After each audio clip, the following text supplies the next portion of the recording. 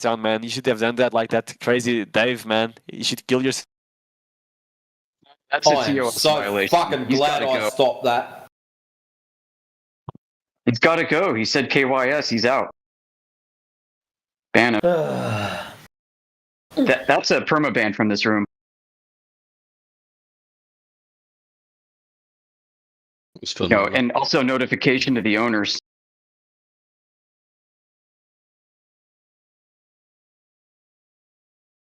I mean, he is saying that Earth is silly globe, and like he can see it from his garden. Like he looks out of the window and he can see it. So maybe we need to reevaluate certain things.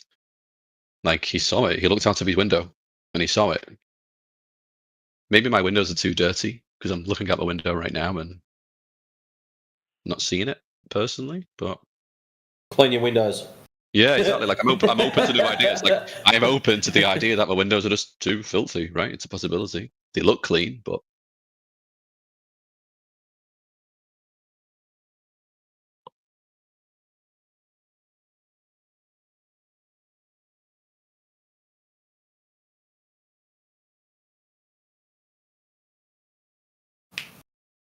I don't have image perms, but if I did, I would be posting the Anchorman 2 that escalated quickly.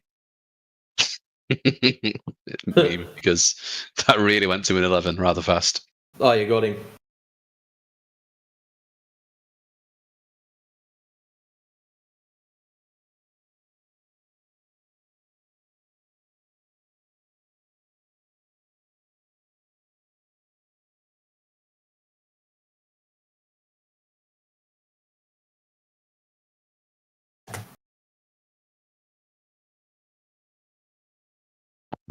Wolfie, my goat. Why can't we burn this little shitstone? I bet somebody has been messing with our perm. Some upset guy. Some upset person from Friday's little soiree we had with that astrophysicist.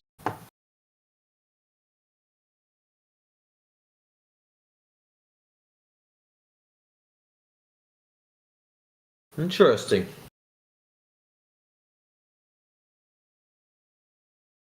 Or is it set so we have to put the full thing in? Reason and all. Let's have a look. That's why. A dash. Ban. Space V. Space 0. Space. Wait, it's working. It's late now, but let's pretend I posted that at just the right time. It would have been much funnier.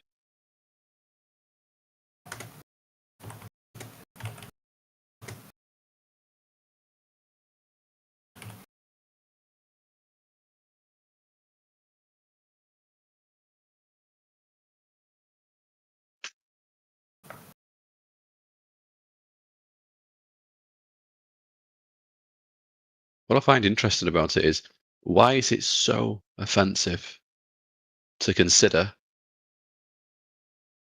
that what we were taught in school on this particular topic might not be correct? And what's interesting about it is that in every other area of science, it's documented in the history books, in the textbooks, these massive paradigm shifts where we used to think something was caused by X and then we learned something new. And it's almost like the entire history of science, the entire history of the textbooks we're given in school is this constant rotation of ideas being thrown up, accepted, challenged, torn down, rebuilt, learning new things. Nothing's ever settled. This never-ending journey, right? This never-ending discovery. Apart from this, everything else is up for debate. Everything else is this ever-evolving view of new discoveries shaping our opinions and shaping our understanding. Except this. And people get quite violent. They get quite aggressive. They get...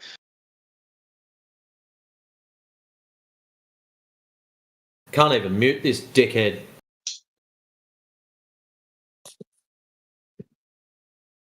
So we've got to put up with this shit getting pushed up our screen.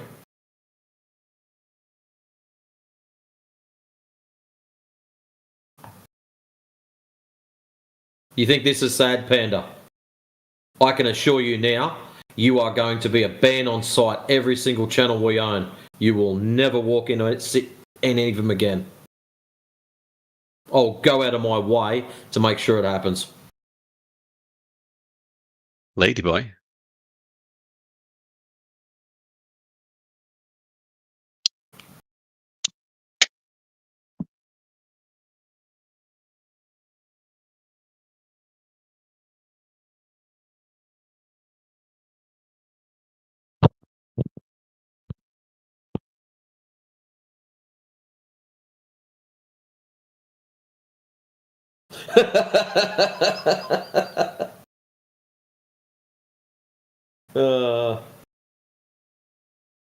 That's funny. Who couldn't we ban? What's going on? Panda. Rugger Peso. Oh, yeah. Yeah, alt account. Comes in here being a numpty. Yeah. Tells us to go and do bad things to ourselves. So we do the right thing and ban him so he doesn't say dumb shit ever again. And I'd say since that event where we all had our accounts moved over to be mods in the stage, it's done something and we can't nuke people in here.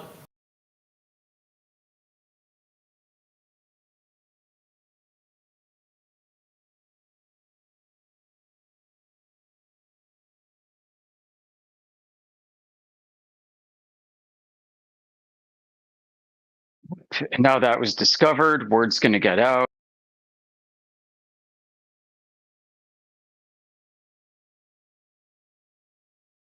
Oh, Tita. There's new commands, guys. Exclamation. The list is in the mod chat. In this what server, so commands? in our Flat Earth mods room. I thought that was only for politics. No. In this server, we've got a channel directly above this one. Yeah. Is it pinned or is it? And I don't think anybody's updated our personal back chat No, yet. because that's where I went to, and yeah, none of our shit back there was working.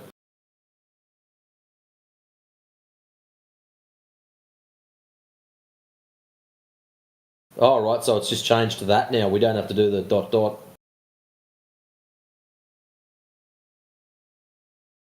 Mm.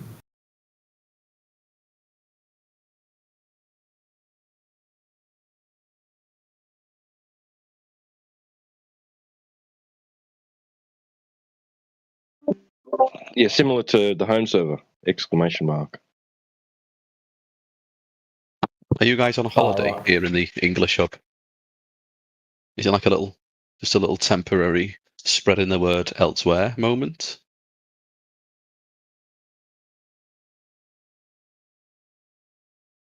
Or have you ended your affiliation with the Politics Hub?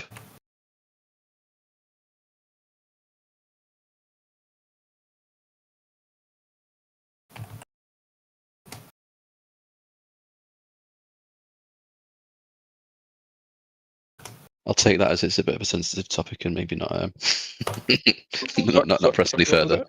Sorry, mate, what? Are you guys on holiday over here in the English hub? Was it an intentional thing? If you ended your affiliation with the politics server? No, we still go to politics. Politics and religion's been abandoned, pretty much, I think. You're just on holiday over here in the English hub, spreading the word elsewhere, kind of thing. Just trying out a different server. From the home server. Yeah, because it used to be in politics, didn't it? It was like a little heading in the politics Discord. Yeah, we're still in there. We were over there earlier. Yeah, we're back and forth. Okay. Yeah. Just spreading the good word. Yeah, we're actually here by request from Vivek. I think Vivek is like a server owner. Yeah, I've seen him here. Server founder.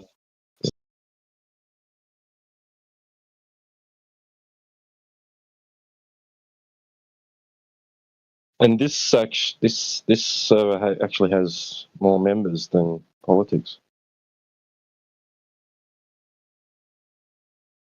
That's fair.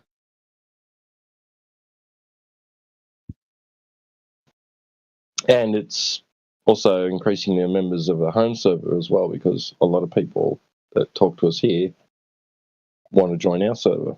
So you'd think that'd get some more VC sessions happening over at the home server, but it doesn't seem to. I mean, I don't go to the home server to look to chat. For me, if I'm in the home server, it's to nosy, I'm wanting like videos on a certain topic, or so you've got the little headings, right? And down the side of the headings, whether it's curvature, whether it's tests, whether it's whistleblowers, you can click into it, and you're bypassing the censorship. I think you were here the other day, weren't you, when I was talking about how YouTube will delete your search history? Yeah, I was shocked. I tried what you set out. And I was just Yeah. like, no way. So it's like if there's specific videos that I want to watch again, I can't search for them in my watch history on YouTube. So I'm like, you're in the home server trying to dig around. Like, where was that video I watched? I wonder if it's here. Because it's gone from search history, as you've seen for yourself now. Turns out it's not just flat Earth, right? So it's a lot of different topics, and it's a huge complaint amongst, on Reddit and, just complaint forums, Google's complaint forums. I mean, the fact that it's any topic full stop is wild. Yeah, but not only that, right? So I'll see a video on my homepage, right?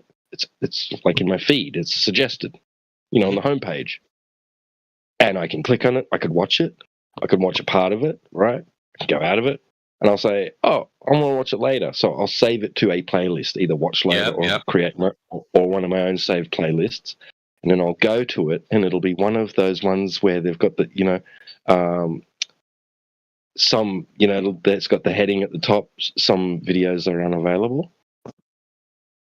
Now, they haven't been removed because if I remember the title, I can search it up and it's still on YouTube, but I can't watch it. The topic's not being censored, by the way. We're all just paranoid. I noticed quite a few of my videos that had flat in the title have been replaced with some weird Simon Dan and another weird guy.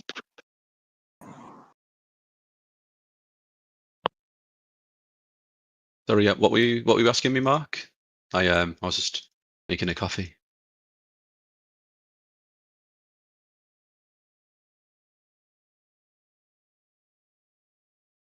Could I ask a question about the home server? Yeah, for sure, mate. Nice. I'm new to Discord, but I did a voice chat introduction or whatever you call it with Overlord. That was back in about May, and so I've been on the home server and I've been looking at a lot of the material. And for some reason today I went in there and I can't access anything anymore. I'm just wondering whether I've done something wrong or. You know what you did. No, I'm joking. Did you swear in a chat? Did you swear in a text chat? Nah, I haven't been in too many chats. Okay. Sometimes the bot the bot there will- is super strict. Yeah. I got Sometimes caught the as well. Yeah, sometimes a bot will get you for swearing and put you into detention or something, which means that you can't access any of the rest of the server. Yeah, no, I haven't been in too many chats because I'm only just sort of learning. So I've just been listening, So Can I you can't see think any of the rooms? I see. I can see a lot of stuff, but everything's locked, and but I was accessing a lot of the material, and then just for some reason today I can't get into where all the videos and everything are showing. Okay. So I must have lost some sort of privilege. Mate, I'm not even finding you on there. I'm not finding you in the server. Are you even in there? I'm not currently in the home server, no. Oh, right. Just jumped into this server to have a listen now. Well, that's why. you need to join it. Yeah, no, when I joined today, I joined the actual home server and I couldn't access anything. So I tried to get into voice chat, but no one came, you know. So it's like I haven't even joined at all ever. Well, but I've got to. We'll rejoin it. And No, he's there. He's a member. He's a member, Tito. Where? Yeah, It shows up when I right click on his name, go to profile, 2 mutual servers, Flat Earth Discord and English Hub. So he's a member of there. I just looked it for him in bot order. User. I'll try the user. Do you have a different name over there? Try the ID. No, Yeah. because I can log into both servers under my same No. username. So you still have the name Fair Dinkum over there? Yeah.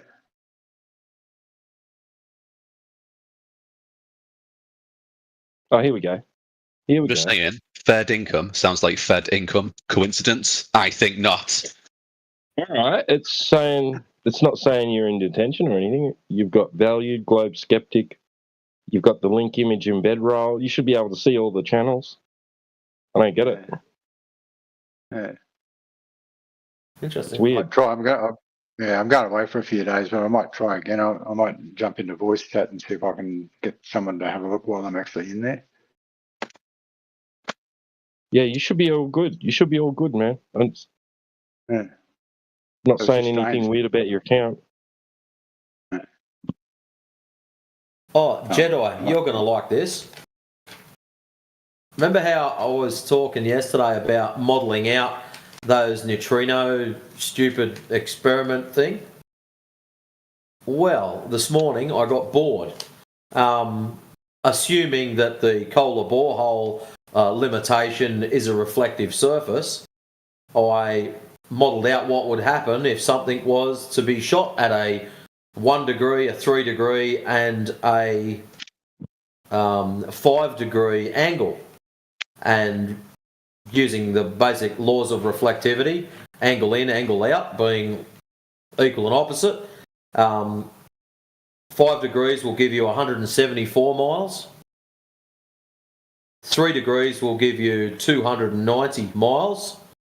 And 1 degree will give you 872 miles. But Indio was sort of saying that, yeah, there's a lot of other problems with it too that our little friend didn't bring up because he's done a bit of research into it now. And, yeah. Anyways, I thought you'd like to hear that. I mean, Indio correctly pointed out, the second you start getting into neutrinos and quarks, like, you're just losing 99.9% of the audience. So even if Indio... That's right. And this other chap is like, yeah, let's get really into the weeds on this. Like, you are losing pretty much everybody. Like, that's not a... I liked when he called his audience dumb. Let's talk about neutrinos because they're so smart, and then later on, oh yeah, the audience is dumb. And just burn them.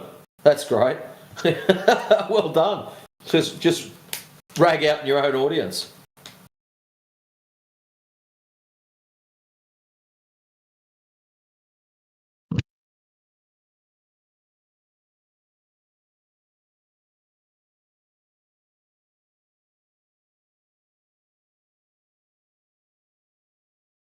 I got a little question about that fellow, the PHP the other night, when he was talking about neutrinos. Like, I know nothing about neutrinos, but he said he shot his ray gun 3 degrees in a downward direction. Was that 3 degrees from the flat plane that he had his ray gun on? Well, the assumption is that because it came out at a very particular spot, that proves that they're on a ball tard. Because if it hadn't have come out in a particular spot, then it wouldn't be.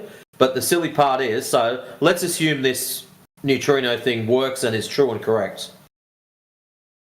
As we know, whenever you shoot something out of an energy out of anything, it diverges. All energy sources do it. There's a square law, inverse square law, normally gets applied to some of these. Some of them have a slightly different equation, but they normally lose energy because of this divergence. Anyways, that's what I was talking about. So I assumed that he is true and correct, that it's a 3-degree angle.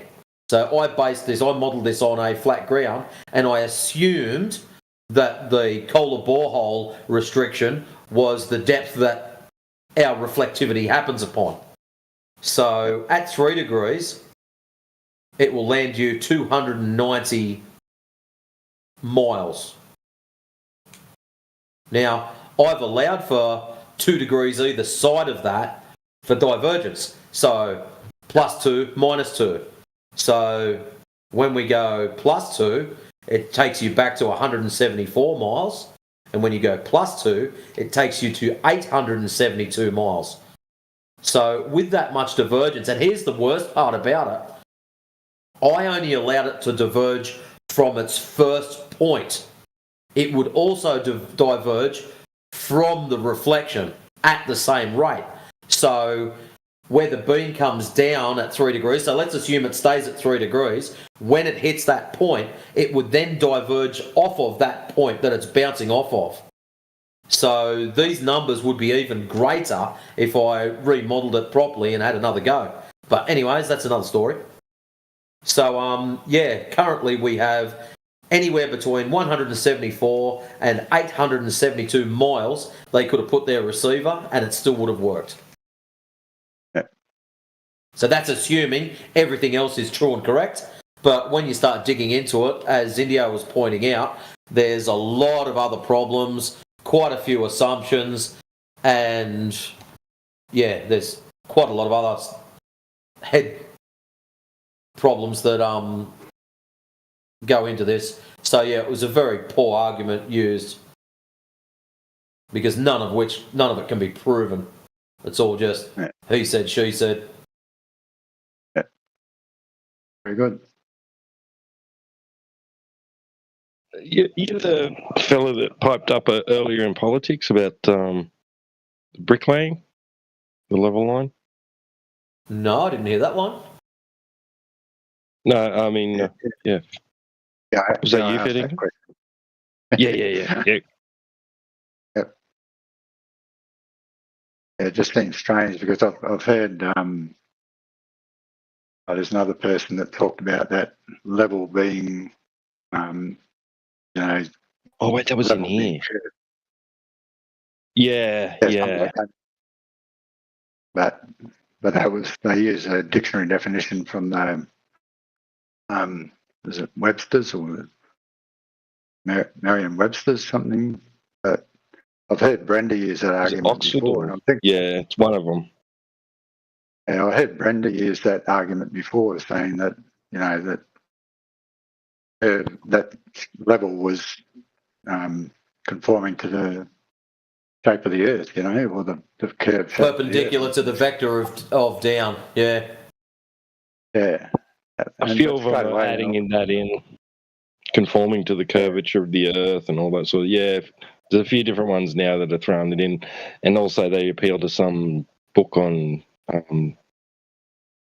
geodetic surveying. That stipulates the terminology. Well, they're trying to tweak.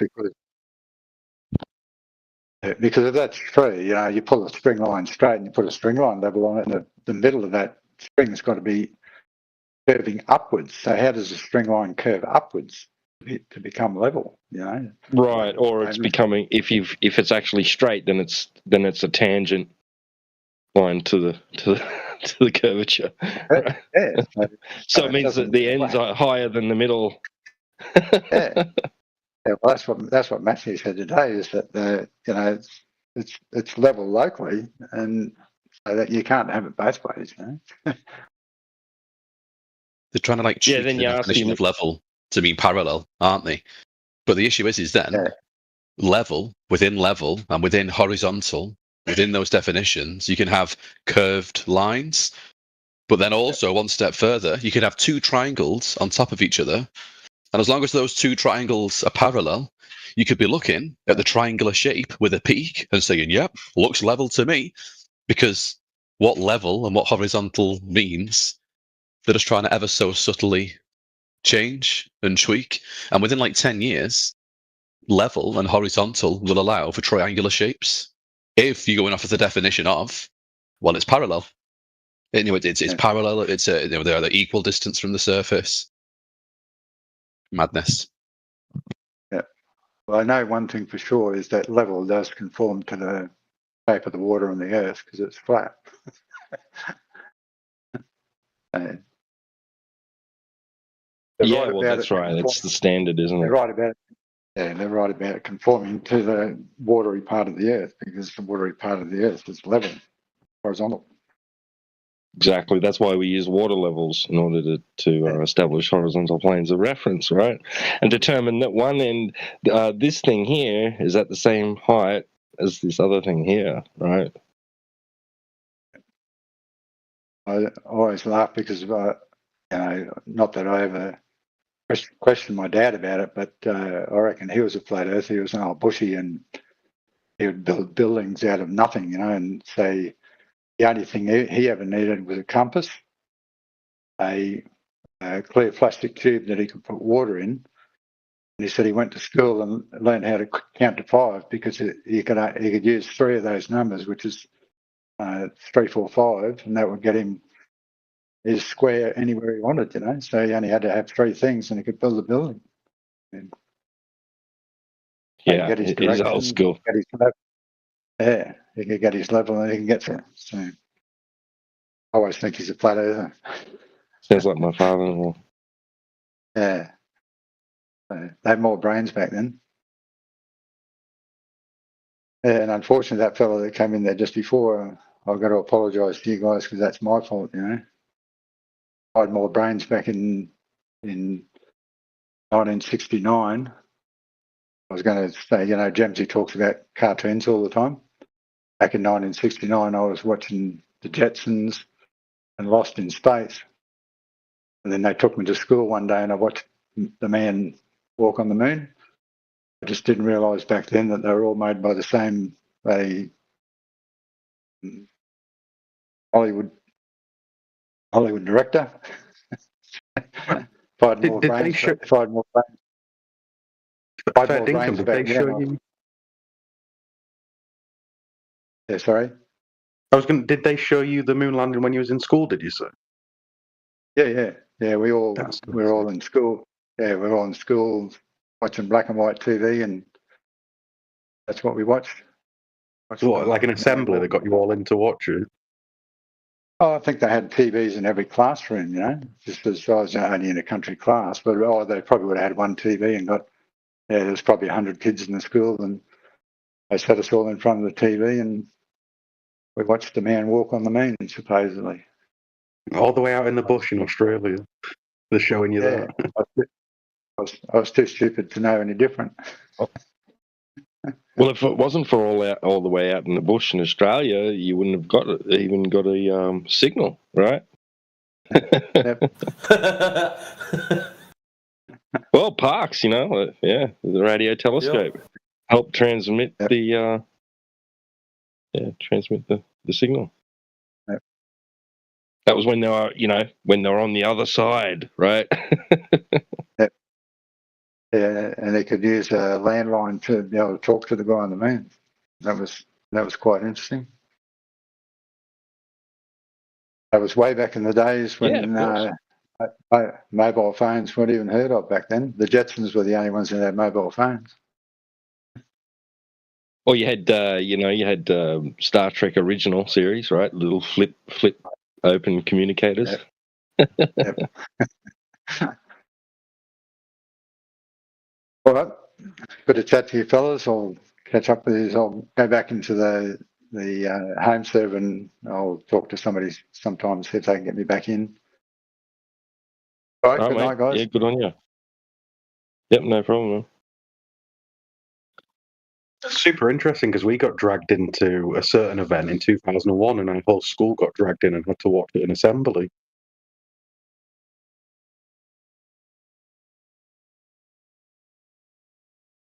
Yeah, I remember. What was that? It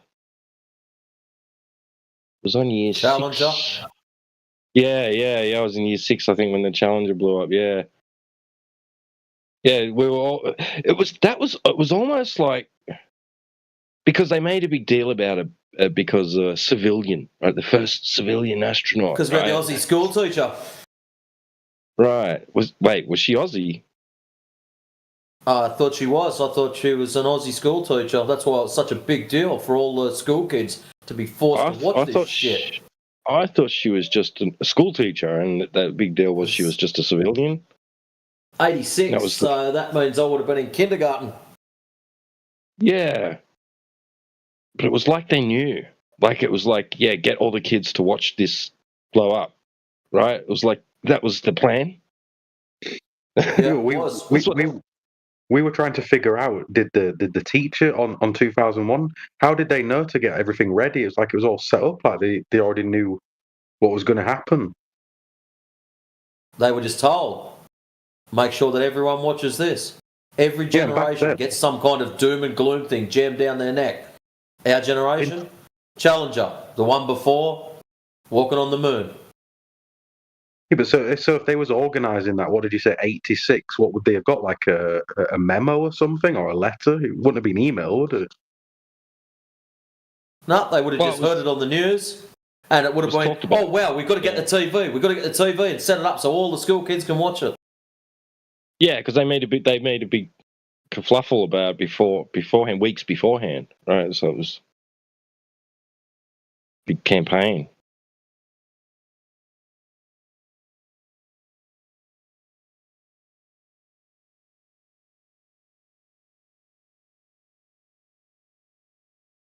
And the other thing they used to make us watch was the World Cup, the football. It's funny what they make you watch in school. Sometimes we used to get to watch the Melbourne Cup. Get you hooked on the bread and circuses.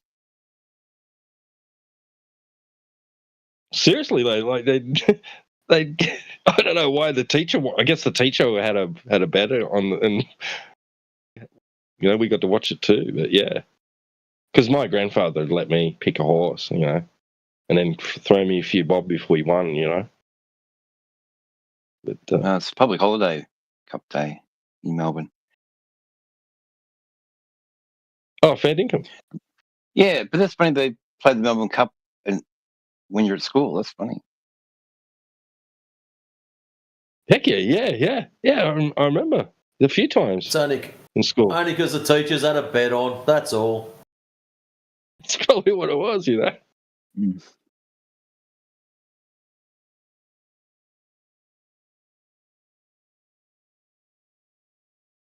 I actually won a couple of grand when I was over in Western Australia on the Melbourne Cup. Every year, like, I'm just lazy. I pick horses 3, 7, 11. That's it. And one year there, I was at work and it's like, I can't get to a bloody a TAB thing to put a bet on. And one of the boys goes, what are you, a boomer or something? Just grab your phone, log into the betting gambling app thing and put it on there. So I'm like, oh man. So we sit down, put the app on my phone, and it says you've got to put on $50 minimum. So I put $50 on there, and I've got, right, 3, 7, 11, put me $10 bet on, that's it. That's my big spend, $10 on the Melbourne Cup. Me 3 numbers, I'm happy with it. If I win, I win. If I don't, yeah, $10, so what? Anyways, a part of the promo deal for signing up was whatever your bet was, you got that again. So I've got $40 left over, and I'm like, well, I just chucked that on the roughie, which was 100 to 1. And you got to do that again. So I said to the boys, oh, well, just as a laugh, if I win, I'll buy us a friggin' carton. The roughie won. Oh, dang. Yeah.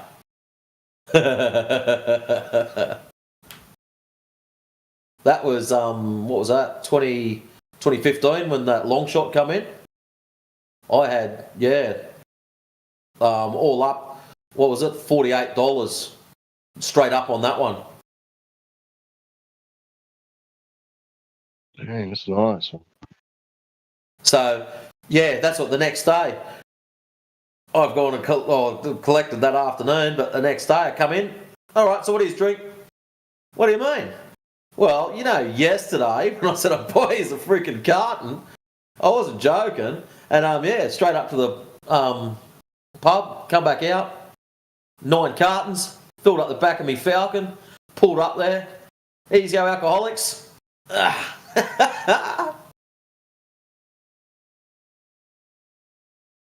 But it worked out all right because I blew my engine up in my XR8 drag racing. So yeah. Right.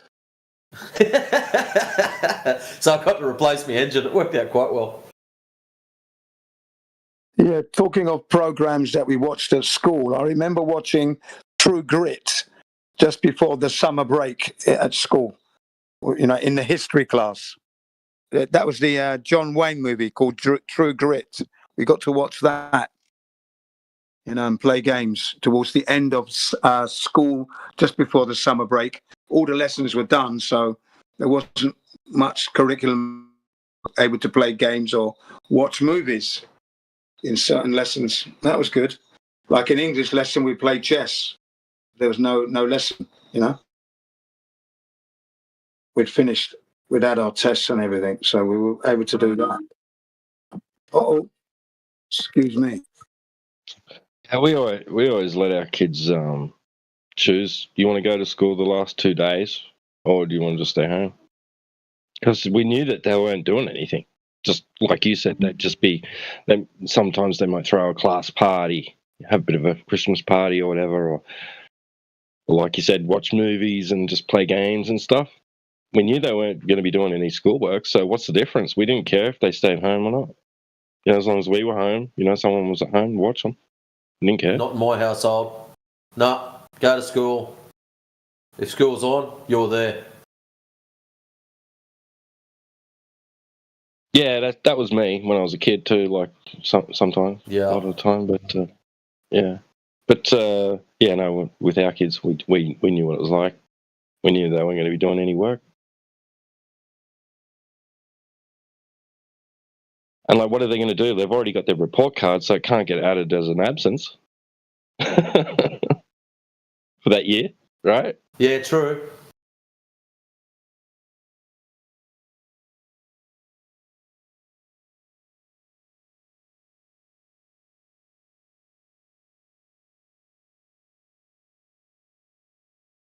It's good to Yeah, see it's the still old good, I guess, prisoners. for them to go to school and just slack off a bit at school and relax. And yeah, I remember I had some good memories of that actually. The last few days of school, just slacking off and everyone chilling.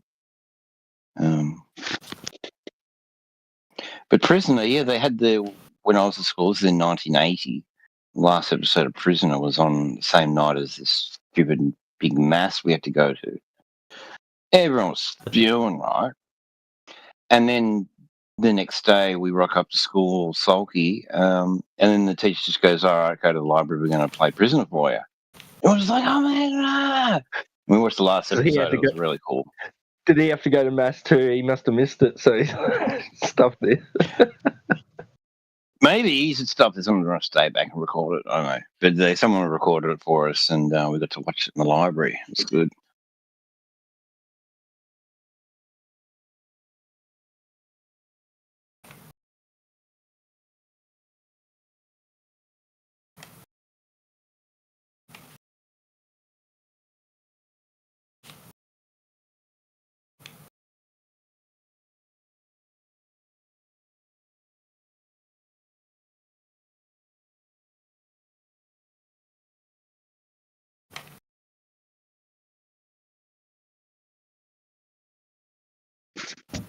What's the name of the Prime Minister of Australia at the moment? It's a strange name. Anthony Albanese. Albanese. That's it, Albanese. Don't be sneezy. Airbus elbow. Airbus elbow. He hates that too. When all the memes and shit of that were going around, he had a flip out.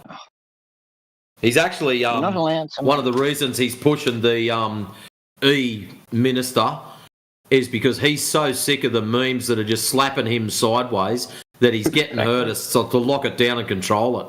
Yep. That it's driving him that mad. Not allowed to make fun of me on the internet. Yes, we are. Well, it seems like he's just Just try secretly and fucking selling. stop me. It's like the last three. Oh, probably you've seen it for longer, but it seems like all the prime ministers of Australia have just been selling you off to China secretly.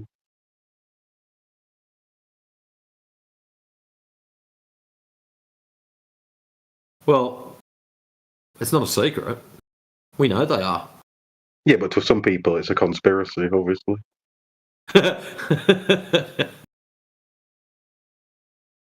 Yeah, we got a whole collection of them. Yeah, Penny Something Wong. Yeah, I couldn't Airbus believe it. elbow. Like, when I lived on Phillip Island for a while, and the amount of Chinese people, they must have kept the island afloat, literally. With finance. Just to come in by the busloads, go to the chocolate factory, and then go into Cows and spend a shitload of money on ice cream and sushi. Oh yeah, and then spend a heap at the Penguin Parade.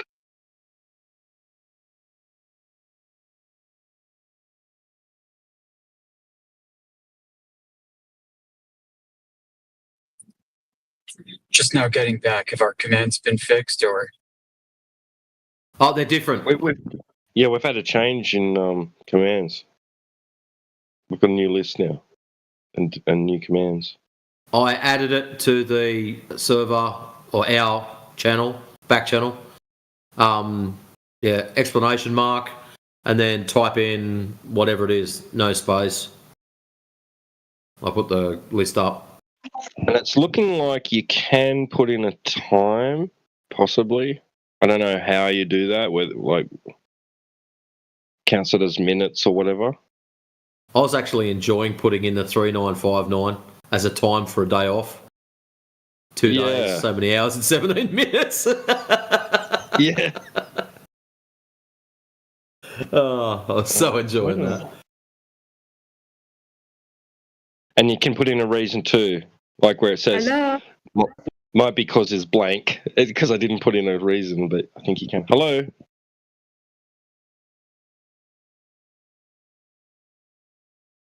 Hello. Who's that? Who we got?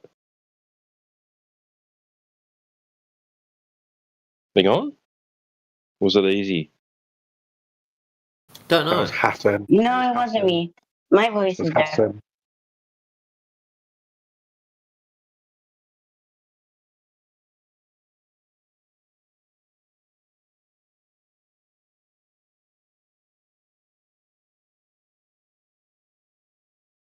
Okay, then. I don't know who that was. They're gone now. Yeah, it was Hassan, but then they've gone back on mute. Oh. Hello, Hassan.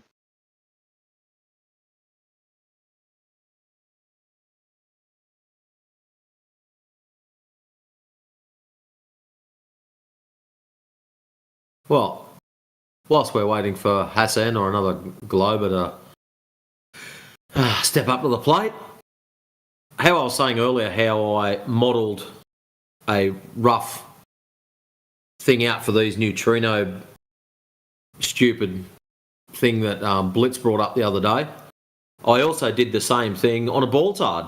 So I done a great big circle up, 39.59 radius, of course, and I put a tangent to the ball and then drew a perpendicular line off of that so I could model everything else off of, because you can't do anything off a circle. It just doesn't happen, as we all know.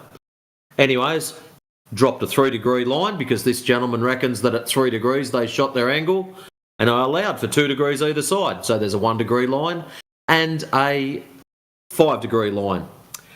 Something very interesting. The distance on the 3-degree line is 414 miles.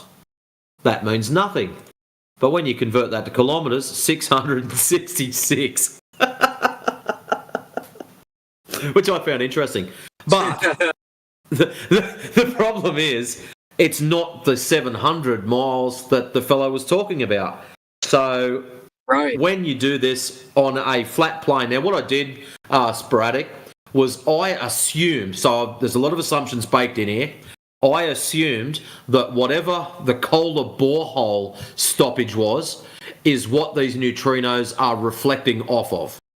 So at that exact same distance, I've done a line representing our plane, I've done a line representing the reflectivity plane, and then I've modelled the angles -1, -3, and -5 off of that. And off those lines, when they hit the base, then I reflect them 1, 3, and 5 degrees back up so that they naturally spread as they would. And the distances I got were ranging from 174.17, then 290.75, and then 872. So that's off a flat line. He claimed that at the 3 degrees it was 700 and something. Now, when I do it on a ball, a 3959 radius ball, I get 138 instead of 174. I get 414 instead of 290, and then I get 690 instead of 800. So on a ball, when you model this out, he would have only got 414. So his claim of 3 degrees gets you 700 is an instant fail. Yeah, so it's not even globe conformal. Needed to be like 6 degrees. Well, 5 degrees gets you 690, so 5.5 degrees, yeah. So what's happening here geometrically? You've got the picture a circle. I've got both of them. I've got them both to compare to. Yep. So you got point A and point B, and they're connected by a cord. The midpoint of that cord, forms a perpendicular to the center of Earth. It's almost like they did an arctan divided by 2 and took the midpoint instead of the entire full arc length that connects the cord. And this is like a common mistake that globers make in the math. They don't fully understand the full drop over distance. And it's because they don't think about what they don't think correctly on what horizon lines are. They think about the midpoint of that arc is like where the sky meets the ground. And so they often interpret that as where the position should be for point B. Wait, so a hump in the middle instead of is that what you mean? What I was talking about, or sporadic. So you mean like a hump in the middle? Yeah. So they think of a hump and not a drop, and so they take the whole hump and divide by 2 and say that's the drop. And they're not accounting for the degree of tilt that they have to do on from one side to the other, and the degree of tilt relative from the other side to the beginning. So like I was saying, if you can imagine like a circle and then Earth's radius, Earth's point of origin in the middle, you've got one radial line going up to point A, and zoop, that goes up into outer space. And you've got another radial line from the origin to point B, and zoop, that goes off to outer space. Now you've got a chord that connects the two, and you've got a full central angle from point A to point B, from line A forming a vertex from line B at the point of origin. Now, if you take the chord line that goes through the Earth that connects A to B, at the midpoint, you draw another radial line going down to the point of origin. This creates 2 right-angled triangles out of an isosceles triangle. Where their logic is failing is they're considering a hump of Earth like this, and they take the midpoint of that and they think that represents like where the drop over distance starts. And what they really need is the full central angle, not the half, not the two right triangles that are made out of the full isosceles triangle. They need the whole isosceles triangle, the whole angle.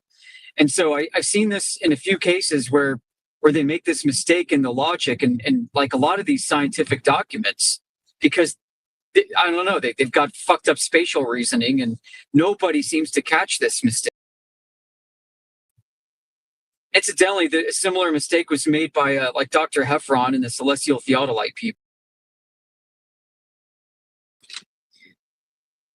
So there you go. And that's why they only did like a 3-degree tilt, because they fucked up. They needed to claim a 6-degree tilt for the globe. But what's even funnier, I was reviewing some of the surveying reports that were done for this site earlier this morning. And they did all local tangent planar surveying for the local site. They created a planar local coordinate reference grid. They surveyed it, and then they applied a combination of different reference datums, including NAD 83. They didn't use WGS 84. They used NAD 83 and a couple other ones, as well as a geoid, and they basically took like an average of all of these to do the best fit for the coordinates for a curving globe. I mean, point being, once again, they measured everything flat, they laid it out flat, and then they used math to calculate it into a ball. You know, and so now, the whole claim that this thing was like even built on a globe in the first place is wrong. And the degree tilt for that tunnel, for the injector site, is also off if it's a ball. But I mean, it works for their purpose. And what's also funny is in the surveying site, they claim like an extremely high level degree of accuracy relative to the globe. And then they showed how like the plane and the globe calculations were statistically insignificant from one another. So it wouldn't have mattered if you were to pretend you're on a ball in the first place, even though they actually did planar surveys in the first place. It basically made a point in their own documents that it didn't matter if they had to use a globe or a flat earth. And yet they spent like God knows how many millions of dollars on the geodetic surveys to convince themselves that they're on a fucking ball. It's like, this is the biggest insurance scam on earth.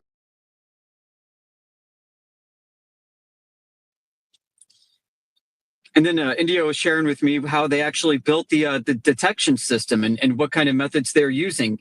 It looks to me that they used simulated neutrino data in a noise and then ran Monte Carlo simulations on it to produce different kinds of patterns of outcomes of signal recognition. And then they put that into a large language model, an AI model, and trained it on recognizing signals that were simulated that were then further simulated to produce simulated results of signals within the noise. So it's almost like, listen, they don't even have to turn the fucking shit on. They could just run a computer and it's going to spit out neutrino detection from simulated data, whether it's real or not. I'm looking at this thing like, what the fuck is the entire purpose of this shit? It doesn't make any sense. Like, these scientists could be fed simulated data, like we're talking Apollo telemetry data that was simulated, and think that they're doing like real neutrino detection, and they'd have no way to differentiate it from so-called real neutrino detection. Not that they're actually doing real neutrino detection, because there's no way to tell the difference if they are or aren't.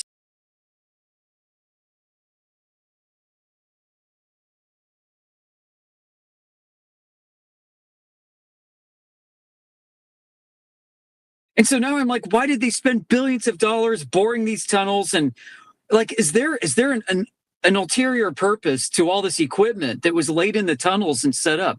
Is there some kind of like, I don't know, a dual use here? It seems to me there could be made a great case that you're going to use this for I don't know, some fucking secret military application, but then you need a bunch of eggheads to think they're doing neutrino studies. And so you sit them in an office, you feed them all the simulated AI training bullshit, and they think that they're finding patterns within the noise of real signals. Meanwhile, they don't even need real signals because it was all simulated data that go into the AI detection footprint in the first place. And then they can use whatever device they actually installed in this thing to go do whatever they need to really do on the back end. This is weird. How have they even like this is bro?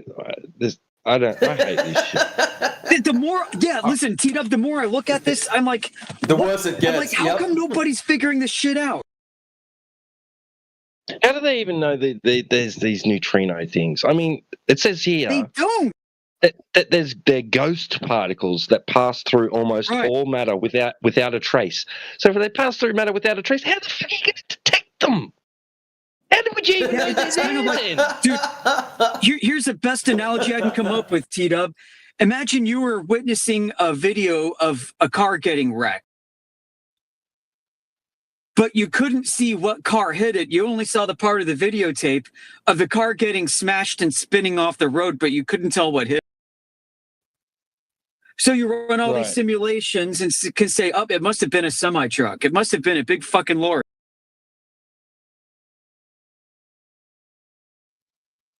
Also, But you never saw it.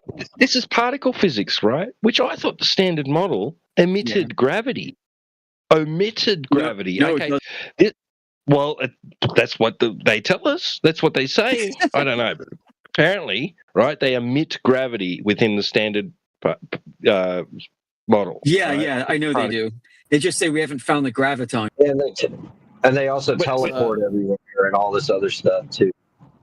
Yeah. Well, it says here that a neutrino, this is the AI overview. A neutrino is a subatomic particle that has nearly no mass, no electric charge, and interacts only through the weak force and gravity. So these things can pass through shit, but gravity snags them.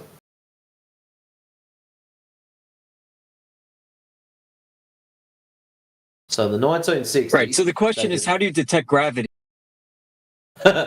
So in the 1960s, they discovered neutrinos out of the atmosphere. In the 1960s, they discovered that the neutrinos come from the sun. They can also allegedly direct neutrinos, but yet they pass through everything, and the only thing that affects them is gravity. Yeah, so to me it sounds like they're waving a hand in your face while they're taking whatever's in your pocket or your purse or whatever. The true nature of why they constructed these particle accelerators is being hidden by this mumbo jumbo BS that doesn't even tell us anything. That's right. But there are Yeah. also people that work on this that really believe that it's true in what they're doing. Like people who have expensive degrees and get expensive salaries are basically sitting in what's analogous to like the laundromat, whereas behind there's an illegal casino operation going on that they don't even know about.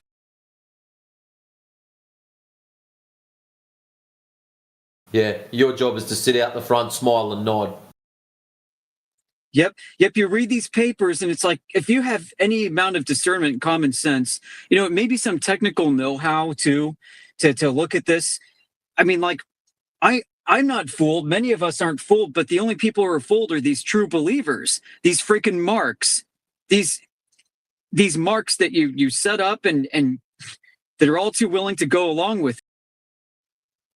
These true believers, man, like, it's freaking unreal. And you see this again and again and again. Like Apollo, fake telemetry data they simulated. Oh, we can't tell the difference if this is simulated or real. This is just the same thing. Like, what is going on, guys? Like, it's like there really is an alternate technology development happening that's going in parallel. The only question I have is whether or not, like, the people building it have any clue what they're doing or not. Because you know what? Here's a scary thought. You ever see that movie Cube? Like this cult classic Cube, like a bunch of people wake up in a room and like it's like a freaking escape room in the future. And and their whole existence is trying to get out of this place. And at one point this guy theorizes that we're basically so far in the future that human beings built this thing for themselves, but had no idea what they were building. It ended up being a trap that like exterminates mankind. Like, is there some kind of guided but unwitting development of technology happening?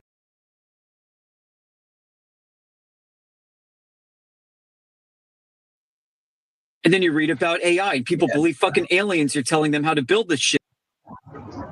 Yeah, well, the craziest thing about what's going on is, yeah, who prompted people to construct this stuff in the first place exactly, and to what end, right? Oh, we just want to know more.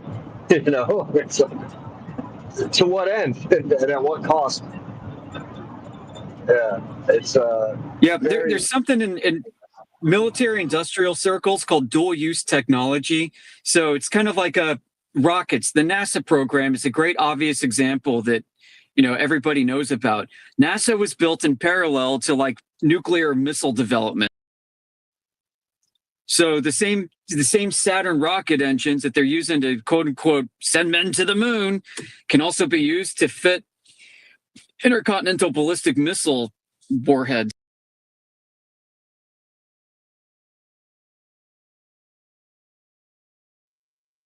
So what I'm looking at here, guys, kind of smacks of a dual use thing. And I don't know what the other use could possibly be, but I can tell you what they show us in these design documents and everything looks like complete and utter fucking bullshit.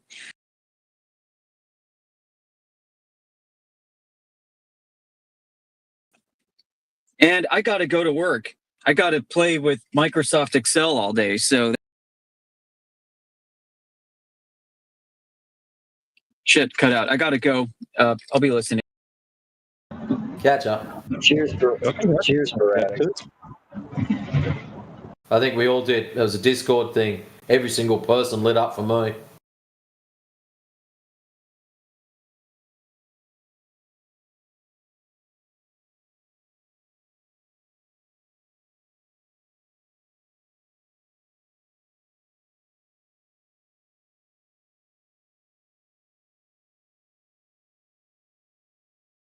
Hi, hello. Well, that's what I was saying on day one of that debate. Is like, really, you're gonna bring up something that can't be verified by anyone anywhere? That's so funny.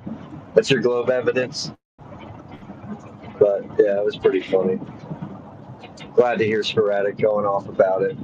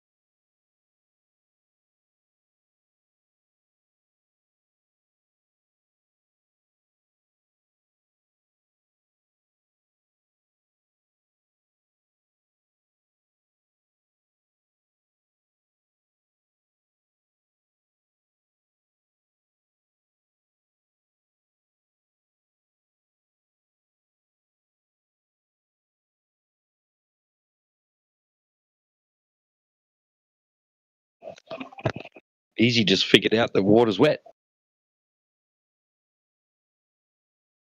No, water is not wet. And also, I figured out something else. Good stuff. What was it? What was your eureka moment? Okay, so I use the Southeast Asia bathing technique. So no like shower or bathtub or anything. I use a basin and cup. All right. So for like 2 years, my cup has had this slit at the bottom, like it's kind of open.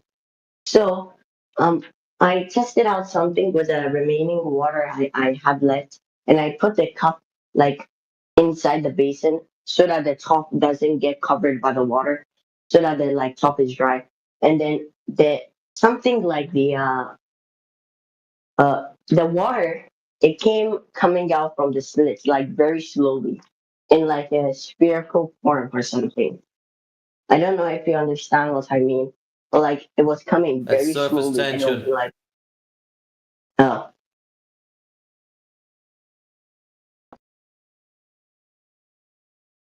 So right at the edge of the water where it touches the cup, it looks like it's curved over.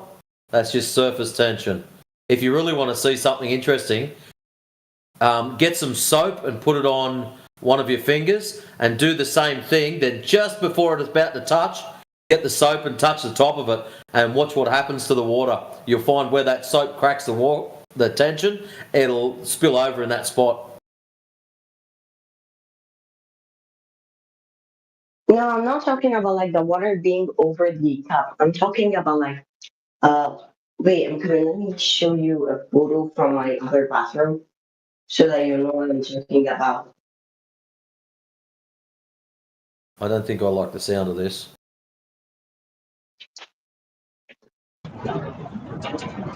Okay, so I used a different cup and different basin in the other bathroom.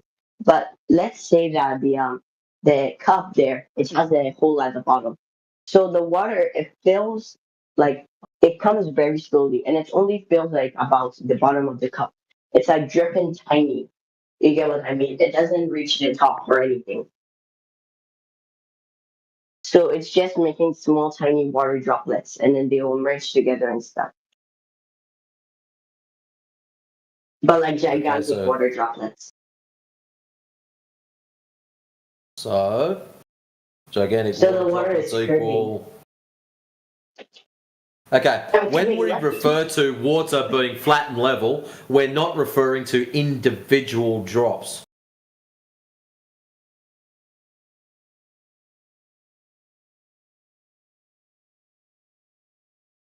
Due to that surface tension, when you've got a small portion of water, what does it do?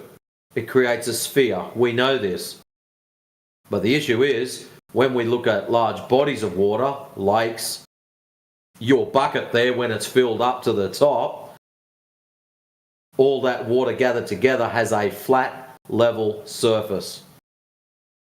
Your cup does, your bucket does, your bathtub does, your mate's swimming pool does, the local lake does, even oceans do.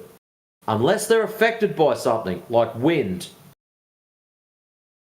And then you have waves generated.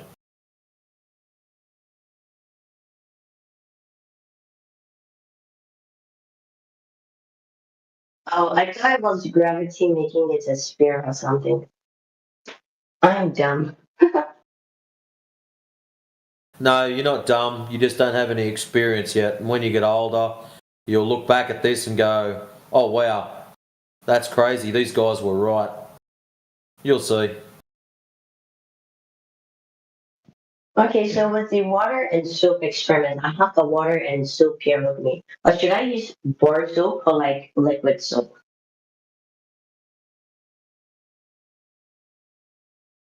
For doing it and tip over the edge, I don't know. doesn't matter. Soap just breaks surface tension. That's all. Years ago, they used to make little paper model boats, and what they would do was get a little chunk of soap, a wedge of soap, and put it at the back of the boat. And that breaking of the surface tension was enough to push a little paper boat along.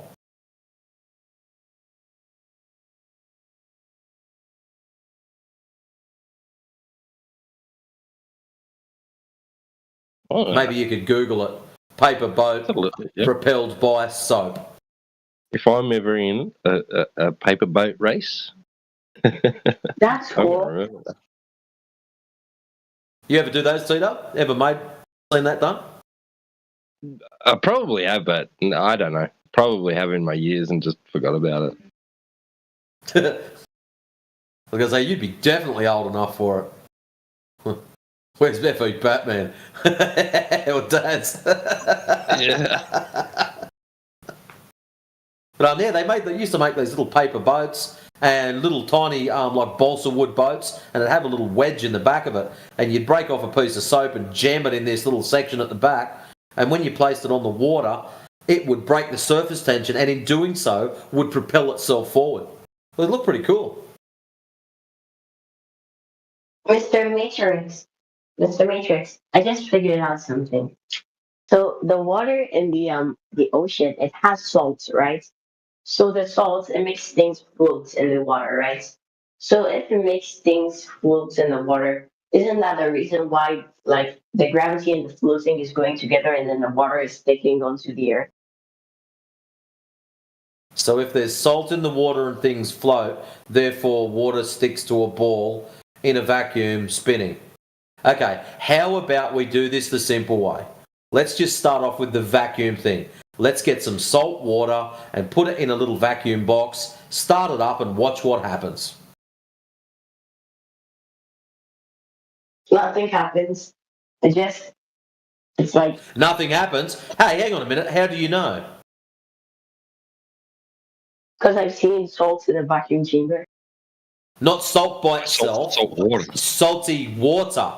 Your claim was salty water. Yeah, but there's no gravity in a vacuum because nothing is in it. No, stop. Wait, what? All we're doing is putting salty water in a vacuum chamber so we can observe what happens. So remember, the claim on the table is we are a ball, a spherical shape, oblate spheroid, whatever you wish to call it, covered in salty water, flying through the vacuum of space. That's the claim of what we are supposed to be. So, how about, and whilst this is happening, it's spinning, tilting, wobbling, and flying in all different directions. So, how about we break these down one at a time? Let's get salty water, put in a vacuum, watch what happens first.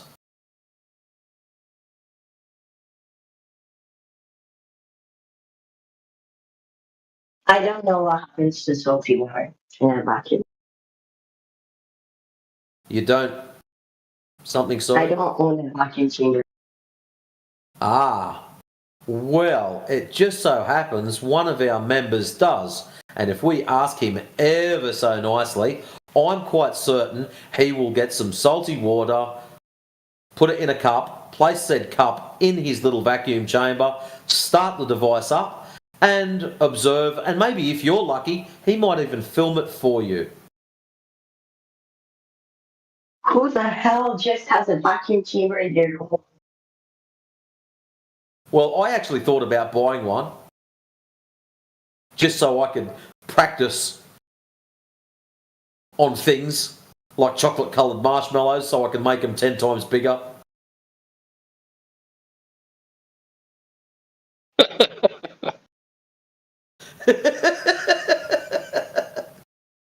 You might be onto something there.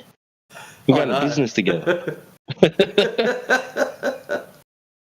I always liked those snowball things when I was a kid. I'll make big ones of those. Same mass, double the price. Oh, we could make a fortune here.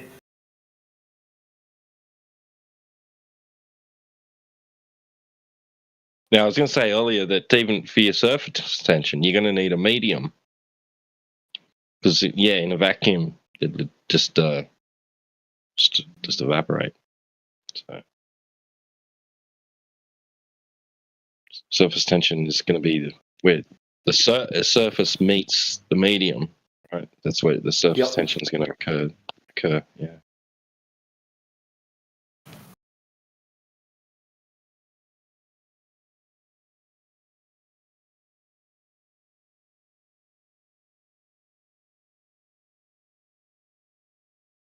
Oh, he took off.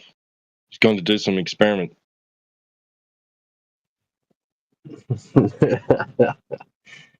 Oh man, that child.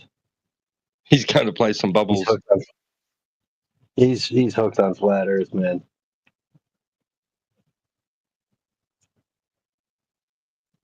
I'm still not sure if I buy that voice, man. I don't know. Sounds modified. Hey, if he really is a little kid from Ghana, he's got to be like the nerdiest kid in the whole country, Right. dude. He's got a stack of Holy books, cow, got a man. library. I mean, it's like, what are you studying to become, man?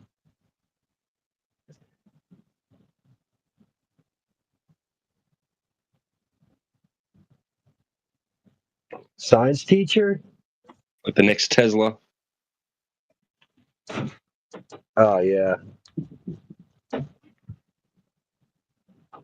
mean, his head is just jam-packed with stuff. And, like, yeah, like, we ruined his worldview already, so now he's trying to recreate. Like, all right, well, what's real? He's like, I need to know. I need to figure this stuff out. It's like, Or are we creating a monster? I think so, man. I really do. That's just my own personal assessment. This can only go one of two ways. He's going to become an epic FE member, or he's going to be an anti-FE weapon. Either way, it's going to be entertaining. Yeah. Yeah, seriously.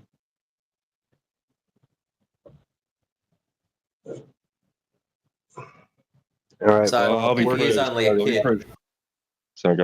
The biggest problem he has got is if he does wake up and see what's going on, pushing his information against his peers at school is going to be somewhat difficult.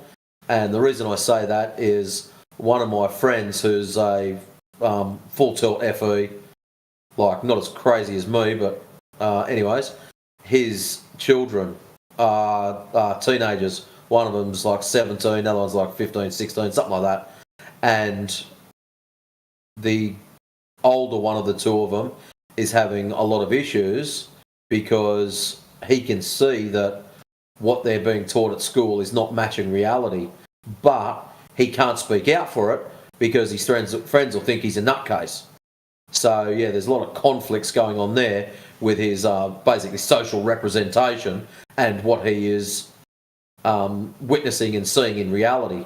The girl, however, not the younger one, is not so into it yet. But, yeah, her social thing is just sort of starting to kick in. And even though she can see that what Dad is saying is true and correct, that's not what they're saying at school, and the friends don't get that because all their family members are all globetards and just brainwashed sheeple. So, yeah, it's very interesting.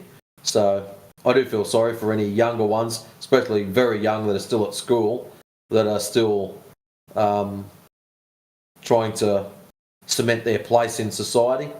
But anyways.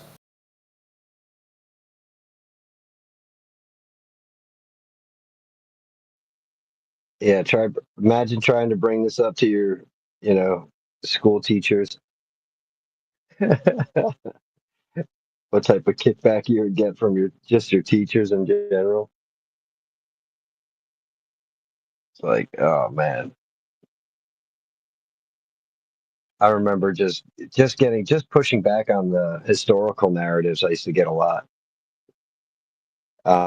Just pushing back on like how impossible it was for them to know what happened like all these years ago about anything in history.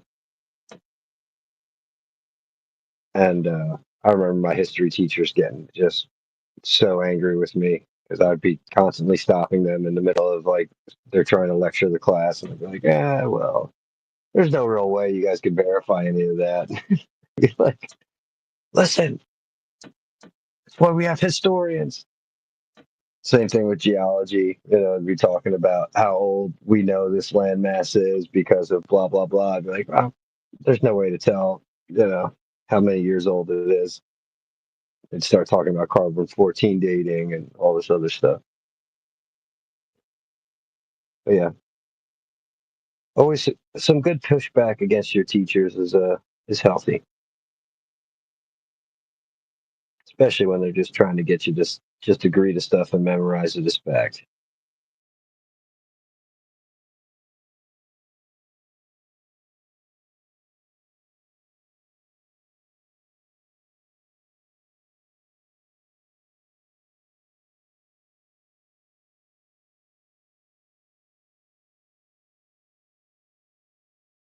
Actually, there's someone that might have done one before. Hey, Daz, have you ever done a soap-powered model boat? Like when they do those little cardboard boats and put a little wedge of soap in the back of them and set them loose in the bathtub or something and let them zip around? Oh, I don't know. I don't think so. It does ring a bell though, but I don't think so. I was pretty good at making paper planes. Hey, I wasn't too shabby at those either. When I worked at Foxtel, we had like an atrium kind of thing. It was big, like 3 stories, and I was right at the top, and I threw this paper plane, and it just like skimmed across the roof. It went so far. Oh, it's brilliant. But I put a bit of weight in the front.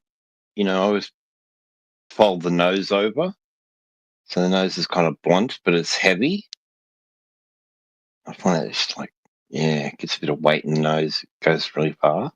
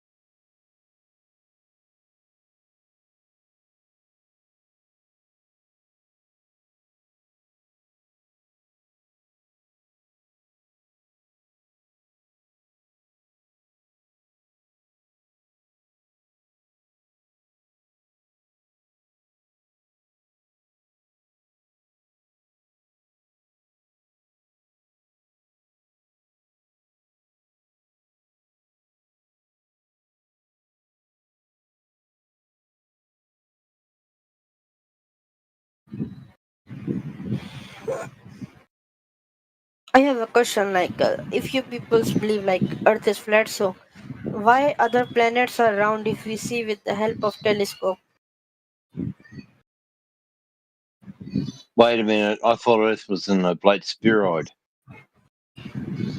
What? Why are the other planets perfect circles or spheres, and Earth is a oblate spheroid, a potato? Yeah.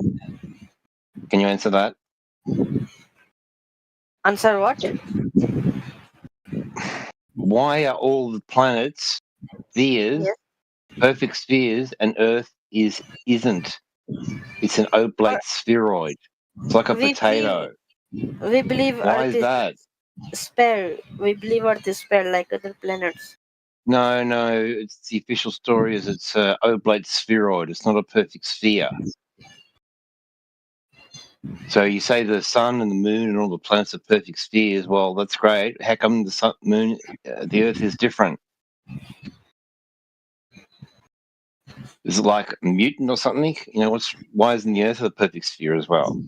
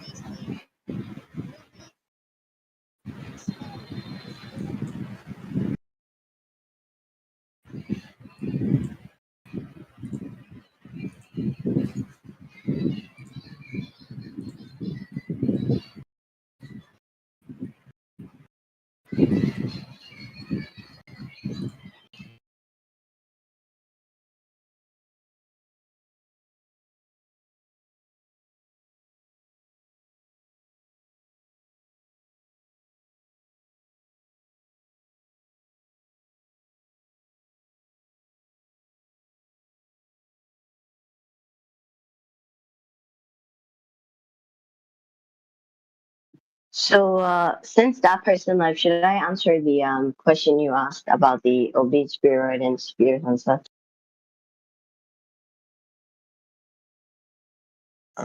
Yeah, if you can. Okay. So, Earth is an oblique spheroid, yeah. And I'm pretty sure that Venus is also an oblique spheroid. But the reason that Oh. Jupiter, Saturn, and No, they're other all oblique planets, spheroids, are they? Okay. the reason that Jupiter, Uranus, Saturn, and all those other big planets like Uranus, the reason is because, let's say gravity exists, the gravity is stronger on them, so it makes them more spherical. That's why the sun is more of a perfect sphere than the planets.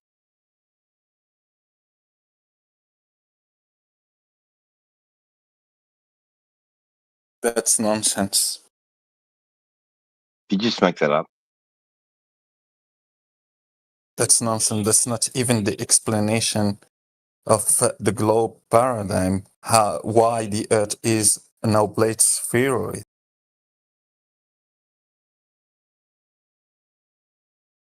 It's because of The reason Earth is an oblique spheroid. just to help you. They say that the Earth is an oblate spheroid because of the centrifugal force, because of the rotation of the Earth around itself. So it will generate that centrifugal force that will make it oblate, because that force will push those materials that are composing the Earth from away from the center. So that will happen at the equator of the object that is spinning, so the Earth. So for the other objects, you would say that the correct answer that you had to say is it's dependent to their rotation around themselves. They will be oblate if they are rotating as fast as the Earth. They will be as oblate as the Earth. Faster, more oblate than the Earth. Slower, not oblate. Oh, okay, sir.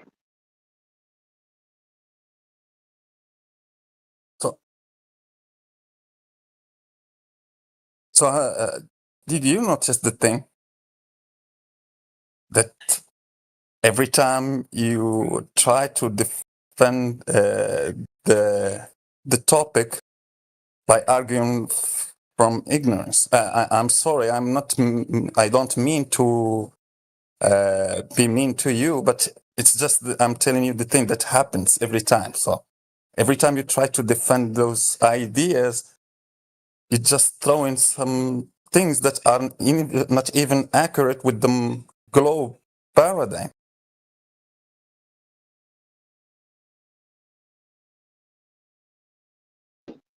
Oh, okay, sir.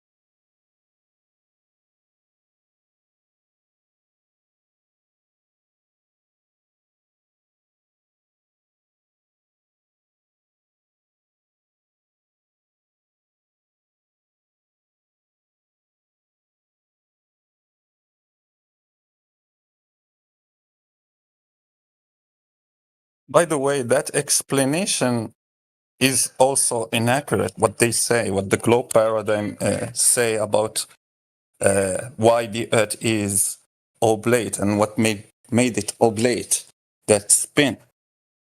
They forget their own claim, which is that at the equator, gravity is cancelled with that centrifugal force. So it means that it is zero. That surface of the Earth, the shape of the Earth, shouldn't move like that way to make it oblate.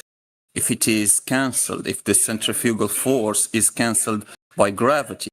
So meaning that if the Earth is oblate because of its spinning, you should also fly away.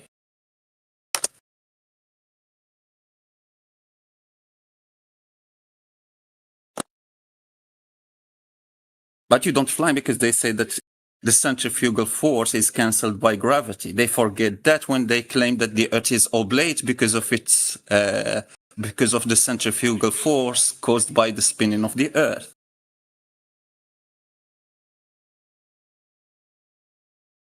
Two claims that are contradicting each other.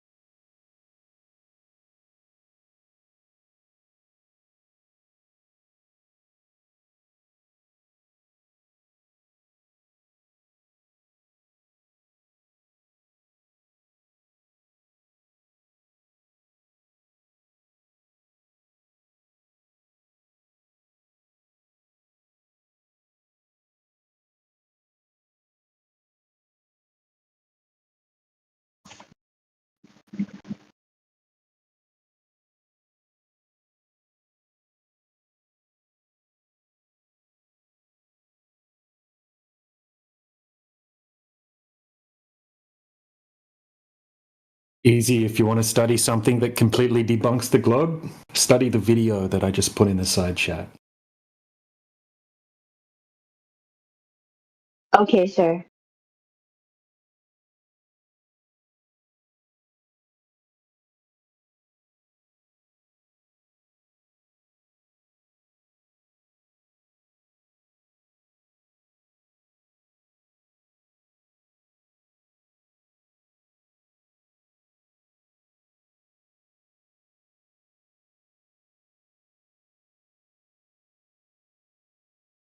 That one's only a day old, DJ. Nice. Yeah, I'll be watching that now, I think. Only goes for 25 minutes. So I just started it. Awesome. The observation that I posted above it, for some reason, it's kind of underrated, right? That's the killer black swan for the globe, right? It's like an hour, 15 minutes, and it goes over everything, and it's crystal clear. It's got all of the information accounted for that any globe could possibly have a contention for. That's the best one out of all of them. So the black swan is like the one with the 1 foot observer and then the zoom on the horizon. That's the one. Oh, well, that's a black swan, right? But what is a? You understand what the black swan means? All of them, every observation basically is a black swan. Let me find you a screenshot. 1 second.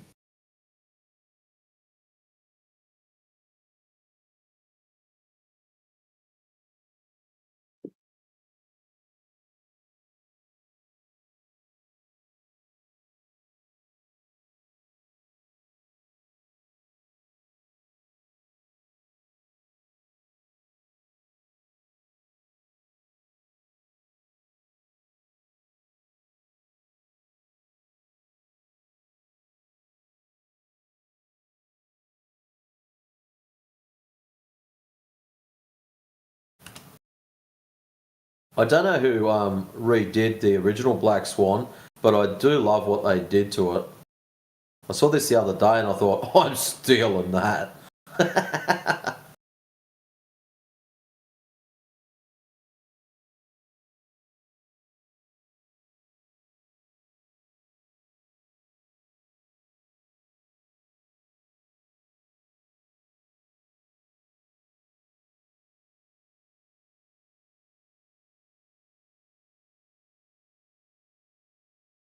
So I heard from a friend of mine that the spyglasses and stuff The reason they show like past the horizon and stuff is because they magnify the part of the object that hasn't passed the horizon. Okay, so the horizon is supposed to be a physical position. It doesn't matter how good your spyglasses are.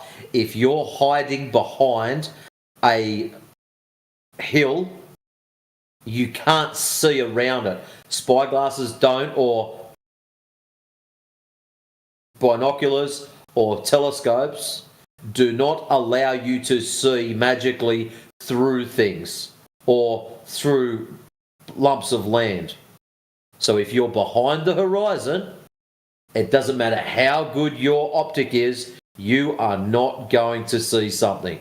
The problem is easy. When we go to the beach, yourself, myself, and everyone else, we stand there. We watch a ship disappear. Then we pick up our binoculars or spyglasses, as you call them, and we see them come back. So they have not gone beyond the horizon. All they've done is gone out of your ability to resolve them. That's all. And when you pick up the spyglasses, they have a different optical range, and their ability to resolve the image now comes back because you now have a different zoom capabilities and a different focal range. That's all that's happening. To put it super simple for you as well, if someone's standing on the other side of a hill, it doesn't matter what you do, you're not going to be able to see them, right? They're on the other side of a hill. The hill's blocking them. That's what the horizon is supposed to be, a hill.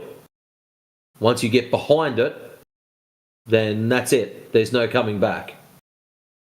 Exactly. Like a hallway that curves. If someone walks down the hallway, you can see them, and then they go around the corner of the hallway, around the bend, and they're gone. So what Globers do to make it look like that this is incorrect, they will get spyglasses and they will zoom in to the maximum level, and then they will watch a ship disappear, quote unquote, over the horizon. And then they will say, look, we've zoomed in and nothing happens. We've seen quite a few of these videos. But what I will do before I go to bed, I'll post up one called The Empty Horizon, and we'll let that load up. And you can watch that video and you can see them zoom in. They start off with open seas, nothing there. And then they zoom in and a ship magically appears out of nowhere. So we're about halfway there. You can watch that. It goes for about 11 minutes. It's a very helpful little video so you can understand what is happening.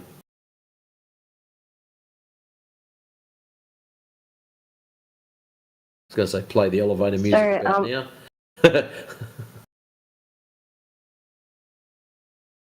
And there you go, it's up. So you can watch that, and I will tilt my hat and wish you all a good day and catch you all tomorrow. Peace, guys. Catch you later, Matrix.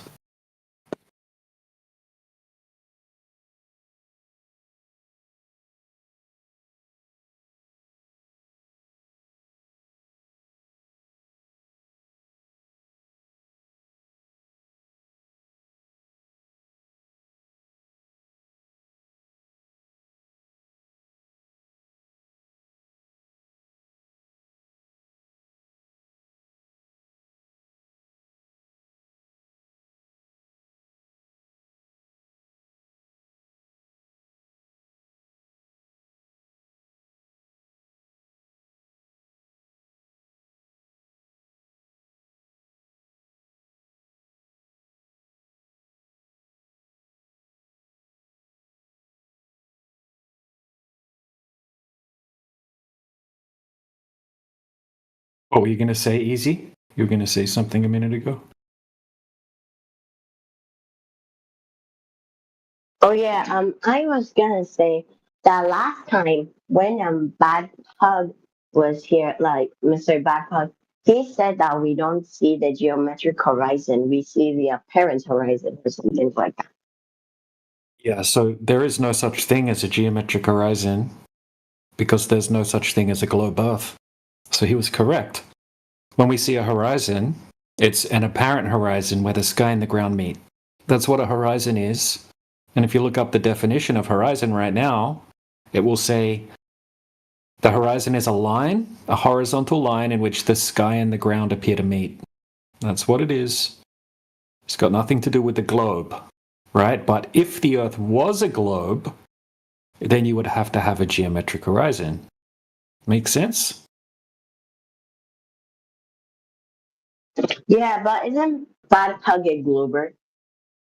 Yeah, Bad Pug's a glober, and Bad Pug doesn't understand how the globe works, right? Because you have to have a geometric horizon if you have a globe, right? If you have a hill and someone walks past the hill, they have to be hidden behind the hill.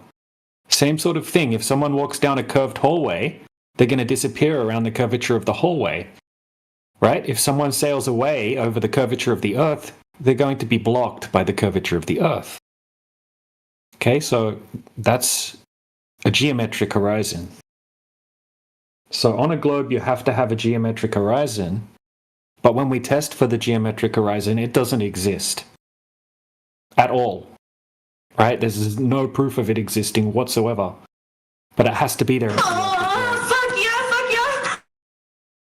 Okay, someone's getting permanently banned. File. Enjoy your permaban.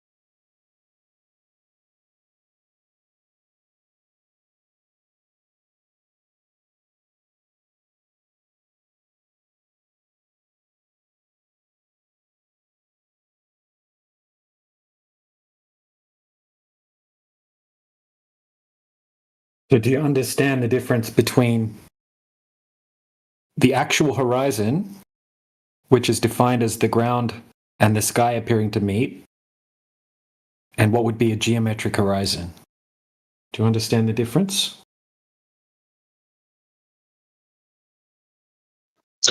Yeah, I do.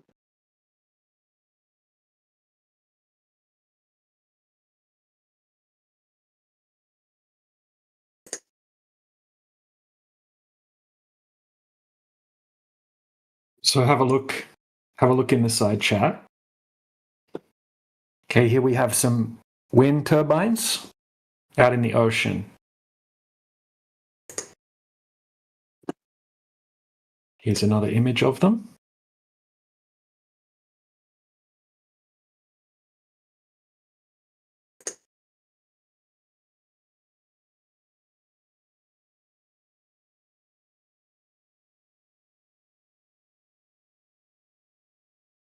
And here's the little clip of the observation.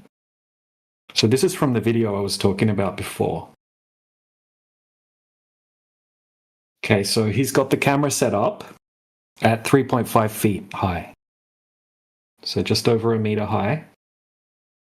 And we have some wind turbines. And when he zooms in, you can see the wind turbines touching the water at the surface, and then we can see a boat behind the wind turbines, right? So now let's have a look at the mathematics based off the size of the globe that they tell us. Okay, so here's a screenshot from the Earth curvature calculator. Now, the distance to the furthest wind turbine that you can see is 11.2 miles. Now, the eyesight level is put in at 3.5 feet, and that means the distance to the geometric horizon on a globe must be 2.29 miles. Okay, so the closest wind turbine tower is 8 miles. But we can see all of the wind turbine towers touching the water, and we can see the horizon beyond the wind turbine towers, and we can see a boat far beyond the wind turbines. There is no geometric horizon, right? It's beautiful conditions. There's no wind, there's no waves, or minimal wind and minimal waves, more accurately. Okay, so the bottom of the wind turbine tower should be hidden behind the 2.29 mile horizon. 52 feet should be obstructed. But we can see the entire wind turbine.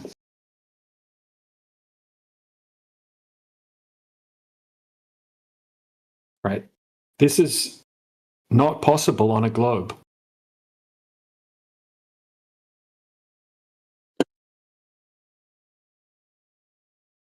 Well, DJ, what I'm gonna say is gonna piss you off real bad. All right. So was Definitely the not going refraction accounted for? Yeah, so Was we have refraction the... accounted Yep, so we can account for refraction. Refraction was accounted for, and also accounted for in the sense that it completely debunks the globe. Completely. Right? So it was accounted for in high detail through the 1 hour, 15-minute video that goes along with this observation. Okay, so we have I've just posted the weather report there underneath. Okay, so we can see the air temperature is 17.2 degrees. And the water temperature is 15.8 degrees. Okay, we don't see any miraging effects in the image. Right, we don't see any. And we can confirm that there's no miraging effects because we have almost the same air temperature as water temperature. Okay, so we don't see any superior miraging or any inferior miraging. Right, we don't see anything like that. We see crystal clear imagery.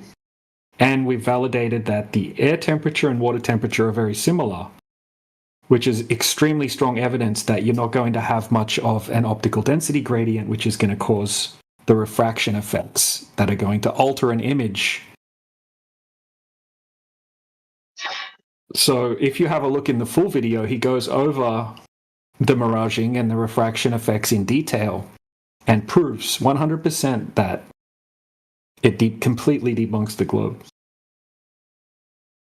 Right, so I'll post the full video one more time.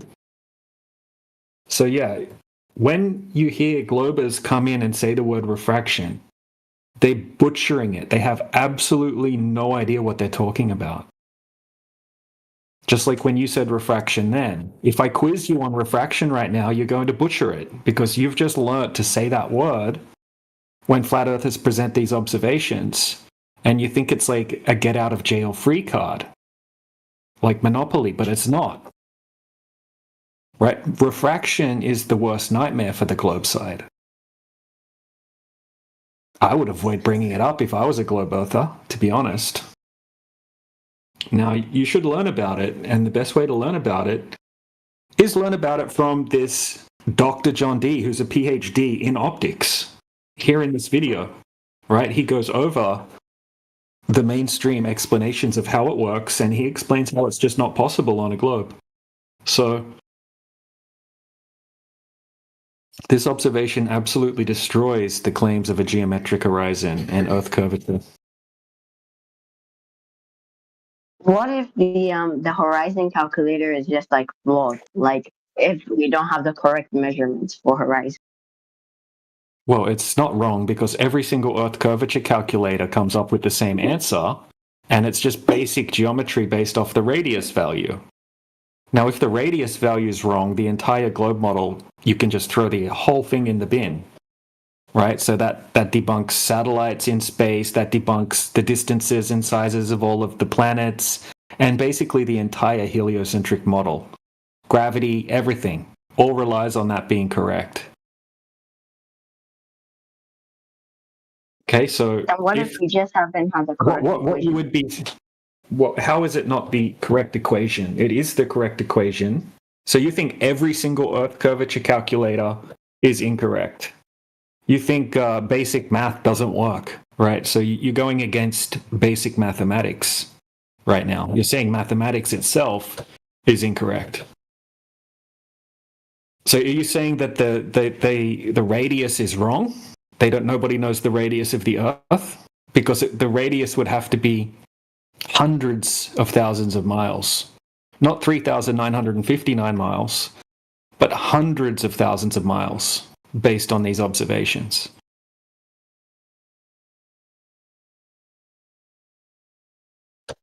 Okay, so you're saying I'm disproving basic math, but if the like horizon then is wrong with the black swan and such, then how are you saying that the equation is correct? Because it's basic mathematics based off the radius value, right? They tell us the radius of the Earth, right? A straight line from the center of the Earth outward to the surface of the Earth. That distance is 3,959 miles, we're told. So based off that sized sphere, we can calculate how far away the horizon would be. So it's 1.225 times the square root of the observer's height in feet, and that will give you the distance to the horizon. The answer that you get will match up with any formula that you use that's correct. Any Earth curvature calculator can give you links to Washington University telling you how to calculate it. This is the agreed upon radius value and the basic mathematics to calculate the distance to where the geometric horizon would have to be on a globe. This is not our mathematics. This is the mathematics that globe earthers blindly believe in, even though most of them have no idea about it because they don't know anything about the globe. That's why I'm having to teach. So you're defending the globe. Meanwhile, the flat earth is having to teach you how the basic mathematics surrounding the globe works. You need to think about that. You're defending something that the person you're defending it against has to teach you about. That's crazy.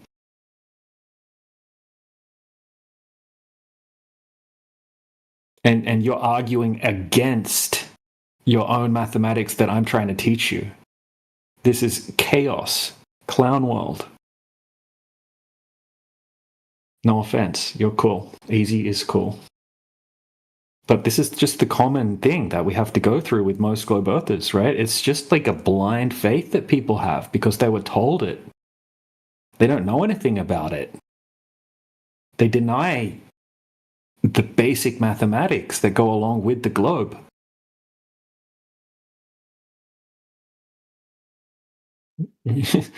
I shouldn't have to argue with a globe earther when I'm trying to teach them their own arguments. Go look it up, research it before you want to debate the topic.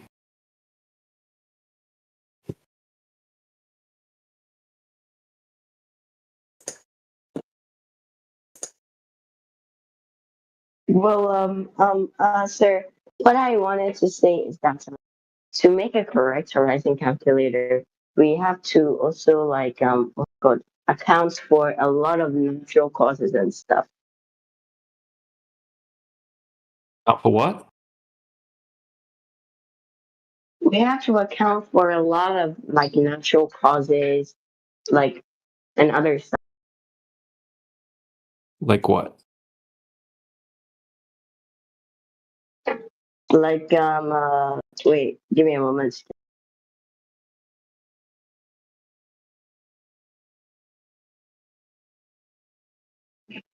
there was a word somebody used yesterday, and then everybody was clowning him for it, but it's not because.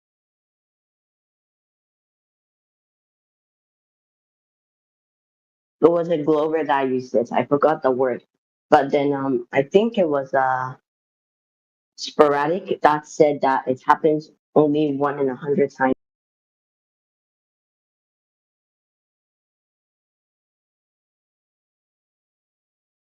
Like what Reductio said, yeah, that's what Reductio said.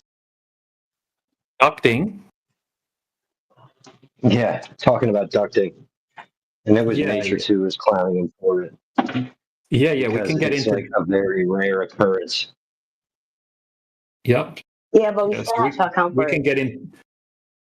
Yeah, so we can easily account for it. Okay, so you don't know anything about it. You just heard someone say it who also didn't know anything about it. Right? That guy was butchering every single thing he was saying. That guy had absolutely no idea whatsoever what he was talking about. And if you'd done your research, you would be able to know that. But we'll get into it for a second. I just have to try something in the chat quickly. I'm going to use you as my test dummy. 1 second.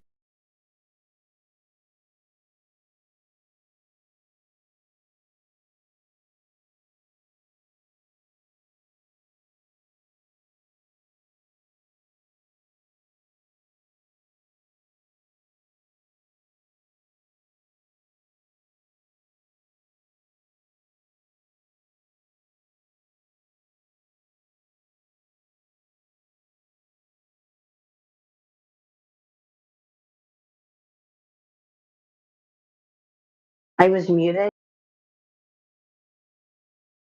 Yeah. I'm just testing the commands out. I told you, you're the test dummy. Try to ban Vivek now, the server owner. Let's see how that works out.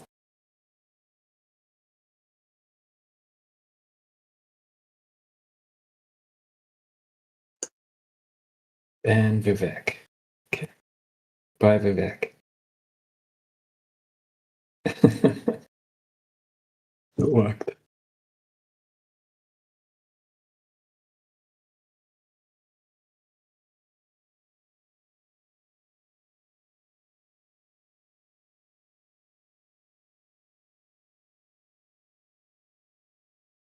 If Vivek was banned, how is she still typing? Vivek's the server owner. Vivek's immune.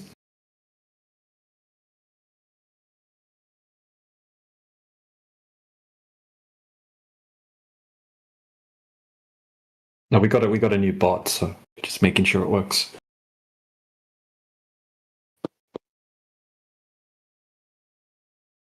What about our guy in Musox? What's that?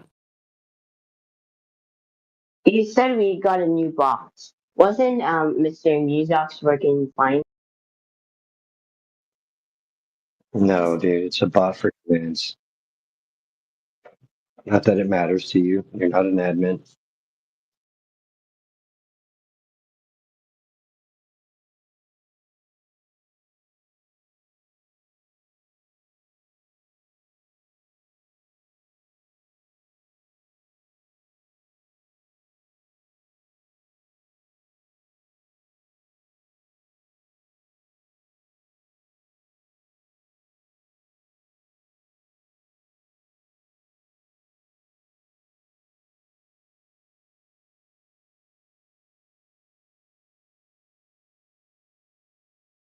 Yeah, so ducting is an extremely rare condition. Right? So we've got thousands of these long distance observations where none of the characteristics of ducting are present. Okay, so to say that ducting, which is so rare, right, is happening in every single time we have these observations done is absolutely like crazy to suggest. People that say that, like, they're just coping, right? Like, they have absolutely no idea what they're talking about when it comes to ducting. Like, ultra rare conditions. And you have obvious effects when you have ducting. Like, you need crazy temperature differentials to be able to have ducting. You can't have 16-degree water and 17-degree air temperature and then have ducting at the same time. It's impossible. Right? You can't have these crystal clear observations and also have ducting present. You know, then we do the observation during the day, and then we do it again at night, and we still see the same thing. Ducting doesn't happen like that, right? You would have to have this crazy condition over the entire, like this crazy perfect optical density gradient over the entire surface, all the way over these huge distances. It's impossible.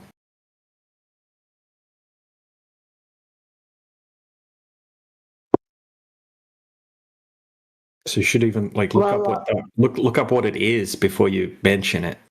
Like go look up like what is ducting, how does ducting work, how rare is ducting, what conditions need to be present to have ducting. You know, what is it? What is the mechanism? What's happening when you do have it? What are the characteristics that would be visible? You know, you got to look up all of this stuff before you just say things.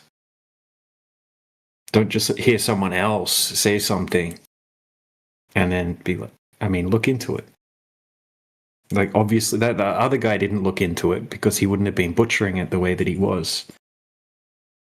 He probably heard someone else say it and thought, oh, that's the word that I say in this particular scenario that will fix the problem and make it go away. And he'll just hope the flat earther that he's talking to doesn't know what he's talking about.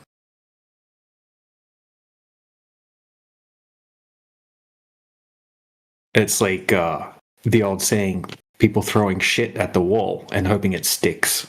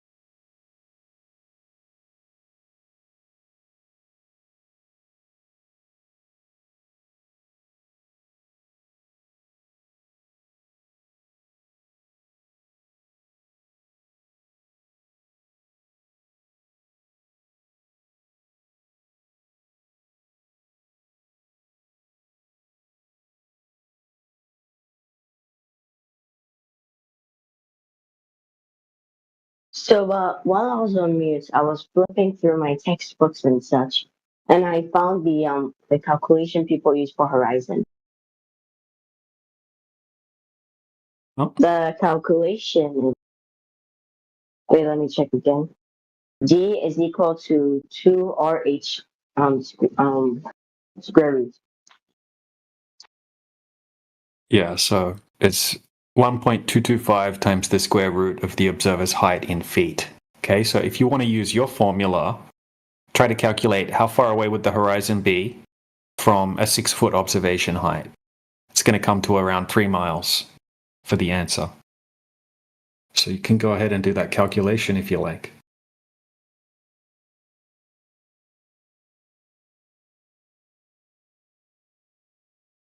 Yeah, but the horizon calculator, it assumes that the Earth is a sphere and not an oblate spheroid. So it will be pretty inaccurate. No, it wouldn't be pretty inaccurate. So how oblate do you think the Earth is, right? Have you looked into that before? Have you seen the pictures that NASA's presenting you that are meant to be pictures of the Earth from space? Does it look like a potato to you? NASA's pictures Does it are look fake. like... Yes, but they claim they're real, right? They claim the radius value is 3,959 miles, and they claim that this is what the Earth looks like from space. Do you think that they're getting the shape wrong? This is your own people, right? Now, once again, the flat earther has to educate the globe earther because they make claims, but they don't really know what they're talking about. So if you look into it, it's only 0.3% off being a perfect sphere. Even Neil deGrasse Tyson, the globe earth physicist, he said that if you were to shrink the globe down to the size of a cue ball, it would be the world's smoothest cue ball to exist. That's how perfect of a sphere it is, okay? Technically, it's an oblate spheroid because it's very, very slightly not perfectly spherical. To the point where it would make such a small difference in the horizon calculation formula that it's negligible and they don't use it, right? They don't include it because it's so negligible. Okay, so if the horizon should be at 3 miles from a 6-foot observation height, and you were to do that, say, on the equator, and then do that somewhere up in the northern hemisphere somewhere, it would not really make a difference. It would still be approximately 3 miles. Right? It would just be the tiniest little bit different that you wouldn't even have to take it into consideration. Now, when we're making these observations, we're seeing the horizon 10, 20, 30 times further away. Or in some cases, not seeing the horizon at all over, say, a 20-mile lake, for example. No horizon. Whereas the horizon should have to be at 2 or 3 miles. So taking the oblate spheroid into consideration, or taking the elevation into consideration, it doesn't really make a difference. That's why they don't account for it in the mainstream when they do their calculations. Make sense?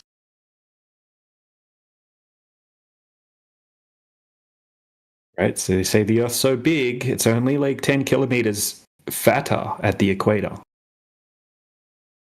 That's why NASA's showing you what looks like a perfect sphere, because it basically is alleged to be one.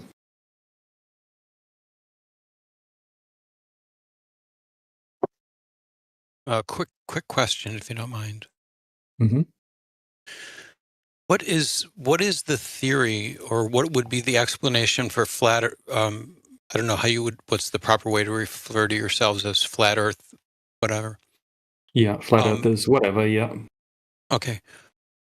Considering only one topic that I'm interested in particular is like radio propagation and the history of radio and the way that signals are bounced, like during daylight versus nighttime hours.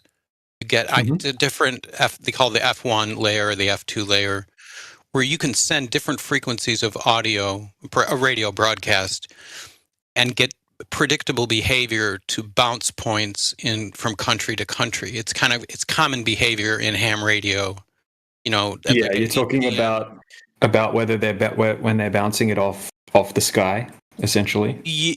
Essentially, yeah, but also I want to emphasize the fact that different frequencies are known to behave at different times and bounce to different areas based on sunlight.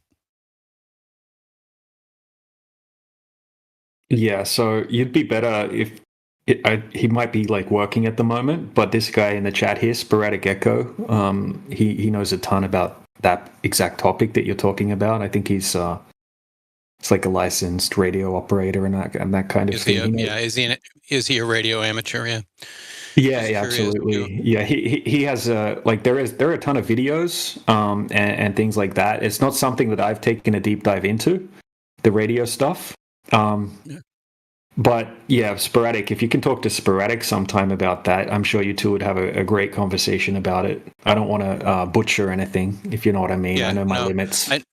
I appreciate that. And one final question, just because it was mentioned just a minute ago, NASA, if it is part of the theory that NASA is misrepresenting, you know, because clearly we do have these images that seem very legitimate, taken from, you know, NASA, from space exploration photos of the sphere of the Earth, right? And the spinning effect that we see. Now, do you believe that it's all part of a cover-up for some reason?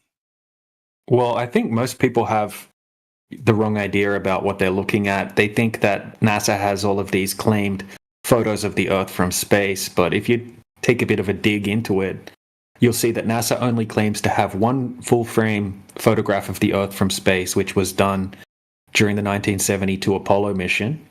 All of the ones post-1972 are just composited, and NASA explains how they make them, right? Basically, they take a bunch of scans of the Earth from a lower altitude, which none of the scans show any curvature, right? And then they have a visual artist named Robert Simon, right? He turns that data into basically a series of what look like photographs or images, pictures, and then he stitches those together into a big flat map, right? This is how he explains it. And then he wraps that big flat map around a ball in CGI software, and then he adds in the clouds, and he adds in the hotspots, and he colors it in until he's happy with how it looks to try to meet people's expectations of how they think that the Earth should look like from space. Now, if you have a closer look into the images, you'll see copy-pasted clouds everywhere. You'll see the same clouds being used in like the 2002 Blue Marble and the 2007 Blue Marble. Like they used like literally the exact same clouds. So most of the stuff that you're getting from NASA is extremely manipulated, right? And they admit it, but most people don't really know about that, right? We've got Obama coming out in a press conference saying things like, oh, NASA has blessed us with this beautiful new photograph of the Earth. And, you know, but people think that it's a photo of the Earth, but it's really not. So, yeah, a lot of it's... Yeah, go ahead. And I didn't realize that there was just, because everyone's familiar with the 1972, you know, it's obviously become widely publicized. But I'm thinking about in the 80s when the space shuttle first launched and they showed the open bay, you know, they were so proud of the work that was being done with the robotic arm inside the open bay of the space shuttle, for instance. Now you have all kinds of shots of, granted, not probably high resolution or everything, but you have all of that in-hand photography because they were so proud to show it off. I don't know if you remember how they were doing that. And you have all kinds of shots of the Earth coming back from that open bay those open bay cameras. Do you think that all of that also is equally explainable? Well, there is plenty of evidence of them actually faking shots, you know, when they were allegedly on their way. So, I mean, have you watched the documentary called A Funny Thing Happened on the Way to the Moon by Bart Sibrel? No, like not familiar with that. Yeah, they show proof in that of them literally faking shots, like 100% proof. It's leaked footage. So, even if that's true, does that cover all of the years? I guess even if some of it were fake, let's assume that some of it is fake. There's still so much of it from different missions. We would have to assume comprehensive fakeness.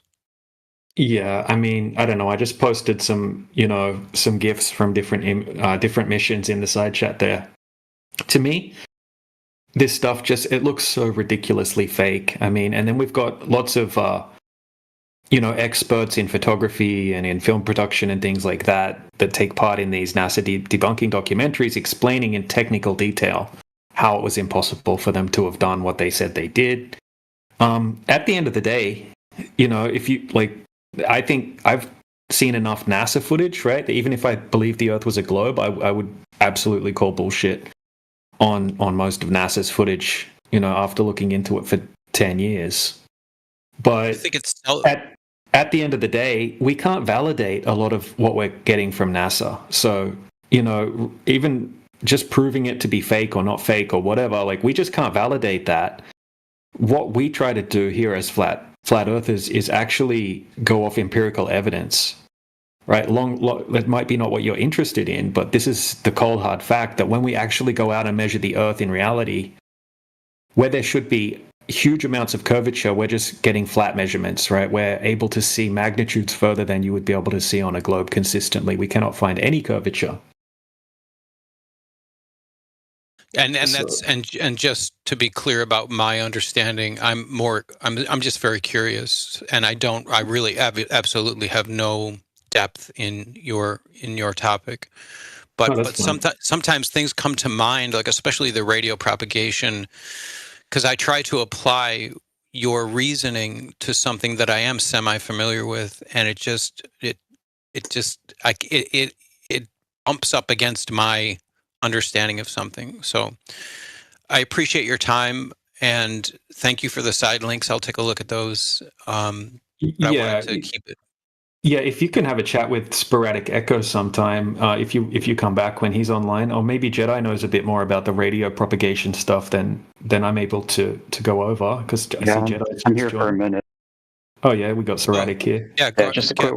What's the question? Echo, can I ask you? And I apologize because I'm kind of pressed for time too. But since he mentioned your name and you are there, the question, my original question was, and again, I'm going to claim some knowledge on radio propagation, but I'm not an amateur radio operator. But I've been familiar for years with techniques, layer bouncing and F1, F2 stuff like that.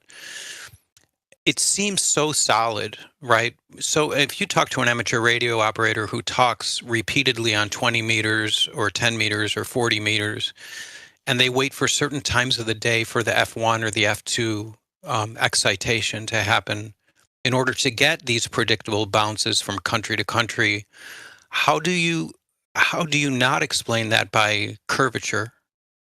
Oh, easily. Like what's happening. If you can think of it instead as maybe not the emergence of something, but the absence of something. It's tied to the diurnal rotation of the sun, right? The periodic diurnal phase of the sun in and sun out.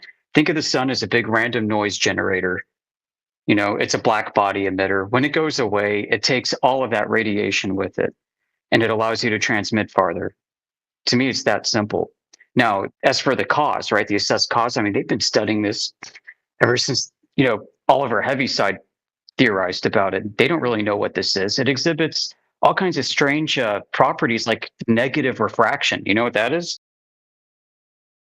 Not specifically. Yeah, most people don't either. It's something that really only arose in laboratories when messing with metamaterials. And then they started applying this to explain in a post hoc fashion how they can do all these crazy bounces, assuming curvature.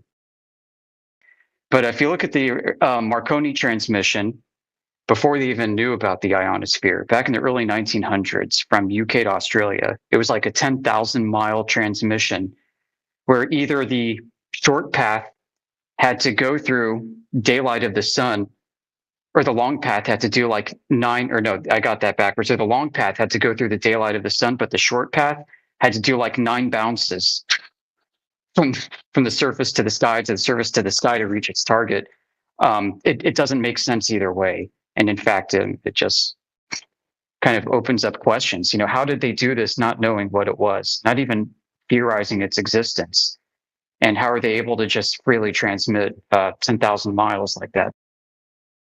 Yeah, and again, I'm more fascinated with it than I am knowledgeable about it. I've always been fascinated with radio propagation in general, but it just seemed to me that after decades and decades, I mean, we have to admit, we're talking early 1900s when radio really, that's the kind of history we're talking about. And yes, that when they were first using spark transmitters and all that stuff, they had no freaking idea how this was getting from point A to point B, whatever. Right. But it just seems like to me like as the years go by and the equipment advances, and of course just the hobby of amateur radio, it seems like they've really locked it down in behavior, including sunspots and stuff like that. They can see the solar flares and they know how that's going to affect 40 meters or whatever. So whenever I see something, oh, sorry. No, and just to finish the thought, whenever I see something that well kind of agreed upon, let's say, the behavior, and I would argue we could use the word empirical, because the people who do work in amateur radio, they are basing their recommendations for propagation on what they've seen with their own equipment. So it's empirical in that sense.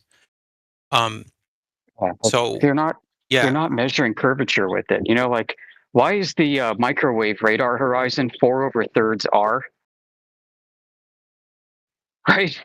Why, if it's line of sight, why can the microwave see further than what you visually can over the curve of the Earth? Why is it when you have longer and longer wavelengths, it goes from 4/3 R to like 20/2 R? You know, it Yeah. seems very much frequency dependent and power to push through the path loss. I would recommend, I only got a minute, but I'd recommend focusing on the ground wave side of things. Skywave propagation is still too much theoretical and not as empirical as understanding propagation theory using half planes, which is how it's always been done. And then focusing on the ground. I mean, the ground is reflector and re-emitter. And the reason why you can't transmit far is just due to terrain and features getting in the way. Yeah. Nobody really knows how the sky works.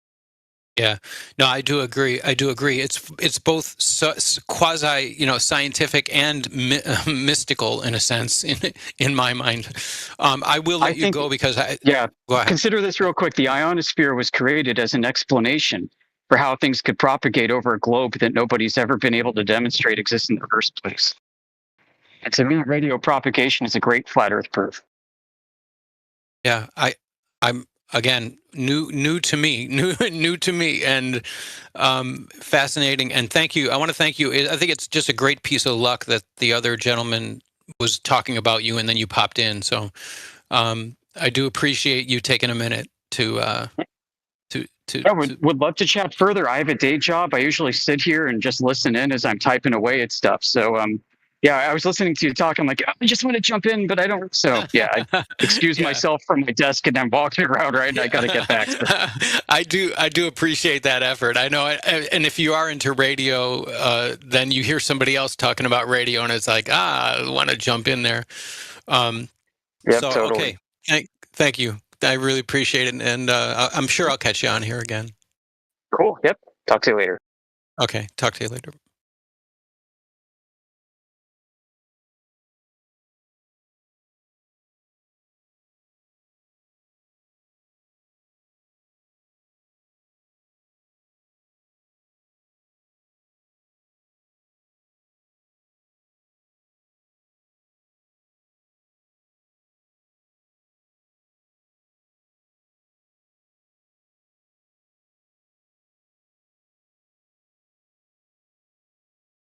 Mr. DJ. Hey, what's up? I got a specific chapter on horizons and measurements and stuff in my textbook. Should I read it out? It's like a really long chapter. Sure, go ahead. Okay. If you don't want to, I mean, no need. I mean, it's already like agreed upon by the mainstream what the distance to the horizon would be. So, I mean, is there anything in there that I haven't already mentioned? Yeah, I think so. There's a lot in this. Okay, so let's start. Such as what? Like, oh yeah, you can just read it out. Okay, chapter 7, where the horizon hides. The horizon formula. When you stand on the earth and look out, the ground curves away. The furthest place you can see is called the horizon. Scientists use a simple formula to figure out how far away that line is. Then it shows the formula. And it tells us what the letters mean. This is like a math trick for a reminder.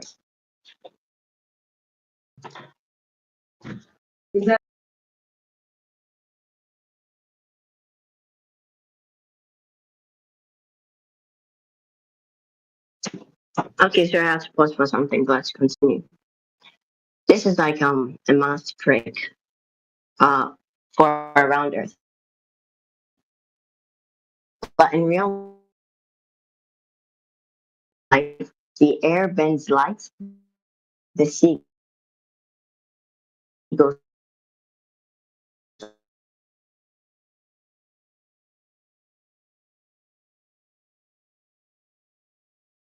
Walk.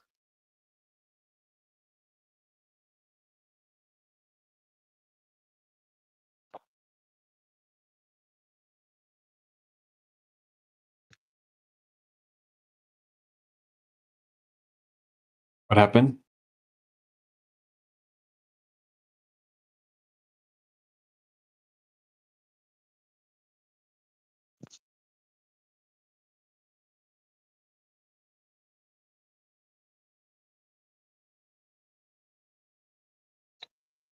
Maybe he's muted. He doesn't realize it.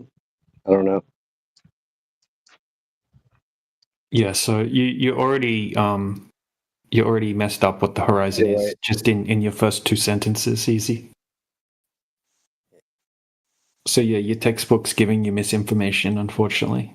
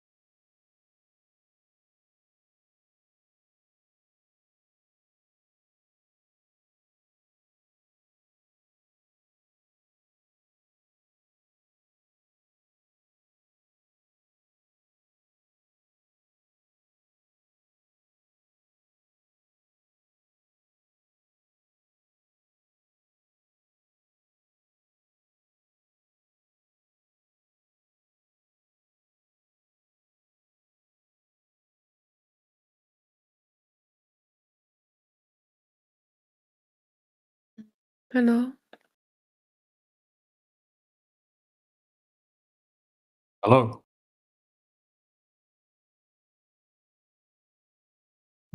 Hello, hello. Welcome.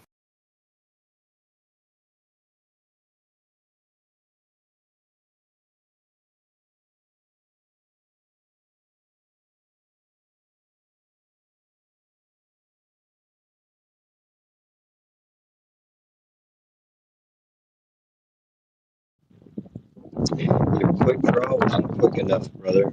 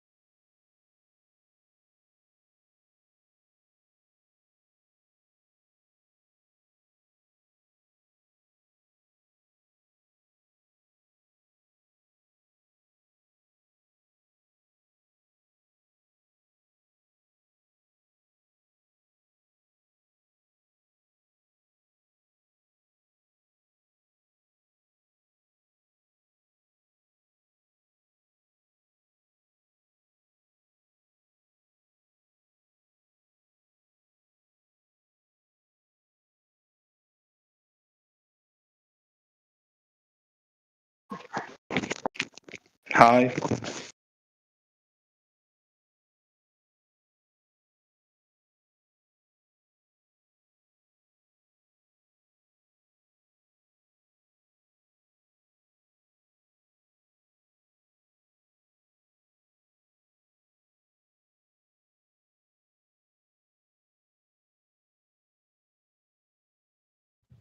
Hello.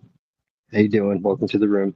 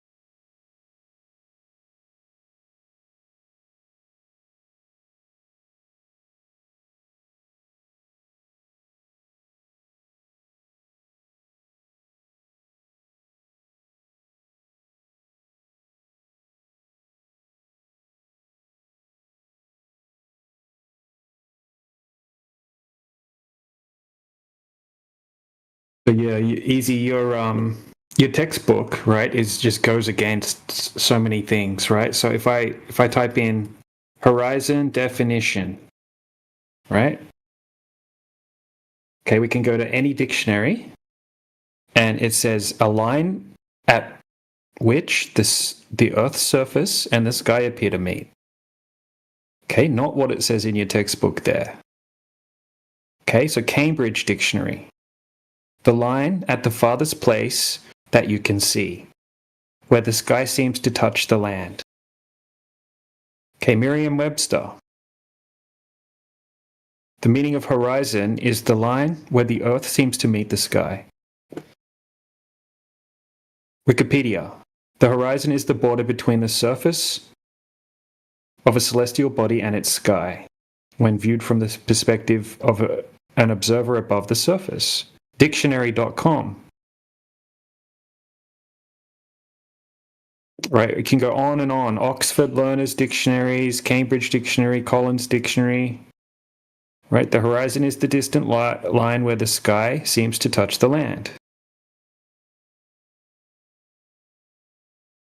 Okay, so it doesn't. None of them mention anything about curvature of the Earth. Now, we've debunked the curvature of the Earth, and you don't have any evidence for the Earth curving.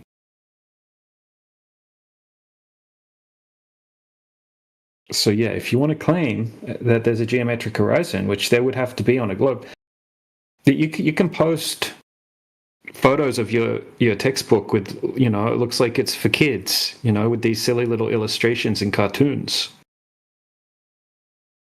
Right, but I'm showing you all the mainstream definitions. Cambridge, Oxford, right? You're looking at some like little kiddie textbook for like teenagers. filled with cartoons and things like that.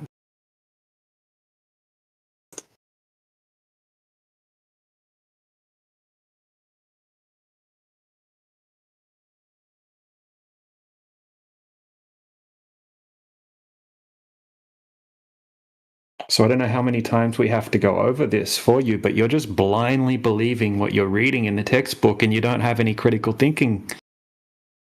Okay, you see a little cartoon that someone's drawn, and just because it's in a textbook, you think it's correct. You need to be able to validate these things empirically, right? Otherwise, you're just a sheep, right? You're just a parrot.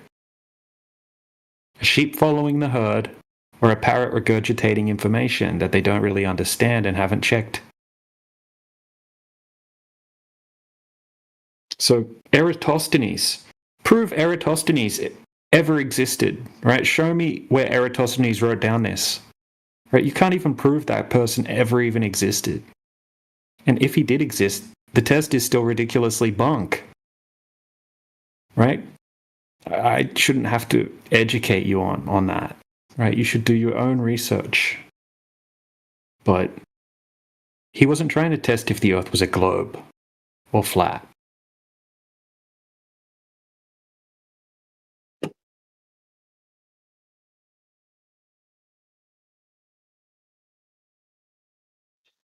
I'm showing you what's in my book. I haven't said anything so far, so I never said that he proved there was a globe or not. I'm just showing you. I've not provided any other insights apart from. I know, I'm just telling you.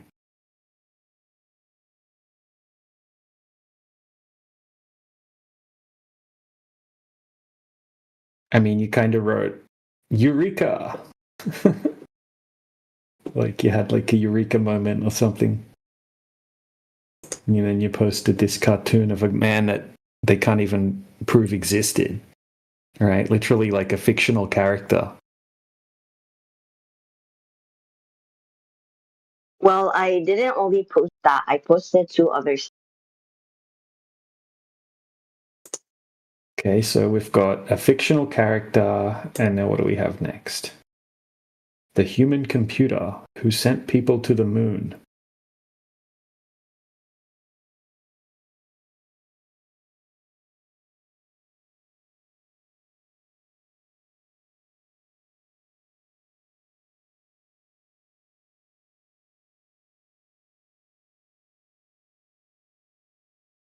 Yeah, so yeah, it's another cool story.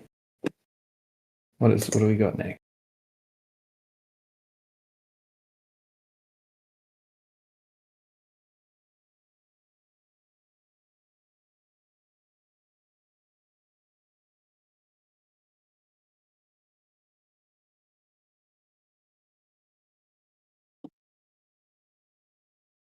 Yeah, so it's all just stuff. Every single thing here is just things that you can't ever validate, right? It's all just cool stories. They know that you can't validate it. You know that you can't validate it. They haven't provided you with any experiments that validate it, right? It's just a cool story. It's like a science fiction book that they say is real. What about my favorite page from that book, the last image I sent?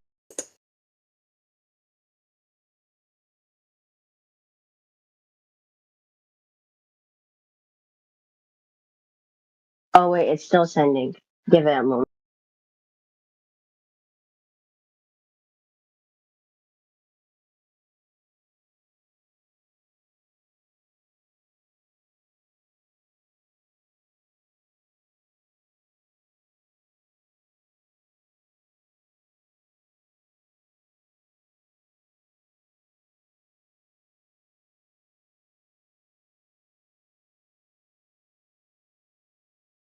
Well, that page is not loading, but it's about the seismology.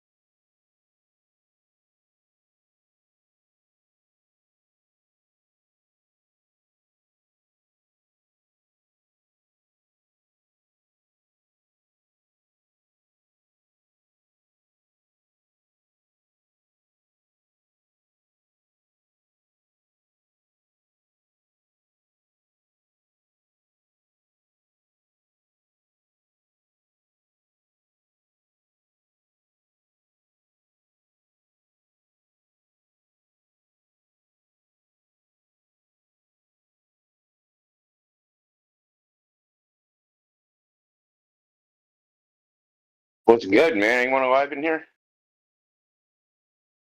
Yeah, Hello, he's up Mr. in India. here. What's up, man? Yeah, we've just been going over with Easy just some stuff out of his textbooks here in the side chat. This is his favorite ones about the Earth's inner core. Oh boy.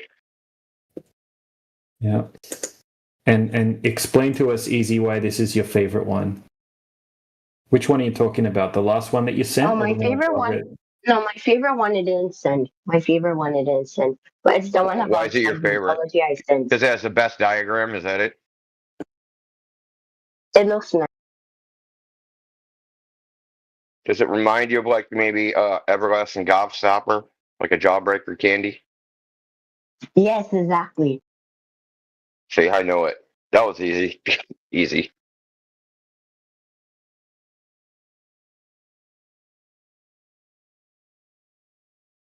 If you were like very large, you could just like bite into the earth. You're gonna have like this squishy center. And be like, candy. Yeah, but I'm And you get thinking your it's like iron. something like a jailbreak. But yeah, it wouldn't be like a Jawbreaker. It would be juicy in the center. Oh yeah. Okay. And you'd And get that's your why the daily core is dose of looking. iron. You'd have enough iron to last you, right? Because it's a molten iron core. That would be great.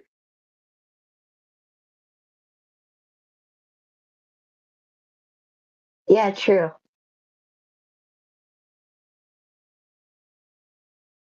You do realize that the things you're looking at your textbook, like molten iron core, they're very far removed from reality, right? You could be reading Lord of the Rings, and it's about as close to reality as this is, as your textbook. So it's like Percy Jackson. Should I take the lightning thief to read it to you guys? Did you hear the latest? See, this is the thing that with the latest lore is that there's an ocean 3 times larger than the oceans on the surface under the earth.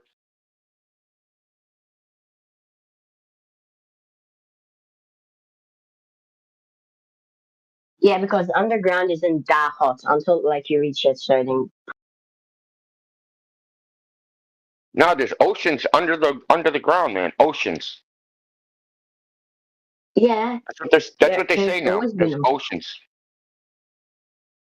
There's always been ocean. No, under the ground. There's 3 times bigger than the ocean on the surface. Yeah, that's how we get our fresh water and stuff. Oh, it comes from underneath the earth? Yeah, okay, cool. Yes. No, deeper than that, buddy. I'm not talking about well water.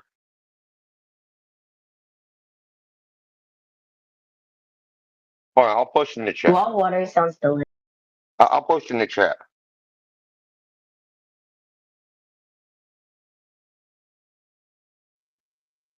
Indio, he's on board don't without even hearing anything about it. He's like 100% on board. Oh, they discovered it? Awesome. I believe it immediately.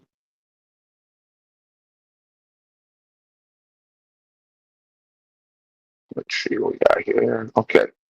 I'll post in the chat, It man. does sound awesome. Yeah, look, man. Here's your everlasting gobstopper jawbreaker. And in there somewhere is a juicy saltwater flavoring. So it's kind of like sweet and sour. Or sweet and salty, I guess.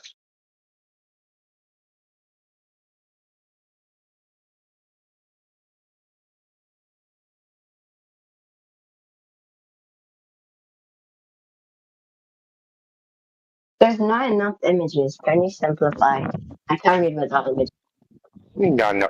You didn't You need, think there's gonna be a you picture didn't of need the any ocean? qualification. You just believed it immediately as soon as you found out, oh, somebody in science said it's true. You're like, oh, great, it's true. Don't even need to look into it, right? It's amazing. I want to read the article, but there's no like drawings like there is in my book, so I won't understand.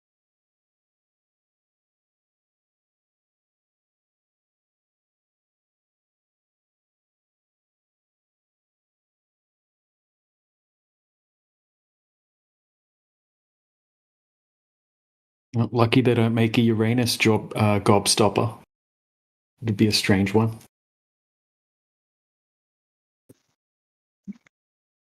صحيح كل اللي حكيته بس ما جاي اهتم. I see. Yes. Hassan, you're hot micing. What? Yeah, you're saying stuff in a different language. Are you hot micing? Hello. So funny that. Oh, sorry. Go ahead.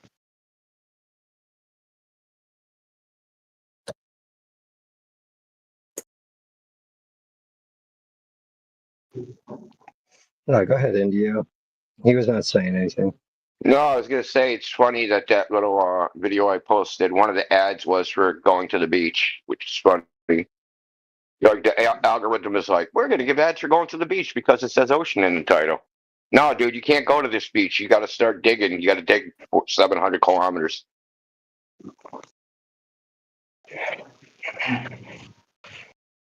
Indio. Okay, so Yeah. that thing that you said was the underground ocean. It couldn't be an underground It's ocean. not what I because we say, see it's the what they say. No, hold on, let's correct you. It's not what I say, it's what they say. I'm just giving you the news, man. Oh, then it must be correct. But how is it underground if we can see the water on top? Oh. That's what I was telling you, bro. He doesn't even need to look into it at all. It must be correct. The Earth Why can't be must flat can either, you, right? can you tell us why it must be correct? Because it was said by a science. How do you know that? Because Indio said it was said by a science. No, this news article said it was done by a scientist. Like, is like the news always correct, or what scientists say is like this group of human beings, are they infallible? Well, they showed us a picture, so it has to be correct. A picture? You mean a diagram? Yes, they showed us a nice Earth. Here's my claim. Here's my claim. Santa Claus is real, and now I'm going to show you a picture. Okay? Okay, sir. Well, that proves Santa's real. I already know Santa is real, so an image won't do. Oh, well, then I don't need to prove anything. You already know Santa's real. Yeah. So that must explain, like, you know, you're poor, you can't heat your house, so you're bad on purpose to get coal. Because, you know, Santa brings coal to bad kids.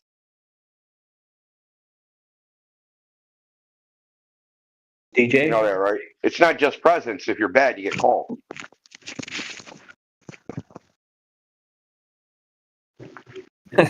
Yeah. Yeah, I was just skipping through that video you posted. Silly, huh? What's your name? Yeah. What's up, Hassan? Have you figured out how you know the Earth is a globe yet? I asking DJ about his name.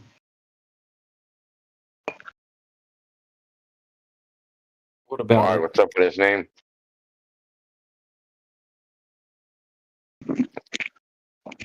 You think he mixes music or something? You like at the club, like.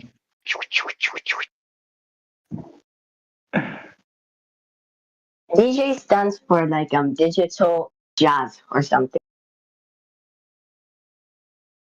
No, you guys will never guess, but yeah, don't worry about it. You're not disc jockey? Nah. This kid doesn't even know what a disc is. Doesn't know what a record is. Doesn't even know what a cassette tape is.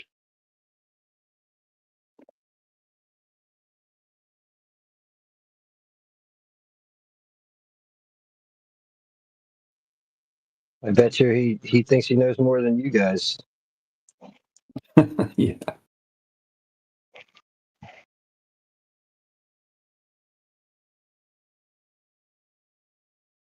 اكو عرب هنا؟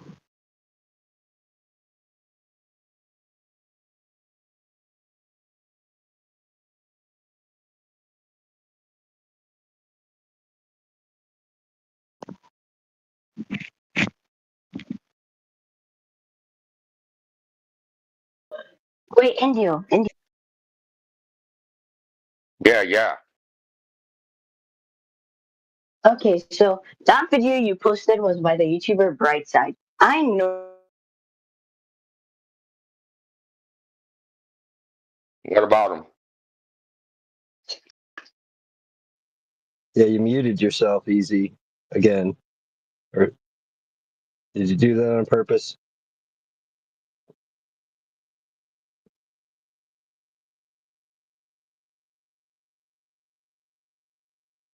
Are you prepping yourself right now before you say something foolish?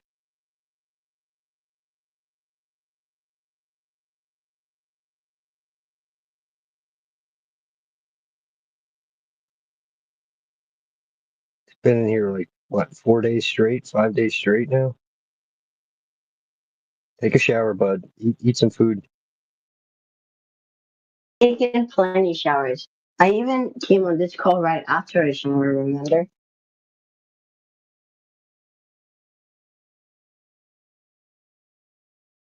And I've eaten my second breakfast for If free. you can't, if you can't take a shower, take a 700-kilometer haul and take a bath then.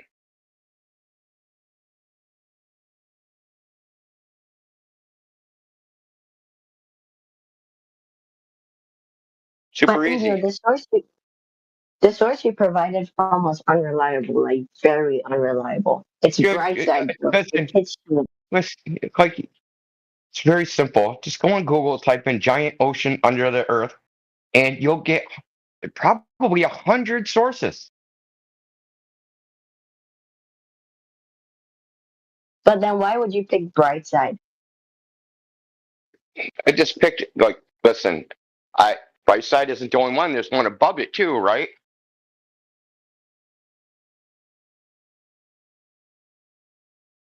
So Indy 100 is the Indianapolis newspaper, Indianapolis, Indiana, in America. So it's the largest newspaper in Indiana.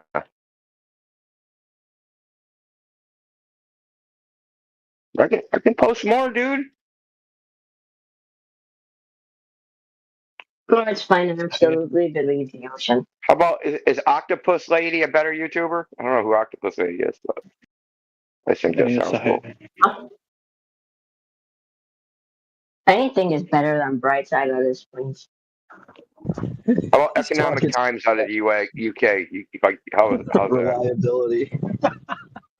I know. He's talking about the reliability of sources. It's hilarious. Send us some more of your childhood textbooks, man. Come on, dude. Okay, I can take pictures. Which one do you want? The ultimate questions and answers set? The 100 billion sentences? It's called sarcasm. It's called sarcasm, buddy. I have a question. Oh, hold on 1 second.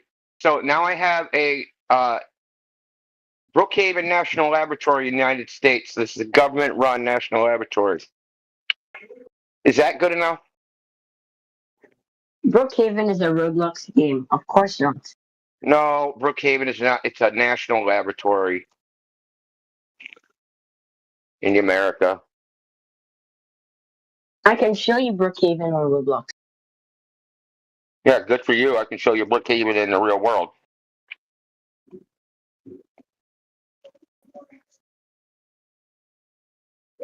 So why was the laboratory made after Roblox? The laboratory's been there for probably since like the 40s, probably. Oh, well, Brookhaven has been here since like 2009, 2010. So that's older. 1947, so that's a pretty good guess. So it's been around since 1947.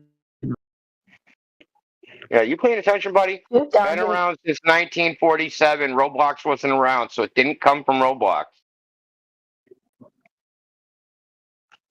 But 2000 is bigger than 1940, so that means that 1940 is younger. This guy's got to be trolling. Yeah, Joe, stop eating the cat grass, okay?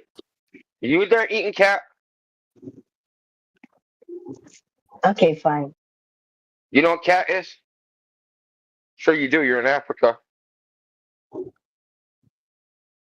Yeah. Yeah, stop eating it, man. It's not food.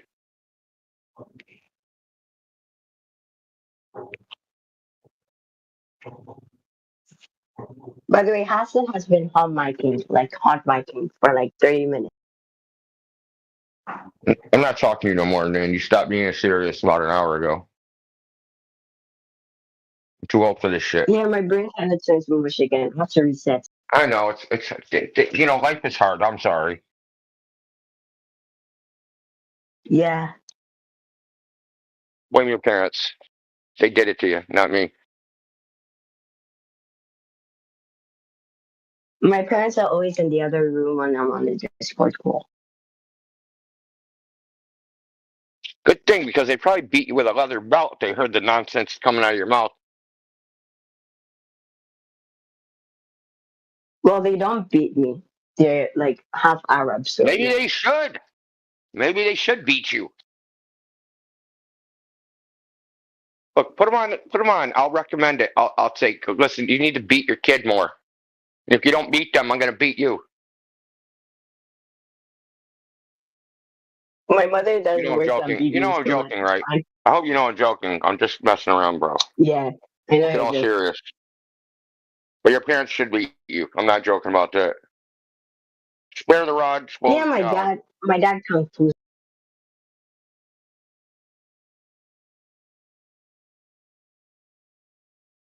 I mean, but you're in Africa. You're like I don't think like nature will discipline you. You actually don't need to be beaten.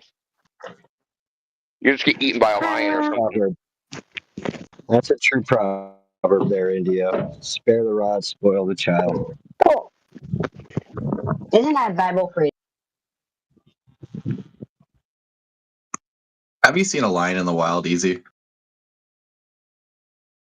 I've seen I have. I've seen a lion in the zoo, but like I haven't seen it in the wild. I don't go to the. What's the most dangerous animal near where you live? I'm in Accra. There's no forest or anything, so there's not really dangerous animal.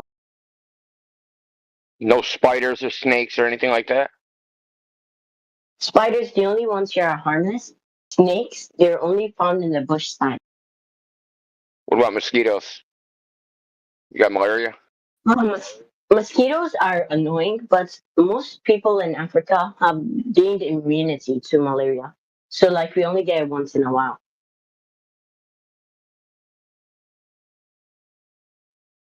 Here's an add-on question. What's the coolest / most dangerous animal you see in the wild? The most dangerous animal, like, ever, probably a Or lion. coolest? Like you're in the wild? No, you go outside, you're in the forest, or like you're in the streets. And like for me, like yesterday, I saw a big black bear. So, what's your most? Yeah. Watch out for those engineers and doctors coming to a city near you. Yeah, that's the most dangerous thing in Africa. Humans wearing white lab coats. Yeah. So you don't want to know what the most dangerous animal in North America is? What? Deer. The government. Deer. No, a deer. You know what How? a deer is? Yeah. People hit them with their car Driving in my and car. get killed, after a and deer will beer. attack people. Don't you Something guys like have guns? 100 something a year, maybe. 100. Dude, there's a rabbit. I see a rabbit. You got rabbits in Africa? Yeah, we got tons of rabbits.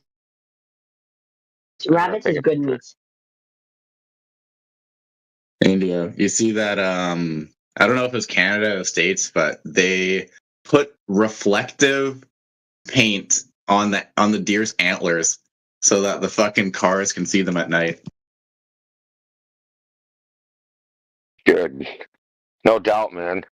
I've been on like the New York State, the Taconic Parkway, which runs parallel to the New York State Thruway. And at night, if you go down it, when you look off the side of the road, all you see is like little beady eyes, dude, a bunch of red eyes, like hundreds of them. And you're like, what the fuck is out there?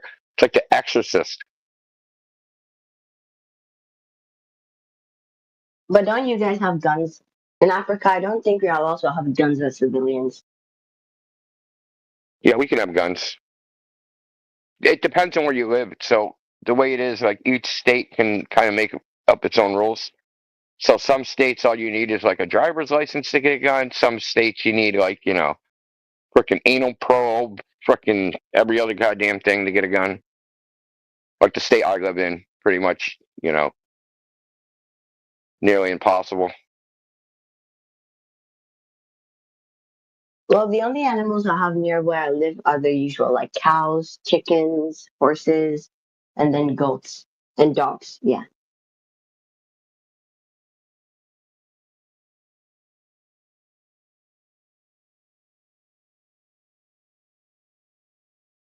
Look in African the chat, parody. easy. There's a rabbit right there. I took a picture of a rabbit just for you. Wow. Usually the rabbits we see in Africa on our plates. Would you eat that rabbit right there?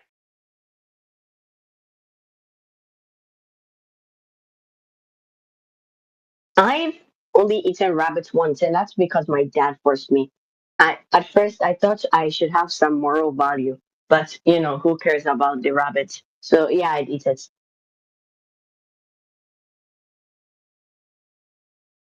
No, I'm asking if you'd eat that one I took a picture of. So I'll go smack him in the head right now. He's still here.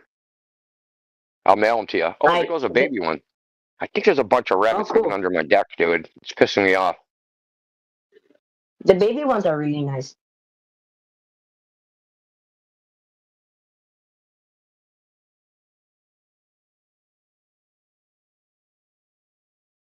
So shoot the rabbits in like the head or something and eat the thigh.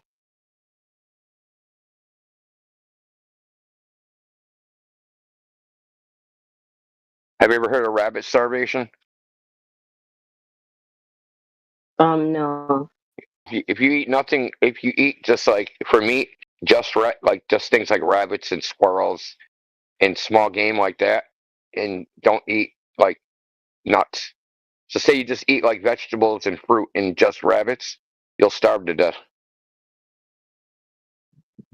What I remember, rabbit Indy, starvation. the U.S. Army Field Manual states exactly that, but then shows you how to field dress a rabbit by swinging it. Like, Nice. Like a bolo, right? You swing it over your head.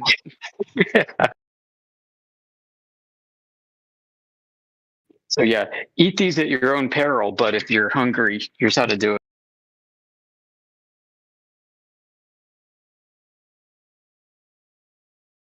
Indio, that Yeah, rabbit yeah. you're going to smack in the head, it has like a color mark. So I think it belongs to someone. I think you should check that out Nope. before eating it. Don't belong to nobody. Believe me. See, the reason there's so many rabbits here is that there used to be a lot of Portuguese and they love eating rabbits. But back in the 90s, all the real estate prices went up and they all moved away. And they just like let their rabbits go into the wild. Now there's freaking rabbits everywhere. They say fuck like rabbits. Usually, when I'm giving directions to somebody, I use the like landmarks there. So in your town, I could say your town is called Rabbit's Town.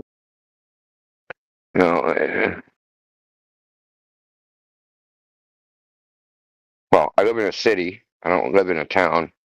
And we have other monuments. We don't like look for the rabbits. The rabbits are everywhere. If you said, hey, turn left at the rabbit, you'd be just going in a circle. No, like I mean in identifying streets and such. It would never work. They're everywhere.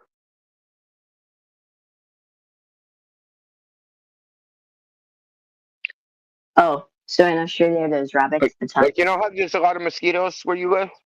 There's like that's how rabbits are around here. And at night just rats. The Well, there's a mosquitoes? lot of rabbits at night too. Mosquitoes. The There's mosquitoes. lots of them, right? The mosquitoes, Hundreds yeah. of them. They only come during like 5 o'clock upwards. That's why we usually go to our homes early, if we even go out. That is. The mosquitoes aren't really that much of a trouble during daytime.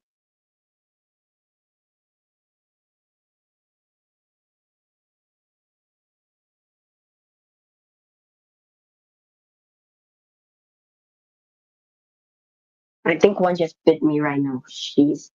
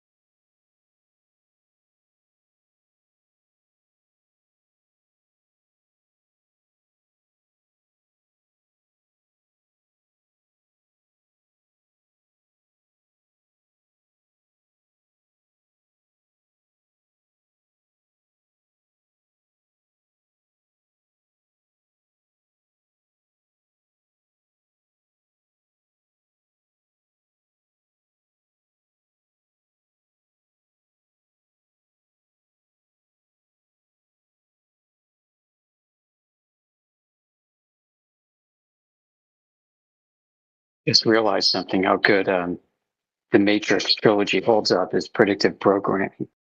So you know how Morpheus's team in the real world was able to occasionally communicate with people on the other side by basically hacking into computers and typing stuff into their terminals. I mean, simulation theorists say that that's kind of what's happening now with AI.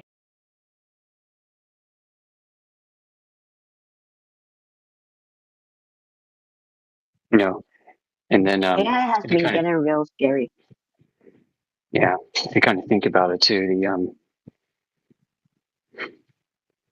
you know,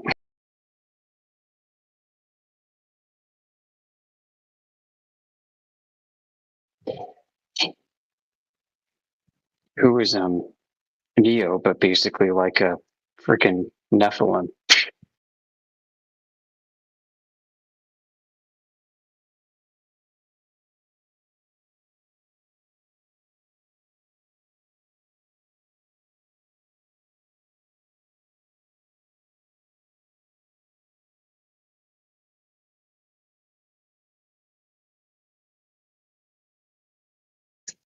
Neo's a Nephilim. I don't remember that scene.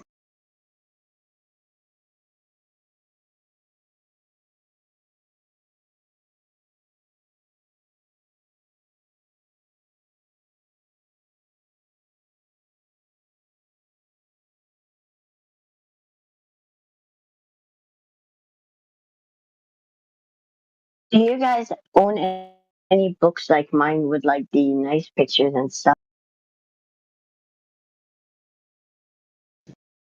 Like cartoons and animations. Yeah, but like science, like the ones I own.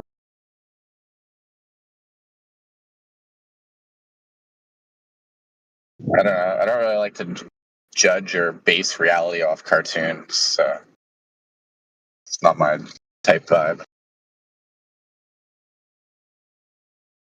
Oh, so you don't own any cartoon stuff? Oh, that's sad. That's the reason why you're all grumpy and stuff.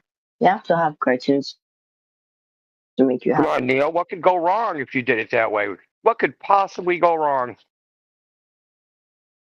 Well, you could turn it into a full anime series. I mean, or like real life. You can conflate between the two of those. Speaking about anime, I'm gonna make an anime when I grow up. I already have the plot, the storyline, the characters, everything.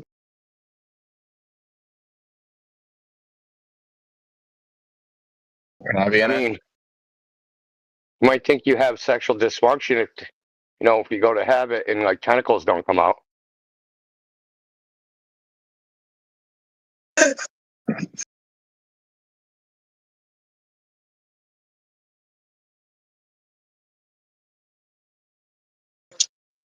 How's the image I showed on my come up for you guys?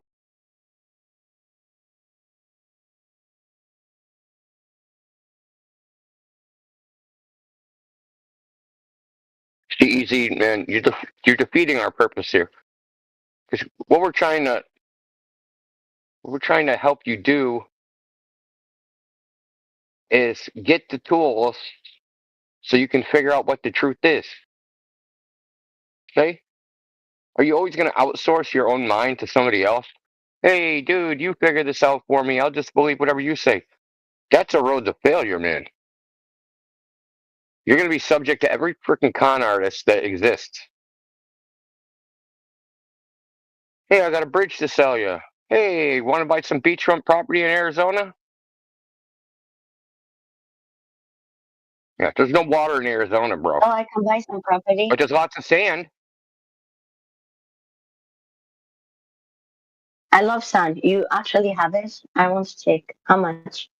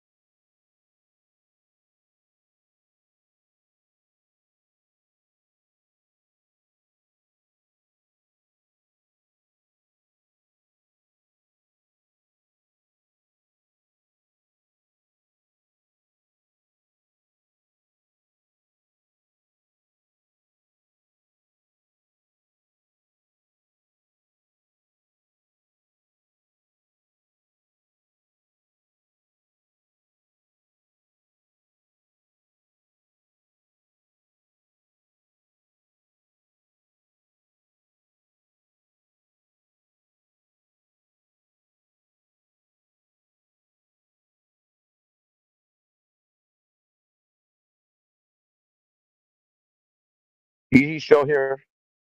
Easy, man. Are you boss?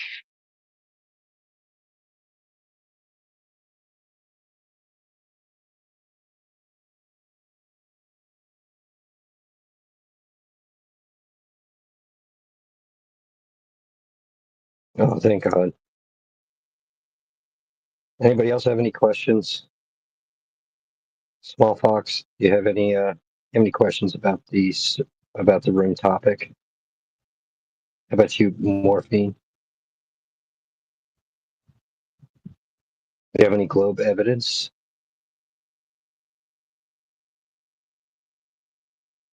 You can go ahead and unmute your mic or post it in the side chat.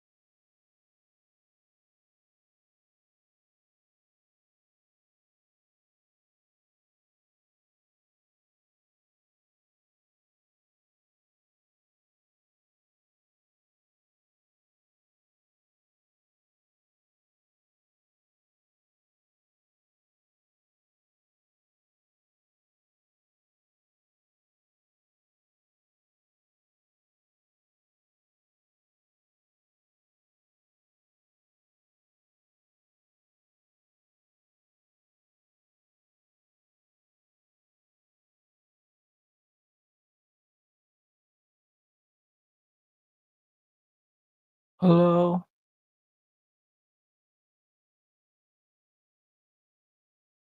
Guys. Welcome back, Bricks. Oh, thank you.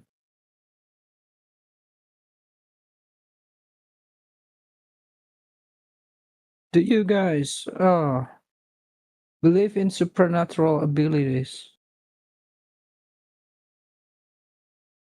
As a flat earther.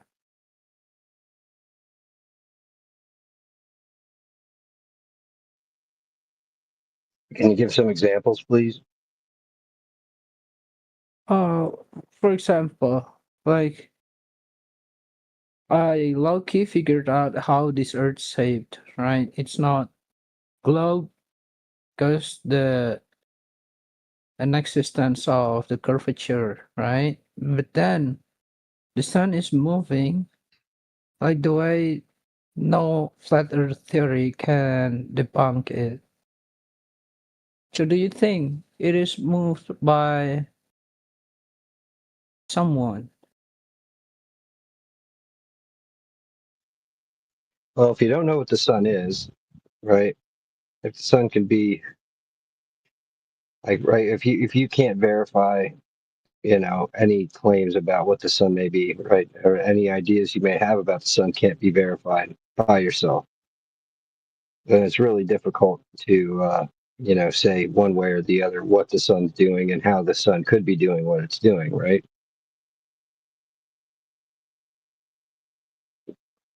Would you Yeah. agree or disagree with that? Yeah, I don't so even it's one of those things where understand. it's like, Oh, well, it's one of those things where it's like, if it's a physical object, something that you can touch and measure, right? That would be one thing. If you could verify at least that much, right?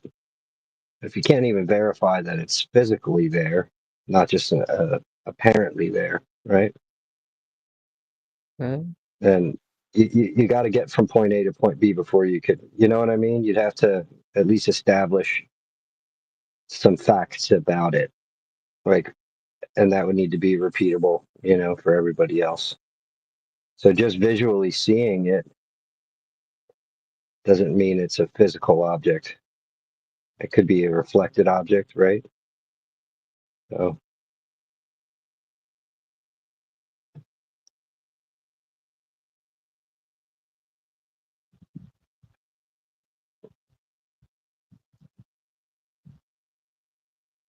okay. Guess it was a good time for you to leave.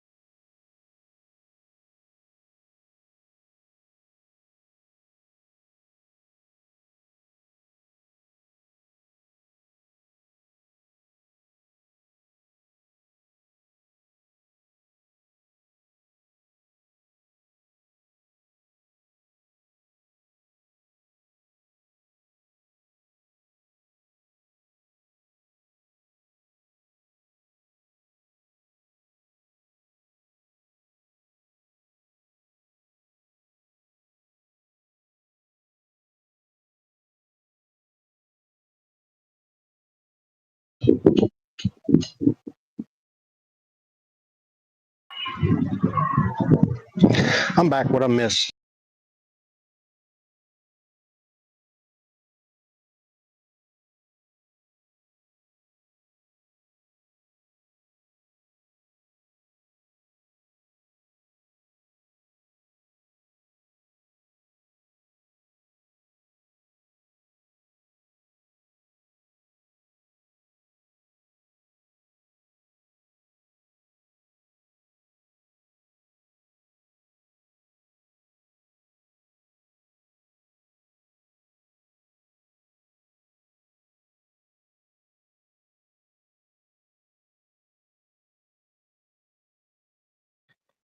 Who's back and asked what did they miss?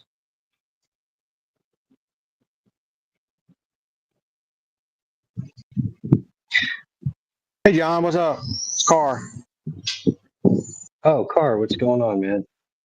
Oh no, some guy came in and asked about e- extrasensory perception, if I'm not mistaken. He's asking, you as flat earthers, do you guys believe in supernatural? And then he started asking about the sun, and I gave him some brief answers, kind of vague. It's basically, he's like, well, can't really verify what it is or if it's a physical object. And yeah, he kind of left right shortly thereafter. So, not much. You didn't miss much. We got somebody in the side chat asking questions. You want to take it, Carr, if you have a minute? No, not really. Trying to figure out some concrete right now. There you go. Yeah, I'm painting something right now. Let me see what he's saying.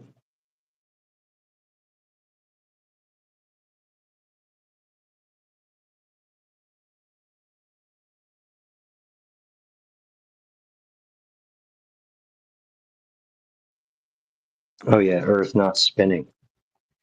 Yeah, Earth doesn't spin. Do you? Well, it's kind of tough with you not being in voice chat. You kind of only have to respond in text, and I'm not able to really keep staring at the text chat. But I'll give you a brief elaboration on it. Right. So the current heliocentric globular model claims that the Earth is moving in a few different vectors at different speeds, and none of which have ever been verified. Right? There's been several experiments that have been done, claim that they detected the motion, but none of it is conclusive when you look at it. The critical mind, right? So, yeah, we're no closer to any truth after any of these alleged experiments. But yeah, when you look up, you see the sky moving, right? You see the luminaries moving, you see the sun moving, you see the moon moving. Now, because of the orbital trajectories, there would have to be an acceleration and deceleration of the Earth, which would have to be notable, right? It would have to be something noticeable for the people on the Earth because of the way our senses work. So, yeah, you could rest assured that we're definitely not moving. And that's just based on your experience. Because it's not a constant velocity, there's acceleration and deceleration happening, which would be notable. I hope that clears that up for you.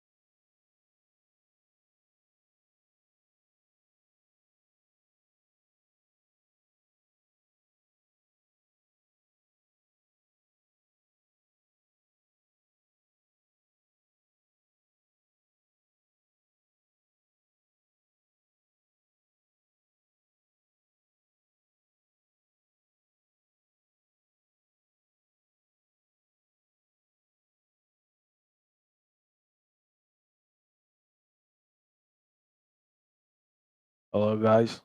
Hello. Hello. Who's that? Yeah, it's me, Corvus. Oh, Corvus. Welcome back, man. Yeah. Just wondering, like, what is this channel? Like, you talk about flat Earth, or what are you talking about here? Yeah, we do. We talk about the fact that the Earth has no measurable curvature anywhere.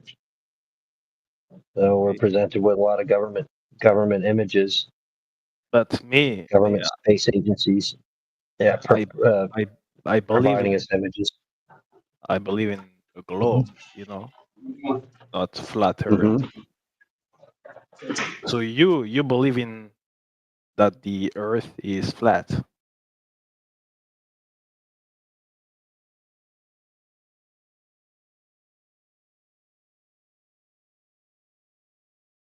Yeah.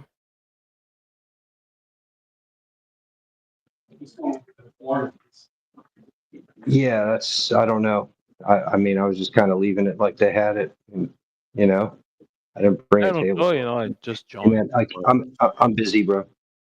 Okay. So nobody talking, so like you just listen to whatever.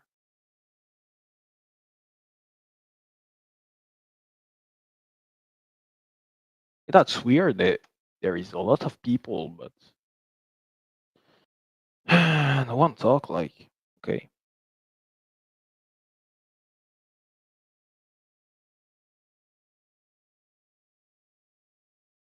Yeah, you're a really active group.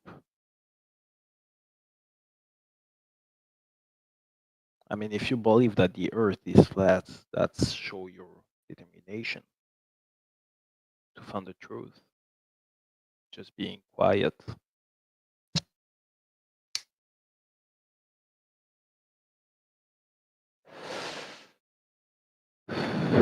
So, 20 cups to YouTube. GG Bollywood. DHG. Morphine. Okay, this one. Not yours. M. Over fence. Small fox. Car. T. T-Dub. Spoddy Kiko. Small fox over the fence. Hello. Oh, yeah. Who's talking? So Corvus, Because that's just what another are you guy. discussing on? What topic? Yeah, normally I want to know. Normally we're talking about the flat Earth, but So Corvus, what were you? You said you believe in the globe, right? Yeah. I want to ask you, what's your best evidence for the Earth curving? I mean, that depends where you are on Earth. The sky will move differently if you are on the south or I east. can give you the best evidence for why Earth is wrong. Hey, whoa! I'm talking to Corvus. Okay, after that you can talk to me. After that. Okay, yeah, that sounds good. And also, the sun doesn't move. We move, around the sun. So that's logic. Okay, so you're talking about stuff you're looking at in the sky. Yeah, Okay. moving the way Based and on moving another way. Depending okay, where you are okay, on the globe. okay. So that's interesting. I want to know, what do you know the radius, like the alleged radius that the different government space agencies are in agreement about, like the alleged radius of the Earth? Radius, give it to me. I don't know that. I'll give it to you in miles because I'm in America, so we learn things in miles, and that's what we use when we're discussing and measuring stuff.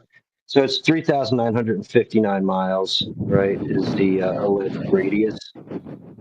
Now, based on that radius, you could do some calculations and figure out what the amount of average drop over distance there should be per mile, right? So, what do you think in a 10 miles, like how much curvature you think should there be on average and per 10 miles, right? No idea. No Away idea. from your position. Okay. So different universities have developed their own various curvature calculators using these calculations, right? And remember, on a sphere, it has to be an exponential curve, right? So the first 10 miles would be 66 feet. The second 10 miles, so at 20 miles away from your position, there should be 266 feet. And 600 feet after 30 miles. So it just gets more and more exponential the further you get away. Okay, but that's not my point. Like the star, the sky move differently between continents. Like Okay. if you're on Hello? Australia and Europe, you don't see the same sky, and it moves differently. So I was wondering in your like flat Earth, how could that be? That the sky move differently between you know continent, Uh, or the sky is different and behave differently. Move in a sense, in a way, and when you move a lot, move in different way. okay. Hey, Daz, DJ, can any of you guys pick this up? I'm a little bit busy right now. Okay. There Now can I say? there's a lot of people. Why is that? Hello? Yeah.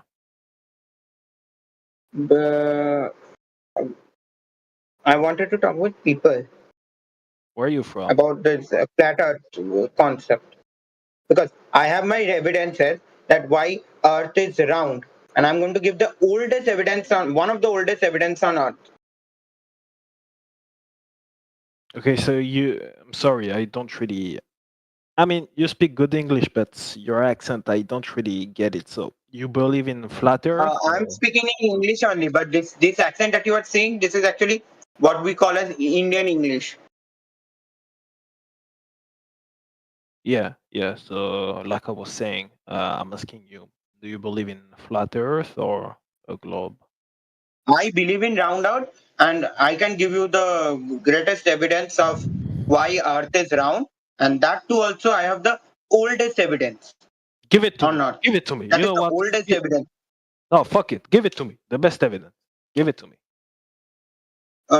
Actually, it is our one of the scriptures that talks about earth being round, and that I would consider as Jyotish. Considered as a Jyotish scripture, and I'm saying you the one thing is that how it is round because they have a lot of calculation in it, but those use the traditional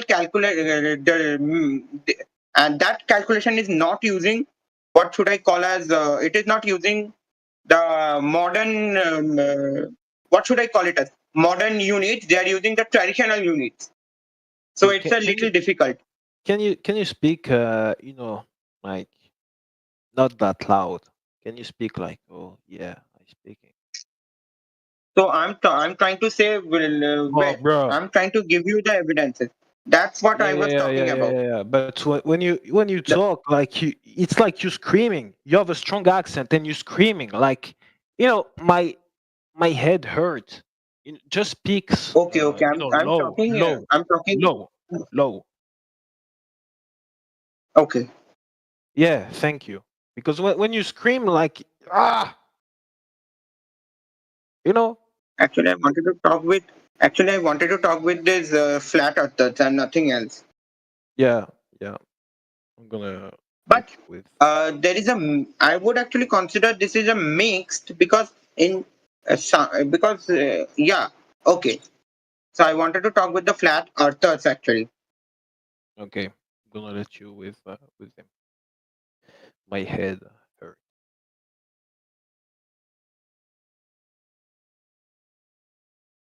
So you say you had some evidence. Okay. Yeah, I wanted to yeah, actually go talk ahead. with the flat earther. Yes, I'm a flat earther. Okay, because I believe in, not believe, this is, I have the stance on earth being round, and I have the evidences for it. The oldest evidence on earth. The oldest Okay. evidence that we can find, one of the oldest evidence on earth. That is way before all this Copernicus and all came. Way before. It's an Okay. ancient treatise. So way before that. Ancient. Just the most ancient of ancient proofs. Fantastic. Yeah. Okay, great. And that comes from Indian subcontinent. The book, it's a scripture that we call as Surya Siddhant. It is used in it's used in what we call as Jyotish. Jyotish is both astronomy and astrology together. Okay, this is And an there old Indian book. Okay. And we find references to Earth being round, and they have the whole calculation on it, how Earth is round. But the units that are being used are actually the Indian units, not the metric system. Oh, okay, that's fair enough. Right. How old is this thing? Is But it I can like actually but people have actually translated those into metric system and then gave the actual how it is. The first evidence that we get from this Surya Siddhanta is actually chapter 12, verse 53, which says that the shape of the earth is spherical and situated in ether. Wow, That's the ether. first one. Yeah, and the second verse is actually talking in poetically, it is describing the earth being round. It is actually the present is the pressed at both end by Vishnu's feet, thus taking the form of a globe, meaning it is actually flat from both at the top, just as how we see a globe. That's the first evidence of being Earth as being spherical. Now, if we go to calculation, here the calculation comes that Earth's diameter is, the text actually calculates the Earth diameter as 1,600 yojanas, which if we translate to the metric system will come to 12,800 to 24,000 kilometers, depending on the yojana unit used. For comparison, if we take the actual diameter is about 12,756 kilometers. That is coming. Another source, another place it is actually giving that the diameter is around 800 yojanas, which is around 8,000 miles or somewhere around 7,928 kilometers. That's the one. That is the diameter of the spherical Earth. And now if we come to the circumference estimation, it is somewhere it is actually given that some interpretation gives that the circumference is somewhat around 40,000 kilometers, which is closest to Earth's actual equatorial circumference. That is around 40,075 kilometers. 40,075 kilometers. And if we go by the commentary, that is of Srila Bhakti Siddhanta Saraswati's commentary, then the Surya Siddhanta is actually saying Earth's circumference as 1,600 years, which is around 12,800 miles. So the Earth, so What's it the is name of talking this about book? Earth being round. Well, what's the name of the book? Surya Siddhant. That is, it is used in write it in Jyotish. chat? Huh? Can you write the name of the book in chat, or can you spell it? Yeah. Wait, let me find the book. Let me write the book.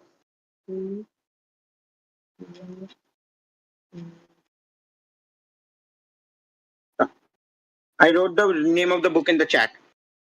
Surya Siddhanta. It's a very old one and it gives the calculation and everything.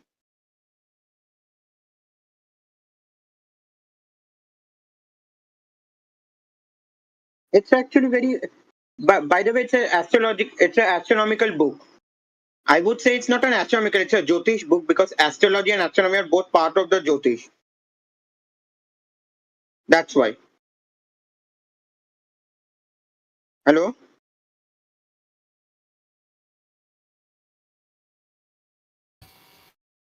Yeah, I'm just checking it out in Google. Yeah, it's a very Sanskrit, old one. And by the way, this Indian book has been. astronomy. I'm going to say this clearly. This book has been translated into Arabic by Al-Biruni. Mm.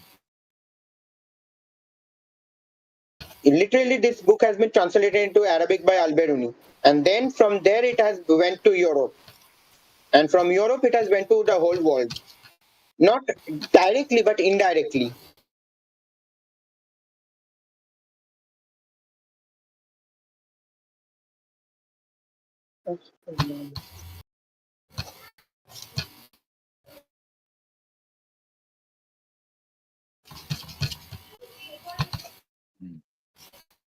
I'm just having a look at it. Yeah. I just gave you the reference that Al-Biruni actually translated. He did not actually.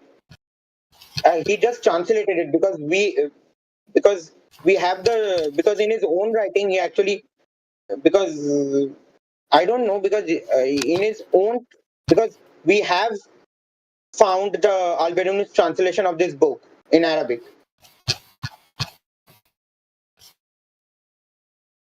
and it's I don't know how old it is, but somewhere around it is. People say that it was written in Gupta period, that is somewhere around 4th century.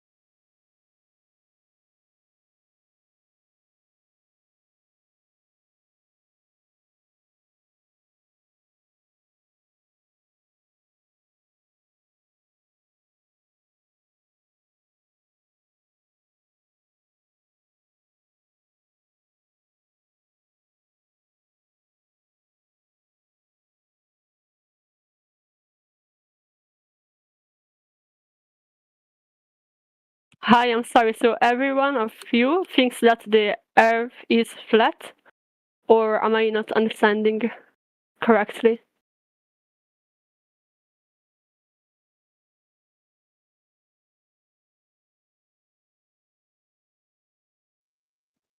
Yeah, it's a knowledge.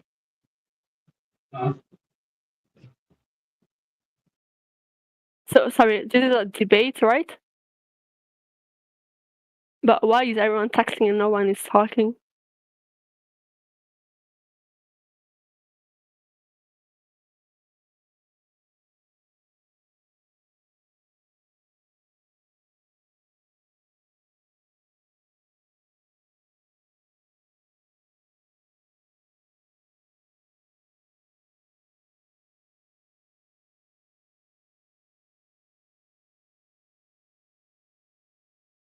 Why do you believe it's a globe? Oh, she dropped.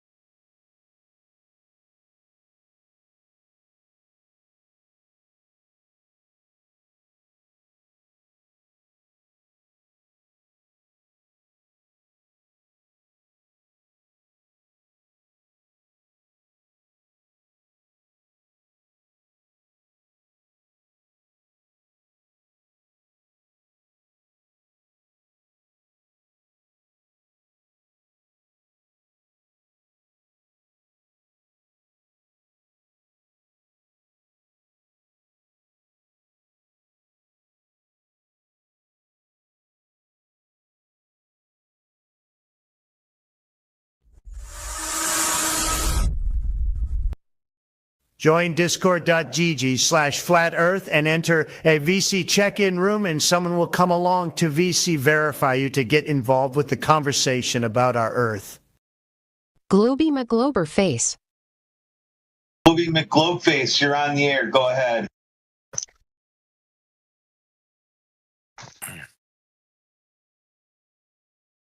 Good guy, Mike Globy. He sure does. Yeah, I got a mic. Welcome to the server, man. So do you believe? Do you believe the Earth is a sphere? No, not at all. Yes, I don't have to believe it. Are you 100%? What would you? Are you 100% confident though? Absolutely. Okay. And you also believe it's rotating, right? Like it's moving? Sure. Absolutely. Okay. Do you remember a point do you have a specific memory in your life where you saw the Earth either rotating, or did you just ever see it as a sphere?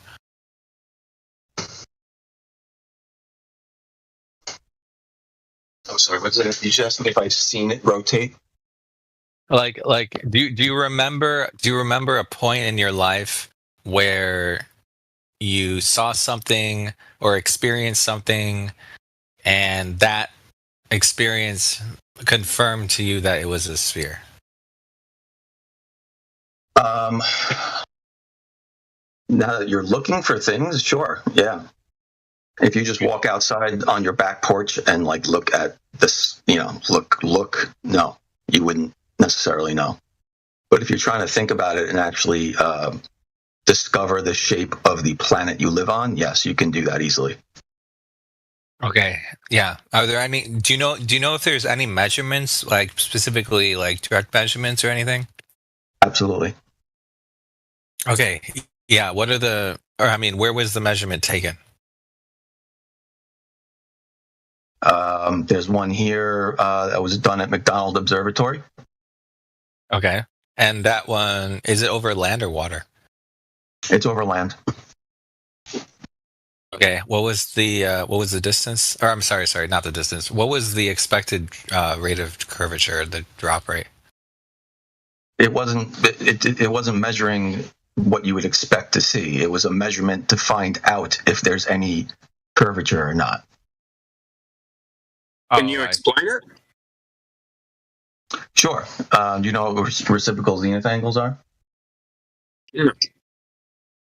Okay. Do you know what reciprocal zenith angles are? No, I don't. What was that? Go for it. Enlighten us. Okay. Do you know what a zenith is? Yeah. Me, I don't actually. Go ahead. What is it? The zenith is essentially a measurement directly over your head, 90 degrees. So it would be like plumb to the earth. Okay. Right. So it's hard to explain without showing you guys, but if you picture two people a certain distance away from each other, both set up with theodolites. Do you know what theodolites are? Yep. How far? What's the distance you're using with these theodolites? This one was 1,200 meters, I believe. I got to look it up. 1,200 meters? Yeah, that's fine. Okay. So what they do is you have two locations set up with theodolites that are plumb to the earth. They take their zenith is directly 90 over their head. Then they observe each other through the theodolites, which are a measuring device to measure angles from eye level. Over 1,200 meters. Yeah. Yeah, what's your curvature over 1,200 meters?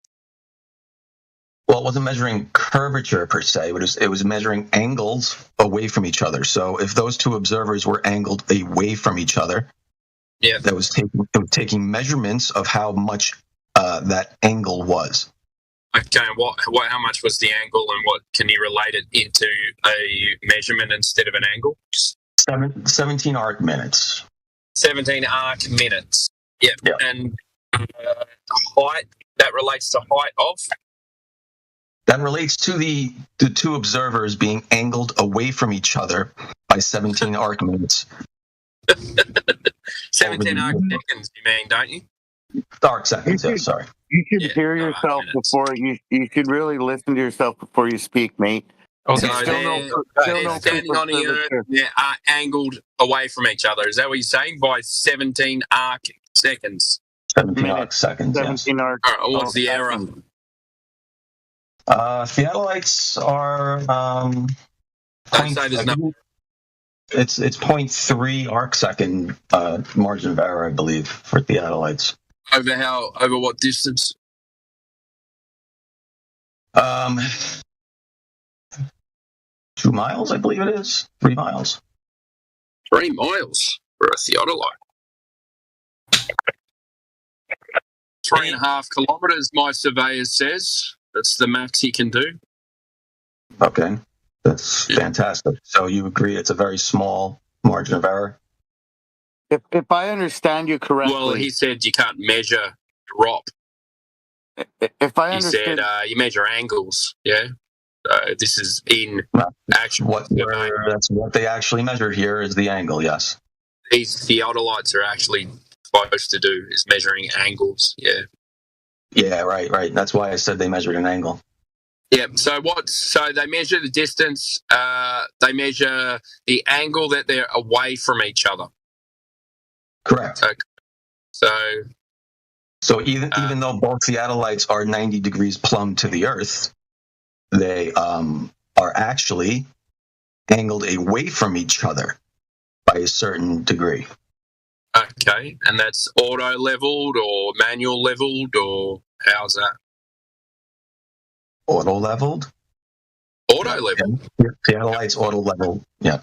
All right. Well, I guess there are manual ones, I guess, but it's auto leveled, and then you got to correct it with a manualing level. So, and the only way to do that is to have a look at your actual target, and then set up a target in the middle, and then you got to get your level for that. So, yeah, right, yeah. This whole did they go through the all the steps of setting up the theodolite? No, they probably skipped a whole bunch of steps. Okay, so wait.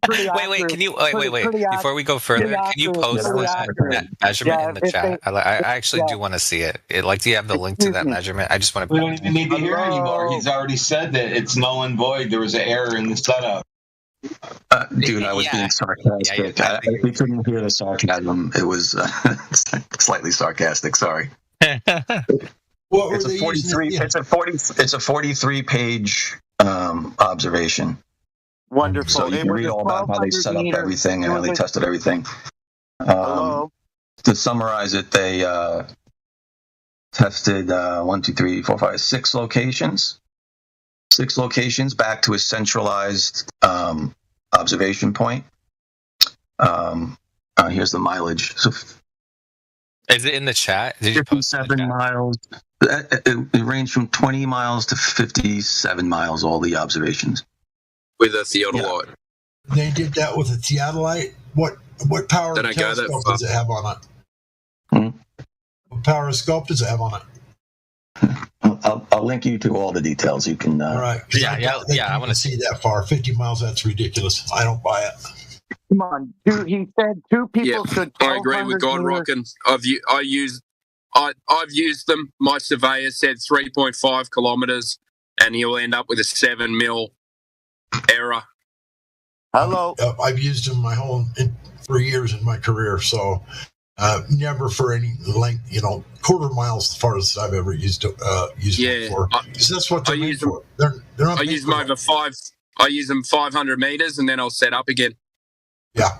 Hello. If you're going to go any more than that, you do have to reset. You have to go point to point. Yep, that's what you have to do.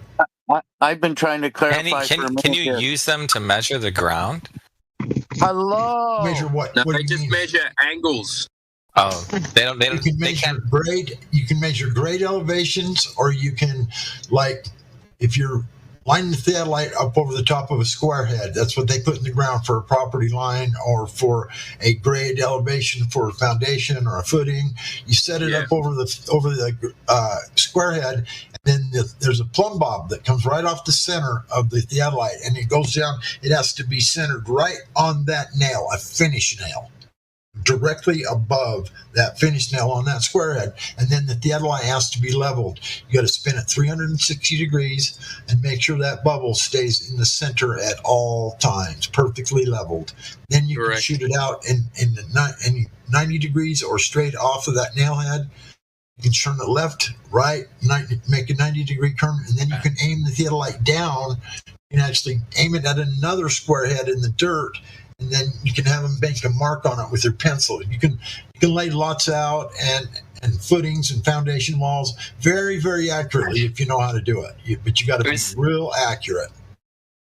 And let me ask you this: so, what was the so when he said they're angled away? Do you think so? If the Earth were, what would the counter theory be like? Okay.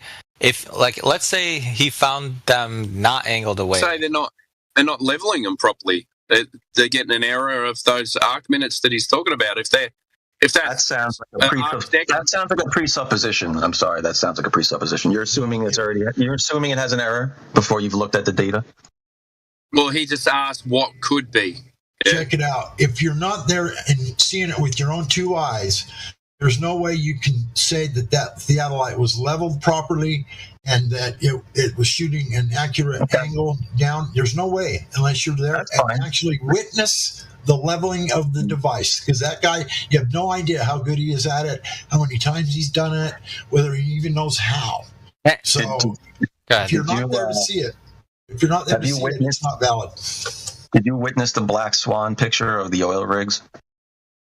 Did you witness FE Corps' laser tests over the lakes? Did you witness all those? But I bet you guys have referenced those before. In videos, but yeah, it's all documented in the videos. They were repeated. So how many times do you want them to repeat them? Theodolite measurements haven't been repeated. So I'm just trying to get at, and I think you understand that you've blatantly accepted some evidence while denying other evidence. Okay. I think I get what he's saying. I think what he's saying is. Sorry, go ahead. Just say you accept there being a globe because he saw it on TV and at school and TV documentaries. No, yeah, that's just like a non-point. But thank you for chiming in. Yeah. Okay, wait. I can't post it in the chat, by the way. I don't have access. You don't have the okay. Let me see if I can give him. Can someone give him the link? Yeah. Hey, the guy who's complaining about the black swans. If you want, you can go out to the beach and check it out for yourself. It's a little bit different than you guys who are dragging theodolites into the mountains and then bullshitting about it. Yeah, see exactly. the difference? Why would you want the difference, pal? So if you want to bellyache any further, listen. All I could do is drag the theodolite up into the mountain like you do, bullshit about it, and come here and be an asshole. Well, I can also go to the beach. Which one's different? Do you see the difference? Yeah, the beach isn't a measurement, so thank you. No shit. But the distance markers from the beach are Einstein. Okay. Can you explain the black swan? Hey, listen, if you're so pissed about it, can you explain it? Why are you being such an asshole? Is there a reason you're being such an asshole right now? Oh, I'm sorry. Well, I'd rather be an asshole than whole ass. So, you guys who are complaining about the black swan, would you like to explain it to the class? Yeah, sure. You want to cherry pick one day when there's a it's not a cherry pick, Einstein. I said go to the beach yourself. If you've ever been to the beach, you'll find it's not cherry picked. It is, because I can show you pictures of the black swan. I can show you video of the black swan observation where it's not distorted. Do you want to see that? No DR. I've made my own observations. Did I cherry pick those? Yeah, you probably did because you. Oh, really? Well, now we see how desperate you are. Listen, I'm not desperate. You're the one coming in here throwing insults around. So, or you've already lost. Excuse-moi. You're the one. Listen, pal. You're the one acting like all play and honest. You're setting. You guys are running a road game. So the asshole, you are the one. Hey guys, the Earth's flat. You know why the Earth's flat? Because I saw some wavy, distorted oil rigs in the distance once. Oh, well, guess what, pal? The point of those observations is the horizon behind it, Einstein. So you don't understand it. So stop bellyaching about it. Listen, Copernicus, light bends through the air, doesn't it? So did you measure the refraction that day? Oh, the terrestrial refraction, which uses the R in the first place. You have to assume the globe exists in the first place to start begging. Are you denying that refraction exists? Oh, you mean refraction? Yeah, and you stay in the fog, you can't see a hand in front of your face. Are you You're talking denying about refraction terrestrial exists? refraction. Hey, are you pal, denying it you're exists? talking about terrestrial refraction. You're not talking about disturbance in the air. Are you denying it exists? He's definitely right. You're talking about terrestrial refraction. Do you think that's the Why same can't thing, you answer smart the ass? question? It's a very simple question. Do you deny I it told exists? you, yes. I've been outside. Absolutely. Do you realize there's a difference between terrestrial refraction and refraction? Yes So or no? you deny refraction? You just denied refraction No, I exists. don't. Everybody did. No, I don't. Okay, Do you acknowledge? Refraction, globe face. Define it. Define refraction. And terrestrial refraction. Define them both. I'm not going to define anything for someone who denied refraction. Listen to the smart asses. Now they make excuses. You listen, you little punks. If you guys don't like the black swan, go out and make your own observations.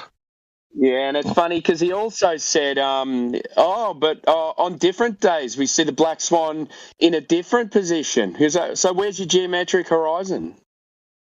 I'm not claiming that as evidence of the globe or flat Earth. You are. You're cherry picking something with distorted. No, dude, you don't know what the definition. You don't even know what cherry picking means. You don't know what you're denying again that all refraction exists. Listen, you're talking. Hey, Einstein, listen. You're talking about a specific type of refraction. It's so weird that you can't answer a yes or no question. You know why you can't answer it? Because the answer is you do believe refraction exists. And then my next question is going to be, well, what was the refraction? Listen to me. I know that disturbance exists in the air. It doesn't allow you to see forever. It doesn't allow you to see around a curve. And you didn't see forever. You saw a little bit further in the black swan picture, did you? So was it forever? A little bit further. It's was it forever? Hey, Zodiac, was it forever? Who's talking? Was it forever? One at a time, guys. One at a time. Okay, let me ask, and I'll shut up because your arrogance has got me. I pity you guys. You came in arrogant. Listen, punk. Are you telling me everything you see in the distance is optical illusion? Is that the delusion that you're gonna like dig in on? I'll tell you what I did do, and you can see it on my. Is everything you see in the distance an optical illusion? An optical illusion? No. Okay, welcome to Flat Earth. You see it because it's there. You guys think chanting refraction means something. It doesn't. Why didn't you calculate the refraction of the black swan picture? What refraction? Are you talking about terrestrial refraction? Oh, so refraction doesn't exist. Okay. You got listen, pal. Yes, terrestrial refraction. Yes. Okay, well, you need R for that. So where's the that assumes there's a globe in the first place. All I'm asking is why you ignored the refraction. That's all I'm asking is why you ignored the refraction. Hey, Globy, Globy. I posted a picture of your terrestrial refraction.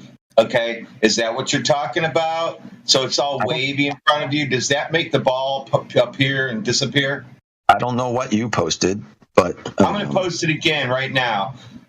That's exactly what you're talking about. That doesn't make a ball appear and disappear. It means there's distortion going on, and you haven't accounted for that in your observation. Distortion of what? How am I going to account for it from here to there? Every 5 feet? I'm not saying you can. It's very hard to do. Well, you need very hard to do over long distances. Hold on. Hey, asshole. Hold on. Distortion of what? You've lost so hard already, dude. It's so funny. Distortion of what? You're so angry. I love it. Distortion of what? If you look at the black swan pictures, they look like you're. It looks like you're looking through a funhouse mirror. If you look at the black swan what pictures. specifically is distorted in those pictures? Everything. The horizon. The black everything swan. is as specific as you can get. So try again. What specifically is distorted in those pictures? The oil rigs, for one. The oil rigs aren't part of the argument. The oil rigs aren't part of the argument other than to be demarcated. Part of the argument. Well, you want to ignore the evidence of the just said picture. it wasn't an optical illusion. That's their You're entire literally purpose. taking pictures of the oil rigs. Don't tell me they're not part of the observation. Quiet. The oil rigs aren't the argument. What specifically are you saying is distorted? I'm saying that the distorted oil rigs proved there's heavy distortion going on in the picture, and you can't even argue. Okay, so what specifically is distorted? Things aren't an optical illusion. Now they are. Hold on. If an oil rig is distorted, that doesn't matter because that's not part of our argument, right? You're saying there's something else in the picture that's been distorted. What? You guys, I love how. What is being distorted in that picture? I've already told you 4 times. Yeah, but every answer you gave us had nothing to do with the actual argument. So, want to try again? Rigs being seen too far away? No, it's got nothing to do with the rigs being seen too far away. 100% does, and now you're lying. No, it doesn't. You don't understand. It's about the oil rig. It's about too much of the oil. You don't understand what you're arguing with. You need to go learn the argument and try this again because you don't even know what you're supposed to be addressing. 9.6 miles away, and the claim is that's too far to see from the shore? No. It's the horizon, Goofy. Yeah, you don't even know what you're arguing just with. the horizon now. You guys are ignoring the oil rigs now. What a moron. Yes, we are ignoring them, retard. They're marker points for distance. Yeah, they're marker points. The oil rig is 9.6 miles, and it should be blocked by the curvature of the Earth, right? This is what you guys always say. No, that's not the argument. That's not the argument. You don't know what you're arguing with. It's the distance of the horizon itself. How do you know the distance of the horizon without the marker of the oil rig? That's how you know it. It's not about the oil rigs being blocked per se. It's about where the horizon itself appears. We can see, given the demarcator of the 9.4 mile oil rig, right? Right, it's further than 9.4 miles, which makes it much further than 1.2, which means that it's not the geometric horizon that you're arguing for. So my question is, what specifically is being distorted? Is it a 1.2 mile geometric horizon? So you need the oil rigs as part of as demarcators. So what specifically is being distorted? Is it a 1.2 mile geometric horizon? Oil rigs. Have you ever seen those pictures when what specifically is being distorted? If it's not a 1.2 mile geometric horizon, then nothing you have to say matters. Yes, it does, because light bends. Then is it a 1.2 mile geometric horizon that's being You're ignoring a variable in the observation. You're ignoring the point of the entire argument, which is the 1.2 mile geometric horizon that must be there in that image if the Earth is a globe. Why? Are you saying it is, but it's distorted? Why? I've seen boats hover over the ocean. Is that exactly what the Earth's concave? No, are they? Have you seen Fata Morgana? Have you seen boats float? That has absolutely nothing to do with what I'm asking you. It doesn't. Yeah, Yes, it does. float on the road too. So shut up. Even on a flat Earth, according to you, if it was a flat Earth, that boat should not be floating. Shut up, dude. You have no idea what you're talking about. Fata Morgana occurs in relation to the horizon. It's not something that happens to the horizon itself. And what you just responded with had nothing to do with what I asked you, which was, is there a distorted geometric 1.2 mile horizon in that picture? That does. Okay, this guy's a total idiot. You guys have fun. Yeah. I got something else. You've debunked the globe twice already. Is the horizon geometric or is it not geometric? Just answer the question. Simple question. All we've discovered is that you ignore refraction in the observation. That's what we've discovered. Is the horizon geometric or is it not geometric? Of course, there's a geometric horizon. Okay, so it should always be at 1.2 miles, correct? It's also affected by refraction like everything else we see. Okay, cool. All right. So everything is at 1.2 miles. What day is that? Again, you guys ignoring refraction is very disingenuous. Bobby, shut the fuck up. What day is it? I won't shut the fuck up because you tell me to shut the fuck up. Okay, I'll just kick you out then. But you know what you need to do is you need to listen and then respond, and then we'll listen and then respond. But why? If you can, what's the measurement of refraction? What should it be then? Tell us that.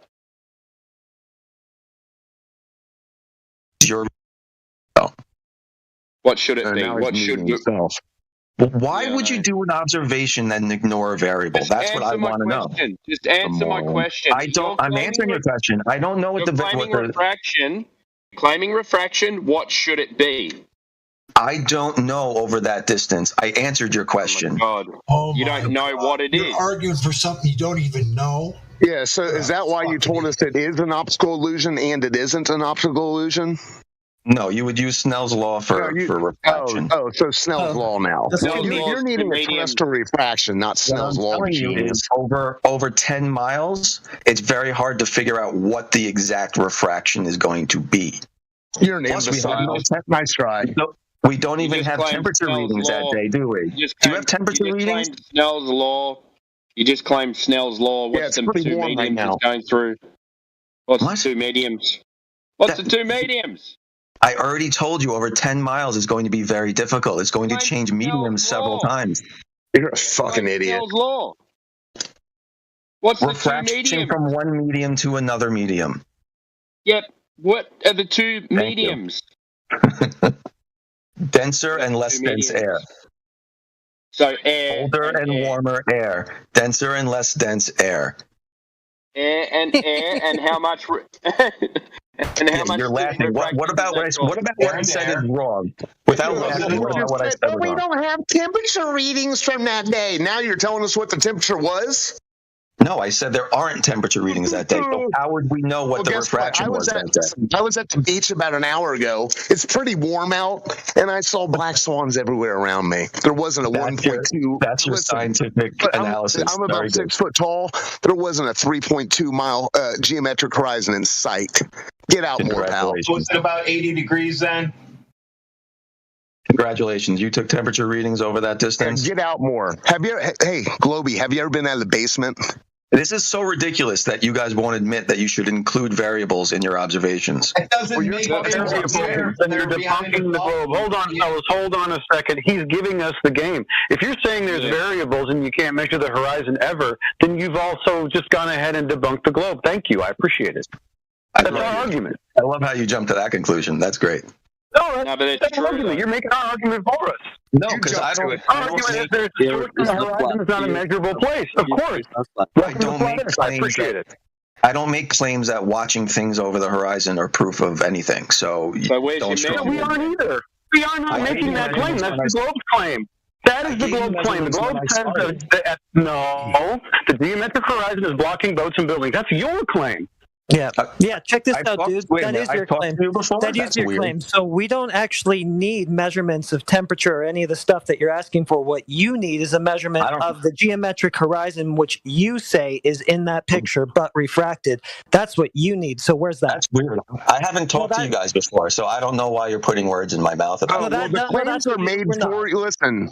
Look, you don't know your claim, but I'm saying, you're welcome for helping you with that. I don't know my claim. Okay, I'll tell you what my claim is. Let's talk about my claim. You don't know it because I just gave it to you and you didn't recognize it. No, I'll make a claim right now, and then you guys can talk about it. Globy McGlobeface, listen. As a blind believing globe zealot, you don't get to make the claims.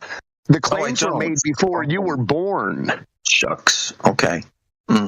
So put it in context, genius. You can't come in here and say, I haven't made a claim. Well, what are you doing? Creating your own Earth? I've made claims. You're putting words in my mouth, though. We're talking about the 3959. You don't get to as a globe believer. That's your claim. That's weird. I measured 3959. Oh well, you dug to the center of the Earth. We can talk about that as well, but you don't want to hear that. Are you Jules Verne? No, actually, a flat earther did it on TikTok. Now you're going to quote. Netflix. He's actually not. He's not a flat earther anymore because of it. He gathered 10. He gathered 10 people. He gathered 10 people, flat earthers, mostly flat earthers, because he was a flat earther. Globy, your little fucking spiel is a bunch of bullshit. Okay, thank you for your. You're welcome.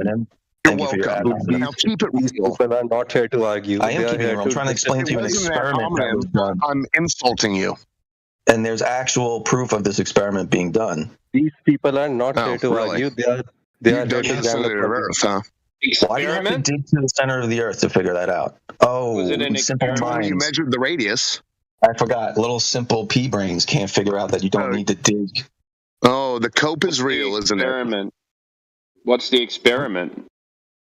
It was You said it was an experiment. Yep.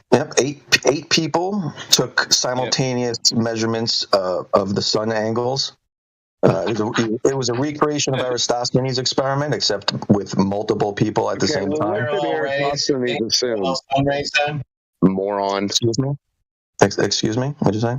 They had parallel sun rays, is what you're saying? No, it wasn't parallel sun. I was measuring the sun, measuring the shadow length. He doesn't even understand it. Excuse me? He doesn't even understand it. Hey, Globy McGloby. observed phenomenon? Genius. It doesn't matter if Eratosthenes the sun rays assumes are sphere. parallel. Doesn't matter if the sun rays are parallel.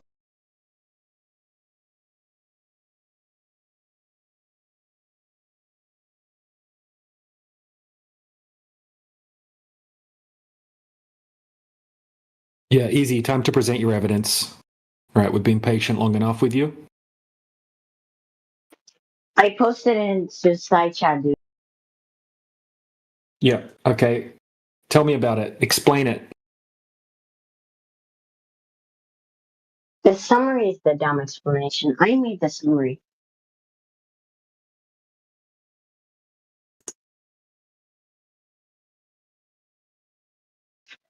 I don't have the cognitive strength at the moment to explain my summary, which I did in less than 3 sentences or something to be explained. I think it's pretty self-explanatory.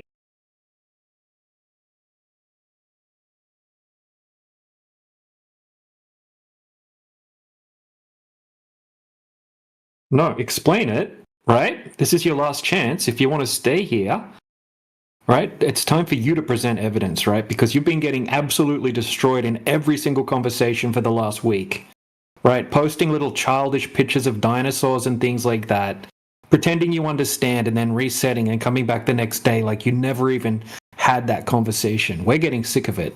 Okay, so now present your evidence, explain it in detail. Now, present empirical evidence. Show us, right? Show us proof of the claim as well, right? So explain it. Go ahead. You want like direct proof of the claim right now. The lake minnow, whatever, is the claim. Like it's the. What about it? You can What test about the it out. lake? What about the lake? You can test it out. You can What read did I what I test? posted and test No, it. you can explain it, or you can get banned right now. Okay, I should explain it. Okay. Yeah, go ahead. So in Canada, as it states here, in the lake, what's it called? They use like some special camera, like you guys use for the black swan stuff, to check if the Earth is an oblate spheroid. Mm-hmm. And then, like 7 kilometers away, as it states, they pointed like the camera there. All right. Prove it. Prove it. Show me. And the Show me them camera was- doing it. Show me them doing it. We don't want stories, right? I We can send want you a proof. link to a video. I can send you a No. link to a video. Yeah, okay. Present the video. Explain the video. Go ahead. Okay. I'm coming. Let me get the video link. Okay, this is horse shit. Is this the one that Rayleigh Criterion's posted? Who is Rayleigh Criterion? Just present your evidence, easy. Okay. I send the video link.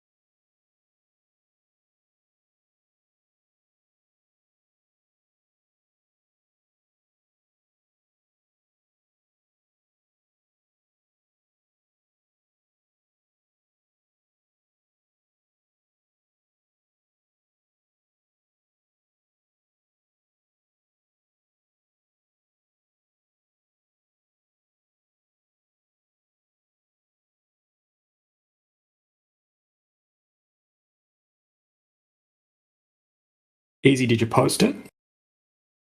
Okay. Now explain it.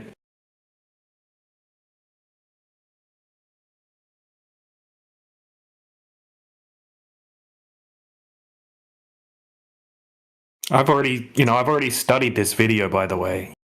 Have you?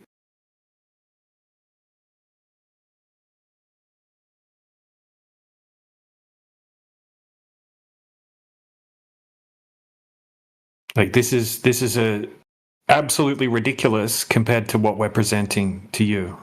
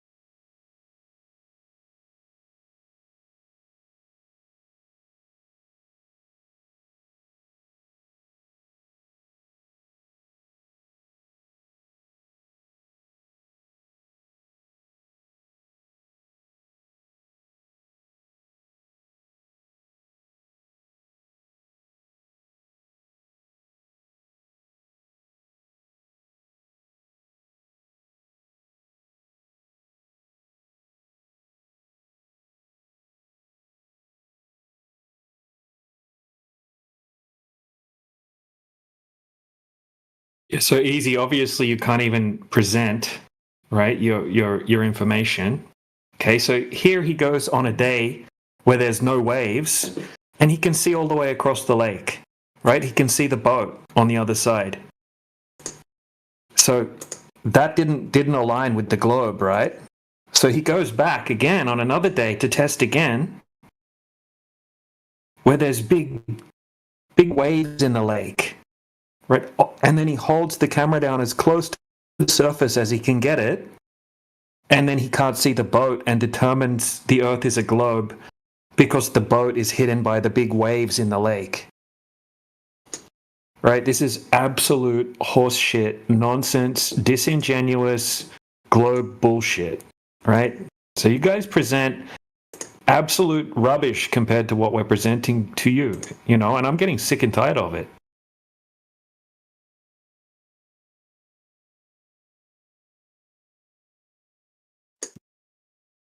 Look how low he's holding the camera.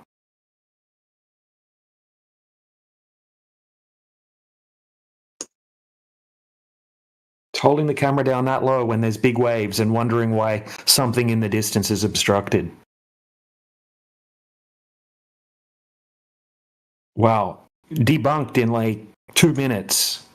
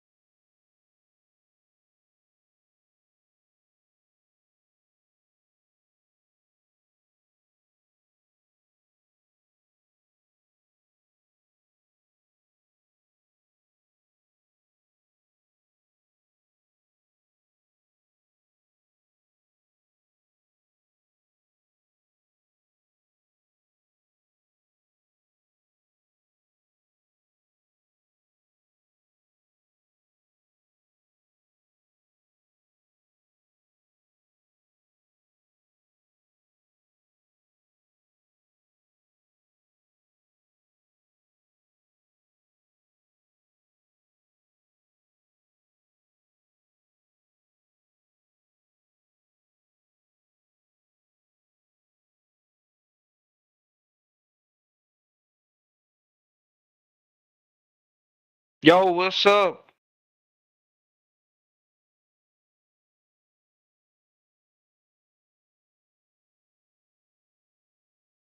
Yo. What's up? So how's the discussion going on? Yeah, no one can provide any globe evidence.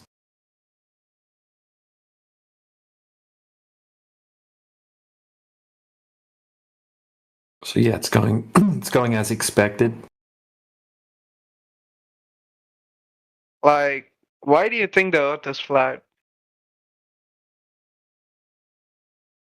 We know it's flat because we measured the Earth, right? And it measures as flat. We experience it as flat.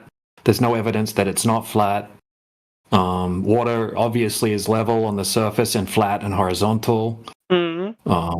Yeah, so there's no evidence the Earth is spinning, right? You can't have a ball covered in oceans, surrounded by gas inside a vacuum, right? That's ridiculous.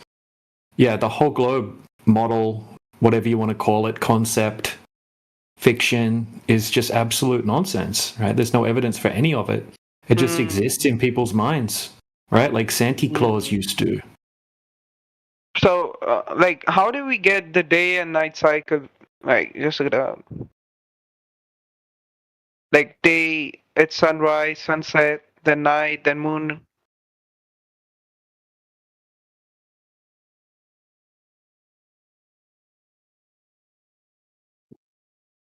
How do we? Okay, so what do you mean? Ask one specific question. How do we have sunset and sunrise? Yeah. Yeah. Okay. Yeah, so how is the day and night cycle? Yeah. So the sun moves across the sky. Okay. So it will take particular circuit over the surface of the Earth. Okay. And anywhere on the Earth that it's midday, the sun will be directly above the head of that person in that area. Okay. So does that make sense? The sun moves? Yeah. Like, you know how we see the sun moving in the sky? Yeah. Yeah. So the sun moves to different parts of the Earth. It illuminates different sections of the Earth as it moves in cycles, creates the day, the night, the seasons, the time zones, all that kind of thing. Yo, what's up, my flat earthers? Yeah, what's up, man? What's up, man? What are you guys talking about? The sun at the moment, day and night cycles, seasons. So we're just talking about flat earthers and why the Earth is flat. If you want to join the discussion, you must wait for your chance. Okay. Okay. Yeah. Yeah. So you know, so that's what we all experience, Almighty. So, you know. So how do you think the continents are distributed over this flat Earth? Like some of them are above, or all of them are like towards the sun side, and some of them are like below What do you mean? common surface. No, like think of it like a big lake, right? And then you've got continents in the lake. Okay, so most of the surface area of the Earth is water. Okay. So they tell us that 72% of the known surface area of the Earth is water, and then we have islands coming out of the water, which we call continents and islands. And that would be like islands popping out of the water in a big giant lake. But the water is flat on the surface of a lake. And then you can go from continent to continent. You know, you can go around the lake. You can go across the lake. You can fly over the lake. Yeah, it's just like we all experience every day. You know, if you go... Yeah, so water needs to have a container. You can't have water on the outside of a spinning ball. Okay, so we need to have a container if we want to have water. And then the water at the surface is going to be flat. And then we can measure that as well. So we can, we can calculate over a particular distance. We can say, okay, we got 20 miles of water. And if the Earth was a globe, there should be 270 foot of curvature over that distance. Okay, so then we can start testing it. We can do long distance observations and see if there's any obstruction. We can do laser tests. We can do all sorts of different things. And this has been done. And we can validate that there's no curvature over that distance. But on a globe, there would have to be 270 foot of curvature over that distance, which is like the height of a skyscraper building. Pretty big amount of curvature missing. So then we repeat these tests over and over again in different locations. And, then we can confirm that the Earth can't possibly be a globe. Okay. So how do you guys explain the lunar eclipse? Yo, Aditya, I just told you to be quiet. Wait for your chance. Yeah, just wait a second. Keep that question. We can get to that soon, bro. So we're just chatting with Almighty's mum at the moment, but yeah, we can explain eclipses. Maybe even Almighty's mum will ask about eclipses. What was your next question? Yeah, just a minute. Okay. So,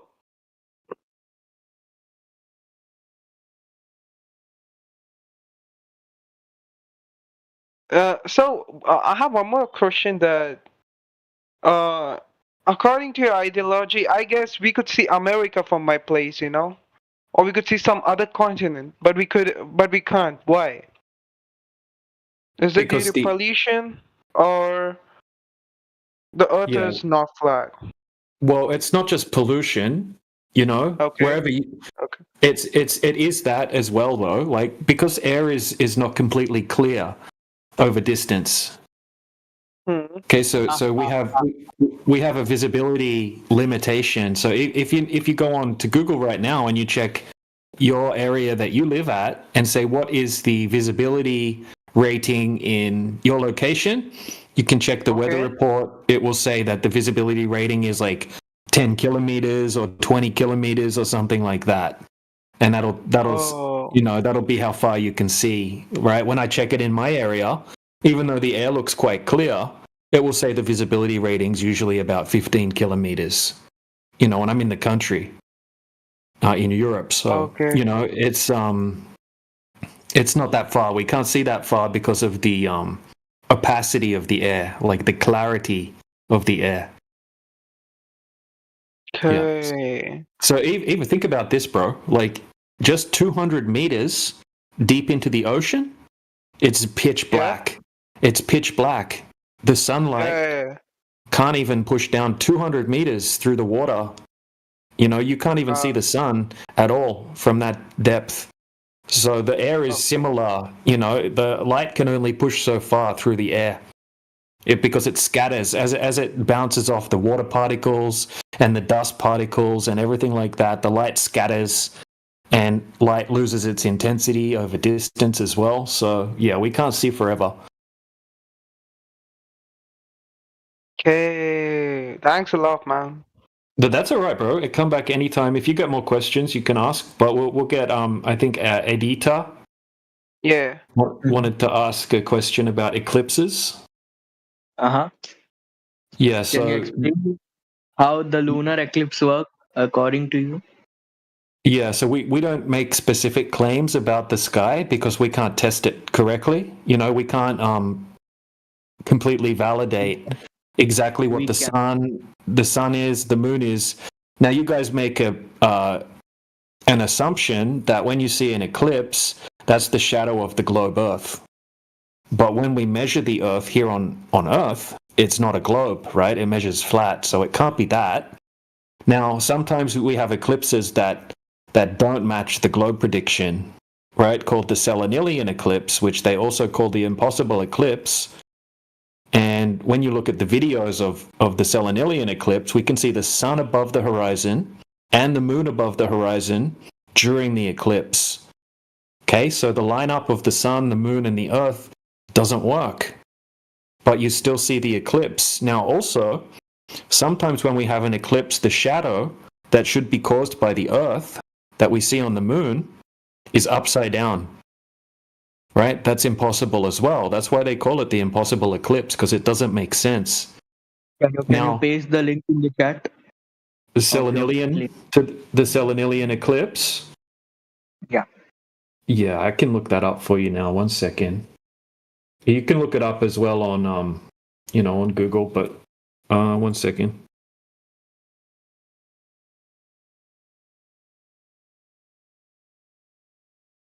Also, here's another fact. Well, just while I'm looking for this information. Okay. That's all right. Just let me find this information, and then I'll get to the next point.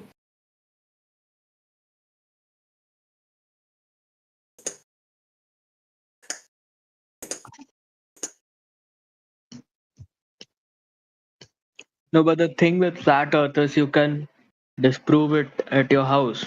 Just go to a canal, and I think a guy did that, and you can see the curvature of the earth in a straight canal.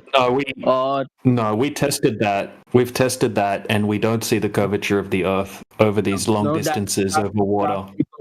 Because of the refraction of the earth. Because of the atmosphere, the light that comes. Do you know that everything we see is because of light? So yes. the light that comes through that ship refracts and then goes into our eyes. So that's why we don't see curvature of the earth. Okay, so you don't see the curvature of the earth, just like you just said that you can test it at home. No, you don't see the curvature of the earth. In that experiment, because of refraction of the earth, you can see it. You can see it in a sea. Yeah, when at a long distance, a ship starts to disappear. And even if you go capture an image in top of Mount Everest with a phone or a normal DSLR camera, you can see the curvature of the earth. No, you can't. Yes, you can. Have you seen an image of climbers taking images above the Mount Everest? You can so here's the highest mountain on the earth, right? So have a look in the side chat. I'm uploading a video. Okay, so this is Mount Everest, the tallest mountain in the world. Okay, and you'll see that when he turns the camera 360 degrees, it's completely flat from that height. So we can count that one out, right? So there you go. Have a look at that video. Right, so you don't see the curvature of the earth from that height. Yeah, so you got crazy background noise. So whoever's got the background noise, you need to fix that. Or you're going to have to get put on... John, is that you, John? Thanks. Right, so there's Mount Everest, no curvature. Okay, so when you go onto a mountain, you don't see the curvature. What? You see it. It's a fake video. Let me send you a real picture. It's a fake video? It's... Bro, you wouldn't even see the curvature even if the earth was a globe from that height. You have no idea what you're talking about. You clearly hey, excuse me. You walked into this conversation. You understand the gentleman you're speaking with has been researching this for 10 years? How long have you been looking into it for? For my entire life. For my entire life, I have seen and proven that the earth is a round sphere. You can't even argue your own argument, bro. Yeah, so you said that you could see the curvature from Mount Everest, but you don't even know the basic mathematics, right? And it says that you wouldn't even see the curvature from that height. You could see less than 0.1% of the surface area of the Earth from that height. That's not high enough to see curvature, even if the Earth was a globe. Now, here's a time-lapse of a flight that's higher than Mount Everest, okay? Zero curvature once again in the time-lapse. Now I'm going to upload a weather balloon that's 120,000 feet up, right? 4 times higher, and you'll see that there's no curvature from that height either. Wait, let me share you this image. Well, we already know you're being dishonest. You can't be researching your entire life. You have to eat meals and such. So don't tell me you've been researching your entire life. Come on, brother. You're a baby.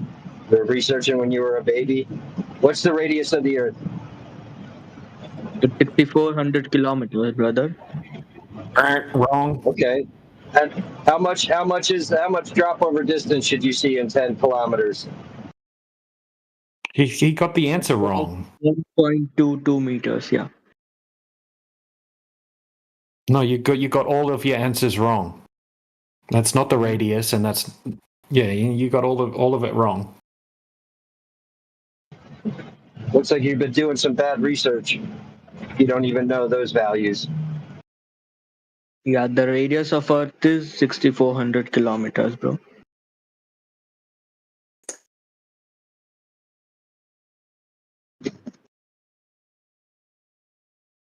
Prove it. Just Google it. Just Google it. No, that's not going to work for you, bro. Googling things isn't proof. You think that's proof if you Google something and you just read the answer on Google. Wait, I can prove it. I can prove it if you like to. Just go ahead. Do it. Wait, do you have a big playing field in your neighborhood or something? What you can do is just pitch out a stick in that area. Go 20 kilometers. I think it was 20 or 40. Wait.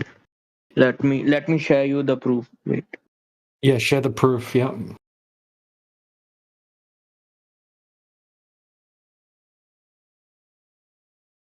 Yeah, John, I'm getting sick and tired of these Globers nonsense, disingenuous bullshit. Right, time to tear them apart.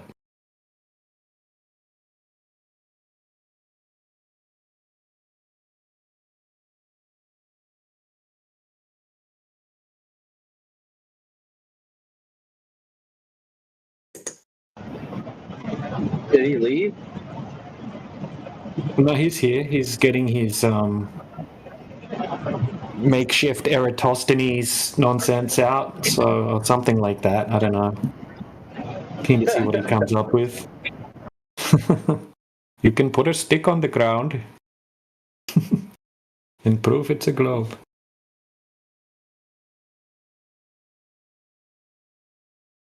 Yeah, so I think Easy's time's about up in this server or in this channel.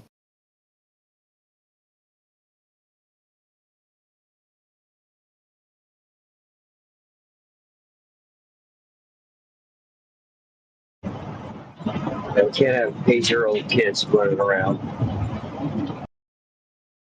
Just disingenuous. So, liars piss me off.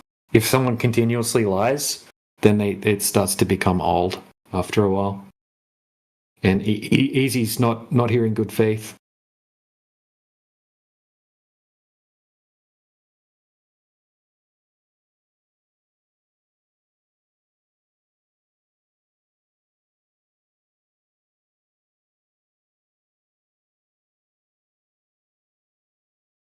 I have sent the proof in the side chat. Mm-hmm.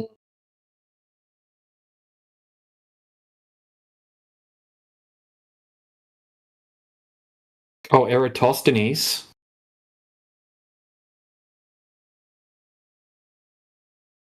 Yeah? You probably don't know his name.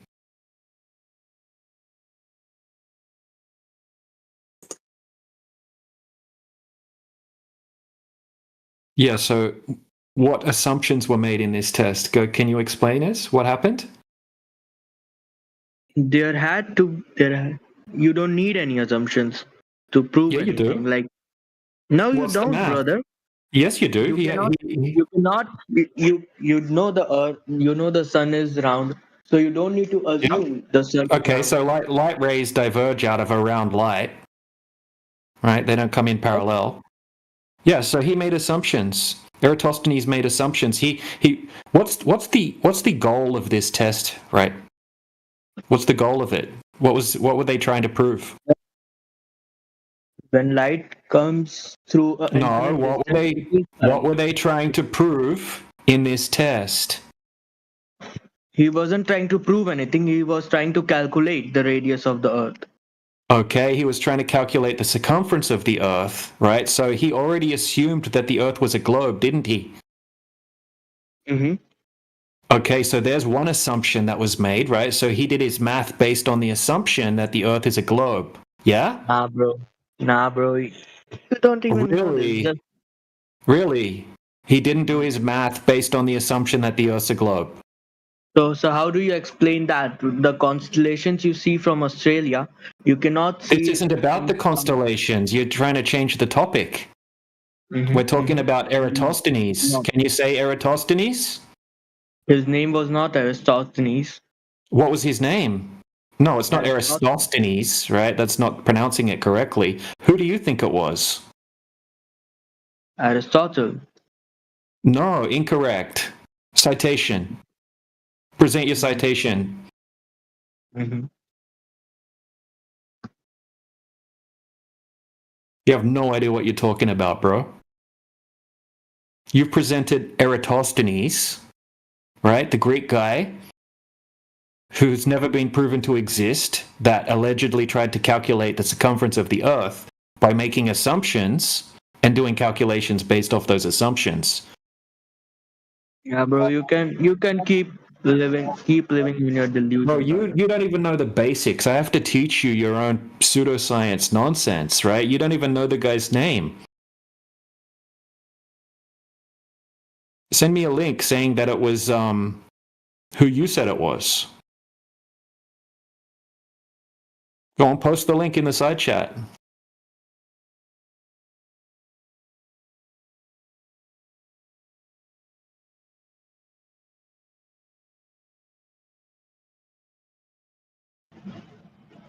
Par for the course, BJ. Par for the course. Man. They come in to disprove flat Earth, and they have to research everything on the spot. Exactly, bro. You gotta Google everything. Like you don't even know what you're talking about. You gotta come in and then on the spot do all your Google searching. It's hilarious, dude. Exactly, dude. Yeah. Yeah. You know what was funny was like when I first came to Flat Earth, somebody introduced it to me, and so I'm like, all right, there's got to be more than just my friend out here that thinks the Earth is flat, right? So let me see if I can't find somewhere where there's like some kind of group I can go and find out what's going on.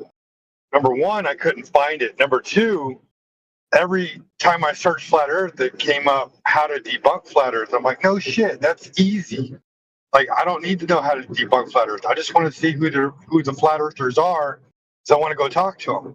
Couldn't even find flat earthers to go talk to, but they'll tell you how to debunk it.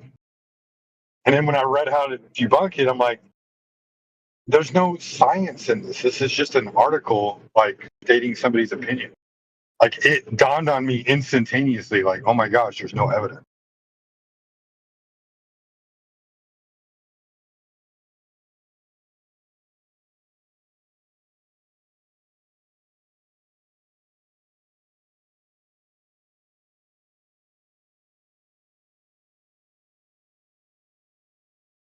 Yo, I had a doubt that how does gravity work on a flat Earth? Like, gravity is not a force. Not only that, the Earth is flat. Yeah, gravity. So the reason things look, I'm just going to put it very simple for you. Okay, you need gravity in the type of gravity that you're thinking of to have a globe. You can't have a globe without it, right? You need to be able to explain crazy things that don't make any logical sense, like ocean sticking to the outside of a ball, right? A ball in a vacuum covered in water. All of these crazy things has to have some magical force or pseudo force called gravity, right? To be able to explain things like upside down people in Australia and all of that kind of thing. Okay, so in reality, we don't need that. We don't need that same thing. Okay, so on a flat Earth that's stationary, that's also contained, yeah, we don't need that same thing. We can explain very easily why things go up or down. Okay, so why does a helium balloon go up? Because it's less dense than the air, right? Yeah. Yeah, so if it was more dense than the air, it would just sink through the air. Okay, so a helium balloon. Yeah, go ahead. So we are like more dense the air. That's why we are on the ground. Exactly.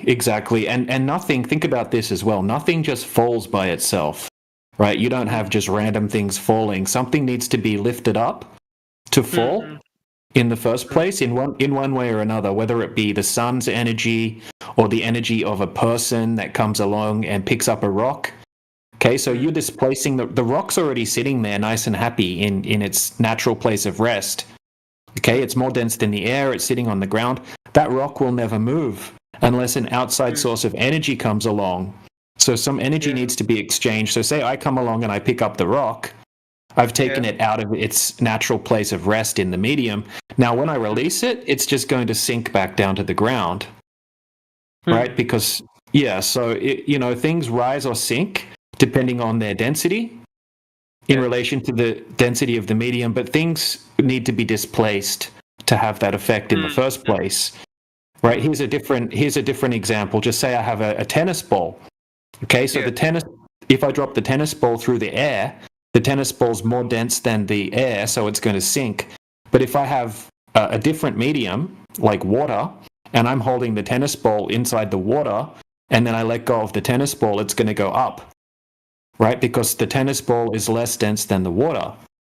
Okay, so the tennis ball goes down in air, and it goes up in water. So depending on the different medium, things are going to rise or they're going to sink. So this is a very easy way to show why things go up or down in nature. So that's a very simple way of looking at it, and anyone can test it out for themselves. And it's very logical and easy, and it makes sense. Right? Does it? No, that's okay, bro. Yeah, I like your questions. You're respectful, and we appreciate it when people like you come in here. Yeah, thanks.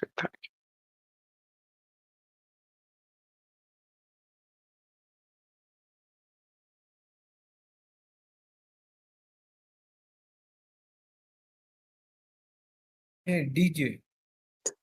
Yes. Can I ask a question? I'm new to I'm new to this topic, flat Earth. Can you explain me what's the difference between a globe earther and flat earthers? What's the source of your evidences? Can you explain me?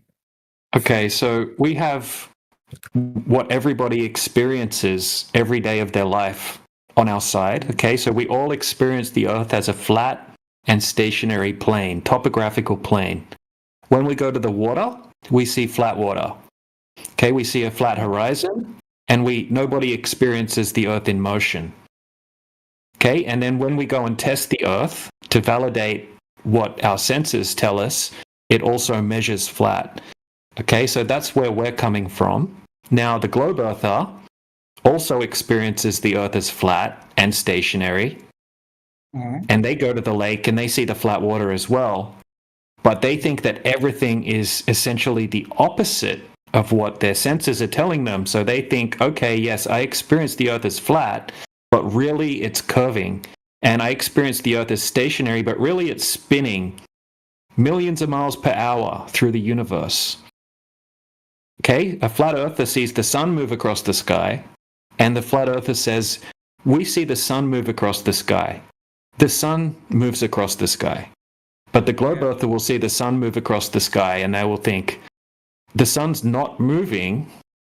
I'm spinning away from the sun faster than the speed of sound, right? So that's the difference, right? So yeah, we have reality on our side, and they have like a belief system on their side, which is something they were taught growing up from a young age. And most people have never considered it. And I'm not saying it's a bad thing, right? Or that they're silly for thinking that, because everyone thought that, because that's something that's taught to children from a young age. And most people have never been presented any alternative information. And that's why what we're doing, we're showing people some different ways of looking at things. Does that make sense?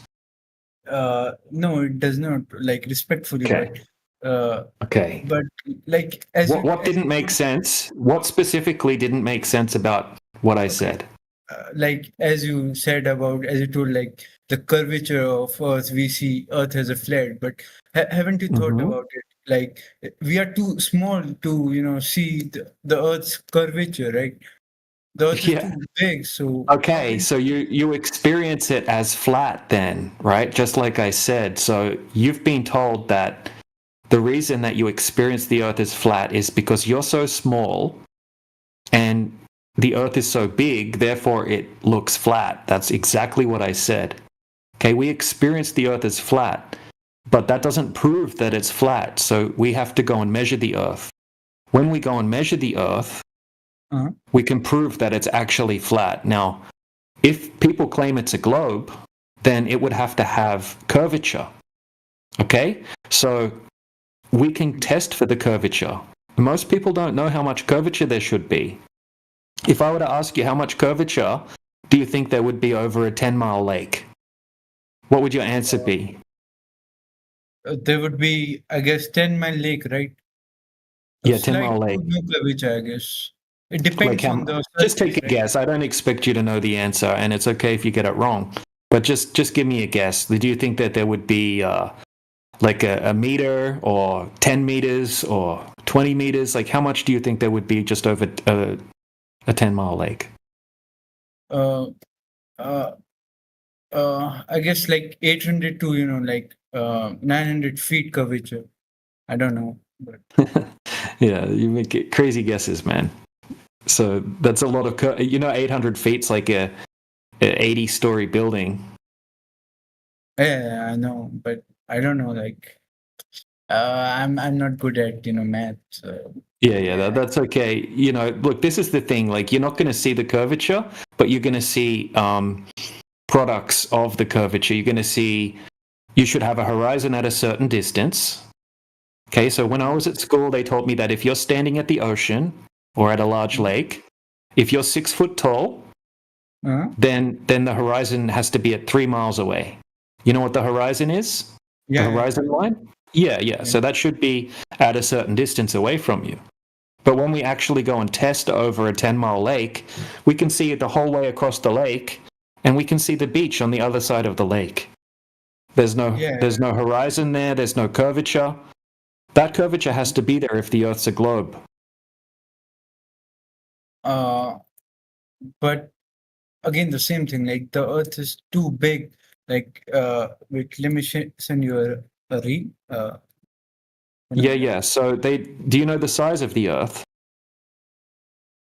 I don't know the size of the Earth, but I know like the mass of the Earth. It's approx. You know the mass of the Earth. Yeah, like of course, like the size of the Earth is like it's too big. Like, and the mass of the Earth, it's like 5.9 something into 10 to the power 24 kg. Yeah. That sounds pretty heavy, doesn't it? Yeah, so, obviously that's just something that you've been told, okay? So we also get told the size of the Earth. So we can calculate how much curvature there should be over 10 miles. So if the Earth's a globe, there should be 66 feet of curvature over a 10-mile lake. Okay, so we shouldn't be able to zoom in across that lake and see the shoreline on the other side of the lake because of the curvature. Okay, so sure, the Earth is big, but we can test over a certain distance, and we can validate if there's any curvature or not. If it's a globe, the curvature must be present. Yeah, but it's not. but I see. Okay. Mm-hmm. And as so, like, do you guys believe in NASA? Like, NASA and some other space, That's irrelevant. That's irrelevant. What we're talking about is the curvature, right? So, like, I'll give you an example. You know what a ball is, right? Yeah, I know. So, if you're staring at a soccer ball and you put your finger on top of the soccer ball, you can see your whole finger, right? Yeah, I can see. Now, what happens when you take your finger and you run your finger along the soccer ball and you go towards the back of the soccer ball? What happens to your finger? I don't understand. Like, Nothing happens, right? It disappears, right? You can no longer see your finger, right? Oh, yeah. Right. So, like, the reason why you can't see your finger is because of the curvature of the ball, right? Like we cannot compare like a football to the whole earth, so Right. But they tell you that the Earth is a certain size. Do you know how big the size of the Earth is? wait, just let me Google it. Yeah, it's like the equilateral radius is like 6,378 kilometers, and the average radius is like 637. Yeah. Right. So, with that knowledge, what do you suppose the average drop over distance is for the Earth? And when I say drop over distance, I mean like you draw a straight line over the top of a ball, and that tangent line, the ball is going to recede away from the tangent line. It's going to drop below the tangent line the further you get around the ball. Oh, yeah. Right? Yeah. Right. Because when you look off into the distance and you watch a boat go away from you and the boat disappears bottom up from the horizon, it's going over the curve, right? I'm really sorry. I cannot understand what you want to say. Well, do boats go over the horizon?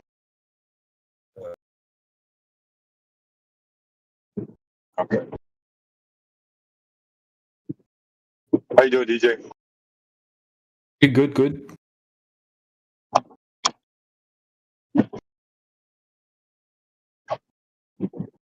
Was I hot micing? No, I am. Oh. I thought I was typing loud or something. Yeah, so who are we trying to... Dude, you're selling out your compatriots, man. You're calling them upside down people now when you used to be one. Yeah.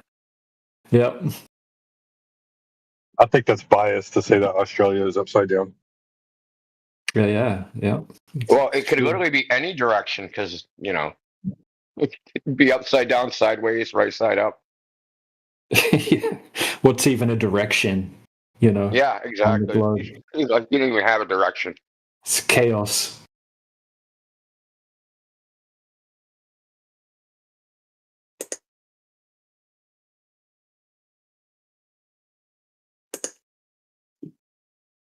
Now I'm calling all the Australian dudes sideways earthers. Now I'm just deciding they're pointing sideways. And I'm pointing sideways too. I'm pointing sideways. Yeah.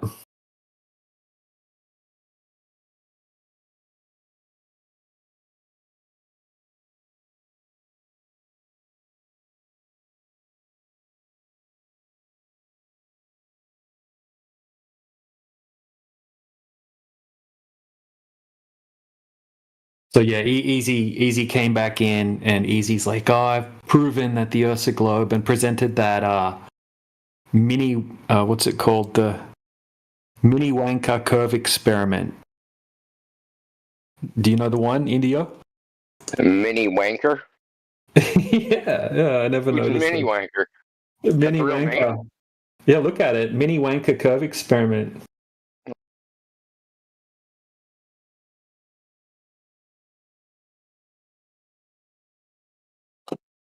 No shit.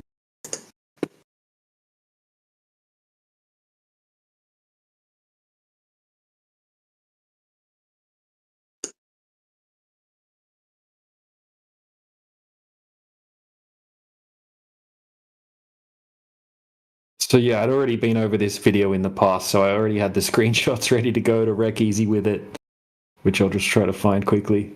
But basically, he went there on a really nice, clear day, and he did the observation across the lake, right? There's a little boat that's like anchored on the other side of the lake, it's only 7 kilometers away. So he went there on a nice, clear day, and he zoomed in, and he could see the boat. And he's like, oh, okay, well, that aligns with the flat Earth. Or it doesn't align with the globe. And then some of his commenters said, oh, that's a mirage. It's probably refraction.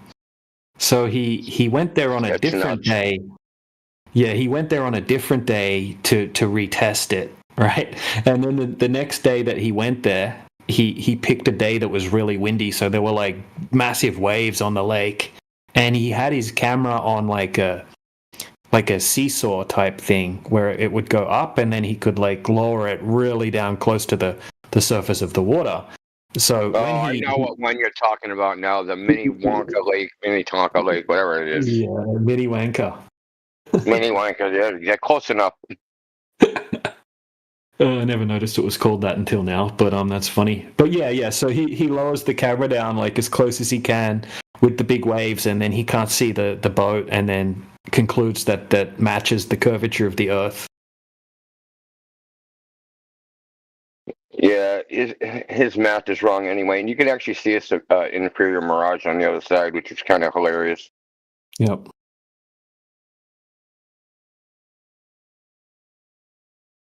And then, is he the one that did, like, he actually calculated the sensor size and all that? Is that the same one?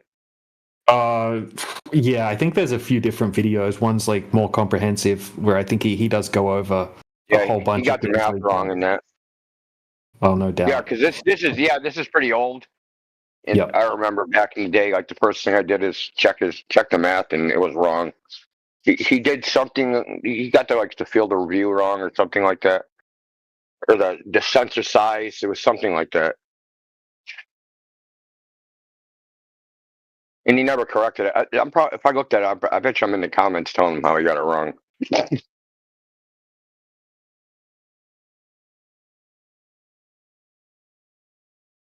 So for anyone that hasn't seen it, right, this is the boat, right, that he's trying to view, that I put in the side chat here. So he goes there, and on this nice clear day, and here's the image where he can zoom in, and he can see the boat, right? So he thinks that, oh, maybe that was a mirage, so I'll go back on another day. So he goes back on this day that's just chaotic weather conditions to retest it.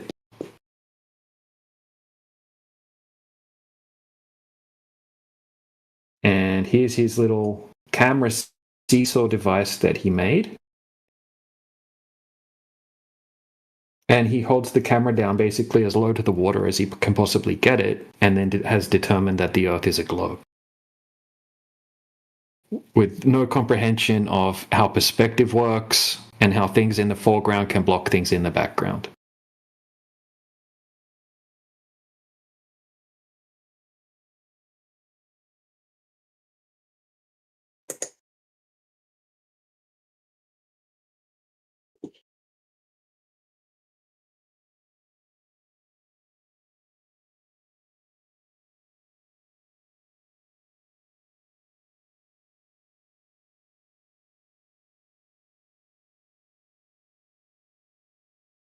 Who's this small fox?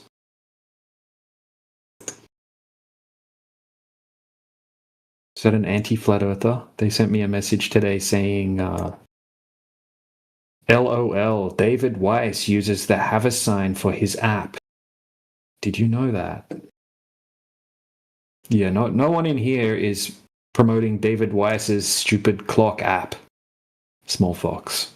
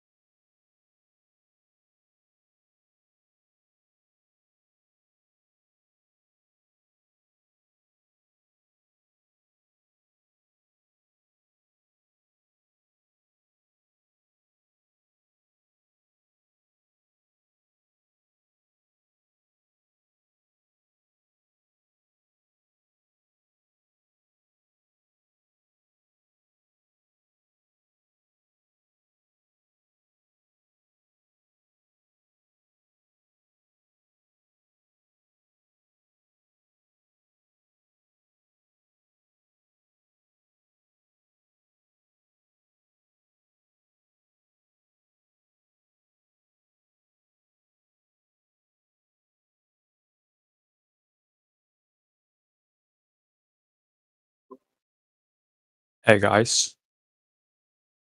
Hey. Are y'all What's like flat earthers? Not everyone. Oh. Well, I'm a flat earther. Are you? Nice. Yeah, but I'm starting to believe like Earth is a curvature. Oh, really? Yeah.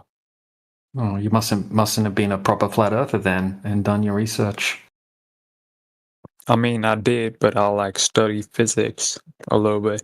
And I started to think Earth has a curvature. Oh, yeah? Yeah, I Oh, I'm guess curious a about little this bit. one. Which physics made you think that? I mean, like ray optics. Ray optics. Yeah, and gravitation. Those have nothing to do with each other.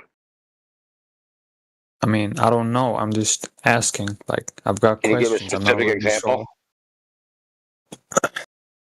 sure. Like how everything is attracted to the center of Earth, right? So. Okay, first of all, that's not the theory of gravity. And what is it? I don't know. Every I'm just particle asking attracts every other particle inversely proportional to the square of the distance. I thought you took physics. Yeah, like I'm asking.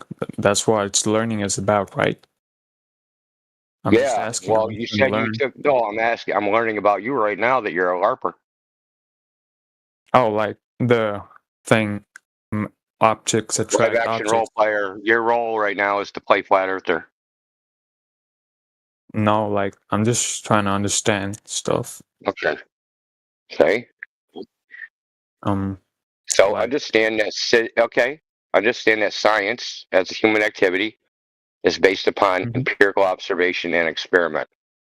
Even if you had a theory which said, "Oh, gravity forms Earth into a ball," you would need to actually go out and empirically measure that ball to confirm that the theory is correct. Right?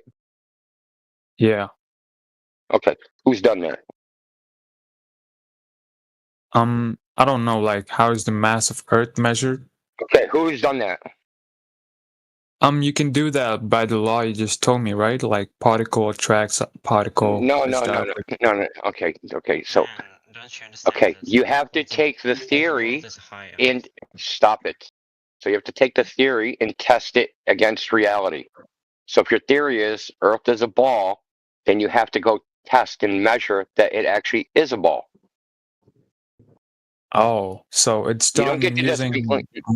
It's done using experiment and observation, not sheets of paper.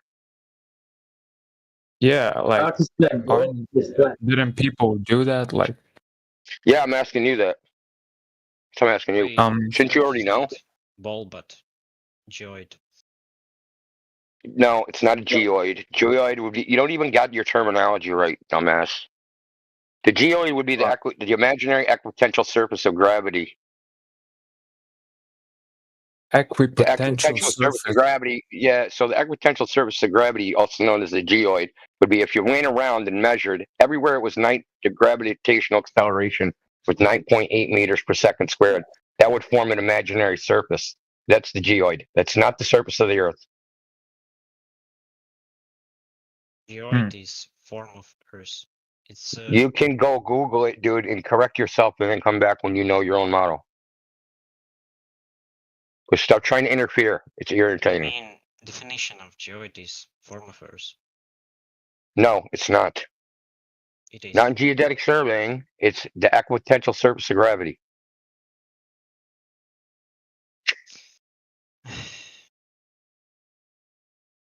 So now we dispensed with that.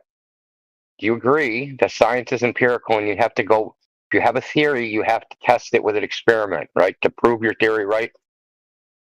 Yeah, like, are there experiments that proves Earth is flat? Because I don't know. I'm asking. I don't really know much.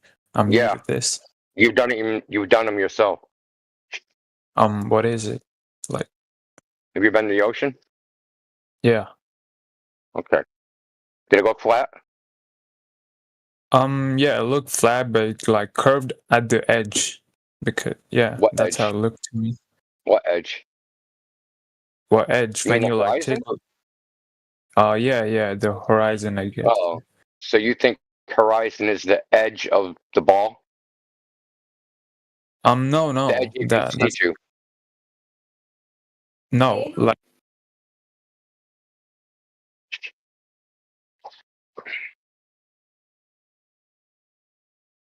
Yeah, my bad. So like horizon is like what separates the Earth's surface and the sky, like, right? Yeah. By observer. The apparent place. It's not physical. Because you can go do observations even in the same day where the horizon appears to be in a different location. So it can't be the boundary of the Earth. I mean, like, otherwise the Earth would be getting bigger and smaller, right? If the horizon moves around, that means the Earth is changing in size. Oh, like the higher you are, the farther you can see because line of sight extends, right? It happens on a flat surface too. Oh, it happens on a flat surface. Yeah. So check it out. Say we're on a giant checkerboard, and you're looking at the squares. The squares go off into the distance to the horizon. And you're looking at the squares and you go higher. If you go higher, will you see more squares than you could see? Hold on, don't interrupt me. So if you go higher, will you see more squares than you could see from on the ground? Oh, like I can see more squares? Yeah, if you're on a giant checkerboard. Yeah. Yeah. Okay, that checkerboards aren't curved. You don't believe that the sun is never set at the pole? Good. Just go on mute, bro. Close your mic.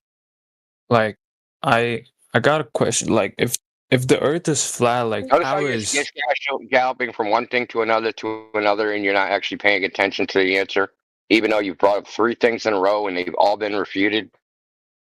Who, me? No, I'm just asking questions. You. I don't know what the right answer. Tell me the answer that I just gave you. You gave me. I want to make sure he's paying attention. What was the answer I just gave you to going higher and seeing farther? Oh, like you mean the more higher I go, more squares I can see on a checkerboard. That's what you told me, right? Yeah.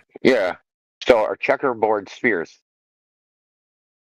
No, not exactly. They're not spheres.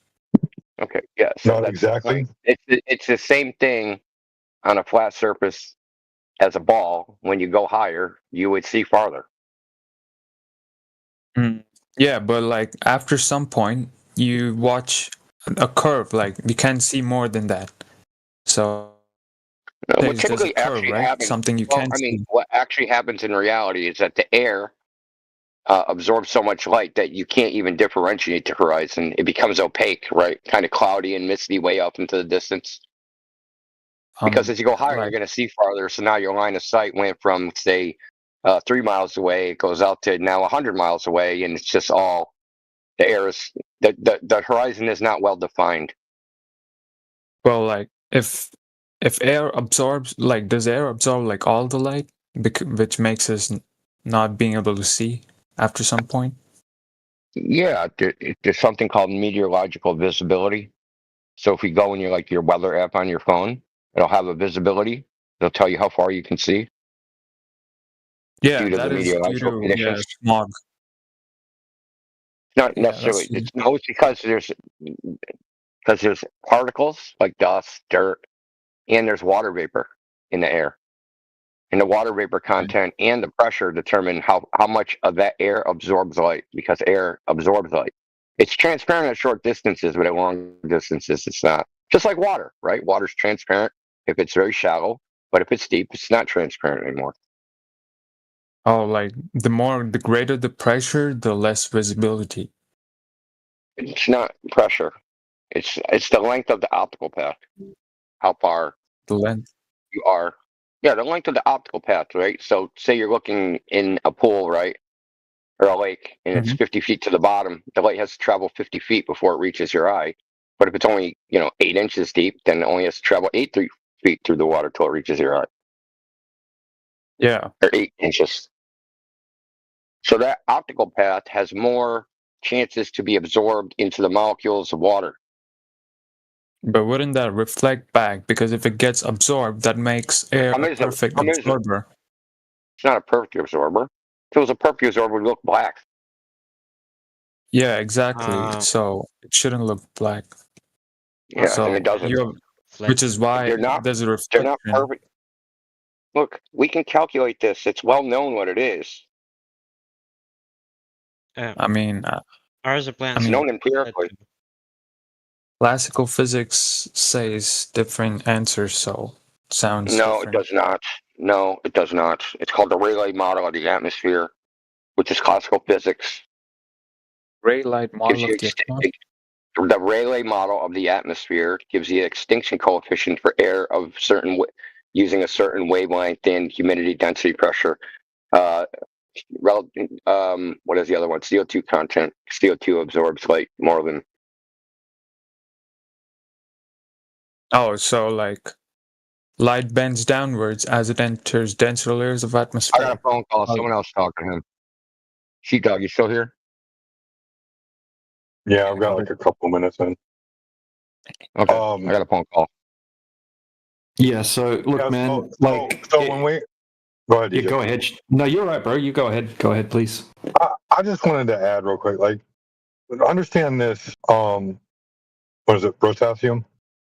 Yeah. So when we say the Earth is flat, and then you counter with how does everything in the universe work on a flat Earth? Well, that's just a bad question to ask, because what you should be asking is, or what you should be noticing is that if the Earth isn't curving, then everything works on a flat Earth. If the Earth isn't curving, everything should work on a flat Earth. Everything does work on a flat Earth. I mean, like if Earth is flat, doesn't it make the mass distribution non-uniform? Like it's completely irrelevant, dude. If the Earth is not curving, all the stories you were told about your ball Earth go away. All we're left with is what we can empirically measure here on Earth. No calculations, just empirical measurements. Oh. Yeah. One second. Hey, good to see you, Gene. Yeah, nice one, guys. Yeah, so we're not claiming that the Earth is a flat disk floating around in space, right? Do you understand that, don't you? I mean, then what is it? Like, if it's not flat disk, then it should be something flat. Well, not really. So you're trying to incorporate the flat Earth inside of the globe Earth version of outer space and the solar system. Okay, so you think that everything exists within a giant space vacuum, and you've got all of these balls floating around inside the space vacuum, right? That's the heliocentric concept, right, of this place that we live in. Now, this is a completely different thing that we're talking about. Don't try to fit the flat Earth inside the globe model. Okay, so you could think of it like the foundation of this system that we live in. Okay, we live in a contained system. You could try to think of the Earth more like the foundation, like the floor. Okay, so it's the flat surface, and then everything else is like a big clock, taking cycles above us. The celestial bodies, or whatever you want to call them, right? Taking cycles in the sky like a big clock, a big sky clock. But the water is flat, right? On the surface of the Earth, water needs a container. And then we can go and measure huge distances over the surface of the Earth and validate that it's not curving. Oh. So if you try to think of it like we're claiming like a flat disk planet, yeah, we think that that's silly too. No flat earthers are claiming that, but when you Google it and you see images of flat Earth, right, that's like propaganda. And no flat earthers are claiming like the flat disk planet, right? That wouldn't work with gravity and all that kind of thing. Gravity is something you need to have a ball in space, right? You need gravity to have the ball. You need the ball to have gravity. Okay, so that's a globe thing. We don't need that. So you don't need gravity? Like, I'm sorry, I don't. Yeah, you don't need like mass attracting mass or the bending and warping of space-time on a flat, stationary, enclosed Earth. Okay, things will rise or sink depending on their density in relationship to the density of the medium. Okay, nothing will move without being displaced. But okay, aren't there like... Okay, go on. My bad. Okay, just really quickly, I'll pass it off to someone else, but A helium balloon goes up because it's less dense than the medium of air. If it were more dense than the medium of air, it would sink through the air. Okay, same thing with a rock or a tennis ball. Most things are more dense than air. If we change the medium, the object will behave differently. Like a tennis ball will sink through air, but it will go up if it's in water. Okay, so it's based on the density of the object and the density of the medium that's surrounding the object.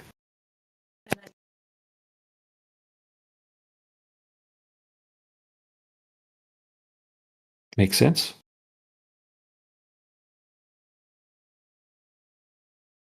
Hello? And I'll put it to you like... Go ahead, Brotasium. Go ahead. I'll put it to you this way, Brotasium. We don't deny that things can go down. What we're denying is the story that comes with it. So, like when you lift things up, like what DJ was saying, is just displacing the medium that it's in. When you're like, oh, then you don't, how do you explain how gravity works? You don't even have an explanation for how gravity works. You have an unproven theory, but if you look at everybody who is at the top of science in astrophysics, physics, everything, they all agree they don't know how gravity works. They're like, we can calculate it, we can observe it, but we don't know what's making this happen. Exactly. Oh, yeah, well said. And make sure you keep an eye on the side chat there as well. Plumbob's posted some images to go along with what we were saying. Thanks, Plumbob. Okay, so this is like a last question. Yeah, yeah, go ahead, bro. The helium thing. Yes. Like, yeah, go please. Helium balloon floats because of difference in density, right? Yeah, it's less dense than the air. Oh, so there's basically a buoyant force acting on it. Well, you could call it that. I would just say that it's less dense than the air. So it goes upward, right? So it rises through the air because it's less dense than the air. We don't need to use the word buoyancy. Have you ever seen the video where they tie a balloon in a car and then they accelerate and the balloon goes forward? When they touch the brakes, the balloon goes backwards? Yes. Isn't that because there's a force acting on the center? No, it's just the density. The air is displacing the balloon backwards because the air is going forward at a much more dense rate than the balloon itself. It has nothing to do with gravity. No. I'm just asking, like, what if I take a vacuum? Won't the balloon sink because there's no buoyant force acting on it? The balloon will pop in a vacuum. Yeah, if you put a balloon in a vacuum, it'll expand and pop. Like if you put water in a vacuum, it's going to turn into vapor, right? But they claim the Earth is a ball covered in water inside a vacuum.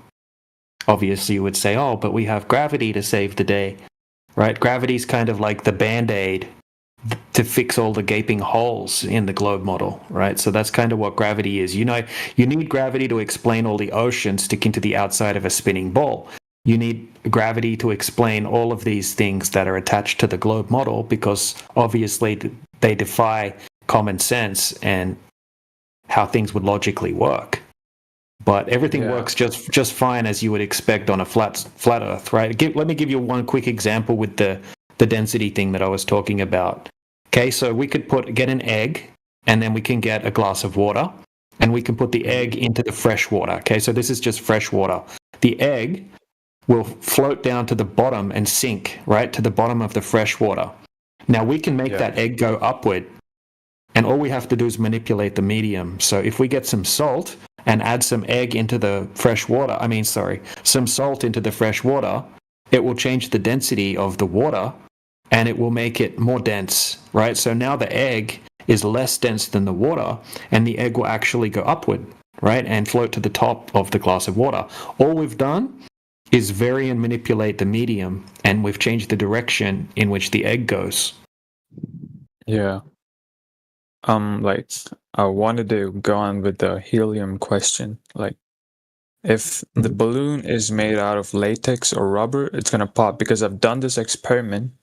I've taken a vacuum at school. Like, if you maintain the same pressure initially and finally, the balloon is not gonna pop. in vacuum, so it's gonna sink. Yeah, but if you pop the balloon, the gas will go everywhere in all directions, because that's what happens. You've used a material that is stronger than the regular charged balloon. Yeah, you're using a latex. The gas will not go everywhere. It's gonna sink down because there's no change in pressure. Nope. No, it does. When you pop that balloon in a vacuum, the gas will go everywhere. The reason why it's going down in this case is that you've used a material which the vacuum cannot, the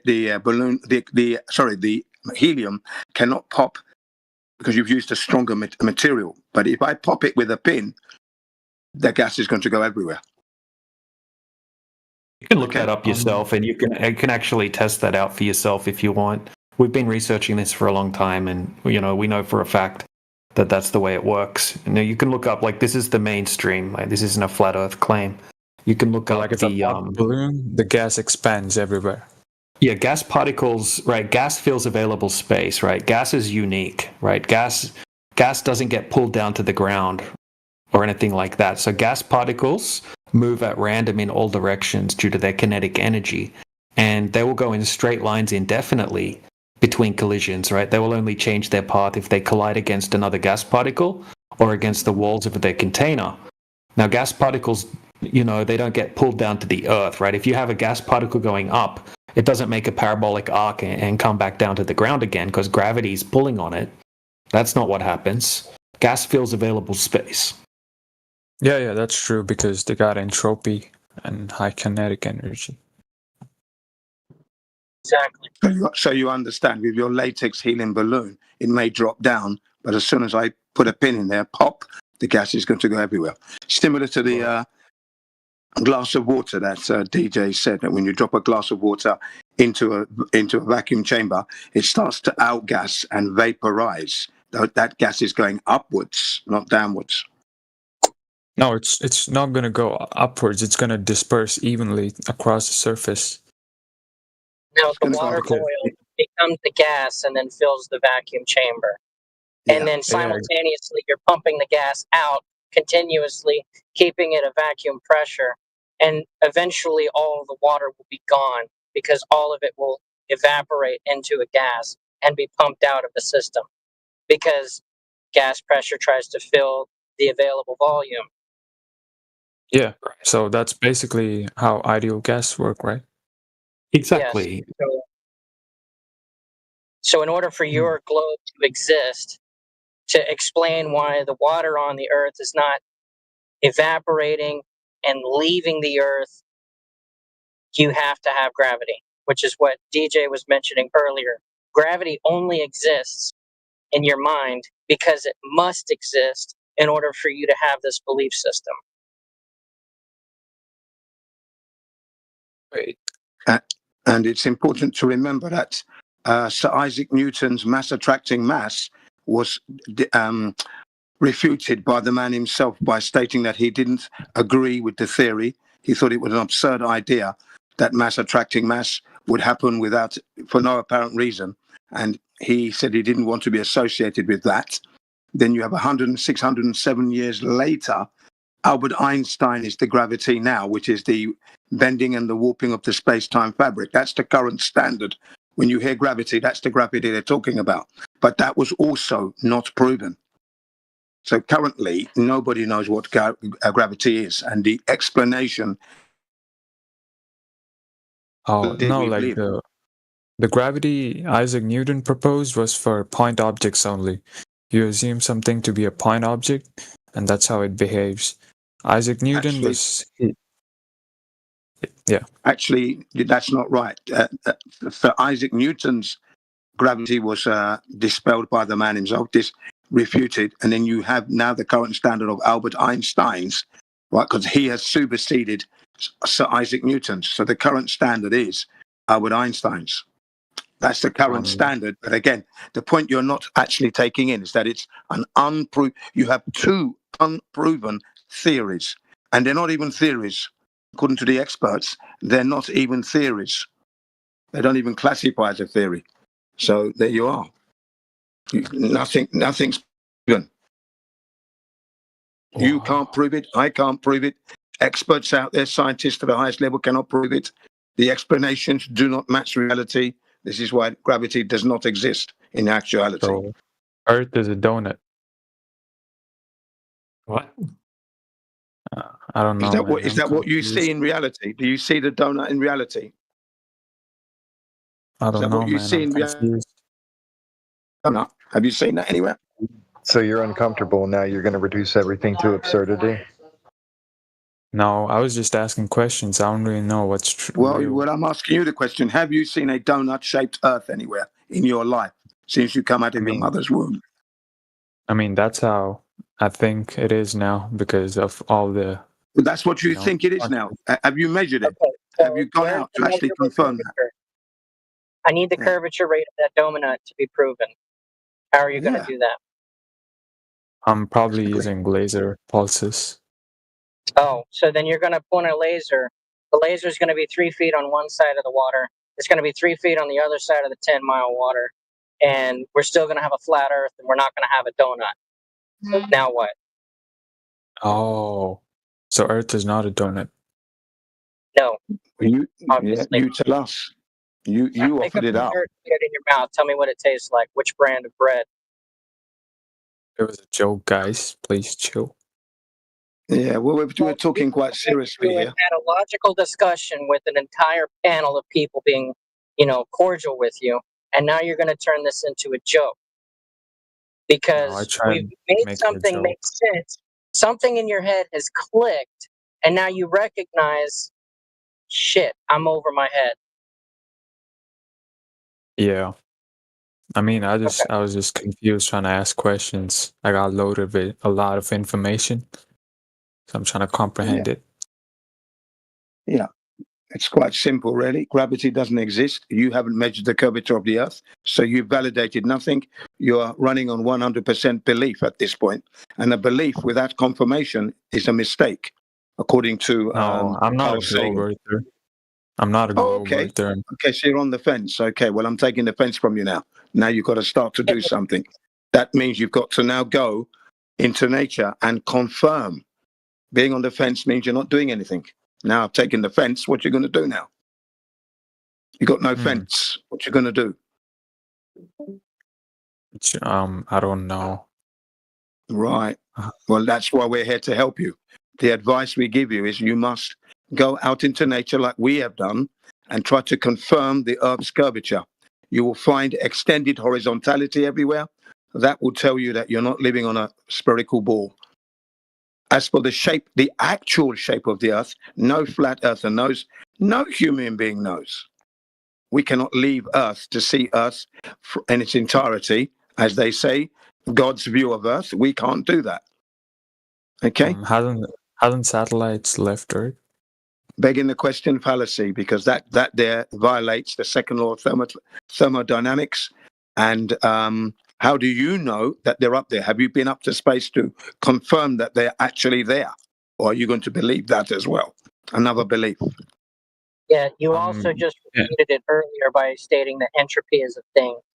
So now what? Why are you going back and saying, well, they're actually existing in this violation of entropy, right? And now what, flat earther? I mean, solids have really low entropy. entropy. That the Earth is not a ball in a heliocentric model, and that the Earth is actually a flat horizontal plane, and it's the foundation of the existence you live in. When somebody puts something into the sky and it's deciding to fly in the sky, you're just asking me, what is the flying thing doing in the sky? Well, the flying thing's in the sky because we put it there. Next. What? No, what? Yes. No one has an issue with high altitude aircraft. Satellites are at an altitude above the surface of the Earth and stay there for whatever reason the satellite's been put into flight, right? And now you're asking, how does it function? And I'm stating simply, it's just flying. What is the no, it's not flying. method of flight? I don't know. It's probably going to depend on whichever one that we're going to talk about specifically, case by case. Instead of just saying, oh, well, all of them are balloons, all of them are jets, all of them are fill in the fucking blank. Excuse me. No, like, aren't they revolving like how they're making paths? Yes, they're traveling in whatever course the person who put them in the sky told them to take the path that they're taking. You should look into the Google Loon project that got closed. They were making balloons, putting them in the sky, and then part of their explanation for giving people internet is by just changing the altitude, allowing the balloon to access different jet streams in the air. So if they wanted it to go north, they would just put in a jet stream that's moving north, and it would move north. If they wanted it to go south, they would just change the altitude. It would find a different jet stream, and then it would travel south. I mean, jet streams are different. It's like confined to Earth, right? When you go out of Earth, like satellites do, there is no jet streams to make it move. We just asked you, have you validated that satellites are out there because they violate the second law of thermodynamics, and they would vaporize due to the outgassing phenomena, the cold welding phenomena, cosmic ray particles, radiation. They're not going to survive that. They cannot be there. So you're going to have to show me how you know they're there. Well, cosmic rays don't really do anything because you know how the sun produces. What is a cosmic ray particle? What is a cosmic ray particle? What is it? A cosmic ray particle is, a particle of very high frequency and less wavelength. So it travels. It can basically penetrate through any solid, like how gamma rays do. Exactly. So there are charged particles from when a star dies and goes supernova, and then this particle the star explodes, shooting the material everywhere, and this particle is traveling at nearly the speed of light, which is 370 million, 629,611 miles per hour or thereabouts, okay? And for every square centimeter of your satellite or spacecraft, 4 particles per second, every second, hits the spacecraft or satellite. So it would be shredded to smithereens, is the point there. No, like I'm trying to say is... No, listen. Hear me out. Listen, I'm going to give you an organization. According to NOAA, National Oceanic and Atmospheric Administration, they said for NASA to have gone to space, in order to contend with the cosmic ray particles, they're going to require 2 meters thick of shielding. That's 6 feet of shielding that they're going to require. NASA never had that shielding in place, just for the cosmic ray particles. Okay? That's quoting National Oceanic and Atmospheric Administration. So no is correct. They could not have gone. Cosmic ray particles are devastatingly dangerous to anything that goes into that region. Humans, spacecrafts, satellites, they do not survive. They will be shredded to smithereens. There is no. Do you know like what the factors on which a radioactive particle depends on? Particles of radiation. My bad. Particles of radiation. Are you aware that you're discussing the natures of Narnia? An equivalence, right? Like you're talking about why is it snowing near the Ice Queen's castle, right? Why is it that we can't go to the moon? Well, he's saying, the particles. And yeah, he's telling me Narnia how cosmic rays are going to enter Earth. I mean, you from getting to the Ice Queen's tower. Yeah, they don't. The cosmic rays don't actually enter Earth. Small radiations come through, but we've got supposedly the radiation belts that block most of that cosmic ray particles. But when you're out in space, if you could go there, not that you can, ladies and gentlemen, no one has been, but anything you put there will be shredded.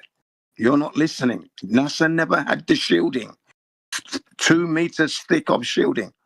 That's 6 feet all the way around. Yes, that's what they say. That's what NOAA. Nobody says. That's what NOAA says, National Oceanic and Atmospheric Administration. That's hear me out, please. Why would I be lying? Because you're a retard. Oh, so now it's going to be insult time, yeah? You toxic maggot of an American. You can't take insults. You're online. Well, you're on Discord. Maggie. I can take insults. I can also give them. Okay, you can think that. I think you're retarded. No, it's against. We both think something. Guys. Hey, guys, hold on. It's against server TOS. So if you want to get banned, you could keep insulting. Oh, my bad. people. I think you're. Shut up! You're a toxic maggot. I don't think you know what you're talking about. Shut your mouth. You don't, right? It's against English Hub TOS. You're not allowed to attack personalities. Jen, please do not. I'm not. I'm saying I don't think he knows what he's talking about. My opinion. Exactly what I'm talking I don't think he knows what he's talking about. Well, you don't That's not think an doesn't insult, make is it? You insulted me because you called me a retard. That's what you did, sir. Oh yeah, I take that You're back. the retard. My bad. All right. Okay. There we go. Wait, so I take it back, and then you call me the same thing, but it's not against I asked him not to do that. All right. We need to not engage in that behavior here. I mean, fair enough. Yeah. You guys want to have a discussion? That's fine. All right. I don't think you know what you're talking about. How about that? Well, I know exactly what I'm talking about because I mentioned the organization called NOAA. You just said nobody's been to space. You're interrupting now. Now you're interrupting. You don't do that. Thank you. I mentioned the organization called NOAA, National Oceanic and Atmospheric Administration. Okay. They mentioned the fact that NASA never had the shielding in place. Okay. Now, where did I get that source from? Well, if you go to the PDF of NASA Really Mooned America by Ralph Renee, you will find all that information therein. NASA Really Mooned America, ladies and gentlemen, by Ralph Renee. Therein, you will find that information, and as little as 500 rems would have killed everyone. It's all in that book by Ralph Renee. NASA Really Mooned America. Don't be silly, boy. I'm not messing with Jen CBR1. Now I'm going to post. I'm now about to post the chart. I'm about to post the charts at which materials begin to outgas if they are going to go to space. And I got this from the courtesy of an American by the name of Scott Henderson from the Apollo Detectives, ladies and gentlemen. Another group you want to go and check out. The Apollo Detectives. So you're quoting conspiracy hang on a second and check out the everything you're quoting they do conspiracy about theorists. vacuum. Excuse me, you're interrupting me here. You're not allowed. Yeah, you're not allowed to talk over people, please. To interrupt. You're interrupting me. What I'm trying to deliver. If you want to speak, wait until he's done speaking and then speak your piece. I'll be 10 more seconds anyway. I won't be much longer. I'm about to post, ladies and gentlemen, some charts that show at what temperatures certain materials outgas and the things that you might want to need in space, and when they outgas, that means when they begin to vaporize and disappear. And I got that from Scott Henderson, who is part of the group known as the Apollo Detectives. You can look them up and you will see everything they do with vacuum will amaze you and blow your mind. The Apollo Detectives. I'm going to post 3 charts right now. Thank you very much. Do carry on. And so you're quoting conspiracy theorists. So you're They cherry have picking no sources. credit. They have no credibility whatsoever in the scientific community. Okay, well that says enough, right, about your proof. It's might as well believe in Bigfoot and the Tooth Fairy and Santa Claus. It's the same thing. Actually, that's not what we're doing here, ladies and gentlemen. Hold on. That is exactly what you're doing. There's no scientific evidence, no pure base. Hey, wait, you said not to interrupt. You said not to interrupt. I'm speaking. It's my turn, right? I waited my piece. No, but you don't just get to interrupt. said what you said. No. I wasn't finished speaking. I wasn't finished speaking. You don't know when I'm finished speaking. Okay, so listen, brother. You're not here controlling the conversation, okay? I let you say your piece about it being, you might as well be quoting conspiracy theorists, okay? We heard what you had to say. What else do you have to say? So you interrupt me, but I can interrupt somebody. That's how this works? Yeah, stick to the point. No, you're right. I've said what I need to say. Go ahead. All right. It's not a conspiracy. It's not a conspiracy. Prove me wrong. Well, we're proving you wrong right now. Look at the data there in the side chat. Look at the things that what happens to material at what Post value. the actual link, not a whatever I'm this posting is. I've given you the source already, so you can search that for yourself. Oh, well, then I don't. Well, I don't care about. Well, then never mind. Then you don't want to know the Bigfoot truth. believer wrote. You don't want to know the truth. That's all. I mean, Everybody like I else. said, you might as well have read any No, book that's about not true at Bigfoot all, and been sir. like, "That's not true. If you Bigfoot's want to real." give up, if you're living on Give Up Avenue, that's fine. You reside on Give Up Avenue. That's up to you. Everybody You're else will have avoiding the listened to what I've conspiracy said. theory. I am not but, avoiding that's at all, fine. ladies It's and gentlemen. understandable. I mentioned the name, the You Apollo are avoiding it. Detectives. No, you're interrupting, ladies and gentlemen. I mentioned the What's Apollo the real link? Detectives. You're interrupting. You're interrupting. I interrupted me. You are interrupting again. I'm Ladies and interrupting gentlemen, again. you are interrupting. You are interrupting. You're interrupting. Thank you. Ladies and gentlemen, I mentioned the Apollo Detectives, right? And the guy's name is Scott Henderson. That's all you got to do. You go to the Apollo Detectives and go to their playlist and then look down and look for everything they have on vacuums. Okay, and you will be well educated. Okay, by Scott Henderson. Vacuums. Yes, on vacuums and what they're all about. Yes. Doug, it's so crazy. Okay. Let me wait. I have a question. First of all, let me just clear up something. Hold on. Let me just clear something up. Just because somebody's a part of an organization that doesn't believe in the alleged moon landings and the alleged space missions doesn't mean that all of their other work is discredited. I just wanted to clear that up. Like, you know, the guy's qualifications don't just stop because he doesn't believe something and he has his reasons. Just wanted to clear that up. Anyway, Okay, what's your fair question? enough. Fair enough, but just for future reference, right? I'm assuming this is because of the general way of debate in this because it's a charged topic. But you don't need to mute me every time you want to speak. Okay, I'm a pretty pliable person when it comes to speaking, right? But no, I mean it what?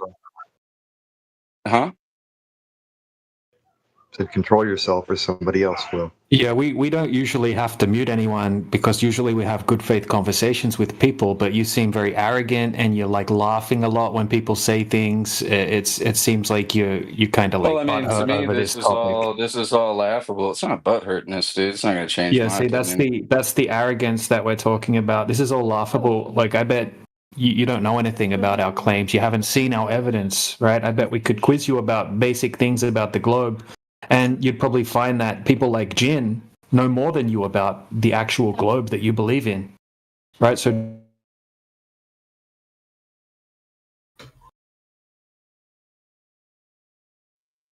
What cut out there, BJ? Yeah, thanks, guys. Well done, guys. I won't be using Chat GPT, ladies and gentlemen, because I am Chat GPT. That's what he doesn't realize.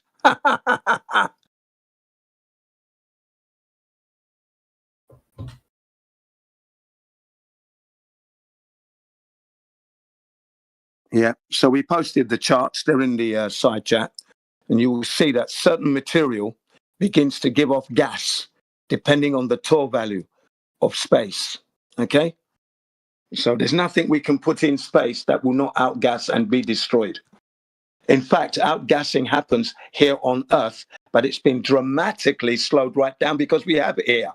So air is acting as a kind of preservative, but things are still dying at a dramatically slow rate. But if you go into space now, that in orders of magnitude accelerated, okay, to days, depending on the type of material, literally. And you can't have outgassing going on with your satellite. Shouldn't start to vaporize and disappear, do you now? So this is what they don't know. This is why it's good to go to the Apollo Detectives and look at everything they've got on vacuums. They show you what happens to film. Yeah. If I'm picking up what you're putting down, Jen, during my 9 months of research to come out of my CogDis and realize the lie I was fed all my life, that thought passed through my mind is, why are the satellites or whatever that's falling back into Earth's atmosphere burning up, but yet they got them through the atmosphere? Saying to you that they could never have put them there in the first place. That's never going to happen. But if they did, that's what would be happening, crashing and burning. Yeah. Okay. So I do understand. Oh, yeah. If you look at the charts I posted, very interesting charts indeed. Household goods are there, materials you will see, they just outgas.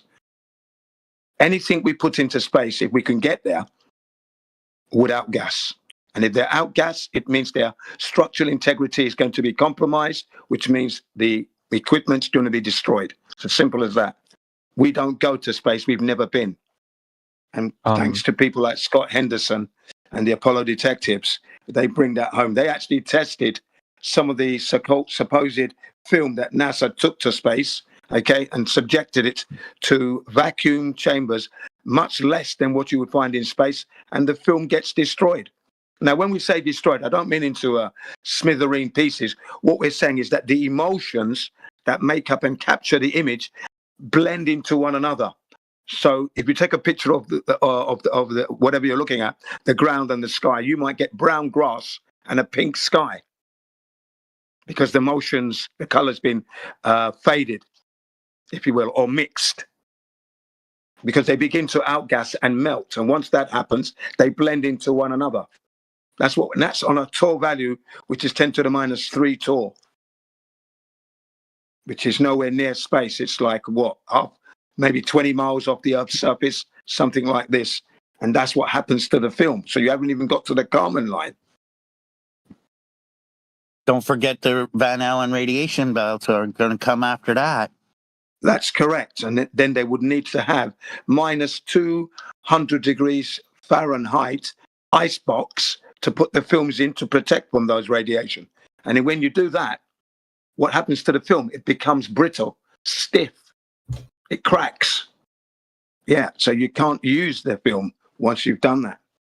Because remember, the emotion has to be at an optimum temperature so it can be rolled along in the camera as you take your pictures. Now, you subject it to that kind of coldness, your film's going to be brittle. It's going to crack and shatter like glass. Minus 200 degrees Fahrenheit. In a cooler box for the journey. You've got no chance of using it. And then Jan Lundberg, Mr. Hasselblad himself, the man who actually supposedly customized the Hasselblad camera so the astronauts could work it in space, said that the film may survive the hot temperatures, but in the cold temperatures, the film will crack. So there you go. And it didn't have any radiation protection on the camera. All they did was paint it silver. Okay, and that was obviously to ward away the heat. So it would absorb some heat and reflect some heat. That's all. That would be the Hasselblad camera. No radiation protection at all. The astronaut suits didn't have radiation protection. So there's no way they could have gone. And the suits would have outgassed as well. So would the camera. So there's just massive problems. And if you look at the book called NASA Ready Mooned America, all this stuff becomes apparent. Yeah.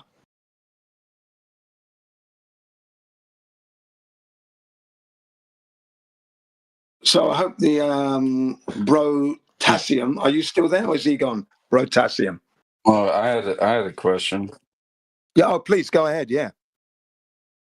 Okay, so I actually might have a couple questions depending on the answers, but just so I can get a general understanding, because I think somebody said that I don't understand what y'all actually know to be true. So what exactly do you know to be true? I know that the Earth doesn't measure 8 inches per mile squared to form this oblate spheroid. No. Wait, hold on. Tell me what you think the Earth looks like. I cannot tell you that at all. I can only tell you that what I've seen in 63 years. That's fair. Yeah, in 63 years. You don't know. You don't know. Okay. In 63 years, what I've seen is a level surface wherever I've gone. That's ships, aeroplanes, hot air balloons, mountains, parachuting, paragliding. When I've seen the Earth, I've just seen horizontality. I've seen no curvature. 63 years now.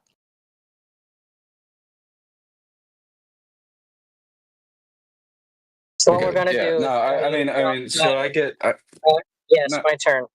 What we're going to tell you to do is to go outside and observe reality and then compare what you see to the story that you've been told. I mean, yeah, but dude, okay, all right. Well, hold on. All right. So, okay, so you don't know. That's like the fundamental thing. Like, it could be anything, right? That's basically the Oh, the shape of the Earth fundamental. could be anything. The shape Yeah, of the Earth anything. could be It could anything. be. It But could what I be do know, infinite. Like, it could hang be on a infinite, second. What I right? do know though is the surface is level. Sorry to interrupt you. No, you're fine. I'm trying to get like a general understanding because you're right.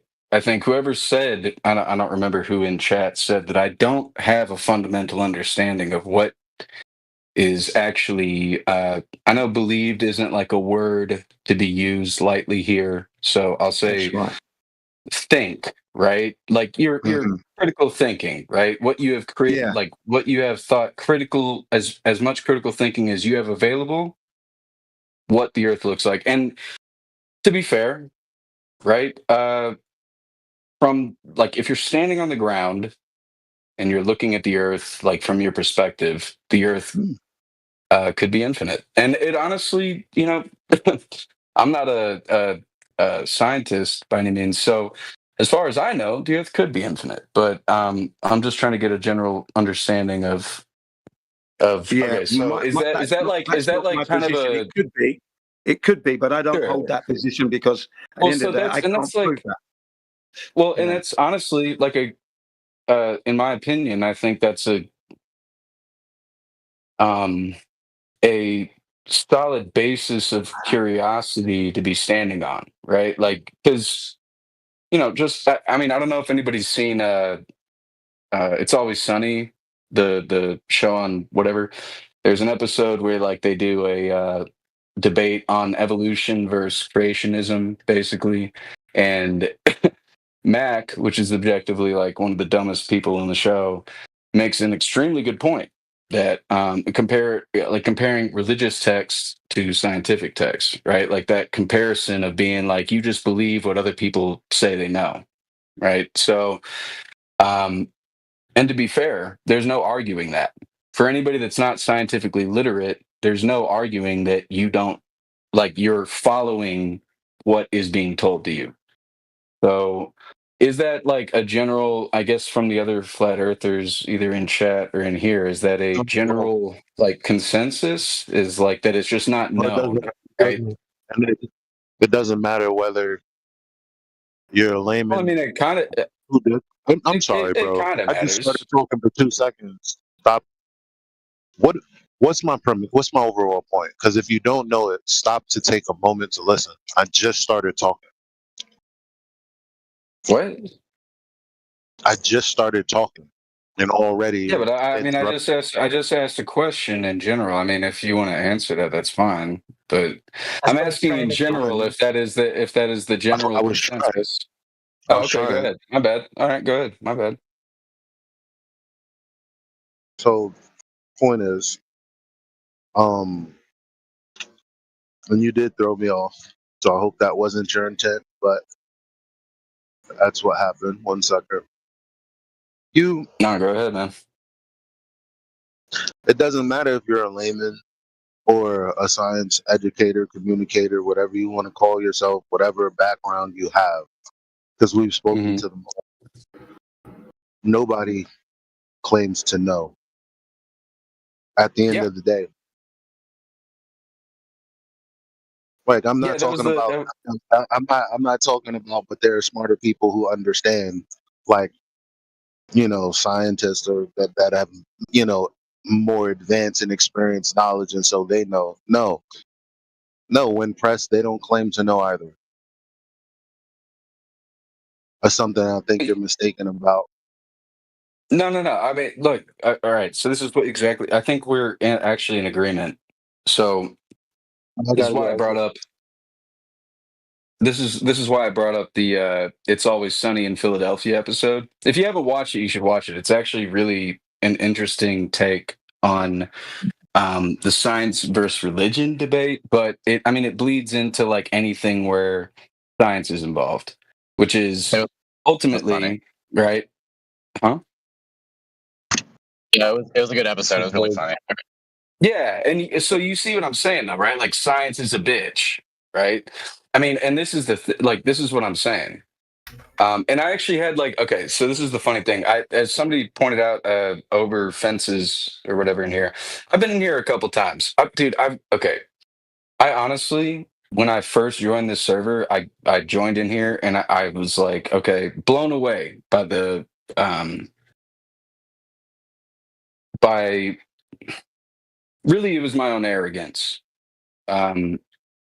Me thinking I know everything, right? Or not necessarily that, but I believe in science. That's my belief, right? And I believe, and that belief is science is above all. But I also, ironically, despise any form of organized religion. And I started talking. I have a friend that I've known for 20 something years, right, at this point in my life. And I trust him implicitly. And I actually brought this subject up to him thinking he would be like, that's retarded. That's stupid. I don't know if I can use that word. That's the dumbest thing I've ever heard, because that's what I thought. Right. And then we started talking about it, and his first response was, well, we don't know, and he's a smart fucking dude, man. He's not stupid by any means. And I was actually blown away at the fact that he would even consider a flat Earth or an anything but spherical Earth, which immediately brought to my attention my own arrogance, right? I mean, to be completely honest, I've come in here before and spoken down to people for believing what they believe or thinking what they think or knowing what they know, right? But I don't know shit about science, and yet I choose to believe scientists, right? Just like any religious person would choose to believe in God. So that's why I brought that episode up. It's an extremely good comparison for how arrogant people in general can be. And I'm using myself as an example because, to be fair, right, I've never been to space myself. I've never been I've been in planes my whole life, not as a pilot, but as a passenger. I've been on mountains and stuff, but you can't see the proposed curvature of the Earth. So,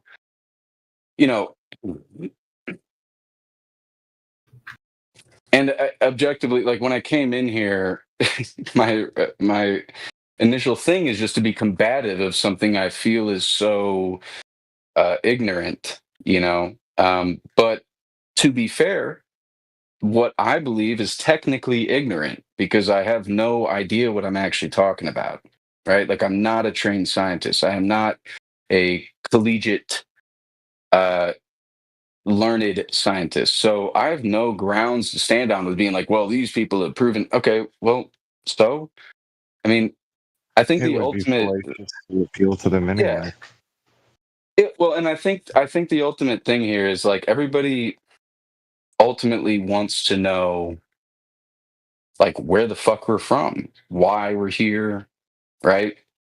And maybe that's getting too existential with coming down to flat Earth type of stuff. I mean, but I think it all kind of coincides, right? Because the flat Earth theory could potentially lead to where we're coming from or where we're at, or maybe somebody knows something we don't know about ourselves that would enlighten us, right? In my opinion, whereas people, I'm assuming that are flat Earth, feel like this is the potential out to figure out all right, we're all being lied to, or there's something that's unexplored, or who knows, right? But that's, for me, as a space believing person, is the exact same thing fundamentally. The infiniteness of possibility is fundamentally what I've realized is fundamentally the argument. Sure, I'm not arguing for flat Earth, but I'm arguing for curiosity and non like to resist the impulsion to just believe what you are told. Now, I'm not saying that like there aren't, like, for instance, I've used this example with other people I've had this discussion with. I had a discussion with Flat Earth with a carpenter or like a builder, right? He's like a guy that like fucking runs sites. What's that? What's the name for that? I'm stupid as fuck. What's the name for the guy that runs like construction sites? Foreman. Foreman, exactly. He's a foreman. And so I asked, we're having this discussion about flat Earth because I'm like, again, I'm in my head like, there's no fucking way that all these people are just like lying or whatever I believe. It doesn't matter. I don't believe what he believes, right? And so I'm like, well, would you trust somebody? Okay, so we're working on a site. Would you trust like a random person to build your house? And, I was surprised because, being a foreman and like for 20 fucking plus years, you would expect him to be like, no, get fucked. I've seen him work with rookies, like he teaches them. They don't know shit. But what surprised me was that his malleability to the situation, right? He's like, depending on the circumstances, yeah, I mean, I'd let him have a crack at it. Why not? Who knows what's going to happen? He might make something I never would have thought of. And that's where, like, for me, I've come to appreciate this argument, because as much as like people come in here and say, oh, the science says this, and I can say that, right? Like I could say, oh, I've read all this, but I haven't done anything myself. While I will not say that I agree with a lot of the math or whatever has been proposed to debate a flat Earth, I still the curiosity of life is, I think, inherently at the core of both arguments, which is what I've come to believe is that, like, ultimately, who fucking knows? I mean, it'd be kind of sick, honestly, if this, the government, everybody. Yeah, sorry like, to was interrupt just you. strict. Sorry to interrupt you, sir. I was going to say, at the end of the day, either the Earth is an oblate spheroid or it is not. It is flat, and we can go and measure that. The thing is, once they've given us the dimensions, supposedly, those supposed dimensions, we can actually go out and validate that. So that's something we can actually prove and know whether or not the Earth is an oblate spheroid. And that we know it is not. We know it is not an oblate spheroid. That's not a guesswork. It's not theory. It's not speculation, assumptions, or suppositions. That's a fact. Okay, lay my life on it. Fact. Take it to court and win. Fact. Okay. Oh, you laugh. I mean, fair enough. No. I think it's just like I've never heard somebody say "take it to court and win." I'm actually going to use that. Yeah, well, it has done. But the thing is, it's been taken to court. The globe has failed to prove to be proven in a court of law on at least 2 occasions. Okay, so you laugh, but the globe was never proven in court. No. But let me just clarify. I wasn't laughing at you. I just never heard somebody say "taken to court and proven," which I like. I like to use. I'm going to take that. I'm going to use that when I'm trying to like tell somebody, "Hey, I know what the fuck I'm talking about." Yeah. I will say though, in that regard, there have been plenty of times in my life, and I mean, I'm only 34. Maybe that's old to everybody here. I mean, it is Discord, so I'm assuming most people are 20s, early 20s, mid 20s. No, here you get a group 34 of all age groups here. I'm 63. Well, that's cool. You don't sound 63. That's crazy. Good for you. I'm a very fit 63. Yeah. Well, so what I was going to say though is, I will say, like, I've thought that I've known things before and been completely wrong. So, but my fundamental, I think, belief in, like, of what I thought flat Earth was about has kind of changed because my friend that's not really talked about it before. Like, this isn't like something me and my friend have talked about before. right? He's never even really thought about it. But when I brought it up to him, he was like, well, if I'm going to be completely honest, why am I going to exclude a possibility? That's not what science is about, right? Science is ultimately, and like I think somebody said, it might have been No, whoever. you're monologuing again, dude, and we're going back into the same thing that you spoke about 5 minutes for earlier. Do you have any evidence that the Earth is a globe? If you do, please present it. I understand existential effect, but please give me evidence. I'm not here to prove. I'm not here to prove the Earth is a globe. No, Okay, but you gotta land the plane. You gotta land the plane, dude. You're gliding through the air. You're just blah blah blah. And then I was talking to my friend about the topic. You're not saying anything. Fuck. Land the fucking plane. Make your point. So you want me to be combative with you? No, I want the conversation to be on topic and not on your fifis. On my what? All right, I'll give you something, universe. You're talking about science and the Earth, right? Well, luckily, we don't measure the Earth with science. We use geometry. So I think this whole time you might be in a category error. I know that you're just speaking on your own experiences, but yeah, that's the wrong. We don't science the Earth for its shape, right? Yeah. Well, I also said the word. It's not a scientific endeavor. What they're saying to you is that measuring the shape of the Earth is not a scientific endeavor. You see, so it's got nothing to do with science at this point. It's a mathematic endeavor. Well, yeah, that's correct, and then that's provable, isn't it? It's a geometry and geometric. Well, and this is where endeavor. I think we disagree. But this is ultimately what I was talking about. Is that I think it doesn't really matter if we disagree, right? Because we don't know. Yeah, you disagree. That's fine. We know what we know, and we've proven it. You don't know. Oh, we know what we know.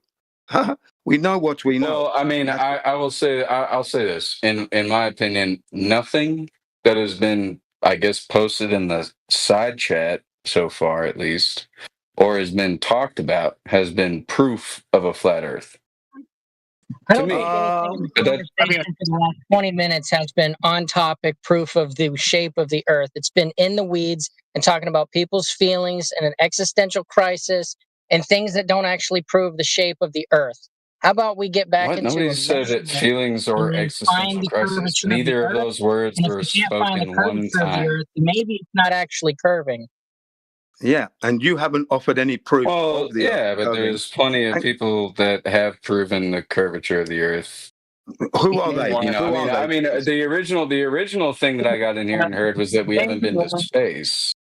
And if that's like a belief that we haven't been to space, then I don't really know what to tell you. I mean, we're on Discord right now. Yeah, here we go. I don't know. What's that got to do with space? What's that got to do with space? We're using satellites. No, you didn't hear the explanation, and you saw the charts in the side chat, did you not? On the outgassing phenomenon. I've not looked at the side chat since I've been in here. Well, you need to be looking in the side chat. We disproved that 10 minutes ago. Satellites died and outgassed. We outgassed those 10 minutes ago. You've disproved. Whoa. Yeah. Oh, yeah. We disproved. Look, okay, for your benefit. Wait, so how are we communicating right now? Oh, well, this is from fiber optics, which are under the oceans. They cover 700,000 miles of the ocean seabed. There are 460 such bundles of fiber optic cables, and they make up 98% of our communications, 95 to 98% now. The remaining percentage is being used by cell towers, wind turbines, which are used to generate electric and communication now, they do, ocean buoys, and satelloons, drones, and the military communication system, we piggyback off of that as well. There are no satellites in space. Satelloons and drones do exist, not satellites. Actually, fair enough. I just Googled whether Discord uses satellites to connect, and it said no. So fair enough. Technology, a side chat that could do the job of a satellite. I mean, it doesn't necessarily disprove that satellites aren't real or that people haven't been to space, but I mean... Oh, it certainly does. It certainly does, because NASA doesn't have a picture of Earth in its entirety, a real one. They have composite Discord doesn't. Well, you can't get a picture of Earth if you're only on one side of it. You can't get a whole picture of Earth NASA supposedly went to space, didn't they, in 1969? You can't get a picture. You can't get a picture of both sides of a coin if you're only on one side of it. They don't give us any images of Earth at all. It's meant to be rotating. Remember, the Earth is meant to be rotating. There's plenty of. There's a live feed of the International Space Station. No, currently up right now. You will, you do that. You will find that that's CGI imagery. It is not real. It's a CGI image of Earth, computer generated. Is there proof of that? Oh yes, there's plenty of proof of that. We have the guy called Robert Simmons, who is employed by NASA, who makes those images. Okay, hold on. Robert Simmons, S-I-M-M-O-N-S. Yeah, he's known as Mr. Blue Marble. That'll be his nickname. Okay. Yeah, I'll drop the 1 second, Mr. One second, man. I'll drop some links for you in the side chat because I've got the links saved. So I'll drop a link to his. Yeah, I'll drop a link to his interview and to his NASA.gov profile. I'm looking at it right now. It's just, I mean, I can Google things. I'm not. I feel like y'all have to speak to stupid people a lot because there's this is simple, Googling stuff. This is. Well, did you find his interview? And I can Google it. Yeah, I'm looking at. I just got off of his NASA.gov. I'm looking at the interview with what the fuck is it? Whatever this is, but yeah, I mean it. But okay, what part of this interview are you taking to say that he's generating images of Earth constantly for a live feed? Yeah, why don't you listen to what he says, and you will understand that he makes the images that we see. Now, if they're making a image, yeah, but not on a live feed. He's not talking about that. If they don't have imagery of Earth from when they went to space and they have to make CGI images for us to believe in, then what then makes you think they're going to have a live feed when they never went to space? That's not what he's saying either. I mean, I guess that's a weird interpretation and a twist on the words, but that's not what he's saying either. I mean, okay, so all right, so we don't believe we went to space? No, we never went to space at all. It is not possible. We do not possess the technology, which is why I was talking about the outer gassing phenomena. You've got the cosmic ray particles problem. You've got the radiation, the solar flare events, and then that vacuum of space itself that will kill anything you put in it. So NASA was ill prepared. For example, we said earlier on, for NASA to contend just with the cosmic ray particles alone, they would have required 2 meters thick of shielding, right? That's 6 feet. They didn't have that. They didn't have that. Where are you getting this information from? The source is from National Oceanic and Atmospheric Administration, NOAA, NOAA, National Oceanic and Atmospheric Administration. You just got to post it because they post. I'm going to link you. I'm going to link you. You like Googling? Google NASA Really Mooned America PDF by Ralph Renee. Okay, Ralph Renee. Oh, okay, that's fine. I can do that. But who is Ralph Renee? That's what I need to figure out. An engineer, inventor, scientist for himself. Yeah. Okay. Hold on. I'm not gonna read. Okay, but this is what I was saying. You don't have to read it now. You don't have to read it now. You can at least download it and bookmark it. Well, I mean, okay, you've seen. That's fine, but okay. This is why I think credibility does, to an extent, matter, right? You've seen Finding Bigfoot, right? And I'm not. Okay, this is going to be a weird comparison, but you wouldn't read a book written by Bobo, the guy that ran that show, right? Even though he might claim. I have no interest in Bigfoot at all. So that's it. I mean, what I'm saying is, if you did, you wouldn't necessarily take what he says on merit alone, right? Just like you wouldn't take your uncle's advice. This is what I don't get. If my uncle, hang on a minute. If my uncle is giving good advice, I'm going to listen to my uncle. That's a relative of mine who's got my interest and well-being. Hang on, you're not listening now because you're just ranting on.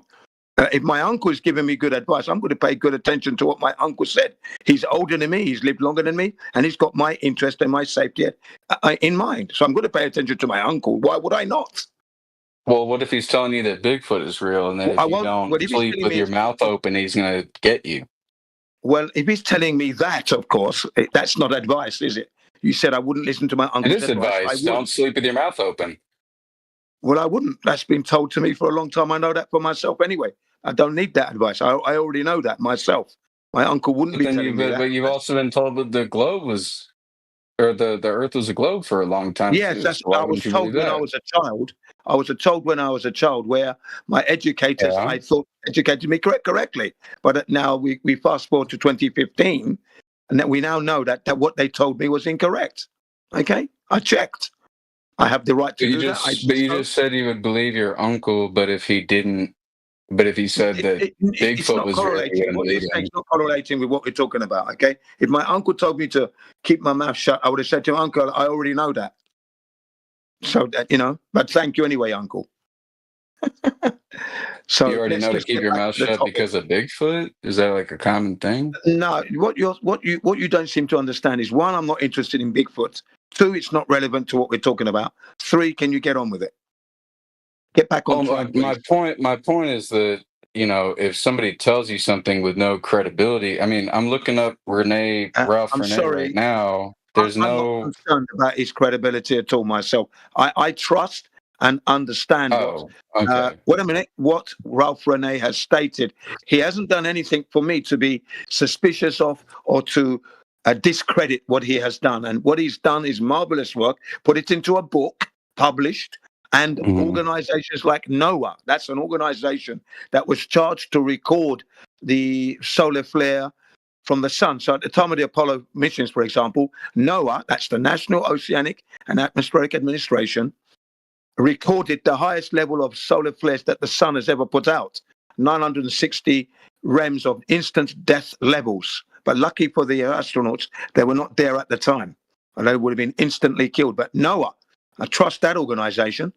They've got all their numbers dialed in, okay? And that's in the book, all right? So it's up to you. You don't want to listen to Ralph Renee, that's up to you. I listen, I understand. I know NASA never went to the moon. Yeah, and I think this is where me and I guess any flat earther would defer, is that I choose to believe, and I think this is where I was trying to get at. I don't believe anything.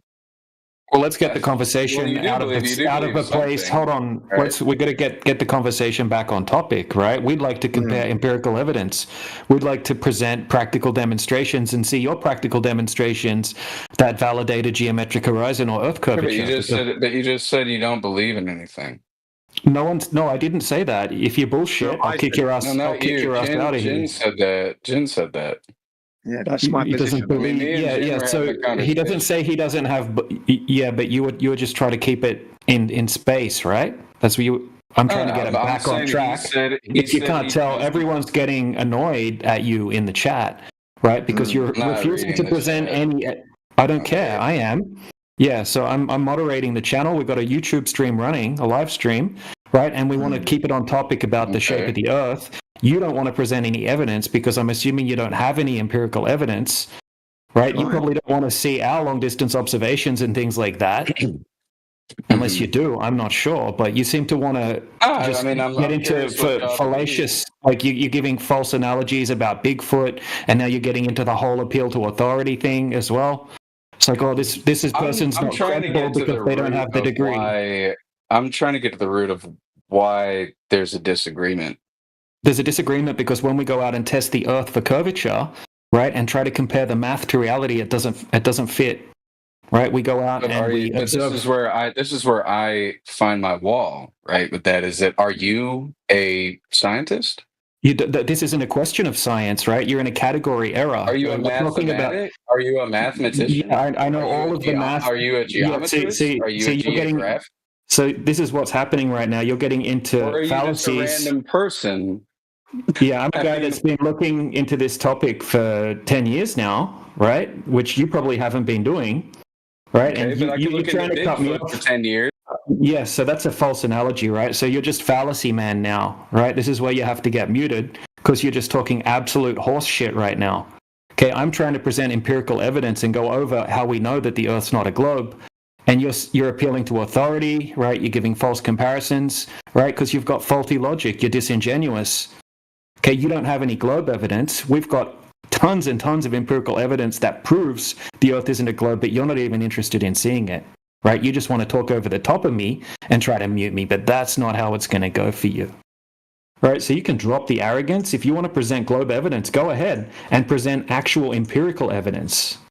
Right, because I have a whole stack of empirical evidence that I can crush your globe with, right? But you probably don't want to see it. You just want to have meta conversations about nonsense. No, please post the empirical. Empirical is a very strong word.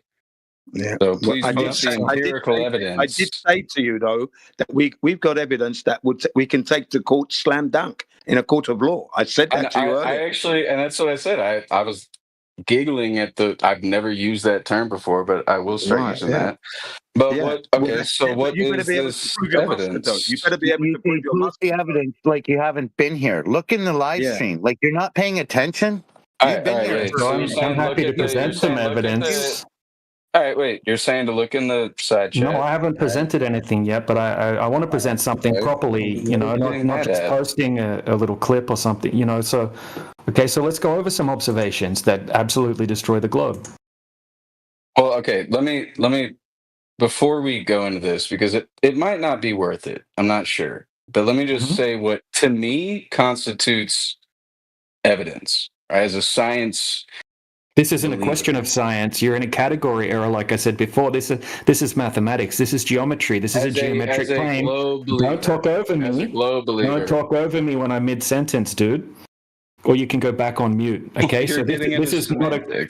No, I'm not getting into semantics at all, right? You're in a category error, and this isn't a question of science, right? Science. This isn't a cause and effect relationship we're trying to prove here, right? We've been told something's a certain dimension, a certain size. When we go out and test for the characteristics of what this object must have, it doesn't match up. Okay, so we've got a huge accumulation. Yeah, so you actually want to see it. Okay, so of course. Okay, so first we have long distance observations over the Great Salt Lake. This is what I was saying, yes. No. Really quick.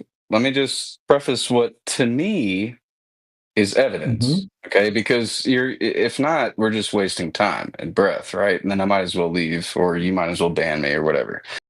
But if you're going to post evidence, it needs to be peer reviewed. No. Peer reviewed. Oh my God. See, this is how ridiculous you are. Right, you don't understand. You don't believe in that. Yeah, so can I measure my height without peer reviewing it and confirm that I'm 6 foot tall without having it peer reviewed? Is that okay? If you have the proper tools, sure. Really? So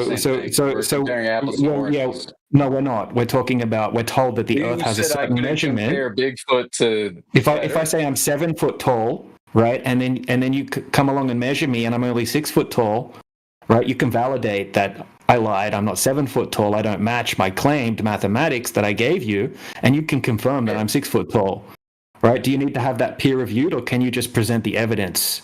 Right, that the mathematics was wrong and it doesn't match reality. Yeah, if we have what kind of a tape measure in front of us. Yeah, you could use different tools, couldn't you? Yeah. So we're not talking about my height in this particular situation. We're talking about a geometric horizon that has to be a certain distance away. Something much more complicated. Yes. It's not much more complicated, right? So if the Earth is a globe, it is though. No, well, no, not really. Okay, because we get told the radius.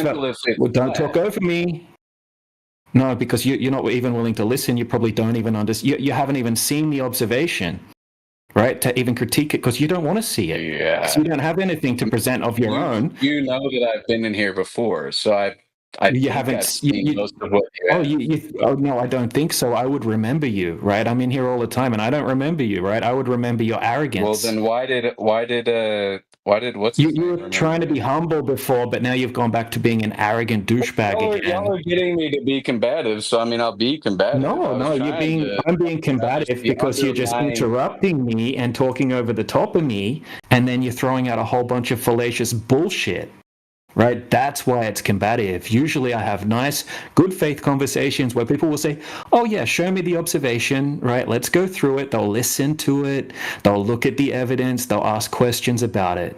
But you're like, oh no, it has to be peer reviewed, right? You can't measure something without peer reviewing it. Right, that's absolute bullshit, bro. So I just honestly don't think it's going to work out with you. Do you want to see the observations? Are you going to listen to it, or are you just going to keep waffling on and trying to divert the conversation away from actually presenting anything? Your choice, dude. I'll just kick your ass. I'll just kick your ass out of here. Yo, I'm trying to post something, but you keep interrupting me when I try to post it. Wait, what's stopping you from posting something? I'm not. Well, you're saying that it's. Yeah, you're saying that it's you keep cutting me off, and you're saying that it's not evidence, and that I may as well just ban you now, because if it's not peer reviewed, you won't even accept it, right? So you can't check if there's 300 foot of curvature over a lake. Yeah, so if I went to an if the Earth's a globe, you don't need to ban me, but I mean, if the Earth is a globe. Yeah, well, I probably will if you keep going the way you're going. I really don't give a shit, right? You're not a fit for this channel. We're here to have good faith conversations with people, and you're here throwing out a bunch of fallacies and consistently interrupting, right? You're the one being antagonizing. I'm trying to have a good faith conversation, and you just keep talking straight over the top of me. I feel like all I was trying to do was talk about the underlying similarities between the my belief in science. Yeah, well, we're about empirical evidence. Yeah, science isn't about belief, dude. And this isn't a question of science. We just went over that. Is geometry science? No, it's mathematics. Listen. Okay, so we're told the Earth is a certain size. We're told the Earth is a certain size, right? We can easily calculate how much curvature there should be over a certain distance. Okay, so if we go to a 20-mile lake, there has to be 270 foot approximately of curvature over that distance. Okay, that comes with certain characteristics that would be present if you make a long-distance observation, right? Like obstruction, like a geometric horizon at a certain distance based on the observer height. We can go test for that, and we've done that, right? And we can debunk the globe that way by accumulating different tests, different locations, right? Different weather conditions, and stacking up all of this evidence where we show zero Earth curvature exists over these distances where there has to be hundreds of feet of Earth curvature. And you think that needs to be peer reviewed? I think, to be fair, I think everything needs to be peer reviewed, not just what you believe or what you think or what I think. Oh my God. I mean, that's fair, right? That's what the point of. That's the process, right? That's the whole point. You have other people that are not. That's not the whole point, dude. That's not. This isn't even a question of science, right? So you can't measure something. Right, if I buy a table and it's meant to be certain dimensions, okay, so this table is X dimensions, right? I can't measure it and falsify that it was those dimensions with direct measurements and showing proof of those measurements, right? I have to peer review it, do I? I have to peer review when I measure my height if I want to tell someone I'm a certain things height. That we already have the mechanics to measure. No, but when you're trying to change the fundamental aspects of what we know. And I'm not trying to change. I'm just showing you an observation. If the flat Earth is real, it fundamentally shatters reality for anybody that doesn't believe it. Yeah, and that's why people are so scared of these long-distance observations. I'm not afraid of any dude. I mean, to be honest, like you what's are. there to I be mean, afraid of? We've been talking for 15 minutes now, and I still haven't presented anything to you because you don't want to see it. No, I'm fine with seeing it, but what I'm saying is, like, what is it even like? I'm not afraid of the Earth being flat. It doesn't. The only thing that would change, like, nothing would really change. The government lies to us. The government fakes shit all the nothing time. would change because the only difference would be that we know that the government is way more capable than we thought. Well, not necessarily. Most people that work for the government probably wouldn't lie, but we don't want to drag into that topic now. We want to compare empirical evidence, right? If you think the Earth's a globe, I'm trying to get into that topic. I'm not trying to get into that topic. I was just saying, like, that would be the only thing that would fundamentally change my, like, okay, so the Earth is flat now. All right, great, and the government is way you smarter already than I thought it experience the was. Earth. Yeah, you already treat and experience the Earth as flat every day of your life. So yeah, it's not going to change anything that you do on a daily basis. It's going to change the way you think about things. Well, it wouldn't even change. No, it wouldn't even, dude. Completely honestly, would not change. And if I feel like if most people really ask themselves this question, it wouldn't really change your day-to-day life, right? Like it would be just like, dude. It depends on each person's This is why, like, individual I guess situation, maybe and I once am. again, Yeah, it's exactly. going into a You're different right. topic again. 100%. You're right. Yeah, no, you're 100% right because I think I'm taking this into more. I'm not trying to. Okay, I'm not intentionally trying to take this into a philosophical topic. So if that's not what we're about, fair enough. Okay, I'm not trying to be or to come off as arrogant or dismissive, right? I believe what I believe. Dude, I don't even fucking give a shit whether the Earth is flat or round or triangle or square or whatever fucking shape it is. I literally don't give a fuck. It sounds like But you do. I think it's no, but I the thing that keeps me interested in this conversation is for me, human beings are the most interesting things in the universe that we know about. So the vast like comparison between somebody like me or somebody way more extreme than me that's just like super science. No, go fuck yourself. Like what's the guy that like there's a Back into the YouTuber that weeds, bro. disproves. Well, there's a YouTuber that disproves or tries to disprove all the flat Earth shit. I forget what his name is. Dave. Professor Dave. Just straw man. Yeah, he tricks people that don't know anything about flat Earth, right? And straw man's a bunch of arguments that he's cherry picked from some retarded TikTok flat earther, for example, and then he straw mans our arguments and does it in an arrogant way where he's scripted and makes it sound like he's a professor, which he isn't. Right, and he basically scams I know. people. I looked into him. He's actually not a credited professor in any way. I mean, he's a science educator, just like Kyle he's not. from the He said Magic he's the Gathering. Well, no. According to him, he anybody hires can anybody. people to write scripts, and then he reads scripts out. He's a B-grade actor or C-grade actor. You know, No, and he used to be a musician. I mean, he's probably got some of his own faults, and I think one of his major faults is he's a fallacy watching master. his. Well, I don't care what he's into. Like No. He's a fallacy. So he did it. He does debates. My bad. I heard you. I thought you said fallacy. No fallacy.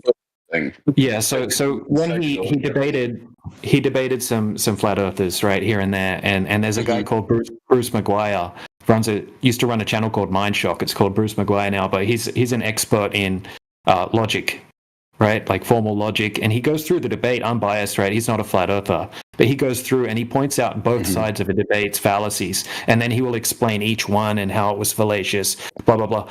Anyway, yeah, like Professor Dave holds the record for the most fallacies, right, in his debates with various people, whether it be flat and I've watched like in the. I think I've been here for in this Discord server for like a little over a month, and the flat Earth thing has. Dude, I can't even explain the amount of time I've put into researching every aspect of it, to be honest. Watching Dave's videos, watching the guys that actually put out Flat Earth videos. I mean, there's not a whole lot of easily or readily available resources to the average person. I think it's because they have like a kind of muting. What's the policy that they have where they don't like promote flat Earth because it's apparently like bad science, you know? So like every video is flagged with whatever, which I think is fucking stupid. You know, I mean, this is my whole point is I think the arrogance of science gets in the way of proper communication, right? My arrogance it's not gets the in the way of me arrogance of science. communicating with y'all. Hang on, you got it wrong there. Remember, this is not a scientific endeavor. What they're doing is that they are censoring flat Earth. That's what they're doing there. They have been doing it since the word I was looking for, censoring. Since 2018, you see, that's what's been going on as such. And remember, it's nothing to do. Flat Earth is nothing to do with science at this point. You keep using the word science. Ultimately, it does have to do with with the idea of what science is, right? It is all encompassing. That's kind of the general vibe of science. It's almost like a religion in and of itself. It's why it's so comparable, right? When you use the word, I mean, I'm not. Look, hang on a I mean, second, I get. hang on a Look, second, I'm hang on a saying that. second. When you use the word science in this particular situation, you are misleading the public. That's why we don't say it's science. We actually, when we say it's not science, people wake up. They think, what do you mean it's not science? Then we explain it's geometry and it's mathematics, geology. We're looking at the surface of the earth. Yeah, like We're not, hang on, I'm nearly there.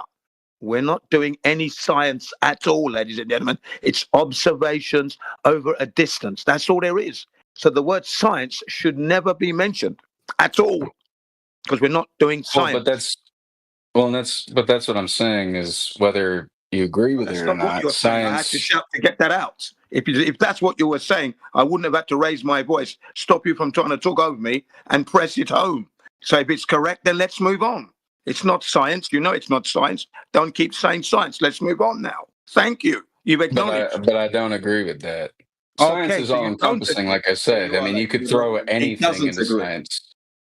Well, Yeah, it's I mean, not but that's because you can throw everything into isn't science. subject to your disapproval, sir. So you could throw anything into science. The facts are, science? when you're studying the surface of the earth, you're not doing science. That's the science of the science. I could watch porn and admit science now, right? Yeah. The science of why people watch porn. Sure. I mean, there's there's constitutions for anything, but science is supposed to be.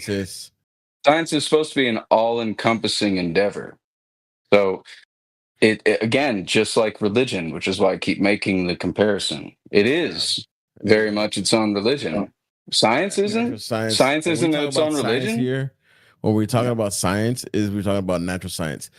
With religions, you have to believe in something, and but there's a difference between natural science and pragmatic science. If you're trying to say that in science, we have, and there's a difference between pseudoscience too. Problem. Let freaking Elbow finish his sentence, for God's sake. We're all in. I'm the only one that's not allowed to talk about it. He said something in between. Dude, Elbow was mid-sentence, bro. He was mid-sentence, and you started talking over him. Pretty. Okay, fair enough. Dude, you've avoided the long-distance observations again. Let's let Elbow finish what he was saying, man. I was enjoying what he was saying. Just listen to him. Go ahead. My bad. Go ahead. I was saying, religion is something you have to believe in.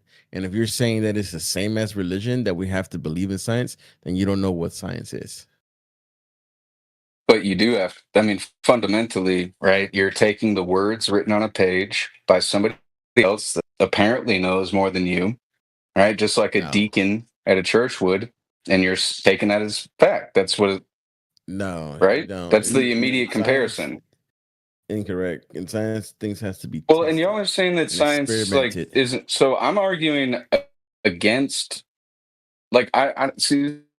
This is where I don't get the combativeness, because what I think fundamentally what I'm saying is that science is no better than any other religion. That's what I'm saying. But in our position, we're not talking about science. We're not talking about science. It is a problem. It is. There's definitely fundamental.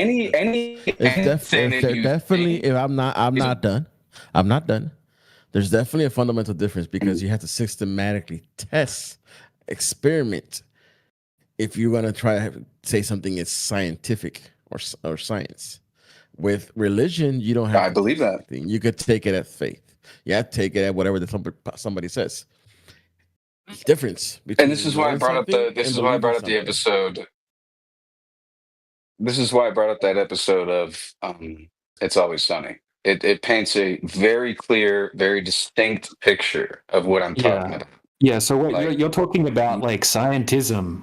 Right, and we agree with you when it comes to scientism, but we're talking about actual natural science that follows the scientific method, right? That's proper science, proper natural science.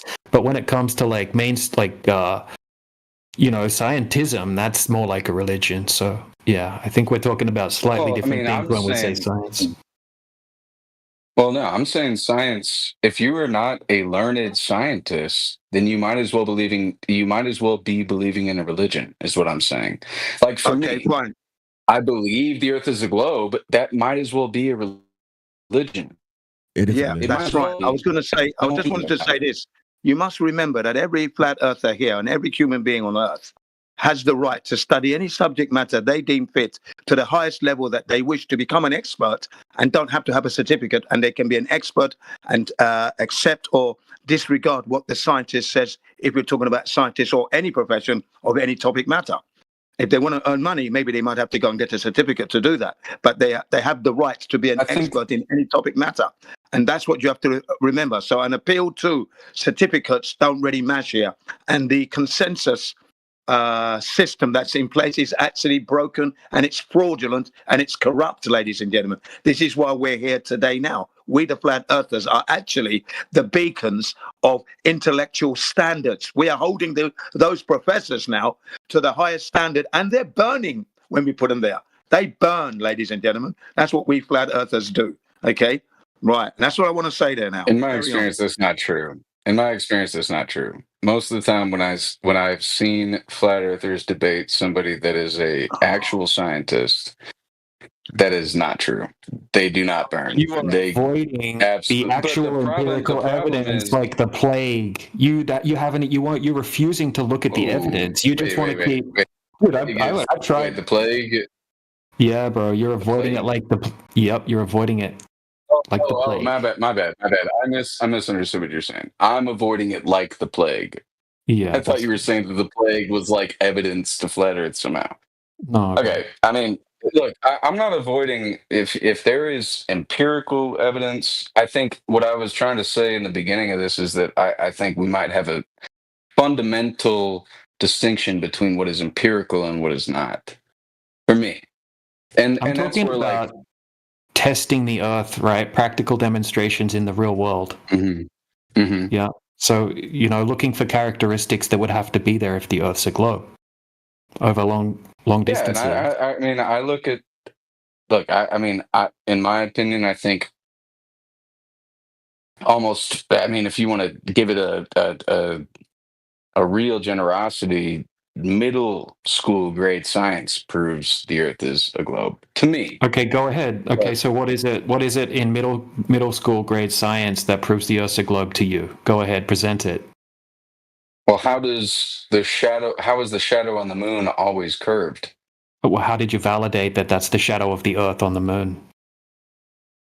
We've tested the Earth and validated that it's not curving. This is where I'm saying it's coming down to how do you know? So you need to look into it. Okay, how so do you know Jesus didn't arise from the dead? Well, we know that a sphere can't cast a shadow like we see during an eclipse on another sphere, right? That's not how it works when you set it up on a smaller scale. A sphere doesn't cast a shadow like we see during the eclipse, right? Also, sometimes we have different types of lunar eclipses where the shadow appears completely upside down. There are other types of eclipses where we see the sun and the moon both above the horizon visible during the eclipse. Wait, you're saying a lot of stuff. How does the shadow appear upside down? Okay, so please show me where that has happened. You have to send me a link to that. You can't just say that. Okay. Right, just a second. Send me a link to where a shadow on the moon is upside. Dude, how do you even? This is what I'm saying. Like, how? This is where my separation comes from. How do you even dispute that? Are you trying to equate this to science, though? I'm not trying to equate it to anything. This is middle school grade stuff that they teach you, man. Like, this is but it's very not science, simple. do you understand that, though? That's not. Well, you're saying, how does the shadow cast? What are you talking about? I've never seen I don't know what an upside down shadow looks like. How do you? How does an upside down shadow happen? Upside down shadow. You haven't looked into this stuff. What does that mean? Yeah, so the shadow should be a certain way. Like, just say you were looking at your shadow on the ground, and it was upside down. It doesn't match the orientation. Does that ever get? Because what are you talking about? Down say you have a basketball. Where you are. What? It's never in your shadow is never upside down. Dude, if you're standing on the Earth and the Earth is convex, right, and then the shadow on the moon should also be convex, but it's concave. Wait, dude, not lining up with the convexity. Where's the evidence to an upside down? Whatever an upside down shadow means.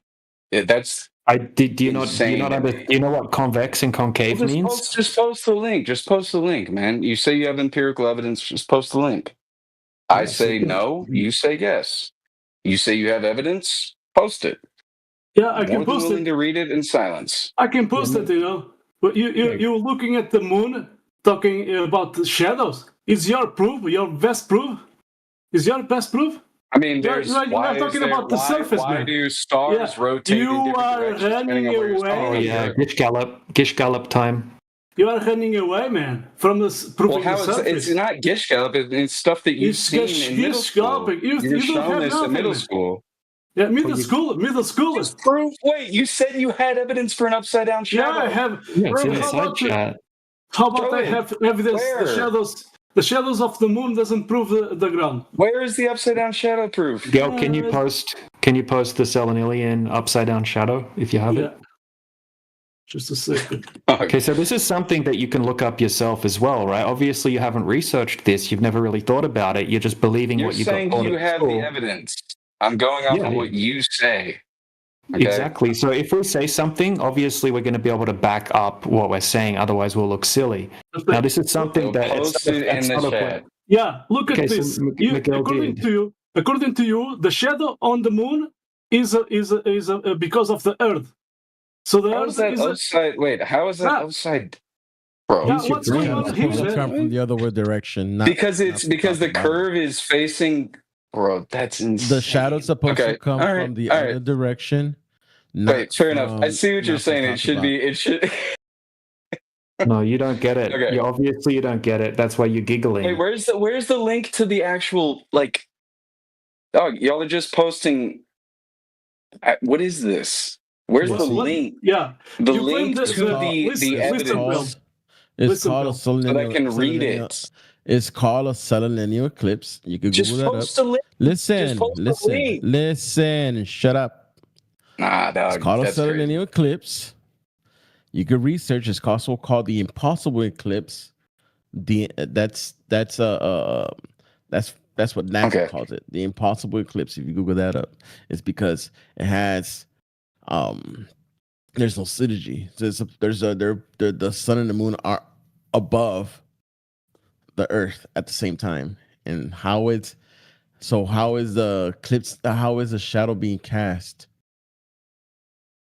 Since it's supposed to be the What earth are that's you casting talking the shadow. about? How is the shadow being cast during an shadow eclipse? being cast on the moon if both the sun and moon are above the horizon? Wait, what? Yes. You haven't looked into this. That makes zero sense. Exactly. That question makes zero sense. So what is a lunar eclipse? You said to Lunar look eclipse up is supposed to be Solennelion eclipse. Solennelion eclipse. Yes. Solennelion eclipse is a rare horizontal lunar eclipse. Still saying it's a lunar eclipse, where both the sun and the fully eclipsed moon are visible at the same time. This impossible eclipse, in quotations, occurs because the Earth's atmosphere refracts, bends. Oh, so we don't. Okay, so the atmosphere refraction is not real, right? Because that doesn't account for it. You have an This is where I'm coming back to like an appears. Okay, let's just read the whole thing. Right? It refracts, bends light, making astronomical objects appear higher in the sky than their actual geometric positions. Right, so what they're telling you there, Selenelions, whatever the fuck it is, are only visible during sunrise or sunset, when the viewer can be on a high elevation with a clear view of both the eastern and western horizons, which is very rare, allowing for a brief window to see the setting or rising sun.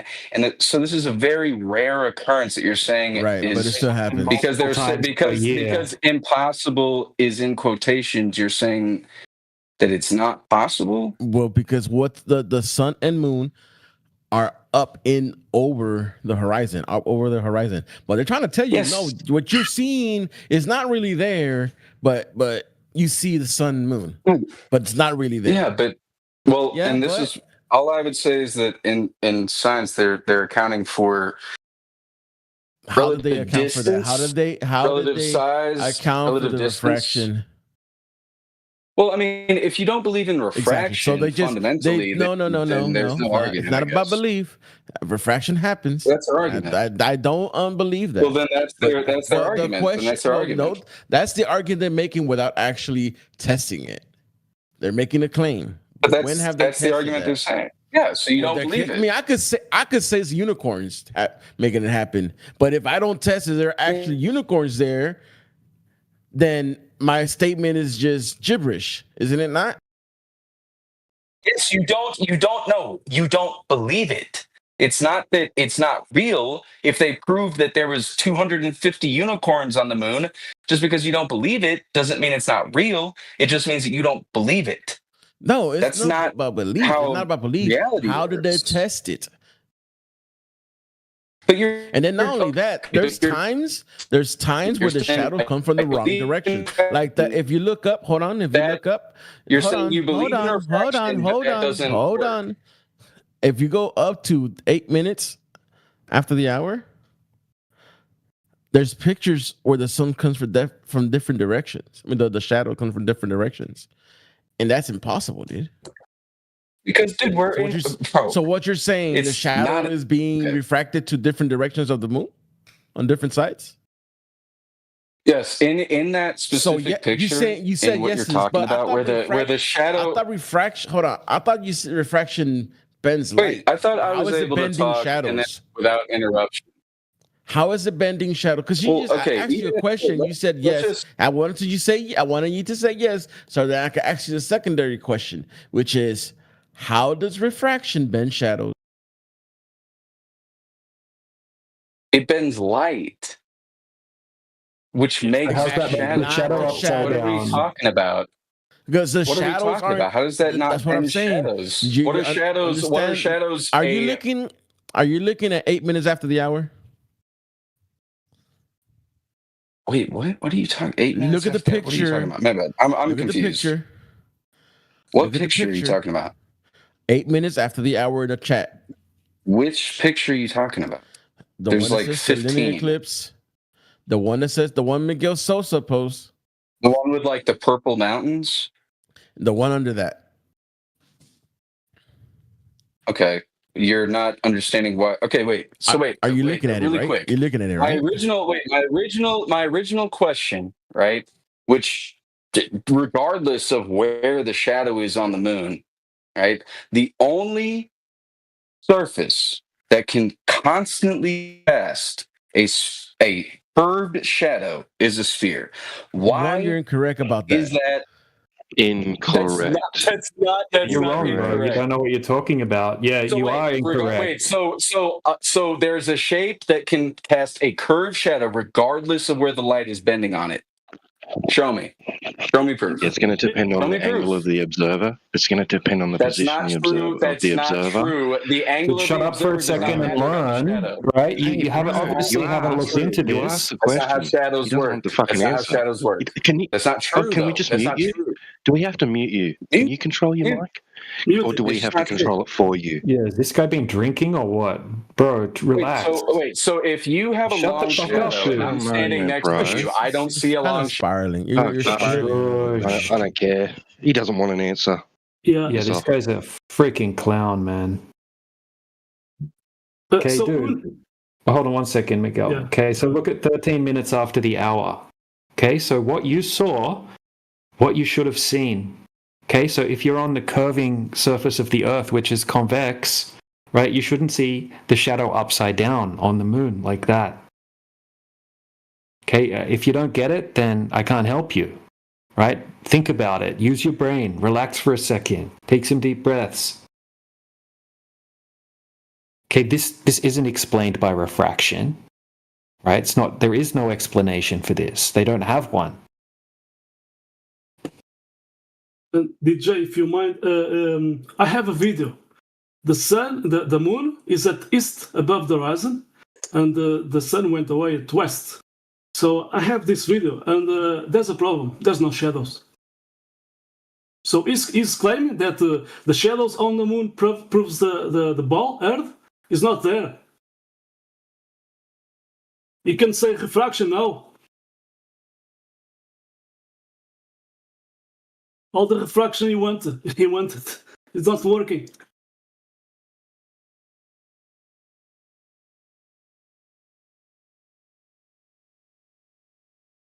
I don't know who muted him. Unless you want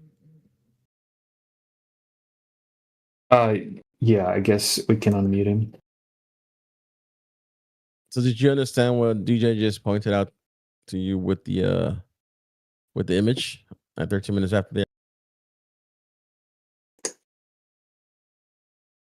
Let me just propose this, right? If you're walking next to somebody, you two are walking down the street, and you're walking under a street light, right? And obviously the shadow changes depending on where you are according to the light, right? So the closer you are, the longer the shadow is going to be. Now, if I'm standing next to my friend and we're walking under the street light, and I look behind me, is his shadow going to be different because of my perspective? No, that's not how light works. So this is a fundamental misunderstanding of universe. We have a problem. There's no shadows in my video. Okay, there's no shadows. Wait, my bad. My bad. I didn't. You are not even listening to us, man. You are not even listening, paying attention. Well, okay. When you wait, hold on. To be fair, when you mute somebody. When you mute somebody, let's not talk about meta, man. You've been talking over people. I mean, I hope we did that because I've been doing my best not to. All right, so DJ presented that shadow, that what we saw, where that picture that was taken for that selenium eclipse, 13 minutes after the hour. The eclipse should have been if the sun is the one causing if the earth is the one causing the eclipse on the moon. You should have seen it come from the bottom up, but we see the eclipse come from the top to the bottom. Okay. Let's say even if that was true, right? And this picture, again, that I cannot take as evidence, man. Like that. You got to do. Don't believe us. Do your research, dude. Well, why don't you just post the links to what you're talking about? Why is it all TikTok memes and fucking? How is this from TikTok? How is this from TikTok, what is it bro? from? What are these things bullshit. from? They might as well be screenshots. Universe asked, pay attention, okay? I didn't post my video. My video is not from TikTok. You are talking Where's it from? Where's the link? Why I did post a video, man? There's no shadows in the moon. I could take a video. What is that? That's my video. Where's the link to the video? Okay, where did you get the video? I don't have to post a link to my own video, okay? You have to post your own proof. You have it? That's not how burden of proof works. You see? That's how it works. I am presenting proof, and you are not presenting nothing. Just talk. I don't believe what you're... Just talk. So you're showing a video that... Yeah, Did you take this video? Listen, pay attention. You did claim that the shadows on the moon is because of the surf, the ball Earth. Okay, so in my video, the sun is at east above the horizon, and the sun went away at west. So where is that shadow on the moon? Show me, because I don't see it. Okay, in my video, you don't see. In my video, it's simple. Okay, in my video, debunks your claim.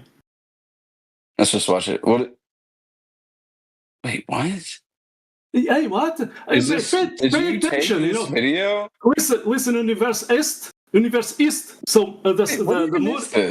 Yeah, look at you. You are not even paying attention. Wait, it's a picture. Wait, it's a video of the moon. Wait a second. A video is a picture. City skyline. Wait a second. Universe Astral. So a video is a picture to you. What a moron. Dude, I'm saying I watched the video. It's it debunks your claim. Video of the moon.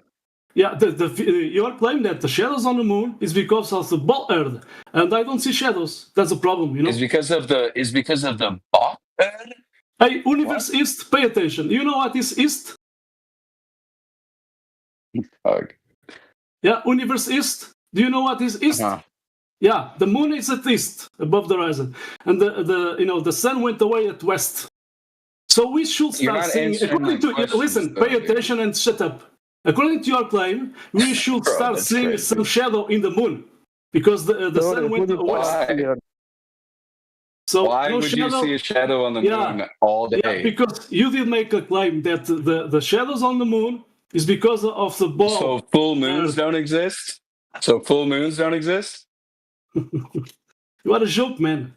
I mean, what are we talking about here, dude? You're saying I have a video of the full moon. So No, full moons don't exist? I have a video. Listen, you pay attention, okay? The moon is above the horizon at east, okay? You can do it with your balls. It doesn't matter. So what is a it doesn't full matter. moon? Yeah, there's no shadow. According to you, universe. What he's trying to it's not getting. You know, is that the sun is the sun is just setting, the moon is in the east, and yet is the earth is supposed to be? Curve of the shadow is always curved. Listen. The earth is supposed to be the one casting the shadow on the moon, but there is no shadow on the moon. Because it's a fucking full moon, dog. What are we talking about here? The sun is across. In other words, do you not believe in full moons? Again, that's not what we're saying. Why do we have to What the fuck are we talking about? He just posted a video of a full moon saying that there's no shadows, so therefore there's no. You're not listening, dude. You're not listening. The sun is setting. Listen, the sun is setting. In other words, on the that earth video, is in the middle. Hold on. Well, it was just set. The earth is in the middle. Listen. Listen. crazy. You're not listening. The sun just set to the west. No, it didn't. Not in that video. East. That's a lie. Just set. You can still see the freaking. You can see how the night. Okay, for anyone in YouTube, twilight. that is a complete lie. It's in the middle of the sky. God damn it, you fucking! Crazy. I swear, bro, I'm just gonna fucking mute you, dude.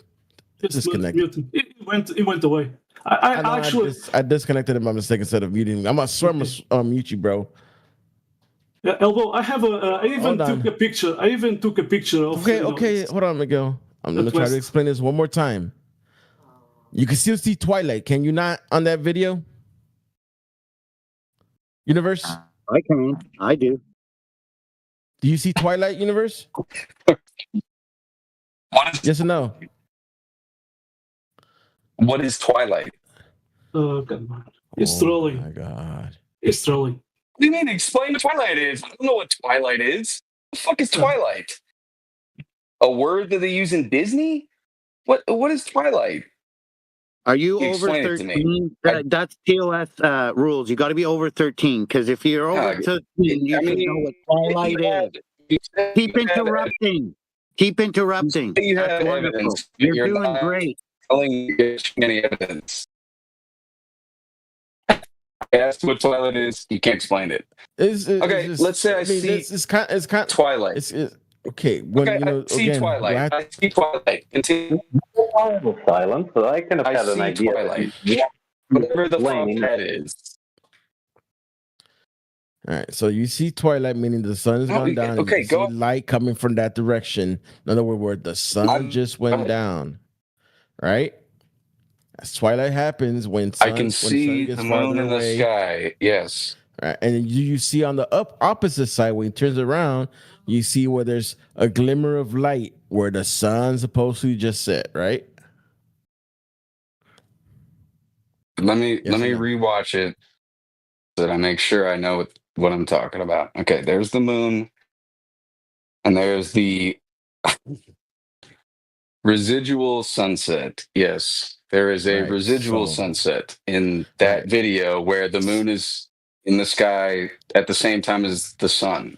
Right. So according to the mainstream, when the sun sets, it means the earth is in between. You can't see it because it's gone under or it's hidden, right?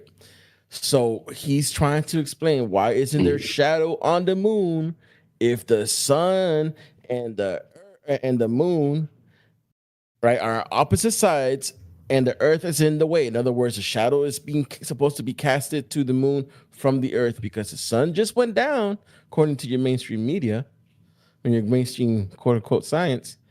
Sun just went down. But how are you saying that the Moon's in moon? the air. Okay, based on that video, really quick, how are you? Okay, based on that video, how are you determining that the moon and the sun are in exact opposite coordinates? East and west. Because the moon in is the east, in the sky and the turned sun is around. below. He said he was Yeah, in but the the sun is east, also much and then the farther sun is away than the moon. Wouldn't it be in I mean, this between, is or is it what not I'm going to be in saying. between? Like, this is like middle school science shit, man. Like, this is relative space, relative size, relativity is really what I'm getting Oh, is that's like the rich. core Coming from someone who doesn't know fundamental. what twilight means. Yeah. Doug, explain Twilight then. But regardless of that video, Why is the nobody shadows. explaining Twilight to me? An inferior Twilight mind. is Explain to an Twilight is a inferior mind what soft is Twilight. glowing. The twilight is a soft glowing light from the sky, bro. When the sun sets below the horizon. Okay. Yeah, right? Okay. Okay, you get that? Sure. Why does everybody have to do your homework for you, bud? It's weird. Doug, Twilight is a crazy word to use to try and prove your That's what theory. it's called. Because of Twilight, we're right? No. What is Twilight this, Disney just Channel? kinda sets, you're not in stock, dude. Are you serious? That's what it's If you called. wish upon a star. Are you not? Are you moronic, bro? This is what it's Are people called, this bro. stupid to believe in flat Look, earthers? listen. Google Twilight definition. Okay, there's no way y'all think that. Google Okay, never mind. Twilight Okay. definition or meaning, whichever. All right, let me actually just. Did you think Disney invented just to edify myself? Let me make sure I know what Twilight is. Hold on.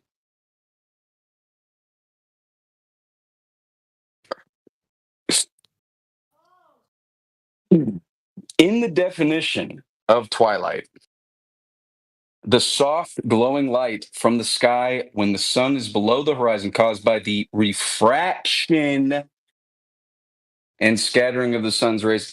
Just where are we at right now, man? So we don't believe in refraction. Like I said, we're back to So the Twilight is not a original Disney. thing. Nobody said that. Who's ever said that? Now you're strawmanning us. But I'm saying, like, I might as well. Okay, but so refraction isn't real. You're making. Is refraction real? The refraction is real. Why are you strawmanning us? We never. Is this guy drunk or what? That we don't have belief. We don't have to believe in refraction. We know what the refraction is a thing, and it's testable. Okay, so refraction is a thing. Okay, so when it is used, are you done edifying yourself? That saying thinking that we're talking about Disney or some shit.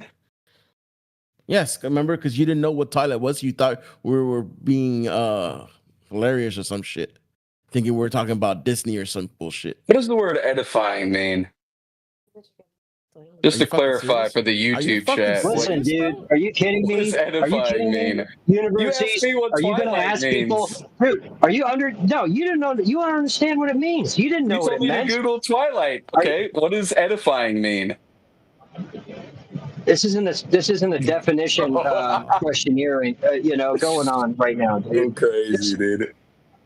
I swear, you know what? Why y'all so combative, man? You're gonna get fucking muted. No one's combative, brother. You're in here not presenting any evidence. That's what you're doing. You're not asking any good questions. The dude's a waste of time, John.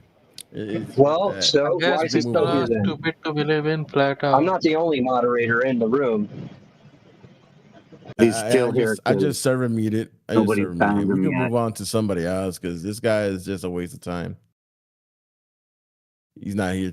He's here to freaking just bullshit. There is somebody that keeps piping up saying, it seems like they have some. Yeah, so the last guy refused to provide any globe evidence, right? Does anyone here think they have any evidence that the Earth is a globe?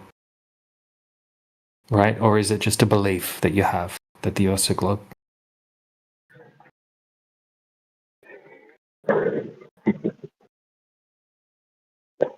Shamika, you're hot micing. You guys are troll. What's that? Hey, hi. And Kit? Yeah, go ahead. You have the. Did you come with some globe evidence today, or are you just going to say we're wrong? Who? Ankit Rastogi. Oh yeah, quiet now, are you?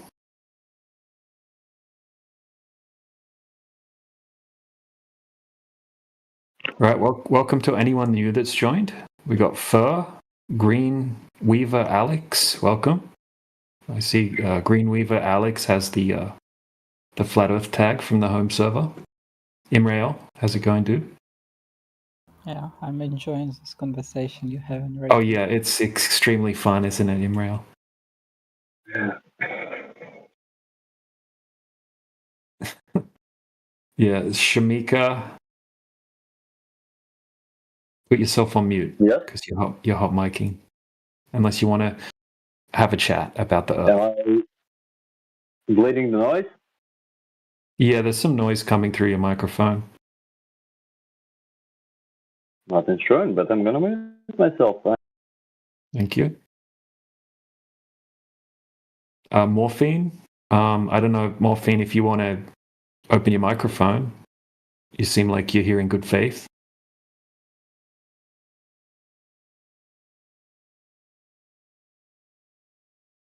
So yeah, Universe East. Okay, so if you want to make claims that this spherical Earth is causing a shadow on the moon during an eclipse, prove the Earth's a sphere, right? That's the prerequisite to your claim. Now, I can prove to you that it's not a sphere, but you keep avoiding the evidence, right? I keep trying to provide long-distance observations and all sorts of different pieces of evidence, but you're running away from them.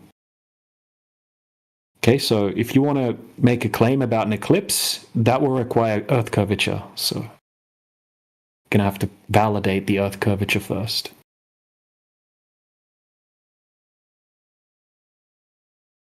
No, we have to talk to you while you're muted because you're unhinged, right? Maybe you're drunk or something like that, but you can't have a normal conversation, clearly.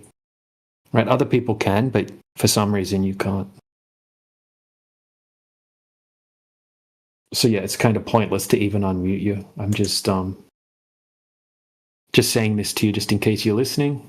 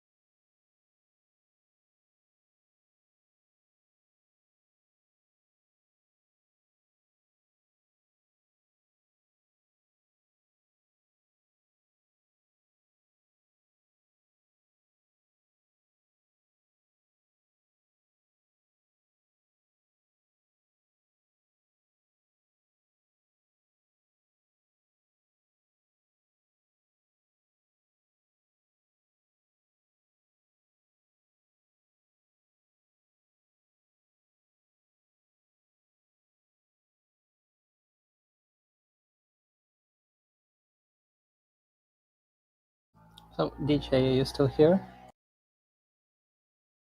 Yeah, I'm here for a little bit.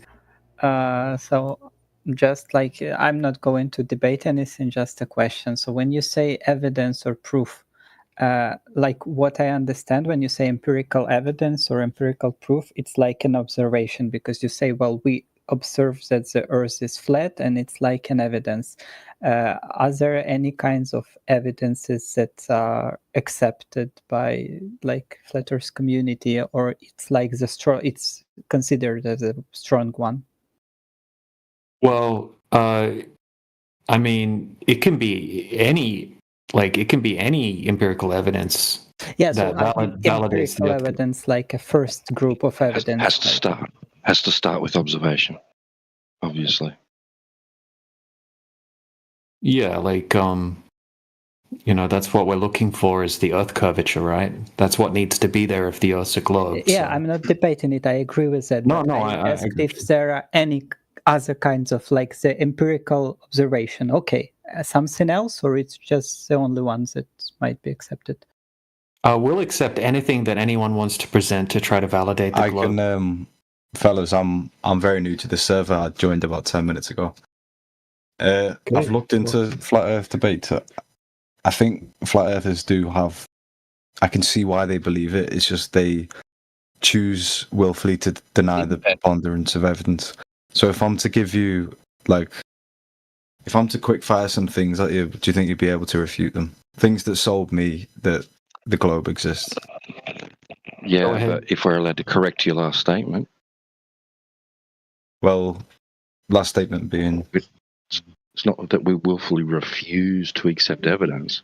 We analyze and evaluate what is claimed to be evidence and find it either illogical, irrational, lacking in demonstration, etc. Right? So that we don't just like dismiss it because we don't like it or something, No, but to an extent, that is a lot. It's a sense of cognitive bias in which you only surround. No, that's not true. That's not true. Okay, right. It doesn't hold up. If it doesn't hold up to like things like logic and reasoning or demonstration or anything like that, right? So we have standards by which we will evaluate what is claimed to be evidence. If it doesn't meet those standards, then it's not evidence. No, that's so. Where we disagree is, well, amongst many things, is it is evidence. It's just you deny it. Granted, you can say that vice versa for me. No, it's not with it. We're just denying it because we don't like it and it doesn't fit our narrative. That's not what we're doing. No, but you have to deny it in order to stay intellectually consistent. Sorry, intellectually, that's a bit of a misnomer. Just to stay consistent with your beliefs. No, that's incorrect. If someone had evidence, right, which conflicted with the other evidence, not my belief, with evidence that I've analysed, I have evidence for flat Earth, and if you presented evidence for globe Earth that conflicts with that, I'd have to evaluate it, and we'd have to compare, right, logically, and demonstration. So let's try and do that. I'm sure I'm very new to this whole flat Earth idea. I'm sure you hold a radical... You haven't spoken with... Yeah, okay, so you haven't spoken with us before, and you've probably seen some stuff on TikTok or as YouTube. I said, I've only just joined the server. I've looked very deeply into flat Earth in the same way I've given every quote-unquote conspiracy its due diligence. All right, well, let's see then. You go ahead. Yeah. Talk with DJ. So... few contentions I have. Boats over the horizon, gravity, and what was the other one? Lunar eclipses. All right, let's stick with one at a time. Let's just go one at a time. Scattergunning, so you can just okay. So pick and choose. You've said one. Okay, so I've already picked one. So let's go with the geometric horizon. Yeah. So I think when you look out to sea, there is a rigid line in which boats go over and disappear bottom up. Now, on a flat plane, they wouldn't disappear bottom up. They would just get further and further until the atmosphere gets so dense. Okay, can you define horizon first? Horizon's just where the sky appears to meet the ground. Essentially, it's a convergence of the sky and ground. Right, so I agree that it's the apparent location where the sky and the ground meet, right? Flat earthers will agree with that. Apparent is a very key word there that we need to take into consideration. But, okay, the definition of horizon matches what you just said and what we claim a horizon is. But on a globe, you would have to have a geometric horizon. Do you know what a geometric horizon is? Yeah, I would say the horizon is a physical thing. Okay, so it would. Right, so when I was at school, right, they taught me that if you're 6 foot tall, the horizon would be 3 miles away. Were you taught that as well? I wasn't taught that in school. No, Well, anyway, right. So we can inches per mile squared based on the parabola type thing. Well, no. This is a different formula. Like this is 1.225 times the square root of the observer's height in feet. Okay, so it's a formula based off the radius value of the Earth.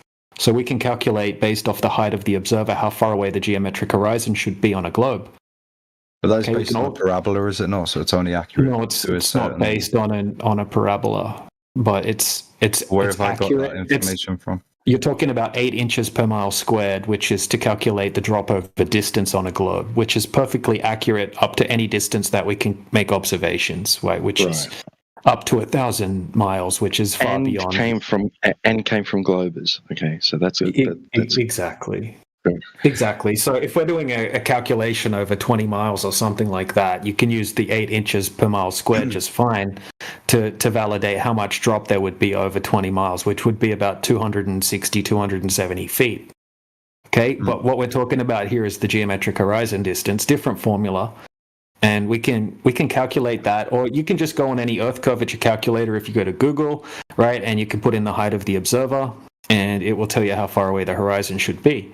So when we go out and test for this claimed geometry of the globe, it doesn't match up with reality. But sorry, can I just interject there? Why would you adhere to the globe model's measurements? Yeah, so that's the claim, right? So that's the claim from the globe side that would match up with reality. If the Earth was a globe, then that would exist in reality. These are characteristics of a sphere with a radius of 3,959 miles. Okay, so we're testing the globe mathematics to see if it matches up with reality. Okay, so if the Earth were a globe, right, then the horizon would be 3 miles away from a 6-foot observer. And if a ship was sailing out, it would start to disappear physically behind the curvature of the Earth at approximately 3 miles. Yeah, so when we go out and test for this, the Earth actually is observed over huge distances as completely flat, and the geometric horizon doesn't appear to exist in reality. What does exist is an apparent horizon. Okay, not a geometric horizon. Right. Would you like to see some validation of what I'm talking about? What you're talking about, the black swan, I'm sure. By the way, I'm new to this VC, but I've looked pretty deeply into flat Earth. I'm not convinced. Okay, that's cool, but you haven't. No, but I'm just giving some context because whatever you show me, I've probably already seen. Anyway, probably not. I guarantee things like you haven't. I guarantee you haven't seen anything that I'm going to show you. Well, yeah, okay, maybe I haven't, but boats disappearing bottom up over whatever you want to call it, but they disappear bottom up. What would you say? They don't always do that. No, I don't know why people say that, because I grew up on the east coast of Australia, watching boats go out while I was fishing or surfing constantly. Like I lived in a place called the Gold Coast, right? We have a lot of cruise ships leave from that location where I lived. So when you're sitting there fishing or surfing, waiting for waves, you're watching ships, a lot of fishing boats, fishing trawlers going out and cruise ships going out. I saw hundreds and hundreds and hundreds of them go out. What happens most of the time is that they get smaller and smaller and smaller until you can't resolve them anymore. So you can still see the horizon, but the boat is gone. Now, what we've worked out is that if you take out a zoom camera, you can zoom in and bring the boat back to view unless certain conditions are present, such as waves, obviously, like ocean swells. Now, when you look out over ocean swells, it looks quite uniform, so you can't tell there are big swells there. But that's something that's obviously going to block the bottom of the ship.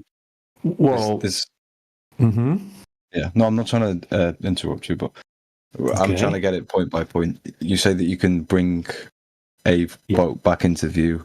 Now, I've seen these videos. It's not that the boat has gone over the horizon or whatever it may be. It's the boat, its angular resolution is too small for our eyes to resolve. So it zooms in and sees the boat. Exactly. When the boat, but hear me out. When the boat is partially obstructed, can you then zoom it back in? So it doesn't always get. So if you didn't interrupt me, I wouldn't have to interrupt you, and you wouldn't have had to interrupt me if you had have listened to what I was saying, right? Because I'm going to cover all of this.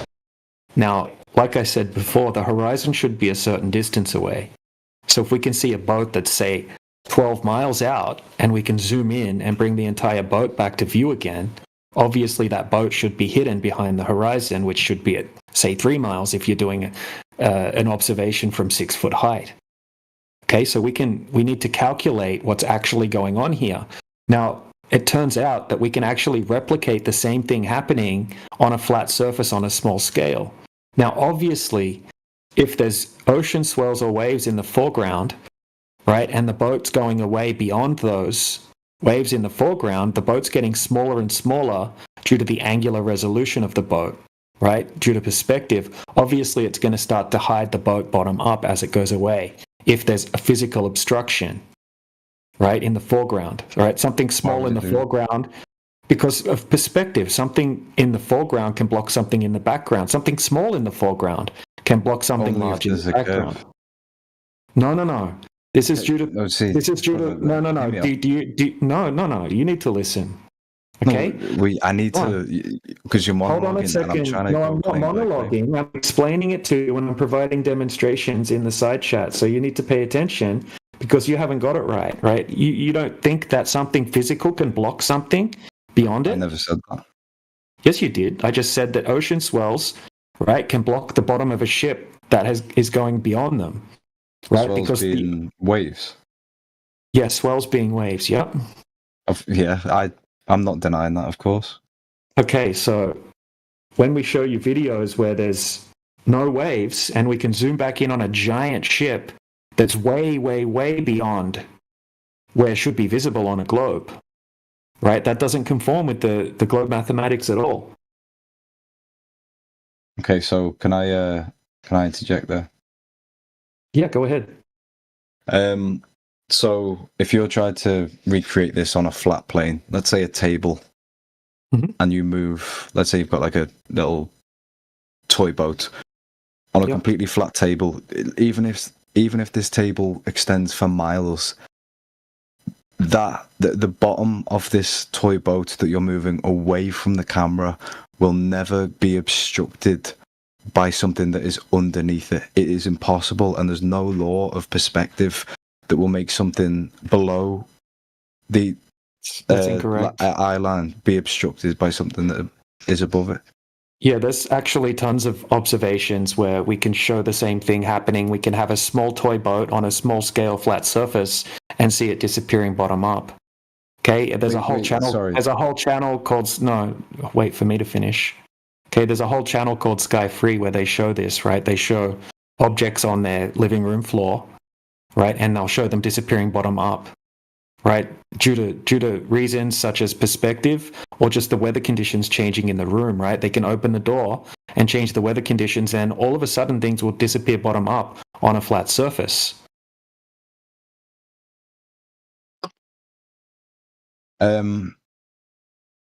So look in the side chat there, you see what Flatman can put there, and where he moves the coin away, which is the example I wanted to bring up. Yeah, why did they set the camera, which it's blatantly below the line of the table? If things can truly disappear bottom up when you're above it, why do they have to put the camera there to try and how come? Okay, so if it's below the table, how come it disappears bottom up when they slide the coin away, and then he zooms in and you can see the whole coin again? But it's below that because it's very, very. Essentially, they've done it in such a way in which they're able to replicate this and make it fit. What? There. Well, how are they seeing the coin when he zooms in? Because some regular bloke that's not paid by NASA to tell you it's a spinning water ball is deceiving you with his camera and his coin. Yeah, well, hold on one second. Let's get to the bottom of this. How come you can? Yeah, okay. Try to explain it. So essentially, what he's done is he's put the camera on exact eye level with the table. So the further you zoom in, the more, because it is focusing on the back of the table, which we can't even see because it's out of focus. It's trickery of perspective. How's it trickery of perspective? No, Seneca, sorry, I'm calling you my own fucking name. I don't know who that guy. Who am I even arguing with? DJ. So we understand that when we look out to sea, what I would say is analogous is if we dig a hole in the sand and we line our eye level up with the sea in the same way that he has done with the camera in that table. That's not what we see. So why should he put that camera below the eye level of what we see when we look out to sea? Do you see what I'm saying? No, I don't see what you're saying, right? So as he moves the coin away, right, it looks like it disappears bottom up and you can't see the coin anymore. And then he zooms in with the camera and you can see the whole coin again. But why? That doesn't happen. Look, I'm going to throw you a bone here. Okay, so there is no observation where a boat will disappear bottom up in the ocean and then you can zoom back in and bring the boat back to view again. So we really don't need to talk about the coin thing. The coin thing's interesting, right? But that's not analogous to what we see when we look out into the ocean. The only reason a boat will disappear bottom up out into the ocean is if there's physical blockage, which will be the ocean swells, or if you have a miraging effect, right, called sinking or an inferior mirage. You can't show me a video so you won't be able to show me a video that doesn't have any ocean swells or has accounted for there being no sinking or inferior mirage present. It doesn't exist. Which, by the way, mirages, like, we understand that refraction is a phenomenon that does bend light and make things appear to be sinking or looming or inferior. Or so my point is, look at the one above that, the picture of the sea, or the video he sent of the sea. You see the way the sea, because you're above the sea, the sea appears to rise up and the sky rises. So, and then compare that. But I understand that completely. But compare that picture with the table. What's that got to do with anything? Don't worry about the table. Like I said, that's Seneca, the table has no. I didn't post the table thing, dude. I did not. A flat earther did. Who cares, right? That's not my argument. There's not a single video of a boat disappearing bottom up, and then you can zoom back in on it again. It doesn't exist. Hear me out. So that's not my argument. You're talking to me at the moment, right? You don't have to worry about what everyone posts in the side chat. Okay, I'm telling you right now. I'm telling you right now that no flat earther can present a video of a boat disappearing bottom up, and then you zoom in and bring the boat back to view again. It does not exist, right? There's not a single video of it. Now, the only time it happens is if you have a miraging effect or you have a physical obstruction, which will be ocean swells. Okay, I can show you countless amounts of observations that completely debunk the Earth curvature and the geometric horizon, showing you that it cannot possibly be going behind a physical geometric horizon because it doesn't exist. Now, I know that you won't be able to provide a single demonstration of a boat going over the horizon that accounts for the things that I mentioned, being miraging or ocean swells, and you won't be able to show a single observation that validates your geometric horizon. I guarantee it. Well, I wouldn't be so sure. I physically can't because I can't put pictures in the chat. You can send it to me. Give me no, we don't have the channel owner isn't here at the moment, and I can't do that for a couple of days. I'll have those permissions, but you need to spend time in the. You can send me something. Information. So the next point I was going to say was, in order for the Earth to be flat, the horizon has to rise to eye level. So no matter how far you go, the horizon will always rise to eye level. The horizon does approximately rise to eye level, but the horizon that we see isn't always the true horizon, right? So sometimes we have a false horizon, or sometimes we have obstruction of the horizon, right, due to fog and the clarity of the air, etc. So as we rise in altitude... Well, hold on, last thing, quickly. So as we rise in altitude... Okay, so I've seen drone footage where they basically set the drone up horizontally, and then he goes up as high as the drone can go, which is it's like a really good drone. anyway, they draw a line across the video, across the center of the screen. And as the video goes up and comes back down, the drone goes up and back down, the horizon stays exactly on that red line that's drawn across the center of the frame. I've seen multiple videos like that. Now, sometimes, right, we have atmospheric conditions that are going to obstruct the horizon. So when you're looking out at the horizon, as you go up in altitude, it gets further and further away, obviously. Now, as it gets further away, there's more air between you and the horizon. Okay, so air is opaque over distance. So what you're seeing, you'll see that a false horizon because the actual horizon's being blocked by the opacity of the air. You know, we could call it, say, an opaque deck of opacity or something like that. Okay, so that's going to make the horizon look like it's lower. But for the most part, it roughly appears to rise to eye level unless you have so physical refraction obstruction. can make things appear higher or lower. Well, this isn't refraction. This is physical blockage.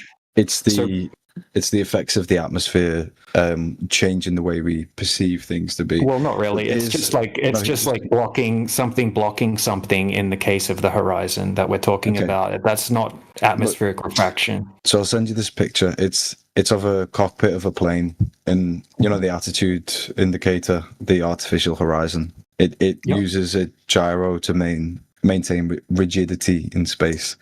So it clearly shows that the artificial horizon, the physical horizon, is below the what would it be, 180 degree level. So that. Okay, well, I've got counter footage that shows that it, you know, from a fighter jet, that it is perfectly at eye level. So we're going to have conflicting footage. So now it's your footage versus mine. Exactly. So, you know, if we have conflicting footage there, okay, so we have different conditions that can affect the horizon. I agree with that. So the thing we can test for is there a geometric horizon in existence in the first place? Is there drop over distance in existence in the first place? Give me a sec. I'm just trying to TJ. Message. Oh shit! I've already sent you all this stuff. Have we? 5th, 20th. Groundhog Day. We must have already. We must have already had this conversation. Probably. Are you in a different Flat Earth VC? Probably. Yeah. No. So I've already sent all the stuff there. That purple and green one. What's your name? What's your name? Seneca. Can you tag me in the DM? Yeah, go on.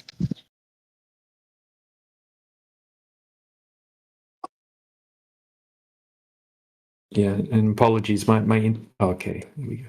Yes, my internet absolutely sucks at the moment, so it takes a bit for things to load. Yeah, so you know, your GPT, what's it called? Satellites might be cut. Sorry, satelloons might be cutting out. Yeah, but the internet, yeah, it goes through undersea cables. Anyway, yeah. So what you've sent me here, I mean, I can show you other footage that Can you save it and put it in the chat though, just to entertain people who aren't able to? Which one do you want me to show? The green and purple looking one. Yeah. So I mean, I'll put counter footage in the chat that's not from flatearth.ws, but sure, I'll put that in for you. So how can you validate that that's the true horizon right there? Right, you can see a big misty. It's very, very blurry, and it's very, very misty. There's terrible clarity. Okay, so that horizon would be the horizon. Yeah, so that's where it appears. Okay, so from that distance, if there's an opaque layer of atmosphere between the observer and the true horizon, it's going to block the true horizon. So you can't tell if that's the true horizon. It's just the apparent horizon. Definitely appears to be. Well, it appears to be, but you can't validate that it is because, well, from that altitude, you have a lot of air between you and the horizon. So you can't validate. So whatever you're going to show me, you can't validate empirically that these things. Well, I can show you the horizon not being lower from that altitude. So that's it. Okay, give me a second. So I can pull up. Did you see Sporadic's reply to that, by the way? Yeah, have a look at what Sporadic again, replied in sorry. the side chat. So have a look at what Sporadic Echo has replied in the side chat there while I have a look for No, so it's not this artificial horizon isn't just wherever the nose of the plane is pointing, as if to say, like, if the plane bends up, then the artificial horizon will bend up. It's a gyroscope maintaining its rigidity in space, so it's that maintains level regardless of what angle or direction the plane's looking.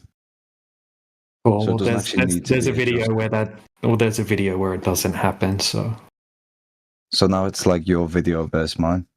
yeah, so let's well, I have an explanation for it that you're unable to account for as well. So which is that you're not seeing the true horizon. Well, okay, so this can happen. Like, let me show you an example quickly. How you can have a completely false horizon and not even know about it. So just a second, I'll just pull something up. That's right. So let's say a globe earther went out to check if the horizon was lower than eye level. Okay, and they went to the beach on this day. They're looking from a high altitude. Okay, so my image is just uploading to the side chat. Hopefully. I think that video is CGI, by the way. You think it's CGI? Oh, I think yours is CGI then. So it's Battle of the CGIs. No, I'm just making a silly claim like you. That's all. I know. So was I. I was being facetious, but you see Yeah, me how too. I was just joking too. But I'm joking. But Hold on, let me just make my point quickly. Okay, so I never said anything about CGI. I'm just showing you. Okay, this horizon, right? If you were to check, right? If you set up the camera horizontally, engaged where this horizon was, it would be below eye level. Okay, but have a look at the second image that I'm about to post. Okay, if the boat wasn't there, right, it would look like the horizon is below eye level. But in this particular situation, we have some mirroring effect happening. It's very, very hard to see. But because we have the boat there, we can tell there's a mirage taking place, right? So we can have false horizons. We can also have. I'm not denying that mirages exist. No, it's. What do you mean edited? Just is it really that fucking intense? Yeah. There's even crazier ones than this. This is just a type of miraging effect. This is superior mirage. A few hundred years ago, they would say that that's next level witchcraft. Yeah. No, Well, if you put that into if you put it into a photo editor, and give it, and you keep your mouth shut when someone's talking. The man's been talking. Sec flat. Yeah, if you put that into an editor and just give it just contrast, just use the contrast filter, you'll see. Usually, you can see that there's a horizon, a very faint horizon line behind the boat. So that's just mirroring of the sky. So I would argue. One sec, bro. I would argue that the boats in those images, they're not. They haven't been dislocated, right? They're not mislocated. They're not at some other place, and refraction is making them appear there. I would say they are right where they are. You are seeing them, and the water is reflecting the sky, making it appear as if there's a horizon in front of the boat, and that this boat is in the sky, but it's actually on water, and you're seeing it right where it is and where it's supposed to be. So this brings me very succinctly into my next point. That is still very. It's not a tangent, but that picture shows that these effective atmospheric refraction or mirages, due to when given certain light entering through different densities, it can make things appear. Well, that picture there shows that it can make things appear where they're not. So when flat earthers give examples of the Chicago skyline. Well, we're not talking about that. Let's not change the topic, right? So your evidence was that the horizon. Well, don't change the topic. Okay, so you were saying that this evidence that you showed shows that the horizon is lower. Okay, now all of a sudden you're saying that things can appear where they're not, which in this case was a lower horizon than where the horizon really is. Brother, So we can dismiss your evidence now based on your own logic, right?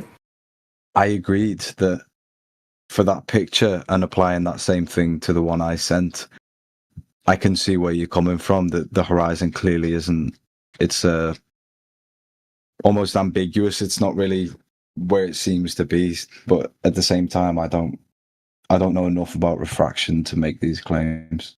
Everything about the horizon is apparent. Its definition describes it as being apparent. All right.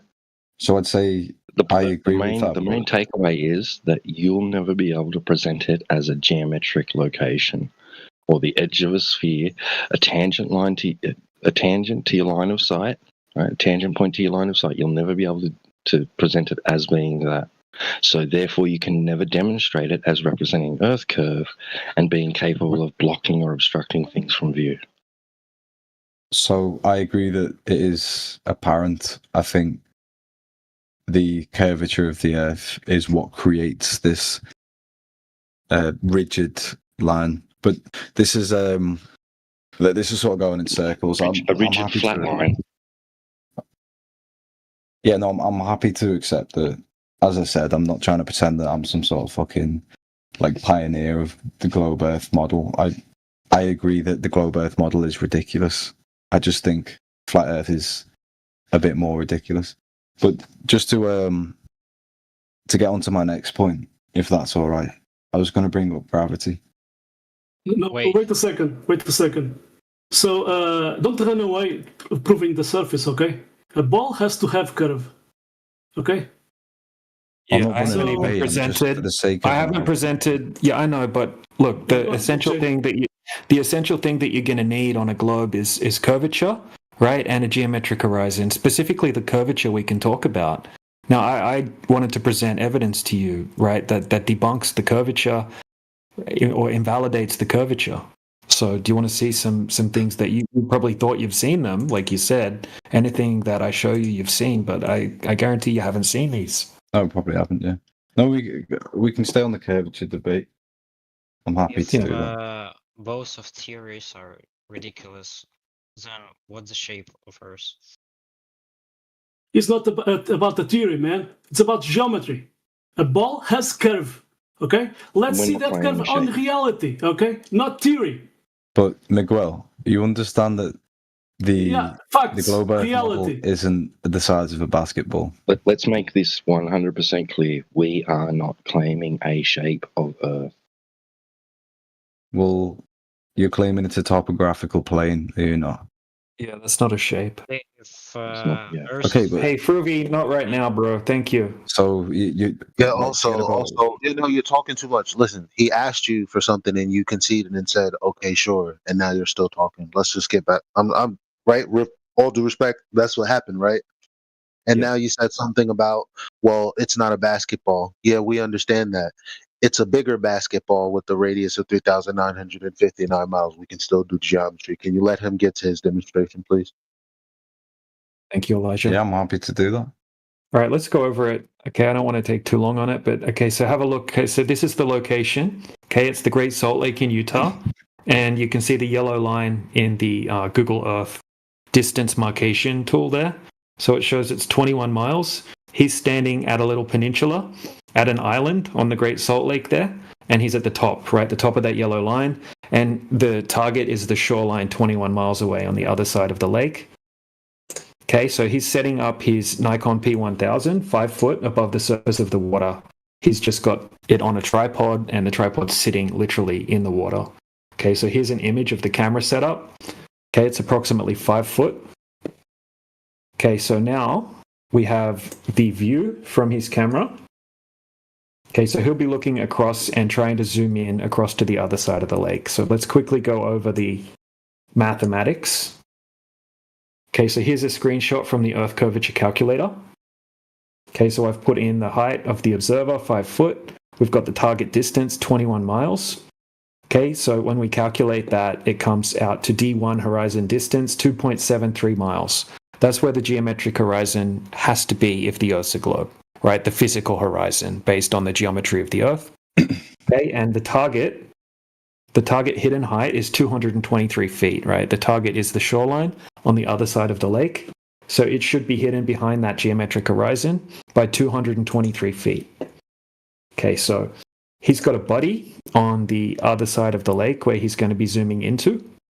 Okay, so right, all of this is from a high definition video that shows everything I'm talking about. I'm just sort of posting some screenshots from it. So I will share that as well. But I'm just posting an image of the target side of the lake so you can have a look at what it looks like over there. Okay, so take note of a couple of things. Okay, we can see it's like a big shoreline, big beach, muddy beach. And then we can see there's like a little mining town and a big giant smokestack. So take note of that. All right, now I'll post just a clip from the video where he zooms from where you can see that camera set up. Now it's just uploading. It'll be there in a second. So he's going to zoom across. Now remember, there should be a horizon at 2.73 miles, right? The line in which the sky and the ground appear to meet, which on a globe would be a physical geometric location, right? Like you were talking about before. Okay, so here it's uploaded now. So you'll see that when he zooms across, the first thing that we can notice is that there's no geometric horizon present over the entire 21-mile distance. Now, here is where the horizon should be. Okay, so I've just brought it up on Google Earth, and I've drawn a black line across. Okay, so you can see that's 2.7 miles away from where he's standing. That's where the horizon should be. Now, the target is obviously straight along there on the other side of the lake. Okay, so have a look at the observation. You can see when he zooms in, we can see the smokestack, and we can see the distant shoreline. Okay, so just quickly,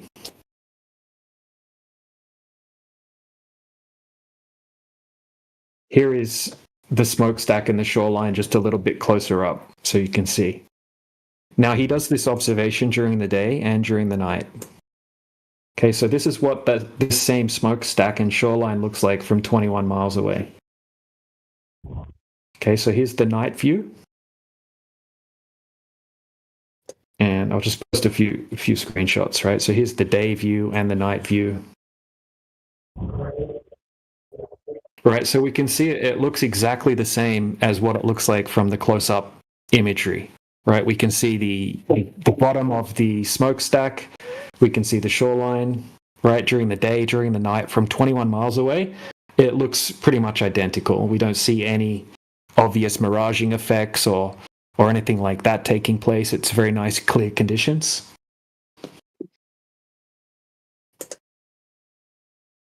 Okay, so I'll post the full video that's from. Sorry, Are you still with me? Back. What were you saying? Really? You weren't listening to all of that? I'm taking the piss, brother. Oh. Okay, nice one, bro. That was good. You're funny, man. Anyway, there's the full video it's from. They go on to do a laser test as well, but I don't really present the laser test. It's just something extra in the video. I've seen the laser tests. Again, my issue is I can show you pictures in which, for me, it's undeniable that it shows a clear curvature. I'll throw some more in the chat, and if you can do your well, can you address what I posted? So again, I can't refute that because, and to go full flurf on you, if I haven't done it, if I haven't replicated it myself, how can I just take your word for it? The pictures do seem to suggest that they seem to corroborate what you're saying, but again, my point is I can show you pictures that this show is in the scope of verifiability. So yeah. So look, let's just let me just ask him this quickly, right? So let's just say that everything is as presented, right? Can you see that being a problem for the globe side? I think it's a bit more nuanced than just it is as it's presented. Okay, so if the video verify this for myself. Well, no. Hypothetical.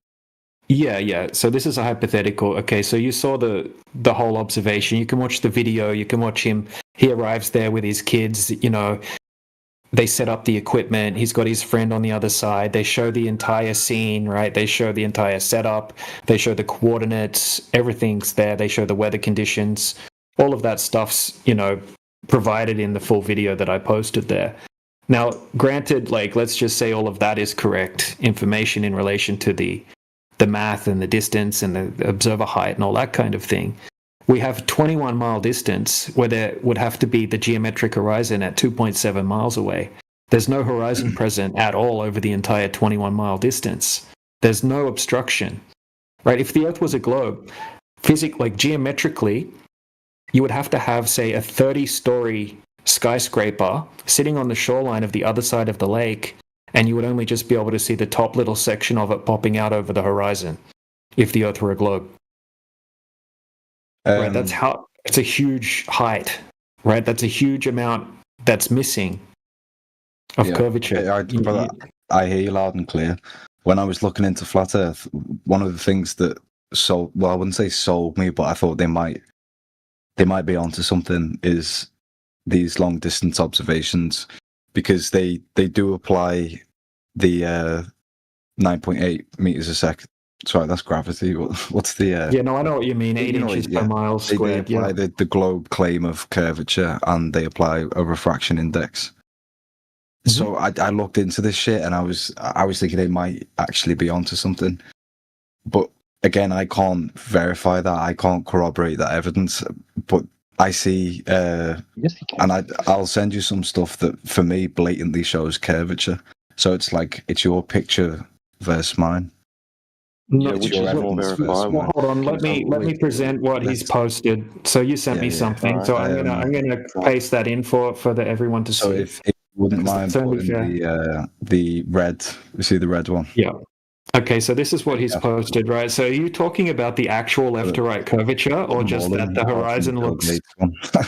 I'll put the Bill Gates one in if you want, but yeah. Well, hold on. Let's go with this one. Like, what's the deal with this one that you've posted? What's this supposed to show? Well, that shows that the horizon drops below eye level. Well, you saw what I just showed you before with the boat that I'd removed from the image.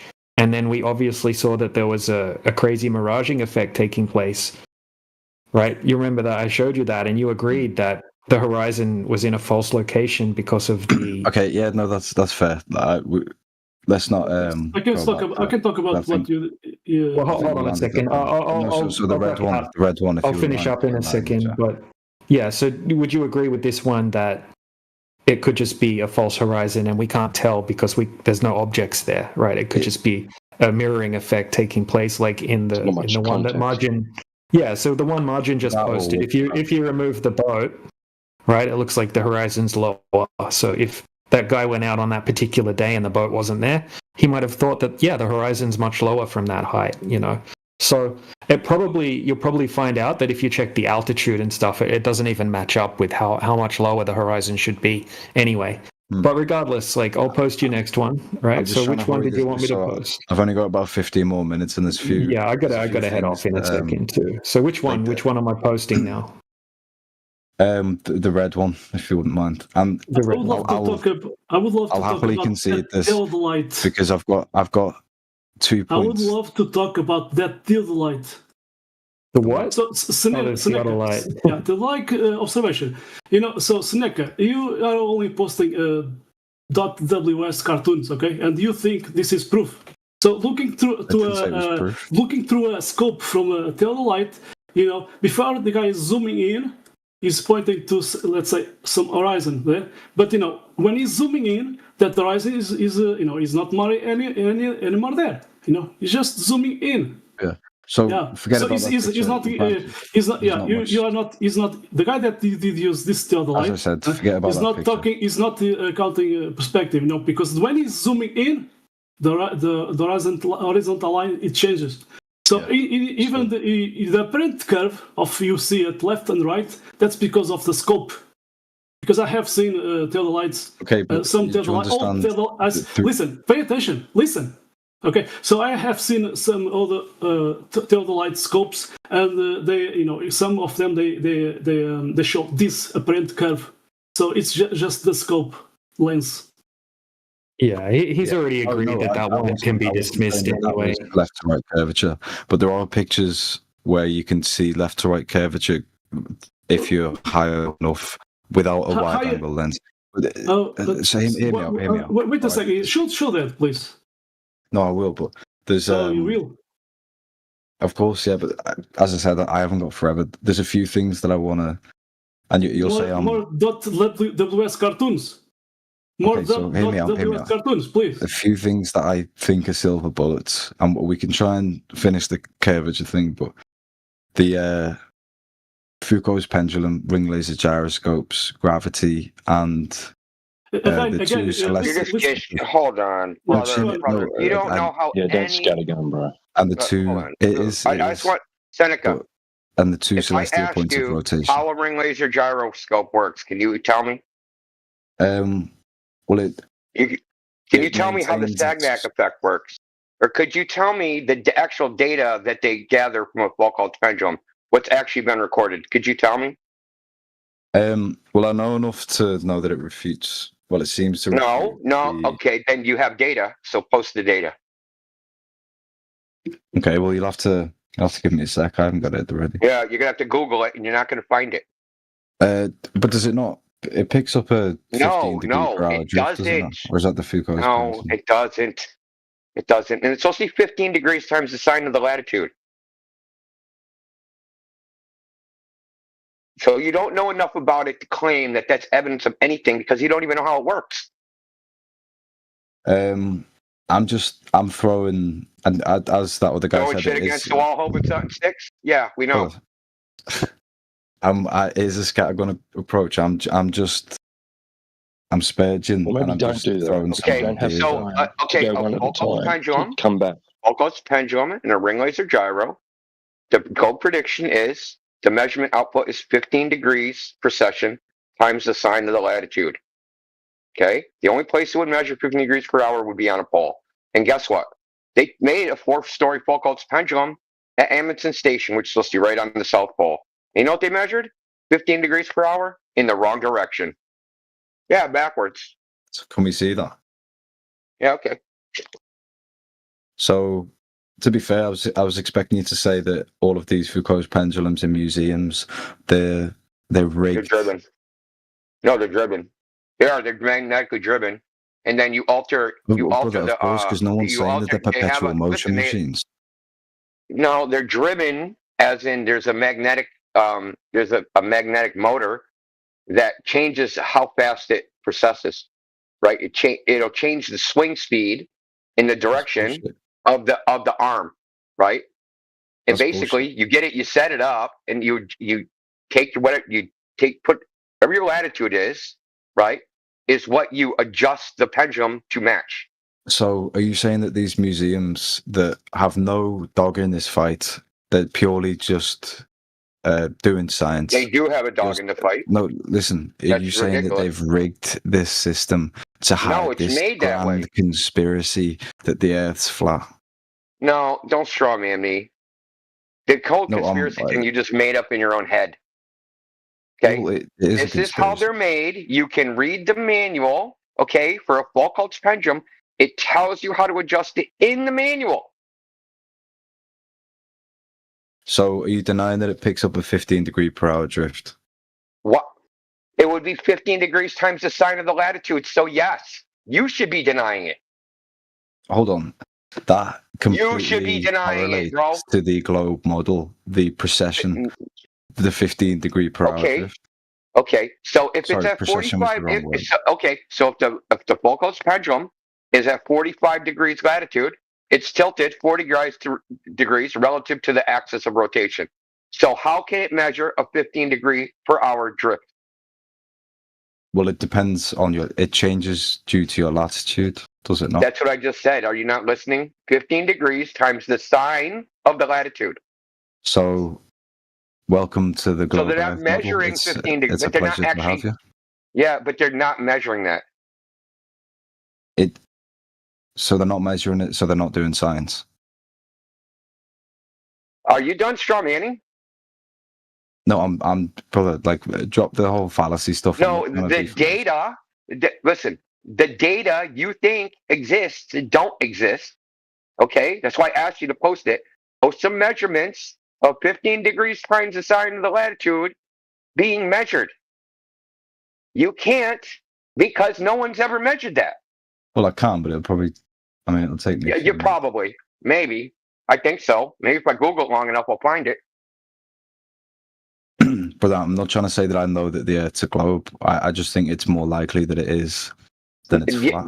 No, that's all based upon what you imagine the situation is. So you imagine out there somewhere, Magic Science Guy has made measurements of a Foucault's pendulum drifting at 15 degrees per hour. But let me tell you, that's not the case.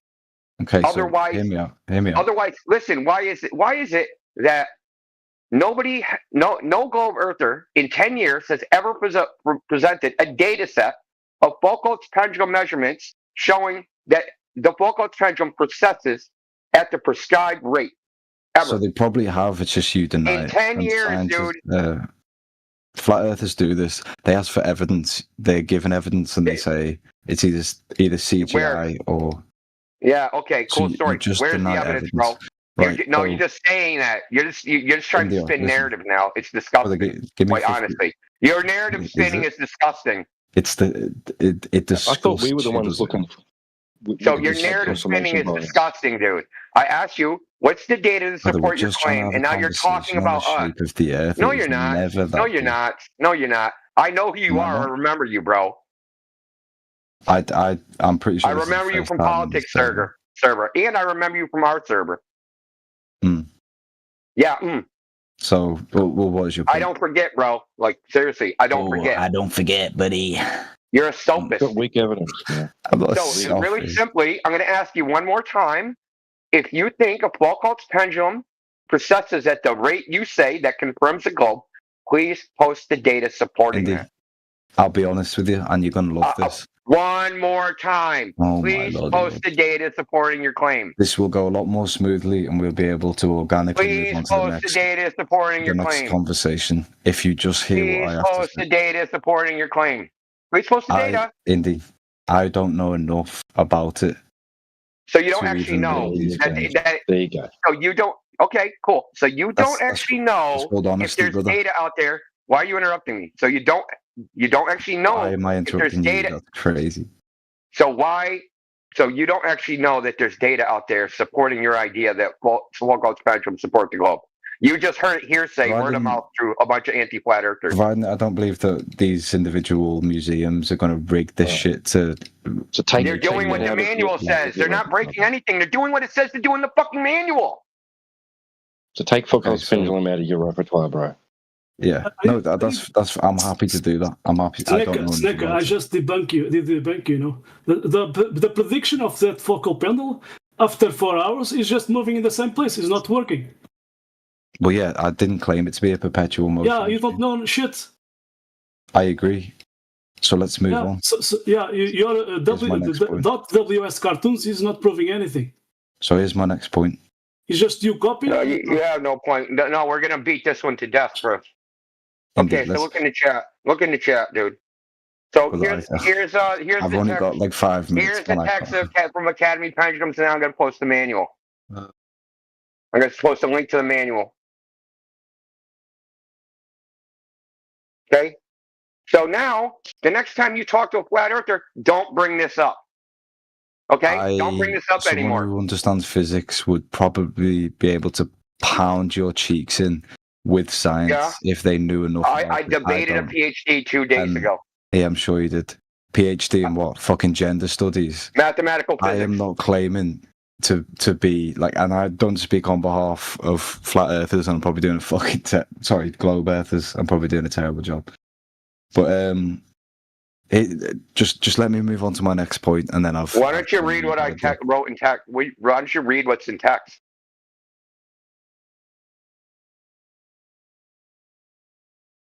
I'm a known anti-flat earther. That's crazy. I think you. I know who you are. You are an anti-flat earther. I know who you Well, are. You I wouldn't played say this I'm an shit before anti-flat this earther. app. I'd You've just already say done it once. well, I believe in the globe. Well, I wouldn't say that's I don't care what you anti-flat earther. believe in. Well, no, you do, because that's very pertinent to the discussion, Yeah, isn't it? when you came in, you No, came because in you saying that believe you in haven't something. heard Why would I nothing care? about this. So, no, I'm more like philosophically, and there's a lot of conversations I'd love to have. I just joined because I thought, fuck it, let's just Yeah, but when exchange you some came in, ideas you about came the under shape of the false earth. pretense, saying that you didn't hear anything about this. And when you started talking to DJ, and then you realized that you have sent stuff before, you changed your tune to saying, "Well, I haven't been here. I have been here before. Blah blah blah blah, and I do know everything about anything you're gonna send me." But you started So off with false pretense. Why? I'm pretty sure this is the first time I've been in the server. Maybe if people In know this me, server, yes, correct. yeah, in That's this the one, first yeah. time So you talk to that's us. what I said. So if I, Bro, we're from 20. Hey, bro, you see how the room channel? You see the room channel name? 24/7 Flat Earth Discord. We are from that server, the one that oh, you is are this the one I part got of. banned out of? You're a member of our home server. But I've not been able to speak in it because you've like we haven't banned me, but I'm not able to actually, like, when I go on it, no one's in there because it's like You're not able to tell the truth. That's what your problem is. that's me, brother. That's me. Yeah, obvious. You know a guy called Loggy with little turtles on his Yes, name? we know him. Yeah, right, okay. Yeah. I was speaking to that guy before. He's actually a good flat earther because he's not dogmatic in his beliefs. Who cares? So anyway, no, by the way, I sort of remember you now. But here's my last silver bullet because I've really got to bounce. No, we're not done with Paul Cosperajum. Oh, Jesus. All right, let's Not only that, Indio. Not only that, right? He prefaced, right? He started off with the caveat of you flat earthers just hand wave dismiss all the evidence, right? I challenged him on that and said, no, we refute the evidence, we analyze it, and we evaluate its legitimacy, right? With logic or demonstration, we hold it to standards. He just said, "Oh, you just don't like it. It's just confirmation bias, and if it doesn't fit your narrative, you just dismiss it." Like, bro, that was so disingenuous to start off with. Okay, well, you're entitled. But yeah, continue on. Continue to collapse the fuck out. So the thing, I just posted a screenshot and a link to South Pole Station. Okay, do you want me to read it to you? What it says? What they found? Our first attempt with a pendulum showed the Earth spinning backward from what was expected. These are scientists doing this, right? Here's the next one. The second attempt.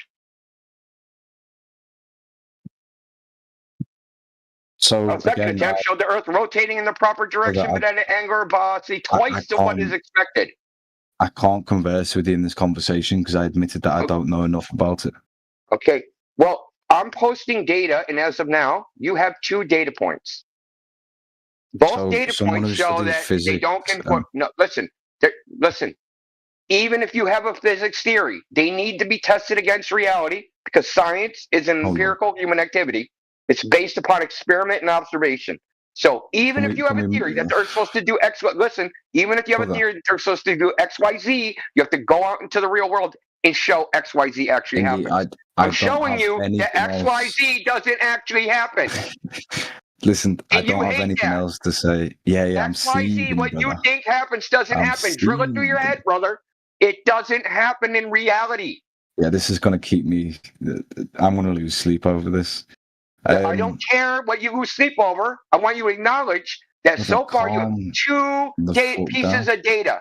Both of them do not support the globe because you said you don't know about any other pieces. So right now it's 0-2. Right, yeah. That's just 0 wins and 2 losses. Okay, well, I'll accept that I got flat smack there. Can I bring up my next point? Look, bro, drop your ego. This is really simple. All I care about is the guy's claim. telling me to drop my ego. That's crazy. Yeah, all I care about is the evidence in the claim. The claim and the evidence that supports the claim. The claim is Volkov's pendulum precesses at 15 degrees per I'm hour. not talking The about evidence that. I said. don't have anything else to Why say. did you interrupt me just then? Because you're like a broken fucking record, mate. You keep yapping about the same shit that I'm saying. I can't possibly provide anything else that will be pertinent to the conversation Listen, because I don't know enough. You're not listening. There's the claim. I'm stating what the claim is. Oh, that a Foucault's pendulum precesses at 15 degrees per hour. 15 degrees times the sine of latitude. But then there's the evidence, the actual measurements that people did to confirm this. They don't match. They don't match each other. You just think they do.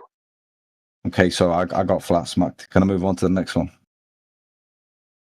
It's not about flat smacking. You're trying to do smoke and mirrors and not say I have no evidence. And my evidence is to the contrary. You just don't want to say it. I have the glow. I have evidence in front of me that doesn't match the glow because you're a fucking cowardly bitch that can't handle it. Mate, it's not that deep. You believe in a fucking pancake in space. No, I you believe. in a No, basketball you in believe. space. You literally told me you thought that Foucault's pendulum was doing something. It's not. Seems to be. It seems to be not doing the thing you thought it was doing. So yeah, there you go. 3 for 0. I got smacked. I can't get my words out. Is what I can't do. So yeah, I got flat smacked. Can I bring? No, because you want to meta. You want to talk about meta instead of talking about the data that I That's posted. insane. I'll say it one more time. I have nothing left of substance to talk about Foucault's pendulum. So we can keep. Okay, what do you mean nothing left? What did you present in the first place? You never had anything ab initio, dude. So I thought it was pretty. It seems to corroborate with the evidence that the What Earth spins evidence? at 15. What evidence? I can't say The more. on claim is Foucault's not the pendulum. evidence, dude. The claim is not the evidence, brother. So these people, I'm outnumbered here, but these people must be. The claim is not the evidence, dude. Hear me Okay, out. is the claim the Let's move evidence? Let's move on. Is the claim the evidence? You're pivoting away since Seneca. I'm a Glober, and That's exactly what I'm doing. He's presented data. You're not even like engaging in it. It's kind of embarrassing, to be honest. You don't want to. I am pivoting away because I just admitted that I don't know enough. So I'd like to move on. You're running away. Can you say that? I am pivoting away, yeah, because I don't know enough. You're dodging. Well, yeah, I agree. You don't know enough. That's why I asked you when I started talking. I said, do you know enough about a ring laser gyro, the Foucault's pendulum, to even make the claim that it supports the globe? That's where I started. Okay? Because Can I we knew move you on to the didn't. next point, please. This is the point. Fucking hell, man. But go ahead. Do your next point that you also don't know anything about.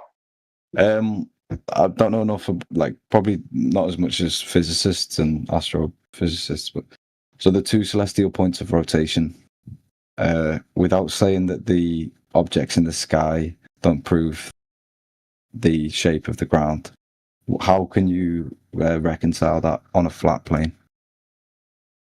We don't have to. Because you're not even describing. You're not even describing reality correctly. You say I'm trying to avoid it, and you just say I don't have to. You gonna let me answer, or are you gonna narrative again? Are you gonna narrative again? So really simply, you inserted your explanation into the description. We don't see the stars rotate, do we? Oh, we do. Oh, we do. Drawing a circle is a rotation. We see the body of stars rotate. Yeah. They don't rotate, dude. They trace arcs across the sky. They don't rotate. It's literally a rotation. Okay, so what rotates? What part of the star is at 90 degrees at west and then flips over and turns east? So you'll disagree, but of course I'd say that the stars are fixed in the. No, position. no. Listen. So you've asked me a we're question. still at explanation versus description. You're trying to move on, bro. You're trying to move on. You've just asked me a question. Okay, we don't have a common ground You to gave even me have a 3 discussion. fucking seconds. Look, dude, because you're trying to move on, dude. I want you to substantiate that the stars are How am I rotating. trying to move on? I can't possibly substantiate anything if you don't let me fucking get a sentence out. Are they rotating? Do we observe the stars to rotate? They appear to be rotating, yeah. Around, okay. On their own?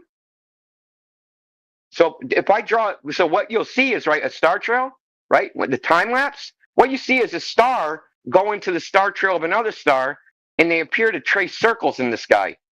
They're not rotating. I didn't say they were. The So they rotating appear is to your be explanation. Rotating is the explanation. Rotating is not the No description. one's denying. Have you ever seen these long, these time lapses? Acknowledge what I said, dude, or you're going to get muted. Okay. Rotating is the explanation, not the description. It's the description of what we see the stars to appear. Okay, so tracing, that would mean tracing a circle is a rotation. Is that what you're saying?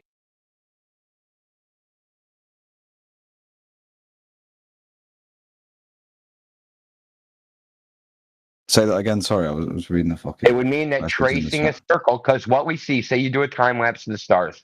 You see one star, you take an arc across the sky and go into the star trail of another star, right? So that they appear to be circles. But you don't see a star go all the way back into its own star trail, because that would actually falsify the heliocentric model. Because in the heliocentric model, because of the orbit, the star trail should just miss and they should trace spirals across the sky. So that's why I'm being very specific about what I'm saying is we don't see any rotation.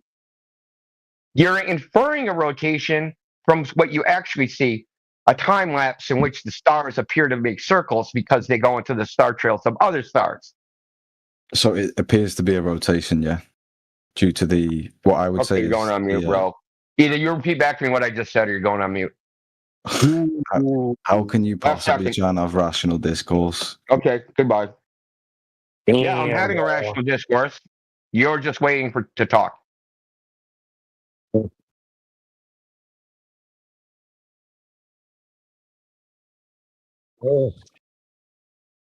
I'm surprised he lasted that long, Indio. Good show, by the way. So get some Dude, I thought your video said, here's your chance. You said 15 minutes, 30 minutes ago, so beat it. Like, all right, Michael Jackson.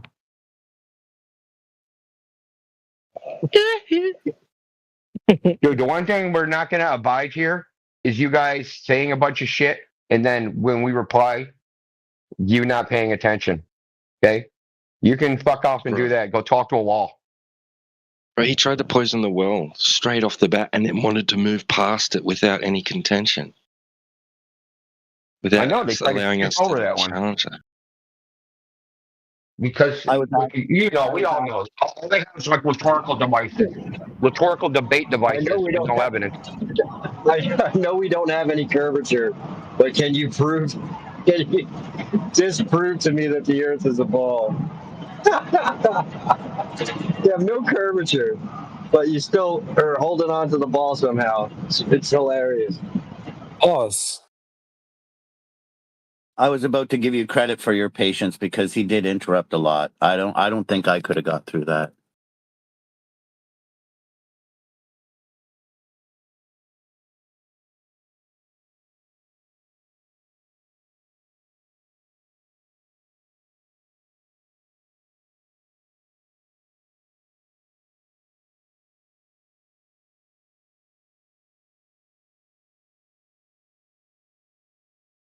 Are we live though?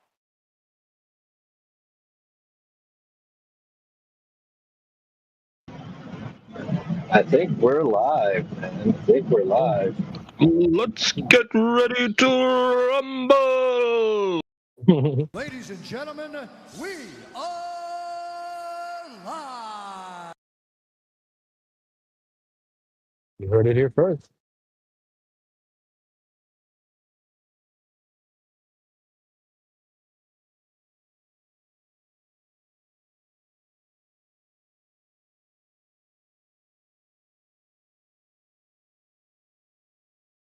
What was wrong with that last guy? I just joined in as soon as he got muted. So, like, was he just not answering questions? He was another slime ball. Trying to slither his way through every topic. He got exposed for being somebody who's already had conversations with us and is still willing to say on recording that we think we live on a pancake in a vacuum of outer space. Oh, brother. Come on, man. Every time, bro. Jeez. Trying to tell Indio what Indio believes. That was hilarious. Yo, that's the worst. Did he mention any butter or maple syrup at all?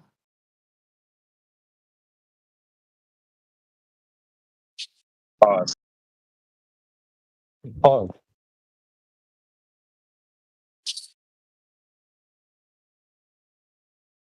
Jeez.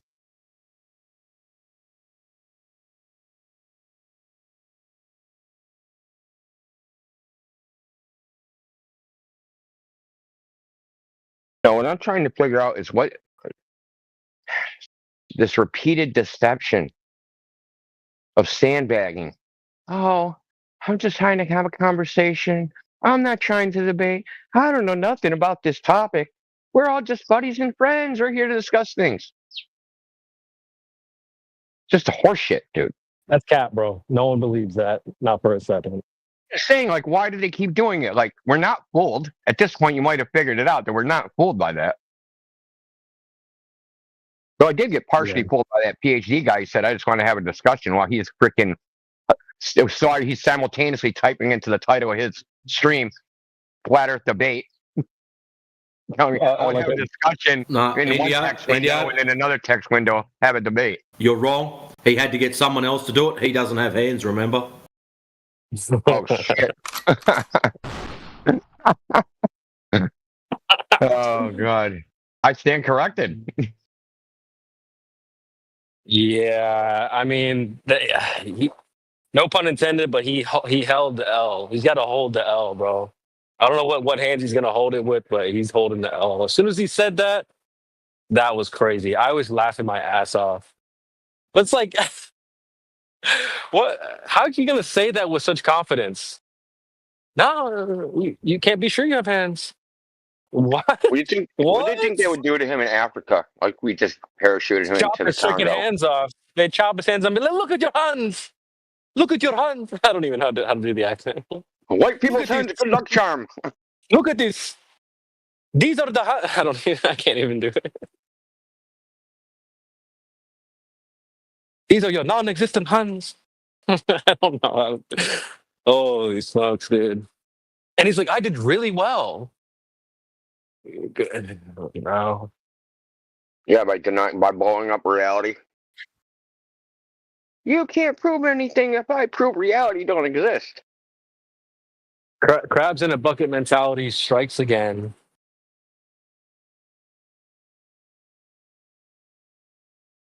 Dude, he pulled himself down. He was trying to pull you down. No, he was like, whose leg is that? He pulled his own leg. Dude, he didn't pull me down to that shit show. He was trying his hardest, bro.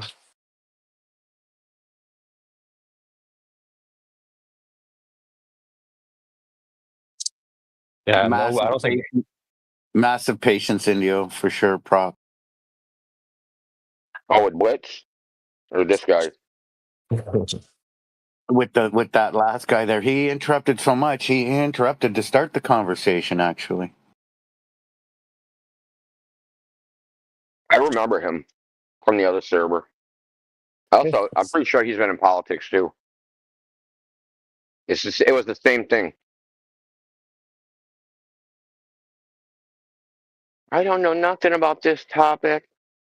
I'm just a normal person. Well, he went to send DJ like something to post for him, right? And he went, "Oh, I've already sent this to you. Oh, we've had a discussion about this before." Oh snap! Yeah. Yeah, all the things he wanted to send me, he's like, oh shit, I've already sent all of this to you.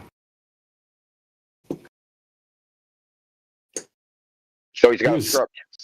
Yeah, he was all over the place. First he was saying that he's researched everything about Flat Earth and we can't show him anything that he hasn't already seen and researched. Then he's saying he's not a globe earther. Then he's saying he is a globe earther. Crazy people, man.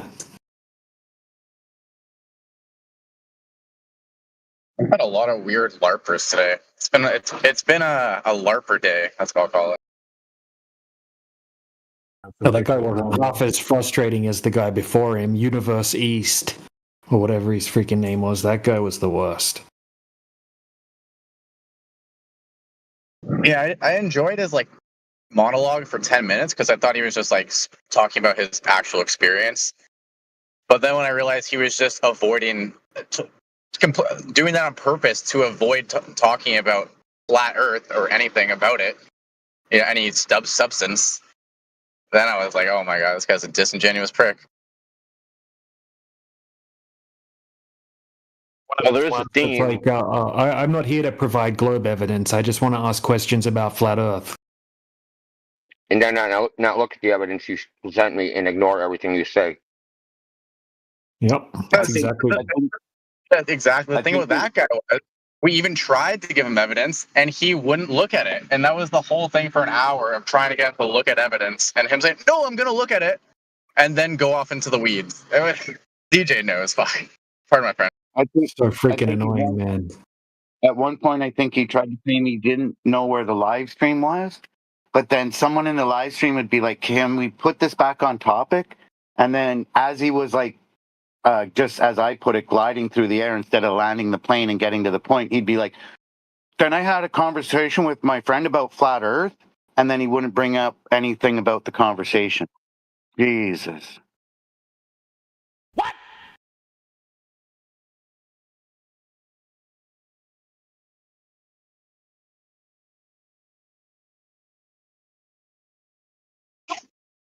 Yeah, I keep getting tricked. I gotta stop falling for these Glovers. Like, oh, this guy's a genuine guy, and all of a sudden, just I get hit in the back of the head with a freaking shovel.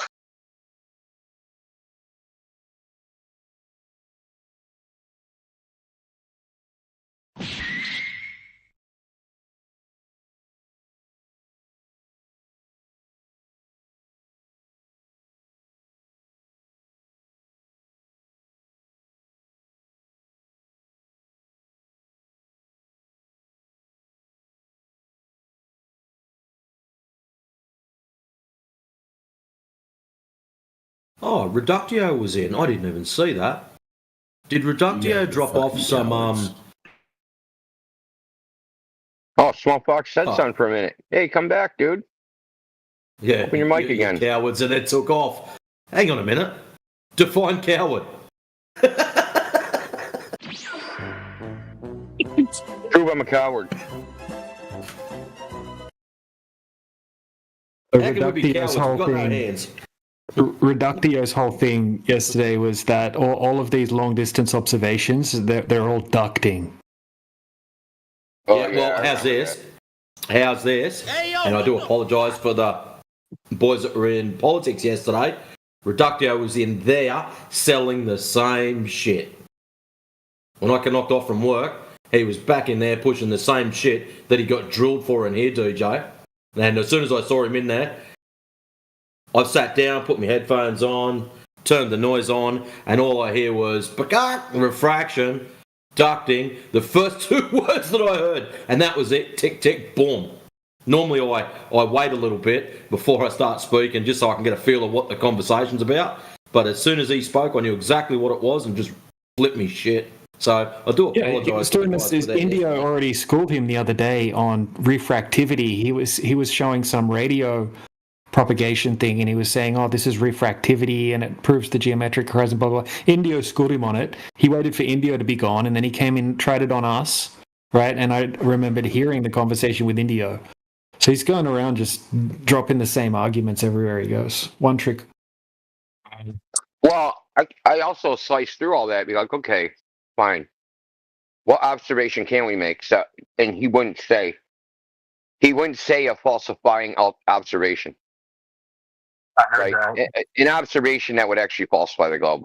Horizon 100 miles away, horizon 1,000 miles away. Frickin', you see the back of your own head, and you see the horizon behind you and in front of you at the same time. Like, what do we have to observe? And he wouldn't say. He said, I have to look it up to see if it matches. Matches what? Like, that's what we're trying to figure out. Like, trying to get the prediction. But he wouldn't say, he's, I don't know, just trying to make it unfalsifiable. That's what they always try to do.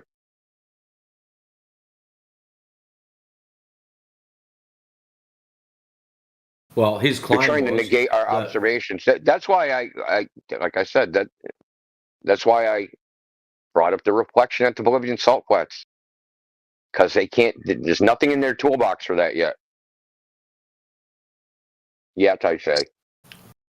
Well, his claim was that refraction is causing the lasers to be straight, but yet all these laser tests are done at different temperatures, different humidity levels, different distances. So what? These flat earthers that are going out doing this shit, and globers that are going out and doing this shit, just happen to pick the perfect day for this every time quote unquote refraction to occur for their precise distance every freaking time. Every time they're doing this, these guys must be good. Like, seriously. That's next level awesome. They should be weathermen, not freaking random shooting lasers. I know the Army should be hiring them. But can you design a laser system for us? Because you know the exact day to go out where we can have a laser shoot 200 miles. Well, that's why I put it on him. If it's truly curved and the laser is following the curvature of the Earth and it's refracted when it's straight, surely you'd have video footage or photo of this laser bending downwards. Please provide it. I'm still waiting. I've only seen the laser bend upwards. I've never seen the downwards one. Yep, myself also. And we even put it up there. Berserker even posted up the short clip of it where it bends up, where they were testing high altitude humidity conditions to get it to bend upwards, because they were out there specifically to do that. It looks freaking awesome. It's mad straight shot, and all of a sudden it ski jumps at the end. It looks mad. I love it. But that's the only one I've ever seen. There was a video back in the day like that. Now, it wasn't like for flat Earth or anything, but there was forest fires in Singapore, and he took a laser and he shined it, and it literally hockey sticked, like you're shining it horizontal. The laser got about 3 inches away, the light from the laser pointer, and it hockey sticked like up to like a 45-degree angle up into the air. It literally just did like a turn.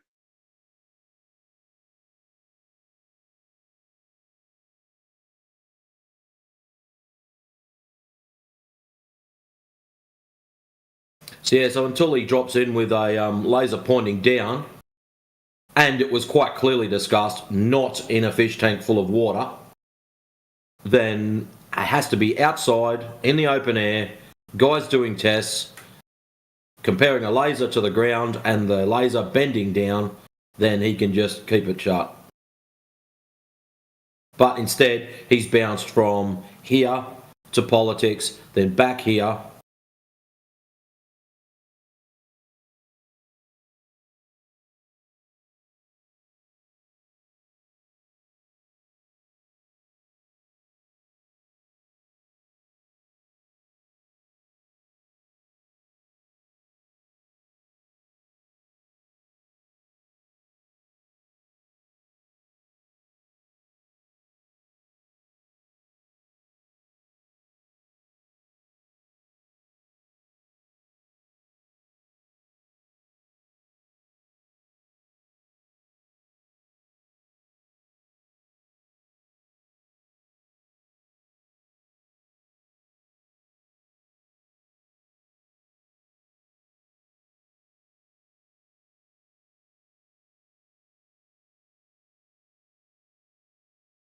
Yo, CB, we doing a show tonight or not? Yes, give me 1 second.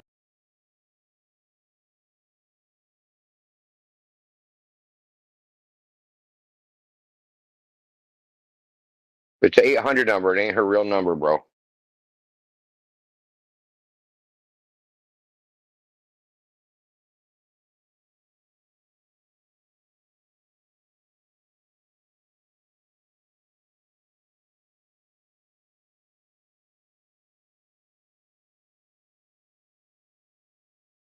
Oh, we finally made it to the river. Let's go.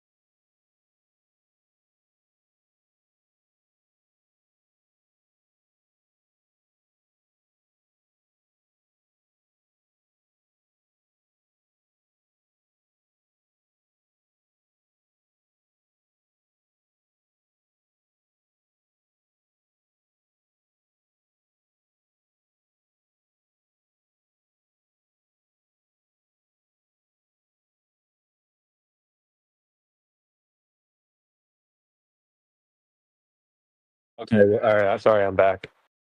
Yeah, we should go live for sure.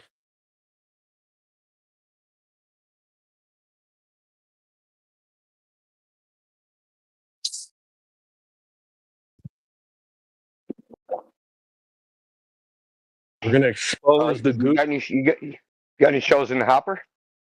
Yeah, dude. We're gonna expose the guru. We're gonna expose your guru. Oh shit, yeah. We're coming after you, Joe. Rogan. We're coming after Jordan Peterson. We're coming after Jay Dyer. We're coming after everybody, bro. Pause. That's a good intro. Jay Dyer. Why I you don't going know after who Jay Jay Dyer? I just know that he was brought up during your conversation with freaking that Blitztard. Oh yeah. But like, I don't know who he is. But I think people like to listen to him, right? So it's like we're just gonna come after all the gurus, bro. I might even come after Myron Gaines, bro. We'll see. Yeah, Tate, Gaines. We're going with everyone. Yeah, Tate. We're coming after Tate. We're coming after everybody, bro. Shout out to Tate though. Just Oh, we might remember, have to it might come back and bite you. So what are you going to title the show? What are you going to title the show? F you and F them all? Yeah, actually, maybe we should do that. Yeah, we're probably something like exposing your guru. Some shit like Oh, Nick Fuentes. shout out to the Fuentes, bro. Holy dude. It's exposed Hey, too. we got smoke for everybody. We've got an angle for it too, but hey, man. Hey, it would be helpful if you guys put in the chat some of your gurus. You know, somebody that like a podcaster you listen to all the time, or someone you think freaking we could come after Elon, we could go after freaking Sam Harris, like anybody that people think, oh, this guy's got it figured out. We're coming for you, bro. Pause. Well, I don't think he's a guru, but I'd like to see him get bitch slapped. You can pick on Duffy for a while. That'll be entertaining.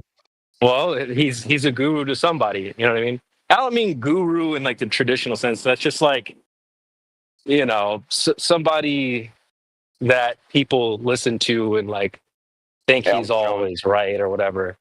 Trump, yeah, yeah. Alex Jones. Alex Jones, yeah. Dude, we can come after everybody. Pause. I mean, I like we should just cook them anyway, just for fun. Yeah. Someone donated to Byron's show and was like, you should have a conversation with Witzik Gets It. Like, this is not the first time that's happened either. I've seen Witzik, someone super chatted and tried to get Witzik and him to have a conversation like multiple times now. He's like, I don't know who this Witzik person is. I ain't gonna be happy till someone cooks me, man. Oh, that's never gonna happen. We're gonna cook CB, Brian. Cook out, dude. We're just gonna have a roast there. We're just roasting everybody. India, you're going to be easy to roast. Check it out. Motherfucker thinks he's got hands. Yeah, dude. I ain't got no comeback for that. I was gonna flip my middle finger at you, but then I looked and I just got a stub.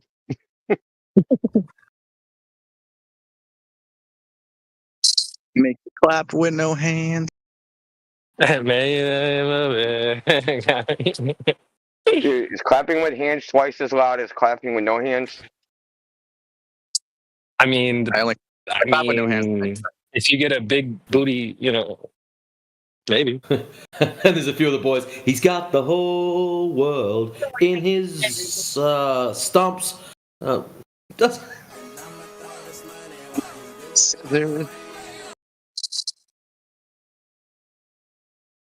Yeah, I saw the 1 year in prison for burning a flag. No, Dang. What? Which flag? Definitely not an American flag, right? Yep, American flag. Oh wow, we're okay. And no early release. You gotta serve the whole year. Damn.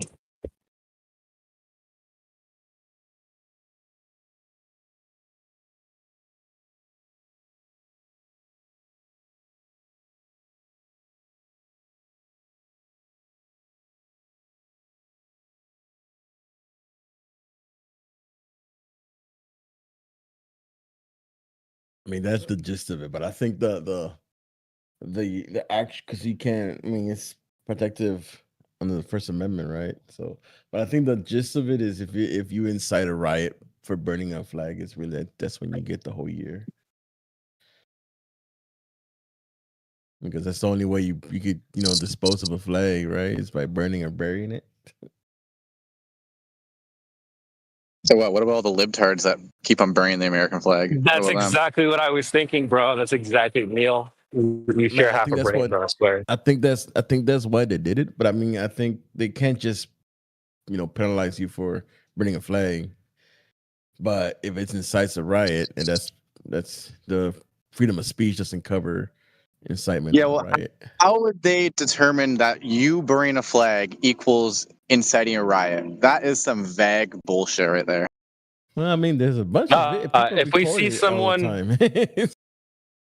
if we see someone burn a flag, Neil, and then we start a riot, then it's their fault, and we don't get in trouble. Yeah. Some great gaslighting right there. I love it. America. I mean, think about Yeah, it. America. It's the people on one side burning the flag, and the American people that love America start getting pissed, so it starts a fucking fight, and people start rioting. Therefore, there you go. Riot insinuated, and then where you get the information is by fucking watching all these videos that are gonna come out. So, people that's definitely gonna be posted. So I'm just waiting for somebody to burn a flag to start a riot.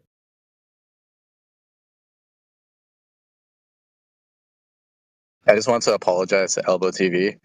I had you locally muted for like a month, and if I ever talked over you, that was my bad. Now I'm gonna start right. You need to sign I pocket muted you. It wasn't my. It was totally by accident. But like for a month, I was like, "Why?" I've done that so many times, bro. Like I thought it was you. I thought you had some special thing where you didn't want to talk. But I'm like, what the heck? Like, why does he have this weird mute beside him? It's not red and it's like gray. I'm like, oh, it's me. Shit. Wait, Neil, who are you talking to, dude? Now I don't mute. But yeah, okay. Are you talking to somebody? I don't know. Do I have hands? No, I'm just kidding. I was gonna say, oh my god, I have him muted too.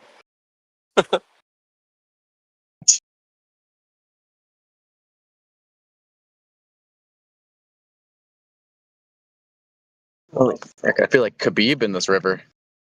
Gotta start freaking swimming now.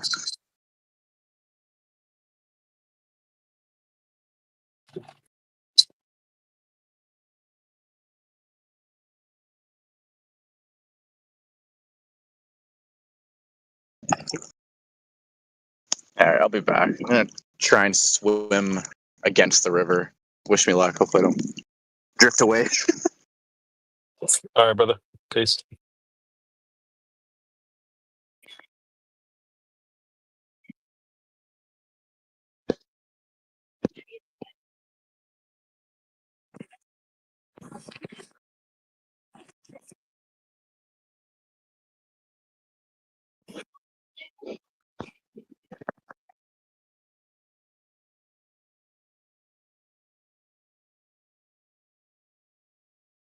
Did anybody get a good look at the new moon on Uranus? Oh my. I don't have a rubber neck, sorry. Oh, I don't think he was talking about that. I thought it was a hemorrhoid. Oh shit! Sorry.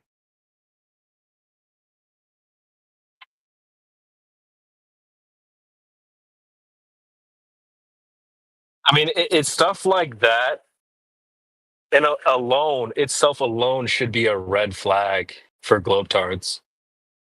Like, dude, Uranus, and then they're like, it smells like farts. Like they're trolling you. I don't know how they can't see it, dude. The rockets all look like dicks. They want to probe thing. Like, dude. It used to not be like that. And I know I'm not misremembering things. I remember being young, in like the 80s, right? And it seemed like everybody knew that NASA's artwork was renditions, was artist conceptions, illustrations. and they had more honest captioning going on everywhere. And it's just widely accepted that, yeah, this is what NASA does because they use radio astronomy. They use technical means of gathering data, and they just need to represent it visually. And then somehow it morphed into this freaking bullshit we have today, where they're trying to pass off obvious CGI as a real thing that used to not happen. And then they have all this inappropriate crap with, like, you know, gaseous clouds around Uranus and all this shit. Like, this used to not be like this. I don't know. I mean, it seemed to happen coinciding with, like, the ISS, I think. I also remember being young and thinking, like, you know, knowing that, okay, yeah, basically all the stuff coming out of NASA was all art house.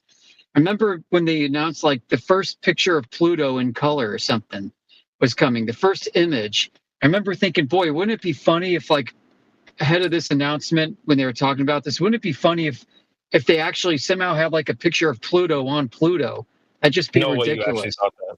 No way you I did. And then when it came out and I saw it, I'm like, you've got to be freaking kidding me. I'm like, this is crazy. Like, somebody did this on purpose. That was my first, like, red pill.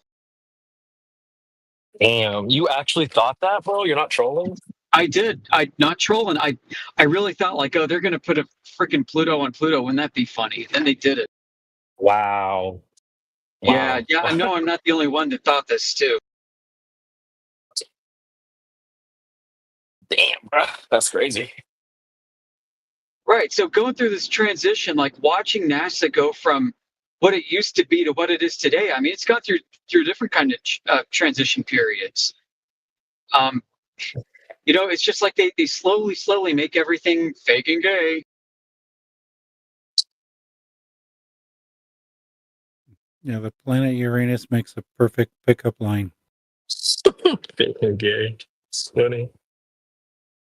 Yeah, like hairy black holes in outer space, like, was an actual headline article. Yeah, I forgot about that one. Black holes. They want to pull Uranus. Yeah, it's gotten so degenerate. Like, what the fuck? I mean, maybe they're just going back to the roots of Jack Parsons.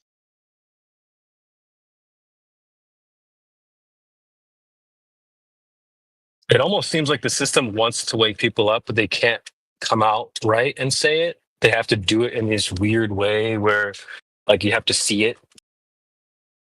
They can't just tell you, like, we're trolling, we're capping. They say we have marbles on the moon and stuff, and then, you know, people like ourselves can see it, but I guess not everyone can. Maybe the level of deception that they go through requires, on the opposite side, to balance it out, a level of, I don't know, ridiculousness, so that they can, like, harvest your karma or something if you go along with it. Oh, damn, that's some deep shit. Yeah, they probably do feed off of I mean, I don't know how, but we do feed off of people, like, defending this ideology. We've called this out. This is like a season 9 thing too, where, so I don't know who said it first, but they were like, why are you defending an idea that's not your own? That's not something that was really said, at least I've been in Flat Earth for a couple of years now. No one really talked about, or they never said stuff like that before. But season 9 rolls around, and whoever came up with that, shout out to you. But why are they defending an idea that's not even their own? So they've got to be feeding off of that type of stuff, though. Like, imagine you come up with some just complete nonsense story, you drop it in the ether, other people pick up on it, and then you hear them seriously defending it. I mean, you got to have a laugh off of that. That's got to, like, feed you some energy in some way, shape, or form, even if it's just a laugh. Dude, that was a joke. These people are people taking it seriously. Holy.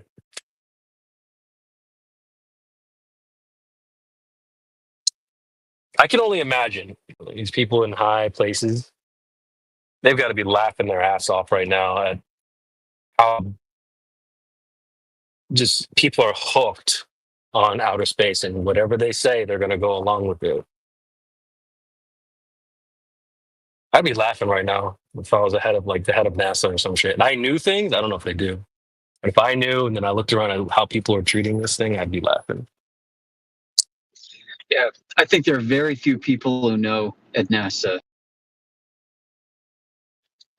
but those who do, they know. Yeah, I do agree with you. Or it's a situation. I mean, I can see this with guys like Pettit, but and I've talked about this before. There's a show called Avatar: The Last Airbender, and it's like they have different elements: the earth, wind, fire, and water. And they go to the Earth Kingdom, and there's like a literal war happening.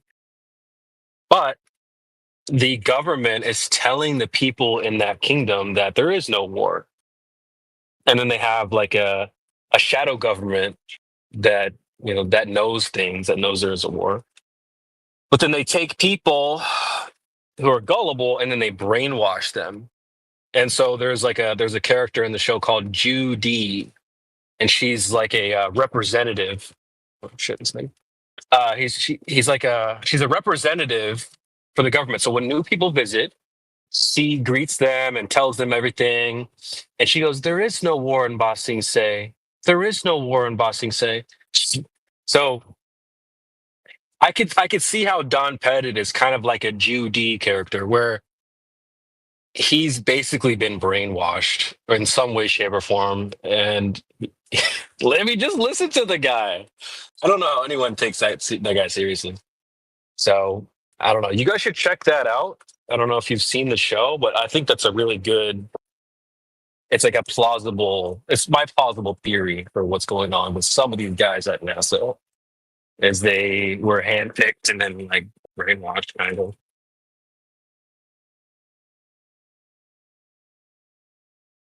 But there probably are some. There's like a shadowy group that probably isn't, front facing, that no one knows about, that does know something. It's in charge. Wouldn't surprise me one bit. And then they hire on people who like, okay, yeah, this guy's a fucking sucker. Let's hire him. He's not going to figure it out. And if they do start to break, then they just brainwash them. And this is exactly what happened in the show. Look, let me put a GIF in the chat for you guys.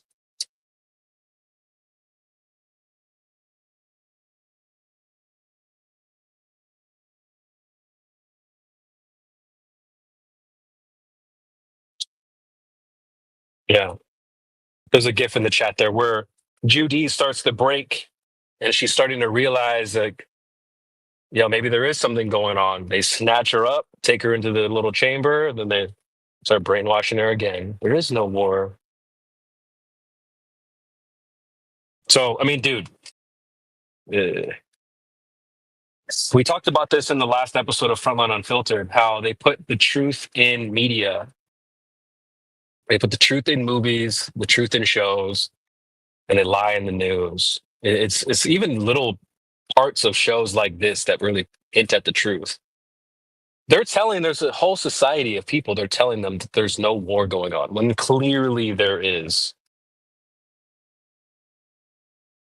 Okay, this is no different than like outer space. They're telling them that clearly there's no outer space, but they're telling them there is.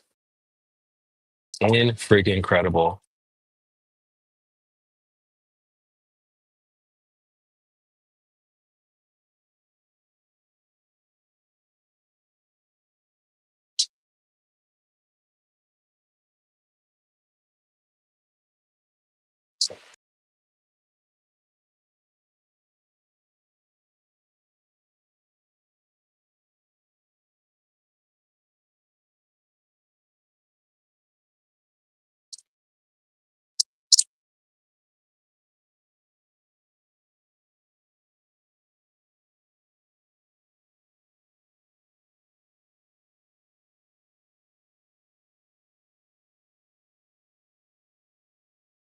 I mean, dude, anime gets a lot of flack, bro, but a lot of them are based as hell.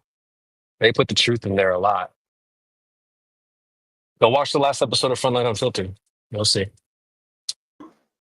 CB, Yes.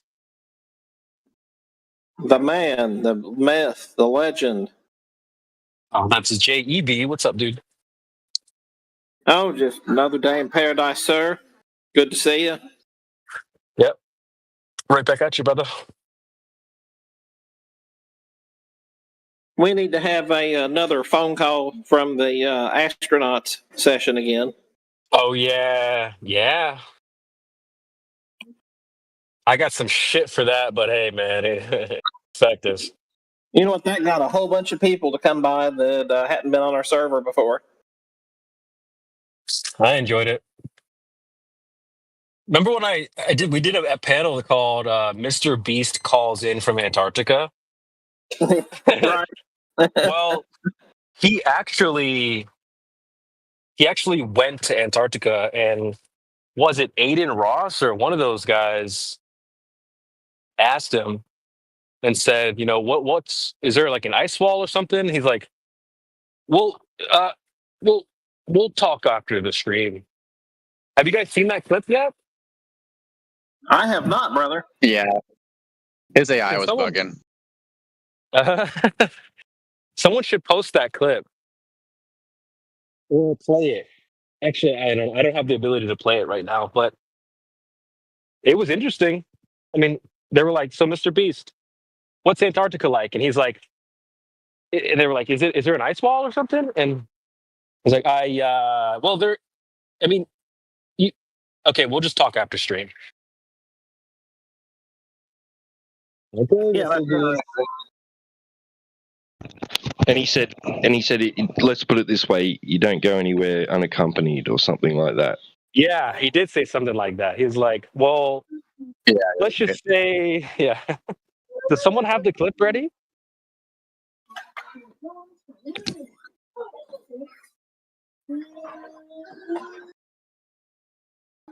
Let me look at the chat.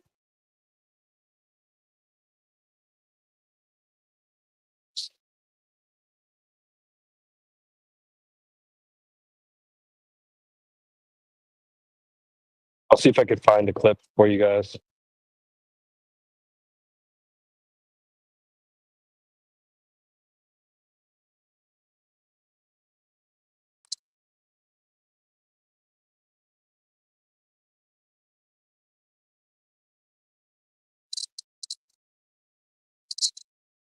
Okay, Mr. Beast's shocking hint about Antarctica.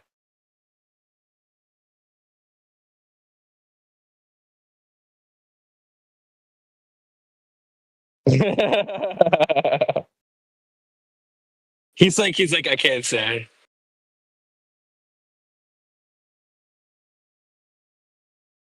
Yo. Or links in the side chat. So he's like, have you seen the ice wall? And he's like, there's I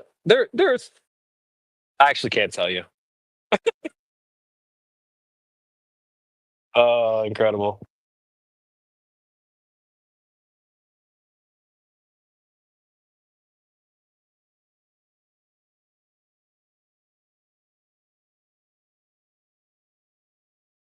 Yeah, that's pretty interesting.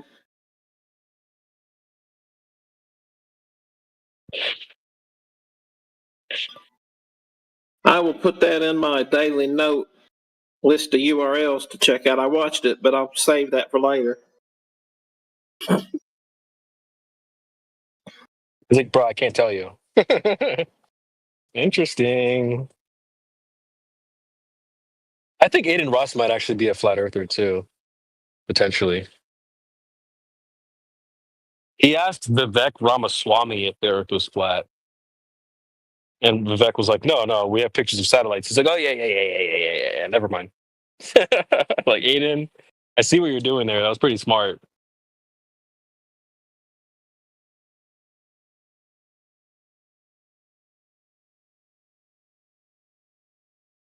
I mean, yeah, if he has like a dearth level of understanding, then I guess that's okay.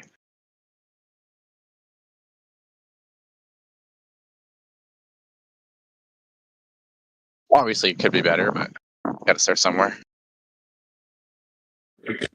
Yeah, the clip's not readily available on YouTube, but I did record it. Because Myron was watching, actually, yeah, Myron was breaking down the discussion between Aiden and Vivek, and then he brought up Flat Earth. Aiden did. and I recorded it. Maybe I can find it for you guys while I'm here.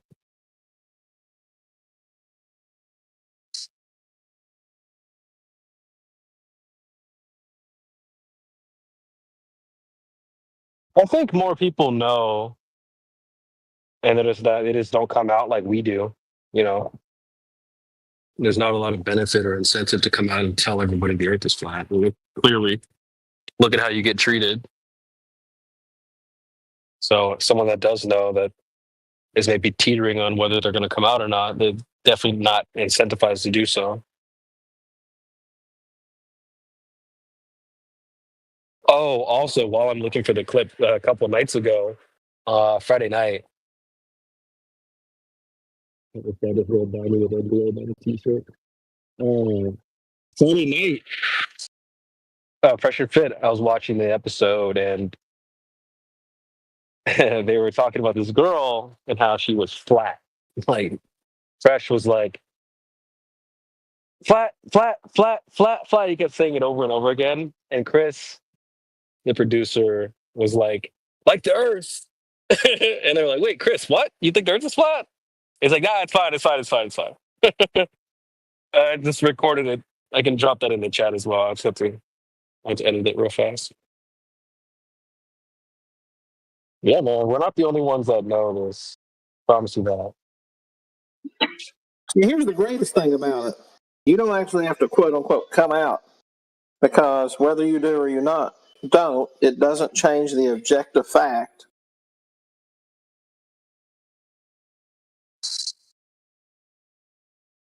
That's what's great about it.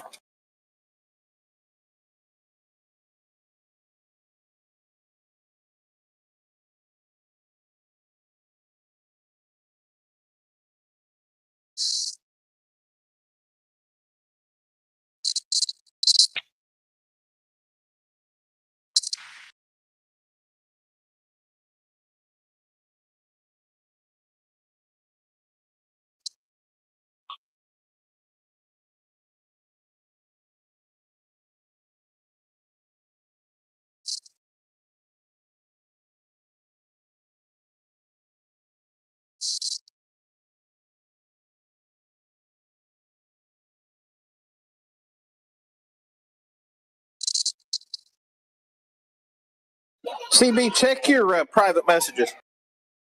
All right.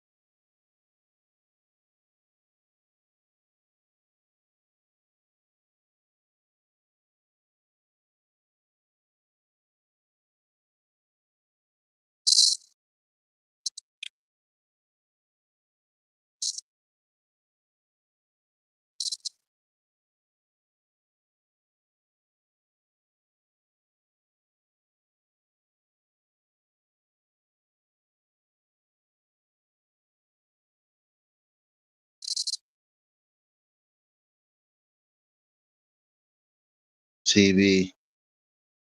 Yes. I'm about to post a picture. It's funny enough, this is some type of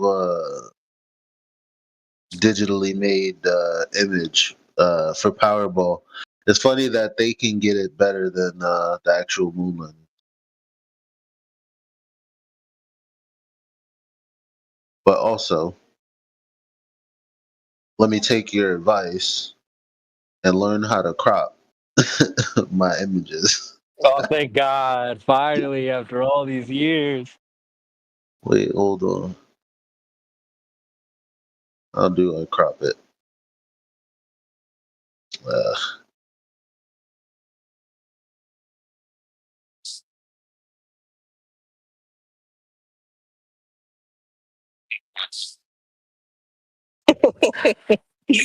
Oh man,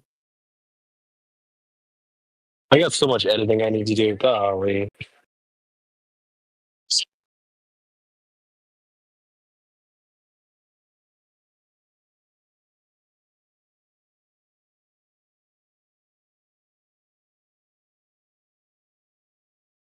All right, that's better.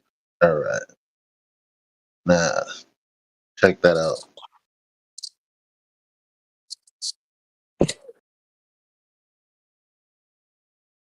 Like, look at the moon in the globe. Like, remember the beef was that like they got this Earthrise photo, and the size doesn't make sense. Here's the Jack Pocket Powerball people. They're like, "Yo, let's give the people what they want."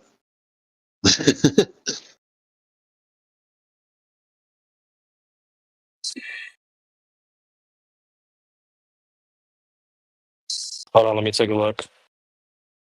1 second.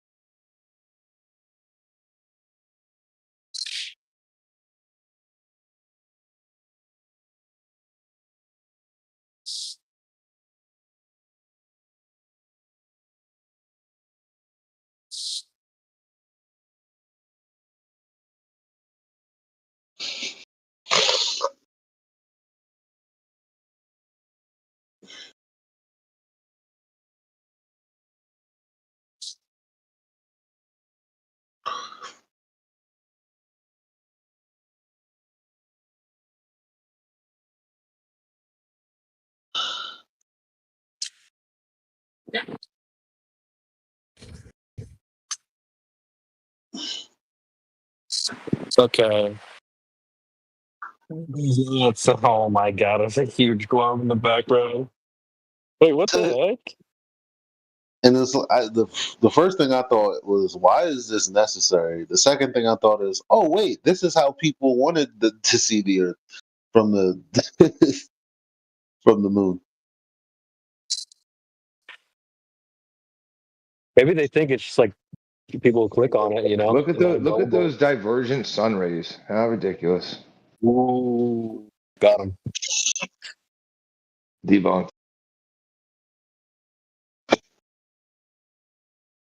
Nah, I think the divergence is on the lens. Like, if you like in that scenario, it's not. I don't think they'll say that.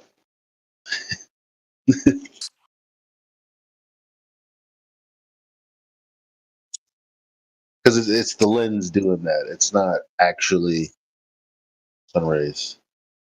What do you think? That's a real picture now? Okay. Well, it's not. But if you're going to speculate falsely, I mean, that's double negative. Not in the way we define it, but putting bad on bad.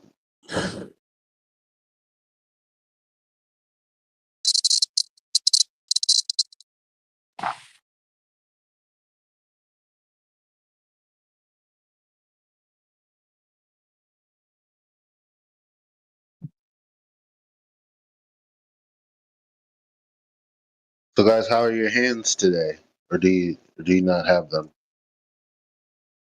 Put your hands up in the air. You'd have to define hand. I'm 99.9% sure I have them. I can't prove it. What are hands? Exactly, you'd have to define it. Yeah, what are hands? Give me some logical criticism. I had hands. I would be experiencing my hands. I'm experiencing my hands, therefore I have hands. Every man has experienced his hands since Hey, yo, pause, bro. junior high school. I'm just since junior high school, we've all become acute, like very familiar with our hands. Yo, bro. That's TLC.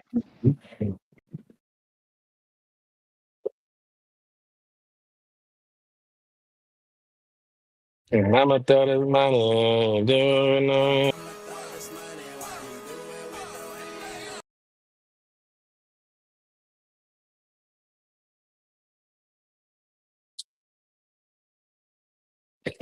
Mickey gave me that idea, bro. He just started singing that randomly the other day, and I was like, wait a minute.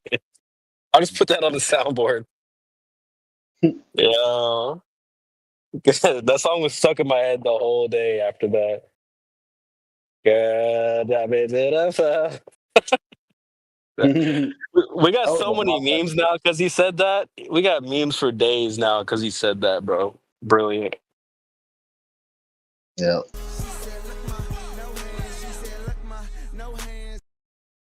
Yeah, my girl is definitely like, I don't know what the freak are wrong with those people. Bro, they got problems. See, the overall general feeling of most people, mostly our friends who have decided to not engage or listen, they think that it's an opinion, and at best, because you've shown them good like pieces of demonstrations, they'll go, your opinion versus other people's opinion. It doesn't really matter at the end of the day. It's like, wait a minute, wait. I could dead ass show you a demonstration of how on Google it says that the Earth is 8 inches per mile squared and the horizon is 1.2 times the square root the distance to the um you know what I'm saying. And you still will say, well, you got your opinion. I didn't just give you my opinion. I just gave you somebody's claim and how it's not true. Why do people keep doing that? Like, keep putting themselves in this mental space where it's like, you got a good opinions and I have listened to you and it all makes sense and other people got this. No, no, no, no, no. You're skating away from the fact that there are people actively deceiving, or at the very least, they're promoting something that's false, and you want to let them promote that to our children without clarifying what's true and not true.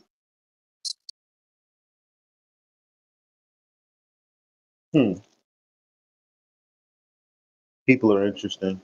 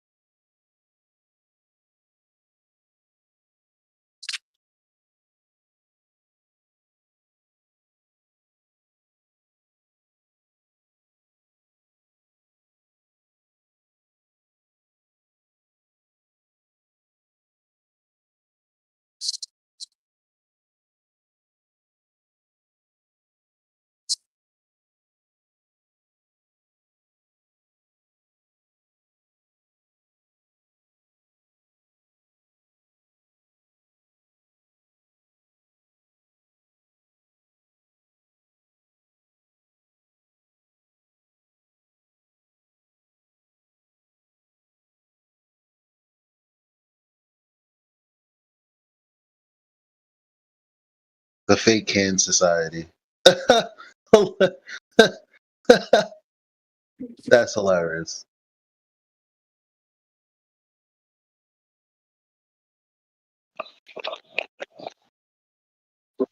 Take my strong hand. I wish I could make this like my Facebook. Like, We could change that. Take my real hand.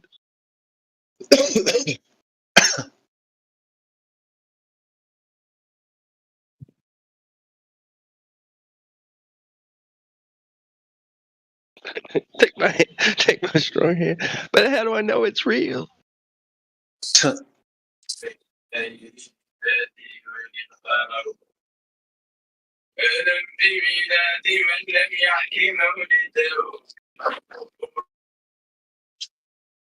So what are you all trying to say? Michelangelo stuffed up when he did his paintings?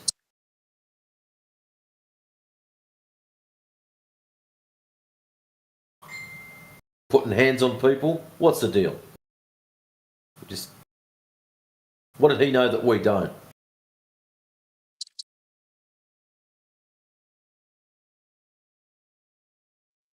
Michelangelo.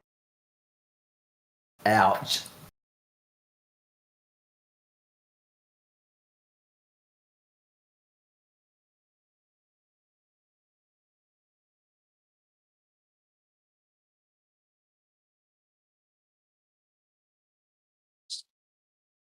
Yeah, Jennifer.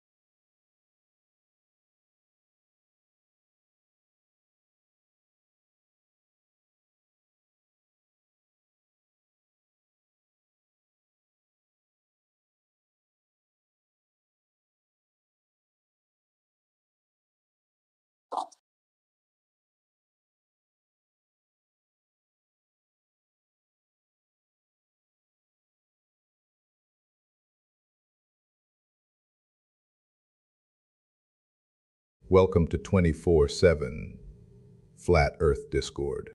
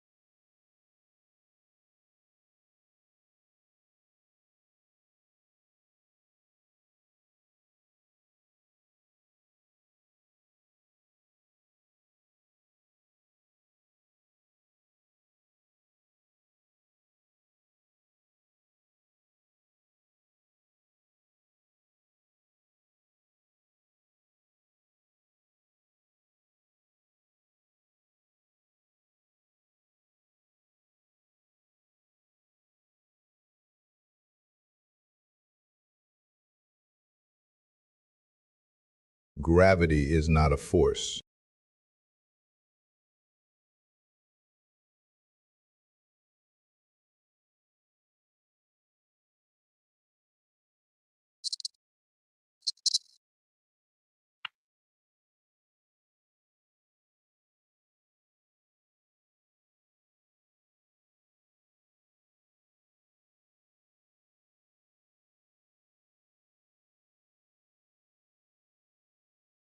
Okay, what? I post a video.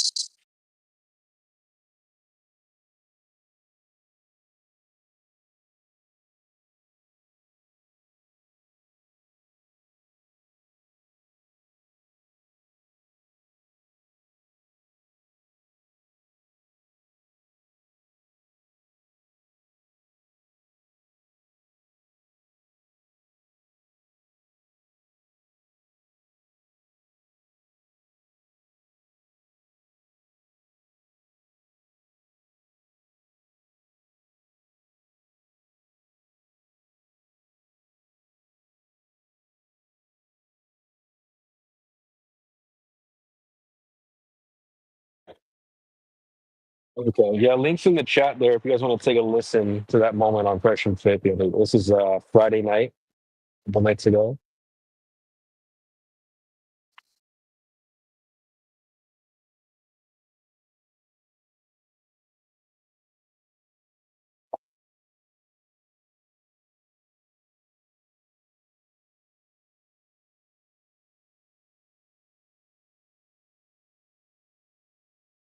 Enjoy, ninjas.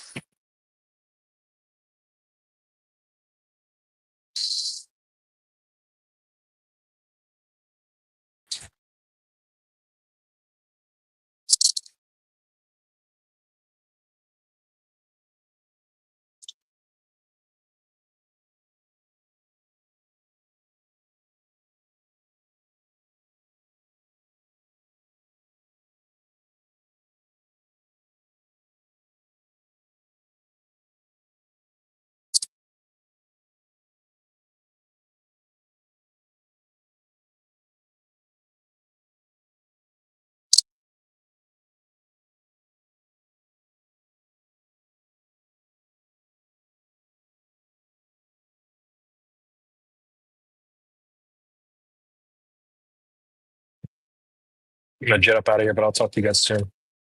You guys from later. Catch up. CB. Audio CB. Peace out.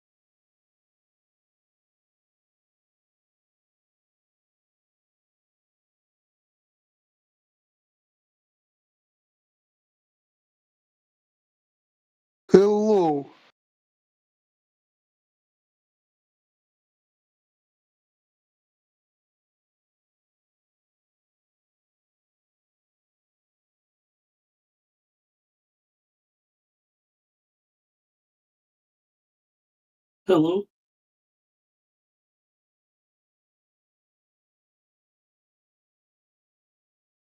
Hello, is it me you're looking for?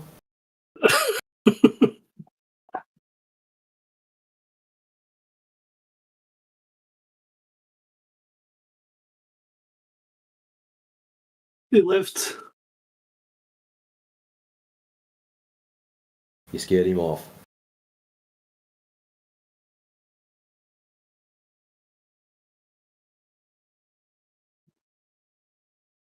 Oh, just had another song idea popped into my head. Instead of hello, is it me you're looking for? Is it curve you're looking for? I can see it in your lies. I'm sorry. A few minutes ago, I was thinking about that song from Alanis Morissette.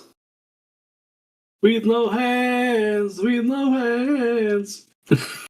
your hand, in your head. It's an improvised version. Oh, the Cranberries, Zombie. Yeah.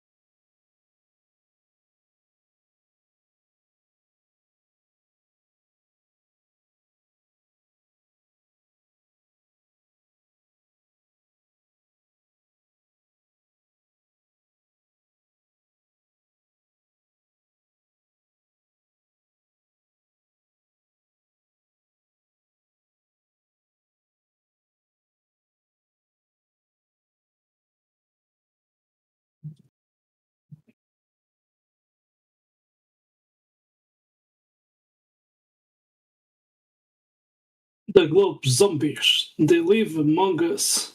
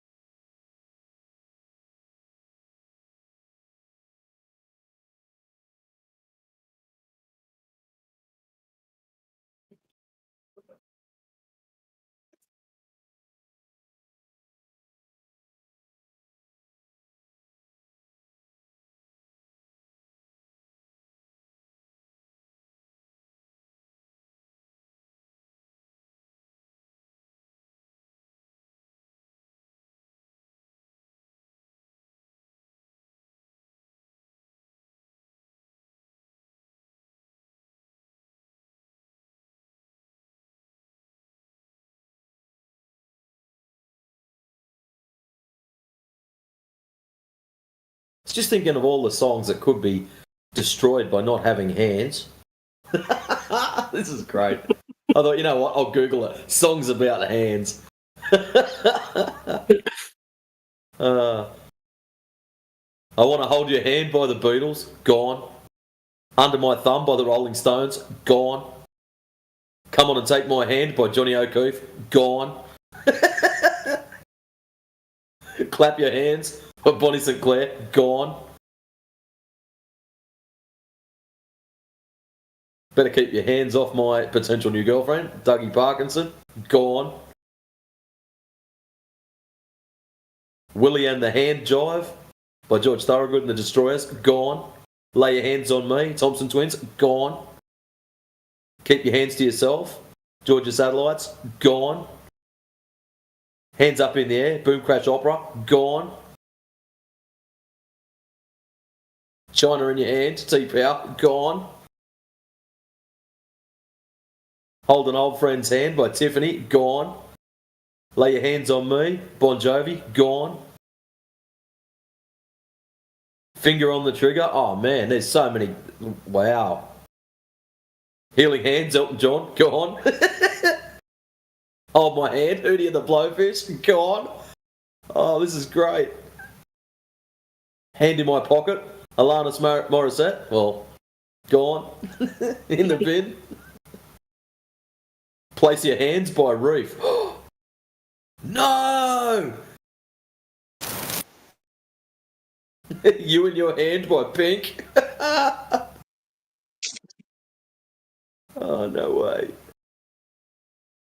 We have a new guy, Enigmax. Max. Welcome. So, what is going on? Your sound is so low. I'm saying what discussion is going on. Matrix. What are you talking about? I don't get it. What he's talking?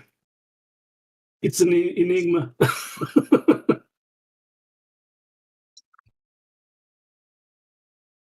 He left.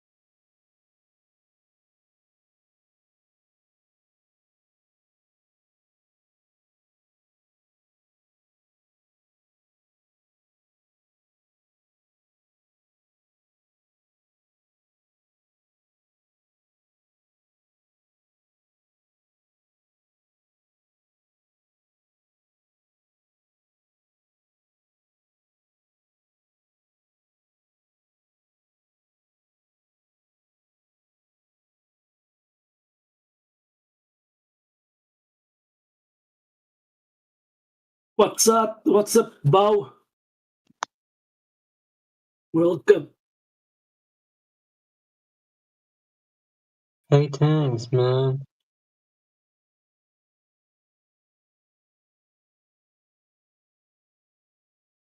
So you are fluent on English? Yeah, kind of. I'm not sure, man.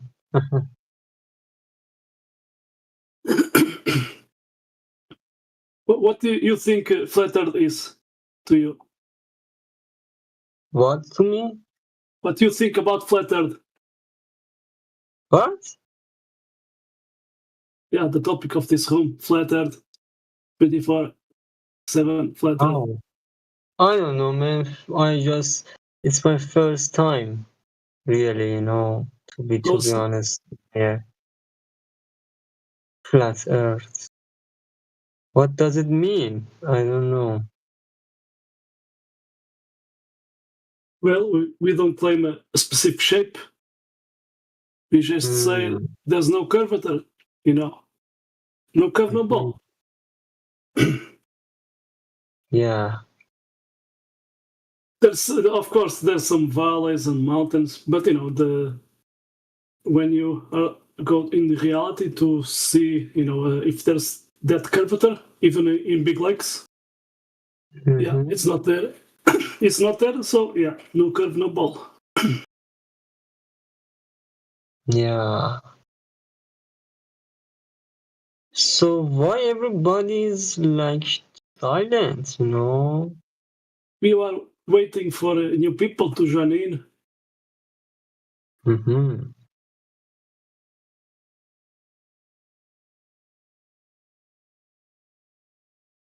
So if other guys want to talk to him, go on. Talk to Bao. Yeah, anybody? He's just sitting here. Maybe everybody they are eating something. in flat earth. I don't know.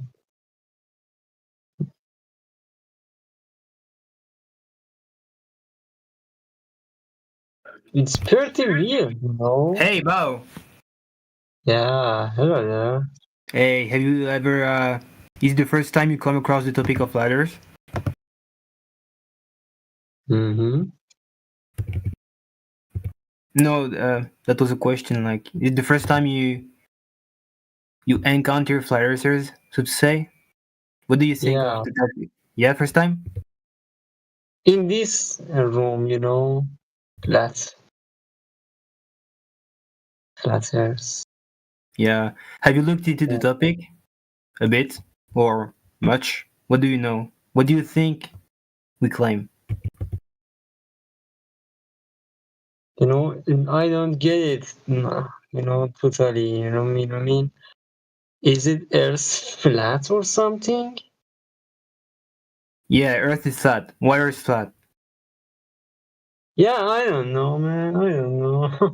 it's very fun, actually. Yeah, well, reality is fun. I agree with that. Do you think it's a globe? I don't know, man. I don't have any idea, to be honest. Didn't they teach you anything at school? What did they teach you?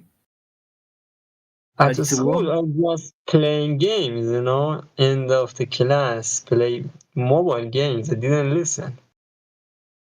No, yeah, I'm talking about the Earth. Did they tell you that it's a globe or that it's flat, or what did they tell you?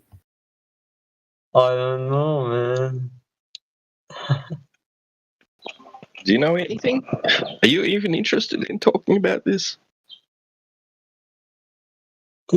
Because I know both of this side, I have some information about somebody who said that Earth is flat and have something like ideas for it.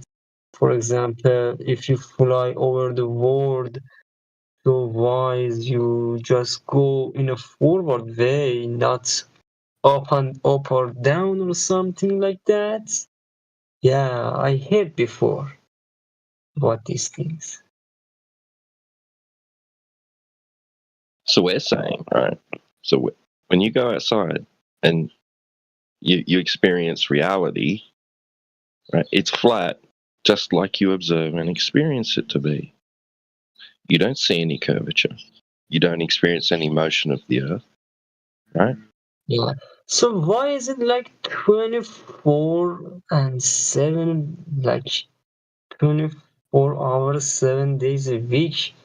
I just think that here's something like very not ended discussion group, not but this topic. It's not very important to me.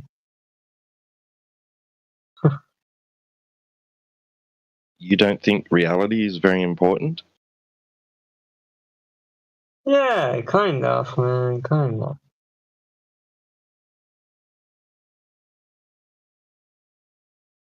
I think it's pretty important if, most of the world's population is deluded about the reality about the earth, right? It's important to talk about it. No, he dipped.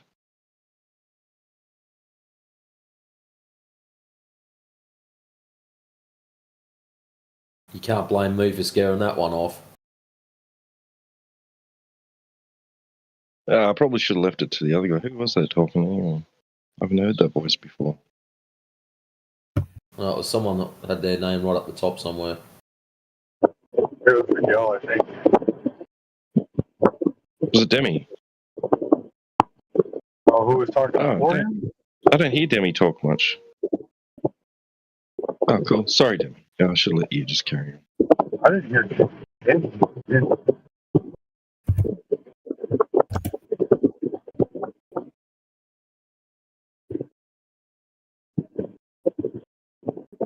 Can you hear me? You're coming in a bit muffly, sheepdog. Oh, it's because of my air conditioner. I'm sorry. That was Miguel that was talking about. Miguel was talking to him, if I'm not mistaken. No, not Miguel. There was another guy talking as well. I think it was Demi. Oh, there's Demi. Like, where's Demi?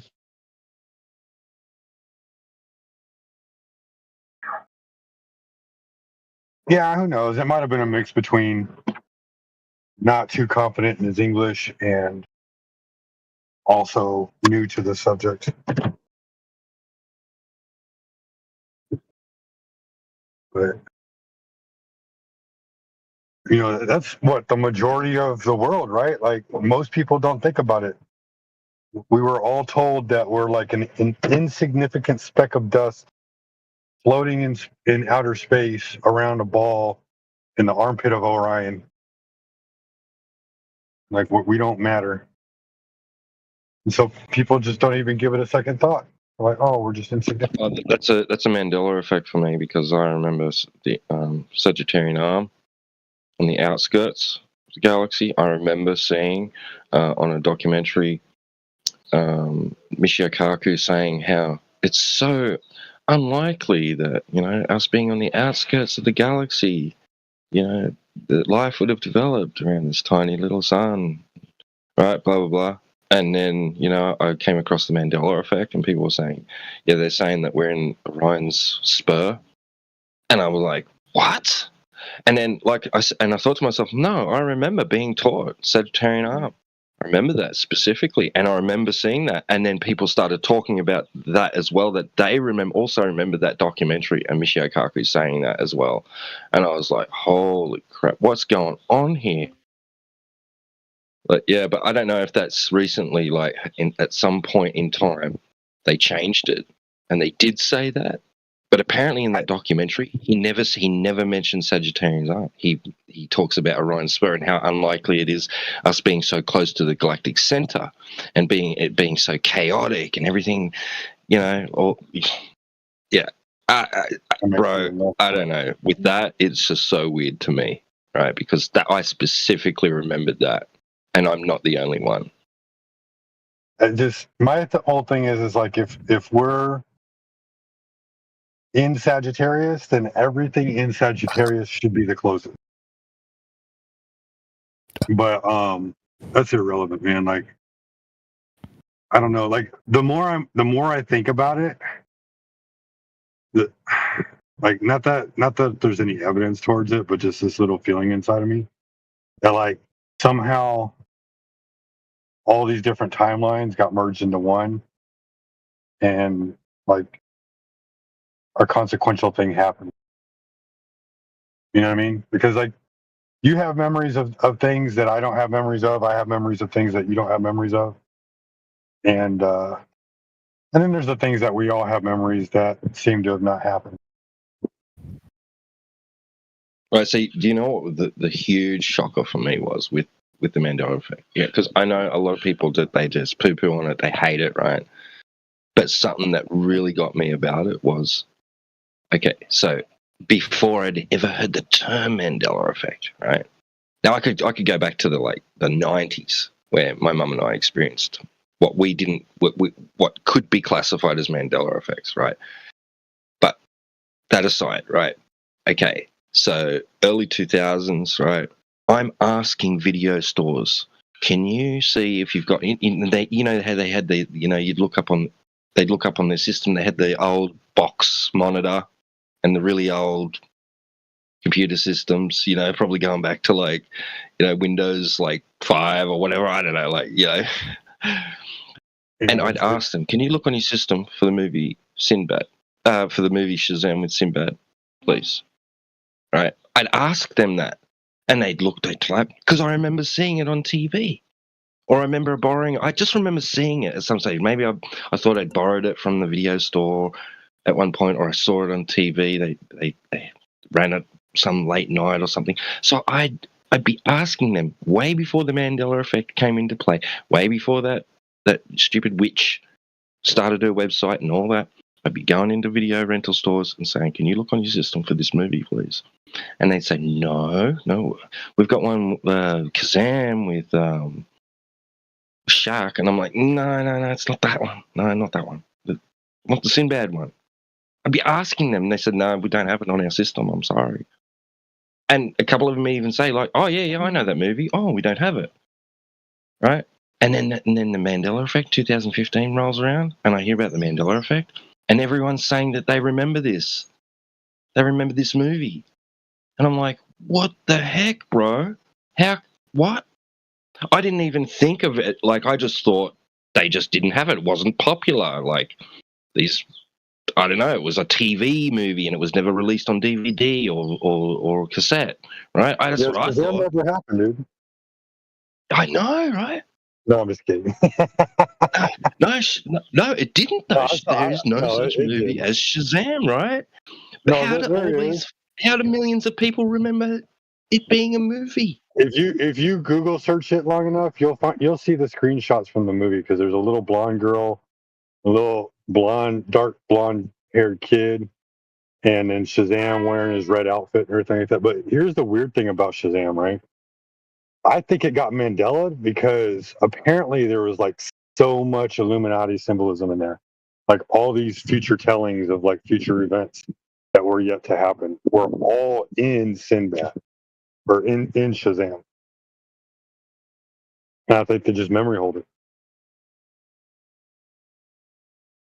Right. And then that guy, then they make a real movie called, like, they make the movie Shazam about the superhero, right? And the guy that stars in it as Shazam, he's like talking about it in an interview with this chick.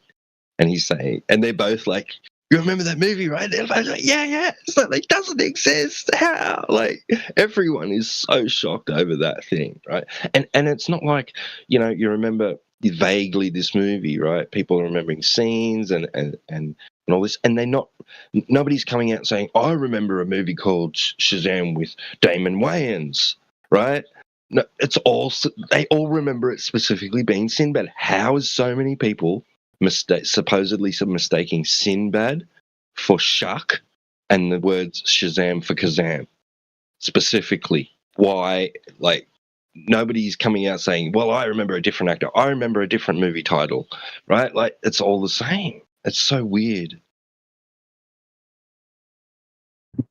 Yeah, no, it just, the whole thing was really weird. That one was a big one. Of course, Mandela was a big one. Like, I remember growing up in first grade reading a news article that Mandela died in prison in South Africa as a martyr. And I was living in New York at the time, so it made it all the way out to this little small town I was living in. And then the other one was the cornucopia on Fruit of the Loom. Like, that shocks a lot of people. I know it was on there because, like most people say, that's how I learned what a cornucopia was. Right. Like, what the fuck is that? Oh, it's a cornucopia. Oh, where else does it exist? Oh, during Thanksgiving. Oh, okay. So it's a basket of random fruit. Yeah. Oh, okay. But hey, I gotta dip out for a minute. Yeah. I gotta see if I can't do a couple things real quick. We'll continue, man. I know there's some dead air, and we probably shouldn't even. It's a way off topic, and people, a lot of flat earthers hate it and just poo-poo it, dismiss it. Like, well, you know what it does is it brings people into this room. They hear it, they want to add on to it, and then we catch them off guard. Like, oh, by the way, how do you know the Earth's a globe? Oh, I wanted to talk about the other thing. Yeah. No, we suckered you in, bro. Anyway, I'll see y'all in a little bit. Yeah, cheers, man.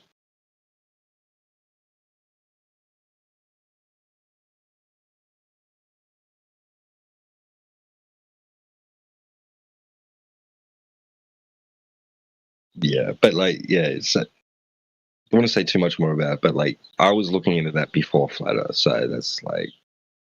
But yeah, I understand, because a lot of people might think, oh, you believe in the Mandela effect, or Flat Earthers believe in the Mandela effect, and like tinfoil hat conspiracy theorists, sort of crazy nutcases. Yeah, I know. It's not good to associate the two together.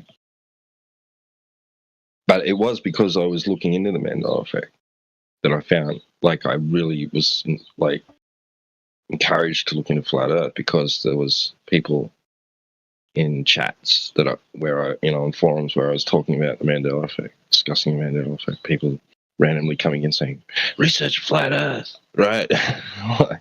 And I'd already heard about it, but like then years before, and I just like dismissed it. Stupid. I don't want to look into it. So yeah, a couple of good points there, but yeah. And then people, I was looking at Mandela effect and people, and I went, okay, look, this. If this is real, this has blown my mind. Like, why not? Like, what else? What more could like possibly? Like, let's see what they're saying exactly. Right, let's have a look. And I went to, and it was after the algorithm was put into YouTube and Google, right? To to censor, or deprioritize the search results and all that. So I couldn't find anything from flat earthers, really, like not much. So I had to go back to the community and wait till someone came in talking about flat earth. And I said, hey, you, I want links. Give me links, right? Because I can't find shit, right? So, yeah, beauty, got some links and then started looking into it. And and then I thought my mind could not be blown any more than it already has in the past with certain topics. And it just smashed my whole worldview, my whole paradigm, everything. It was like the ultimate shocker. Flat Earth was like it took the throne of all things that would ever could possibly blow my mind. And I was just like, whoa. Yeah. Because once I sat down and listened to like exactly what flat earthers were saying, I was like, oh, right, okay. This is not that crazy after all. Yeah. And it made me take a seat and think and then look, observe too. Like I started like, wait a second. Been in front of my face the whole time. Reality's just right outside my front door. I never freaking took any notice of it. What the heck was I thinking and doing all these years? 40-something years. Bro.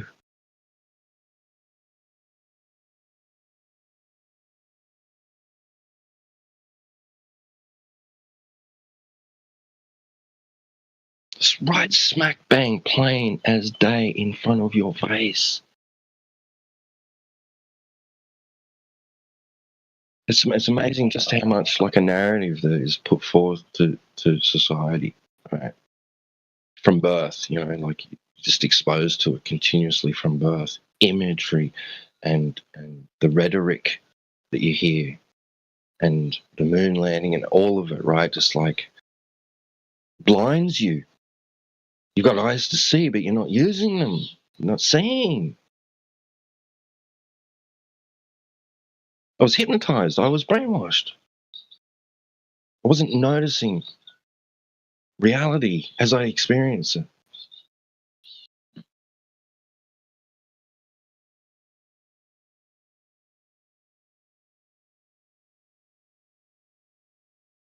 wasn't even thinking about it. I wasn't even thinking to question what I'd been told.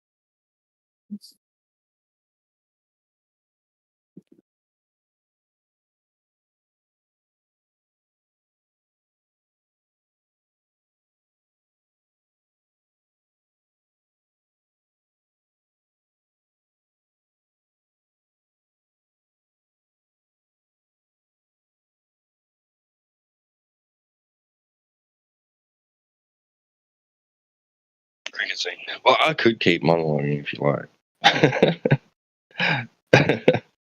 Yes. Yep.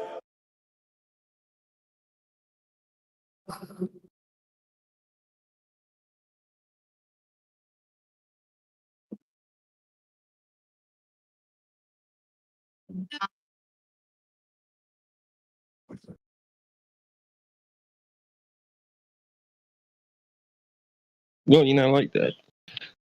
Oh, once.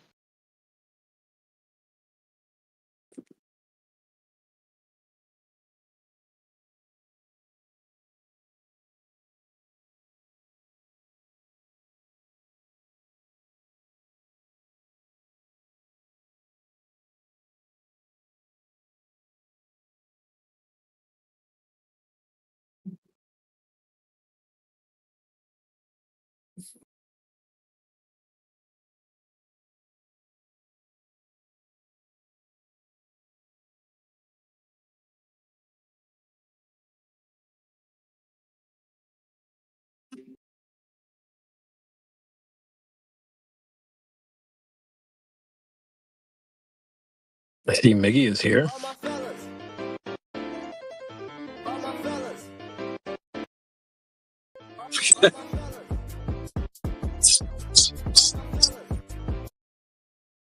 What's up? What's happening? Heading out from work.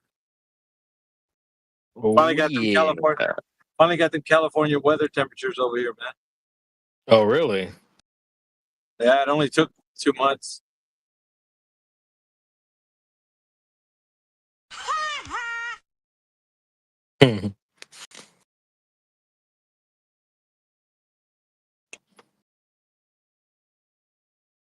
What are you doing?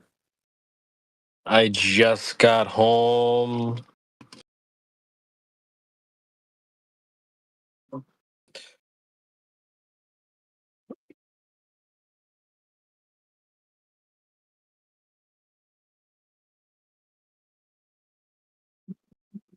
Big chillin'. We have Vit in the panel. Welcome, Vit.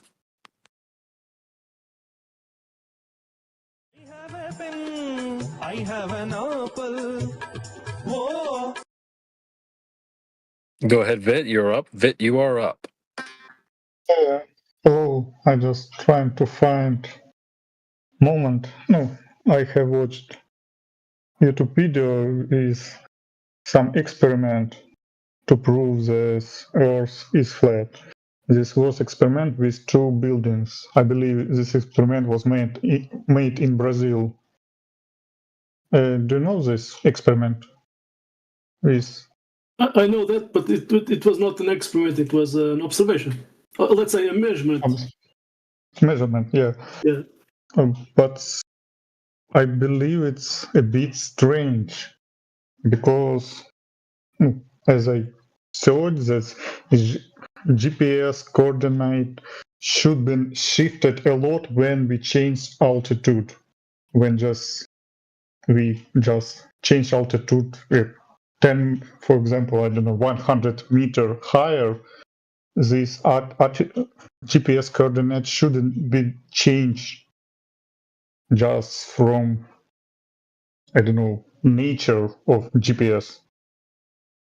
So we just don't need 2 buildings. We can make this measurement just with one building, and GPS coordinates will not change. Hey, it's real nice that you're looking into the topic. Like you're looking at different things, but are you coming from the place that you already know the Earth is a globe, and now you're looking into flat Earth, or have you looked into if the Earth is a globe or not? Because it sounds like you're looking into stuff that flat Earth is, material that's out there. But have you looked at if the Earth is a globe? No, I just watched a video about discussion. I have found this link from this chat. It's discussion with some professor. I can put links. It's called Flat Earth versus that's great. physicist. Yeah, I appreciate that. Well, at the moment, I'm asking you a question. Can you answer the question? Have you checked to see if the Earth is a globe? Yes or no? No, I cannot check it directly. I don't have Okay, so this opportunity. if you are looking into flat Earth material, then my question to you is, do you think the Earth is already a globe and you're just looking into flat Earth material, or you don't know what the Earth is and you're looking into flat Earth material? Which one is that? At least I don't know. It's based on my observation. I just listening and take some links from this chart and look the video, but I cannot check directly by my, I don't know, eyes, ears, by my senses. I can check it indirectly through video, photos, some articles. So just my thoughts based on other images or videos, so I cannot be confident 100%. So you're not confident that the Earth is a globe? Is that what you're saying? Yeah.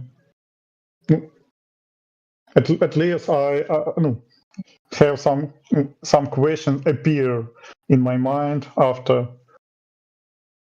participating or listening in this room, and watching YouTube videos from this that I got from this chat. So I can hear this question about one of these experiment or measurement. Okay. Yeah, I think Miguel Sosa knows that the observation that you're talking about. That's what he was addressing.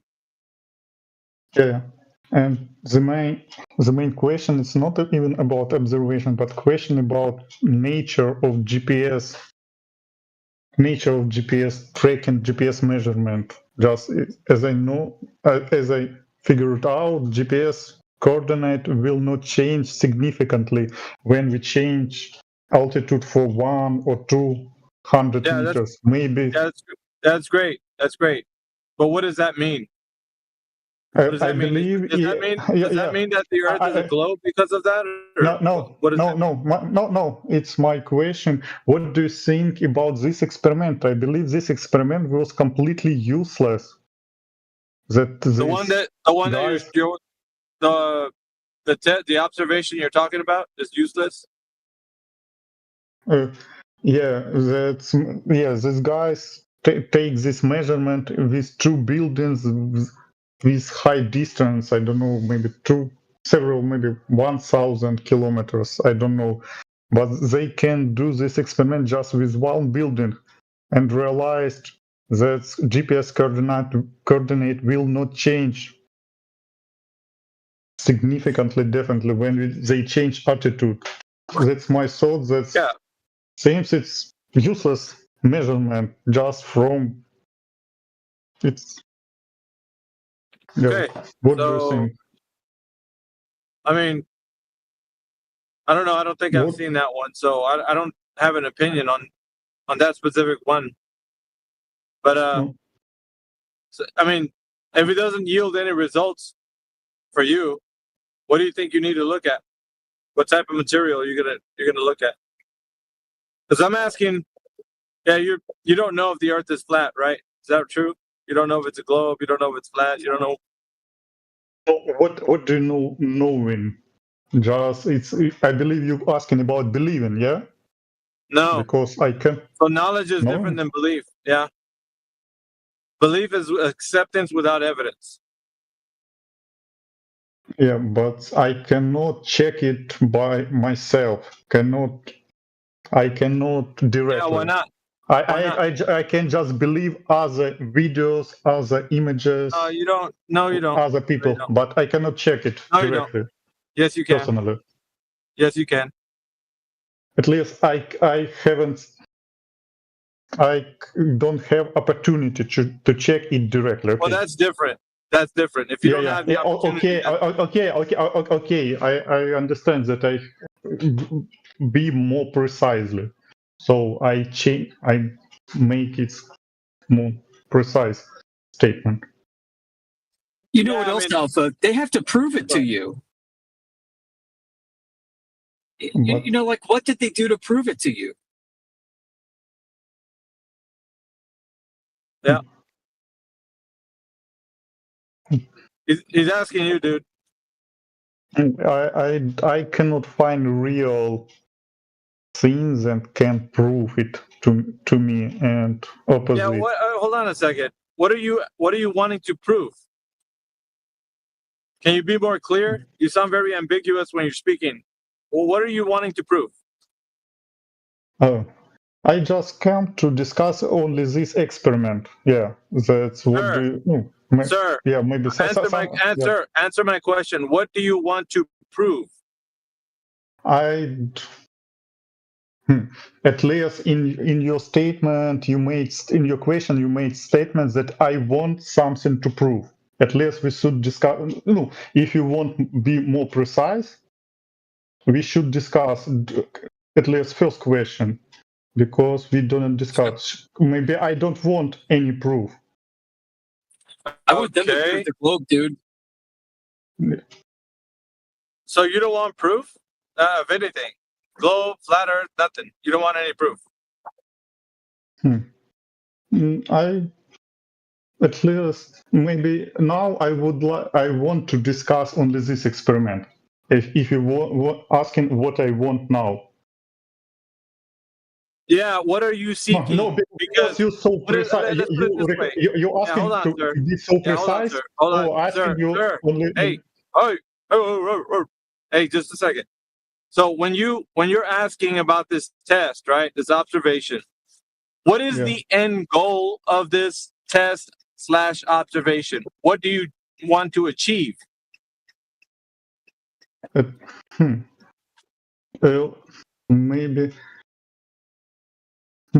Maybe okay. If you at least know your opinion. Do you agree that at least this experiment was Sir, can you answer my question? Useless. What answer my question. I would know your opinion about this experiment. Is it experiment was useless? Sir, no. I trying to answer a question. You interrupt me. You're not answering my question. Yeah, you're not answering my question. It's simple. What do you want to achieve from this observation/test? What do you want to achieve? Notice the word I said you. I don't want anything. Okay, I don't want anything to achieve from what? From this. Oh, I should answer very precisely to your question. So could you repeat? Okay. When you see this video, what do you hope to achieve? What is the goal for watching this video or asking questions about it? So I watched this video to find some ideas, what people how people trying to prove that Earth is flat. I trying to find some maybe interesting experiment ideas what people do. There was different. I believe dozen of different experiments that but it was so, I believe, simple and easy experiments that was easy to understand. Okay, so you said a lot. All you have to say was, "I want to know if the Earth is flat." That's it, right? No, I want to find ideas of experiments. Find some what experiments people do. It's interesting that just figure it out how people trying to prove that Earth is flat. Yeah. No, apart of laser tests. Yeah. It's it's common experiment, but there was some interesting experiments in this video. Yeah. All right. So at the end of this test, you want to know people's ideas if the Earth is a flat Earth, based on the video that you've seen.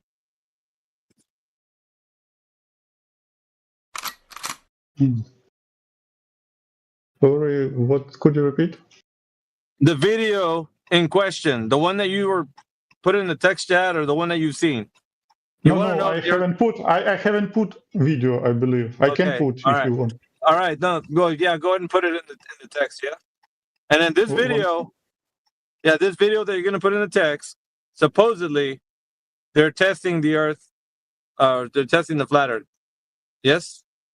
No, it's discussion between flat Earth guys and physics about they show this different experiment to this scientist, and this guy commented it. It's pretty interesting video. Yes.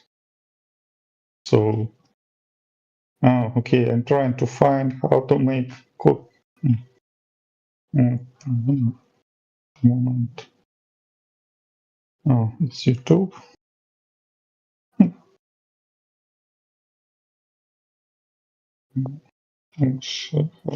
Guess we'll find out in a moment what he's talking about. Yes, ladies and gentlemen, we certainly will. I hazard a bet. I hedge a bet that it's going to be one of those hit piece videos that we know about. But we wait and see. And anyway, how you doing? How you doing? How you doing there? MCVR1 reporting for duty. Yeah, just reporting in now. Yes, I'm in the sidelines, just relaxing, and just come back from your jog and that. And I'm now going to start being the secretary for the while. Okay, so I'm just listening. Nice. Appreciate you, Jen. So, I mean, the guy said that earlier. He's got I just put this link. Maybe it's not. Yeah, it's maybe not so correct. It's kind of clip, and then will be redirected maybe to full video. What's his face? Oh. Flat Earth Dave and whoever else that guy is. Who's that guy right there in that picture, that thumbnail? But I believe it's not important what is guy. But he's not a physicist. Ghost Strike, I'm not talking to you. I'm talking to the team. Yeah, so this guy's not a physicist. Who the heck is that guy, DJ? It's Dr. I think it's Dr. Michael Jelinek or something like that, right? So for some reason, the idiots that made this video thumbnail have labeled him as a physicist, but he's not a physicist, right? He's actually a scumbag. Well, no, he's actually super honest, nice guy. He's really good to listen to. He actually, the flat earthers didn't do a great job in the debate, but the physicist guy, he was super, good faith, really polite, respectful. It's good to watch, actually. Was he an actual? So he's not an actual physicist, DJ? No, he's not a physicist, and I'll post his qualifications in the side chat. Yeah, his channel says Dr. Blitz. What? Well, he's got a doctorate in something that's it's engineering management or something like that. I'll check. I'll double check anyway. So just popping his credentials in the side chat here. Okay, so this debate was a debate chosen between Flat Earth Dave and that guy. Yeah, Angels of Light and Flat Earth Dave against this guy. And it's more of a polite discussion. It's not really a debate. And this guy's very honest. He's not got any gripe against Flat Earth. He was extremely honest. And when he was saying the mainstream information, it was all unbiased information that he'd learned from the mainstream. No anti-Flat Earth sources or arguments or anything like that. Oh, you got a different vibe off of it, huh? That's weird. Okay. Yeah, I didn't watch the entire thing though. But the parts that I did watch, I got a bit of a different vibe. But his name's Dr. Matthew Jelinek. So he's essentially like an engineer. Okay. Yeah, well, an engineering background will assist him understanding the measurements of the surface of the Earth, at least. So that engineering background would be an assistance, to be quite honest. Yeah, I don't know why they labeled him as a physicist. That's kind of silly that they did that. It's kind of misleading. The thumbnail's misleading. But yeah. But even if that's the case, what was the purpose of this video for? Like, was it so that it can highlight like some sort of conversation / debate, highlighting the key points on flat Earth? Like, what was the? I don't know. Do you know? Does anybody know? Well, I don't know. I took some clips from the debate just to show, like, there's a bit in the debate where David Weiss and Angels of Light are trying to present the Black Swan. They're screwing it up. They're screwing up the presentation really bad. They always do. They always do. And that Weiss. Yeah, and they're mixing up the 8-foot Black Swan and the 1-foot Black Swan into it's the same argument, and they get all the math wrong. But basically, the bit that I clipped out. Yeah, go ahead. No, I was just gonna say that it seems like these guys, they're not in the circuit. They're not constantly, daily challenging the globe proponents. They're basically only coming on every now and again, which I mean, they get really rusty. They don't have like information. They don't bounce back ideas. I think we're in here always doing that every day. So that's probably why we see, guys like those. Yeah, but they got it wrong from the beginning. From the minute we had the Black Swan, Dave Weiss was getting it wrong from the beginning, and he's still doing it now. They were doing that. How you doing, everybody? They were doing that specific interview. Yeah, they were doing that specific interview just to highlight that they had somebody who was, I guess, on the Globe side that was willing to have an honest conversation with them. And they tried to, bolster his qualifications, I guess, by the way they labeled it. And maybe they were genuine and not understanding what his qualifications were. Either way, they were just trying to do a presentation to him of the different proofs that they had. Right. And, but if they botched the Black Swan, then that says a lot. You know what I mean? And not only that, they botched that, and then they mislabeled the title of the thumbnail. Well, it was the guy. Angels of Light's defense. I mean, he's online every day arguing these points, so it's not like he's not having these conversations every day. He is live every day. I've actually spoken to him and Dave live on TikTok a few times. So they're pretty cool about having guys up on stage. So if you're ever interested, AV, that's a good way to have a conversation with those guys and pick their brains a little bit. Yeah, I've spoken to Dave Weiss before. We've had conversations. I even told him the 3 points. He used them in one of his episodes. But besides that, I mean, I just wanted to know, because the gentleman was asking about this video and putting it forward as something to watch, and I don't know. I was saying why did you want to talk about it? And he basically said he just wants to know more flat Earth ideas. And, I mean, I don't know what the end game for that's going to be, but I mean, obviously, I asked him if he knew if the Earth was a globe, and he doesn't know, according to him. So,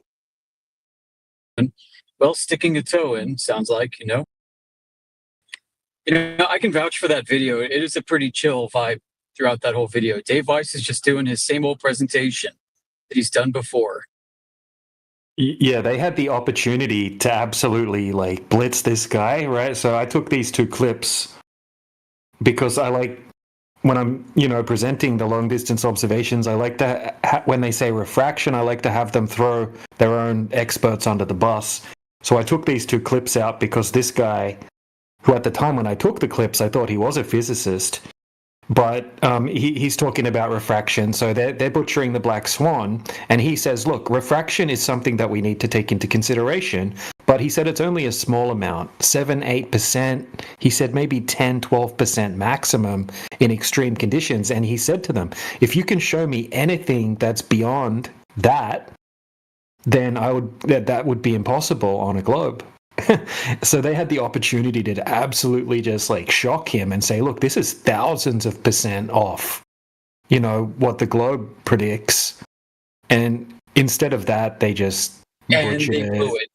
They butchered it, and then Angels of Light started going off QE's script where he says, that's not refraction, there's no such thing as refraction, it's not Snell's law, there's not 2 mediums, and then it kind of drifted off from that section. But Yeah, it's two little nice clips there if you want to have Globus throw their own expert under the bus. But it's just a shame they mislabeled him. You know, it wasn't David Weiss or Angels that mislabeled the guy as a physicist. It was the guy who hosted the debate. So there was some guy who hosted it on his YouTube channel. Don't know why they called him a physicist. Ridiculous.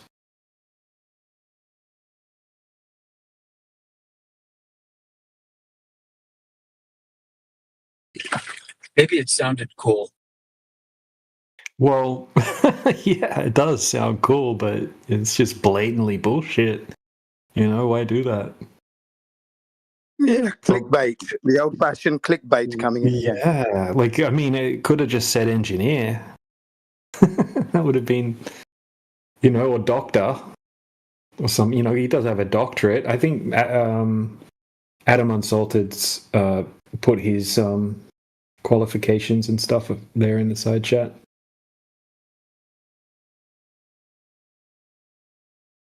He was definitely it's a smart not mathematical guy. physics in either event. Yeah.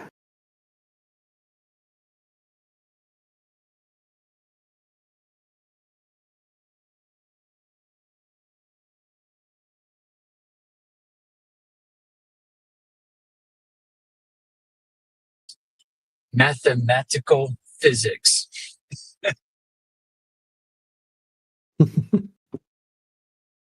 But yeah, he was really good faith. You know, definitely a smart guy. But yeah, like that would be the kind of guy, like if we could bring that guy in to have a stage event with someone like that, that's intellectually honest, that's something that would make really, really good content. You mean you don't like the scumbags? Oh, bro, that guy, man. The guy the other day. You know, I don't like how we even entertain these anti-flat earthers at all. That's why if I see anti-flat earthers pop up in this channel, I just yeet them.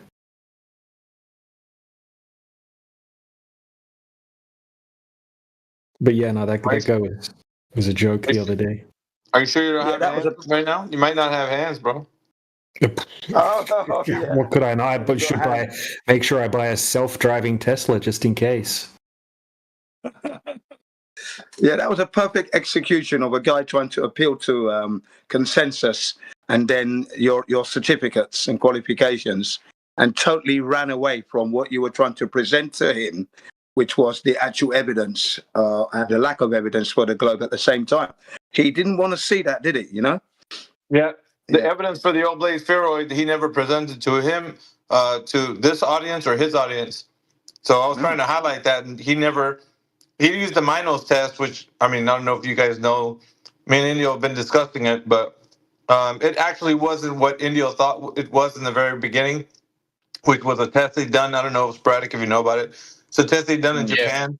So he was referring to that test, but he found out that this specific one that he was talking about, I didn't even have, they didn't even test it in the field. It was actually a simulation done by AI. So it was so many steps removed from reality. And he was using that. Not only was he using that, but he didn't, in the test, they weren't providing evidence that the Earth is an oblate spheroid or that the Earth is not flat. So they didn't have any of that information. He's the one that was using it like that. You know what I mean? Yeah. So the test itself, the test itself or whatever they were doing, it had nothing to do with the conversation. So he brought it in as if it was. I think there's a guy named Quantanaut or something that was actually championing this argument, and I think he might have heard him use it or whatever, and started to repeat that information because you need talking points to come into this specific arena. But I think he borrowed that from Quantanaut and then used this argument, and he didn't even know what it was about. You know, me and India were kind of going back and forth. I was like, we should have grilled him on it, like asked him specifically to demonstrate what he knows about it. Because he was just talking about the device they were using that was underground and has to be raised, 3 degrees from the point where it was. So initially, where the other, the target would have been. But he was speaking about something that they didn't test, but it was run through an algorithm. The AI did. So simulation. Right. It wasn't even a real test, you see. It wasn't a real Not test, even bro. real meat and puddings. It was just a menu, ladies and gentlemen. You know, pictures. That's all you're getting. You're not getting the real meal. Not even getting the smell, so to speak. It's so bad though, man. Because like, I apologize to the audience too, because like we have to deal with this kind of trash.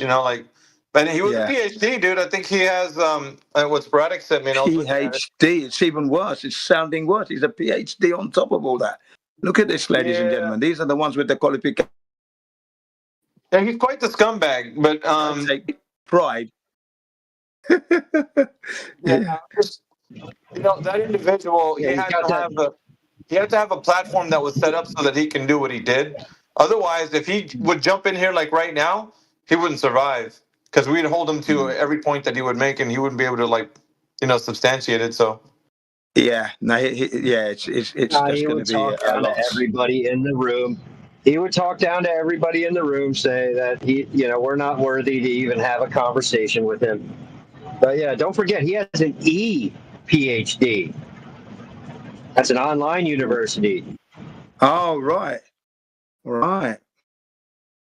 I didn't see that part.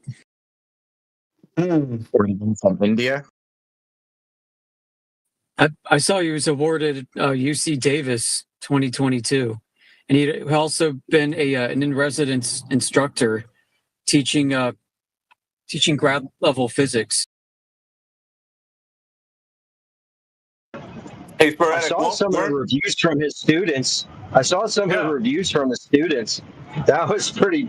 I was just going to tell Sporadic that, bro.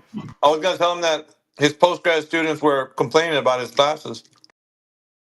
Oh yeah, and then sometime after he left that, those postgrad students also complained about the lack of actual physics instruction that they were getting on UC Davis campus in general. They would have got more from the flat earthers, I guarantee you. Oh, you bet. If we had just like maybe 2 hours of heads up that this was going to be a debate, and what you normally do is gentlemanly gestures. You share what you're about to present with the other party. You exchange notes. If we'd had a chance to exchange notes, even just an hour or two ahead of time, I mean, it would have gone even worse for this guy. Yeah, it would have been bad, dude. Because India would have known exactly what he was bringing in, and he would have been toast, bro. Dun, dun, dun, dun. Right, dude, at the beginning. I got so many questions about this. It was toast even with Indio not knowing what he was going to discuss. He brought up something, and Indio knew it freaking front to back better than he did. It was awesome. I love it. You know what this whole thing reminded me of, Alpha? Remember, those NASA engineers that said that they couldn't tell the difference between the simulated telemetry data for Apollo and the real thing because the simulation was so good? I remember that, yeah. That's like what happened here. They used simulated data and then trained the AI on, and then, first they made up simulated data, and then they did extrapolations using statistical methods on that data to create a lot of different scenarios and noise. And then they trained an AI on the data to try and suss out the signal from the noise, from the simulated data that they extrapolated. Right. So I'm like, why did they have to build this tunnel? Exactly. What's really going on here? So the information about wherever the neutrinos hit the target was only because of the noise, but they didn't understand whether or not, if it did or not. So there's so much, and I even asked India, I was like, so how many steps removed is this from the actual evidence of, let's say, him proclaiming that it was useful for saying that the Earth is not flat? He's like about 9 steps removed. I was like, shit, dude. I mean,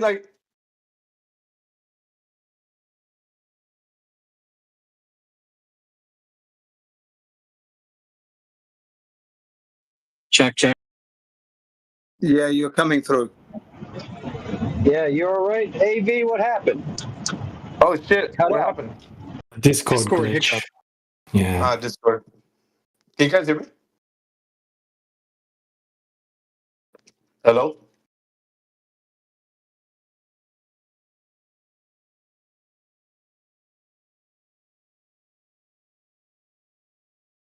Hi. Yeah, that was a Discord glitch, by the way. That was Discord glitching out there. Ay, caramba. Can you hear me now? Yeah, we can hear you loud and clear. Okay. Yeah, you cut off about like midway through your first couple sentences. But yeah, what we were sporadic and I and the chat were about the neutrinos this morning and how the matrix was there, T-Dub was there. I mean, these things are about as theoretical as anything could be. I mean, and their means for detecting them is just the whole thing's just laughable that you would bring this up in some matter-of-fact type of way. They can't even use the building facility in the site and the surveyed construction of it as a globe Earth proof. So there are some reports out there, I saw them as well, about surveying reports about the construction. And they did as they always do. They first surveyed it planar, and then they tried to data fit it into a bunch of different reference ellipsoid models. And they tried to do a blend of them to see if they could get it all to cooperate and behave nicely. I can actually post something. Hold on. I'm surprised you didn't mention that.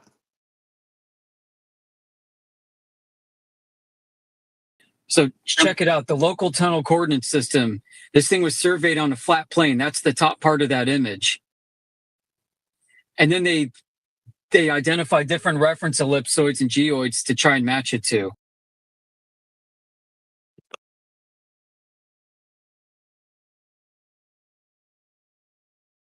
He was too busy trying to copy Quantanauts' argument. We didn't even look into this.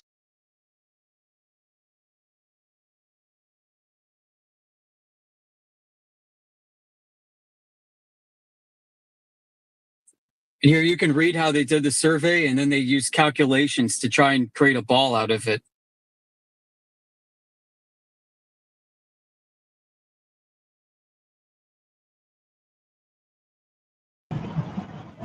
Hey, Mr. Clown, AV, Mr. Clown that Indio was talking to a little while ago.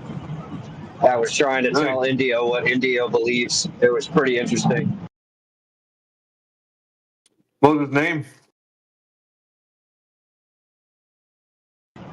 DJ, what was that guy that had the statue as his profile picture that was being a real douchebag?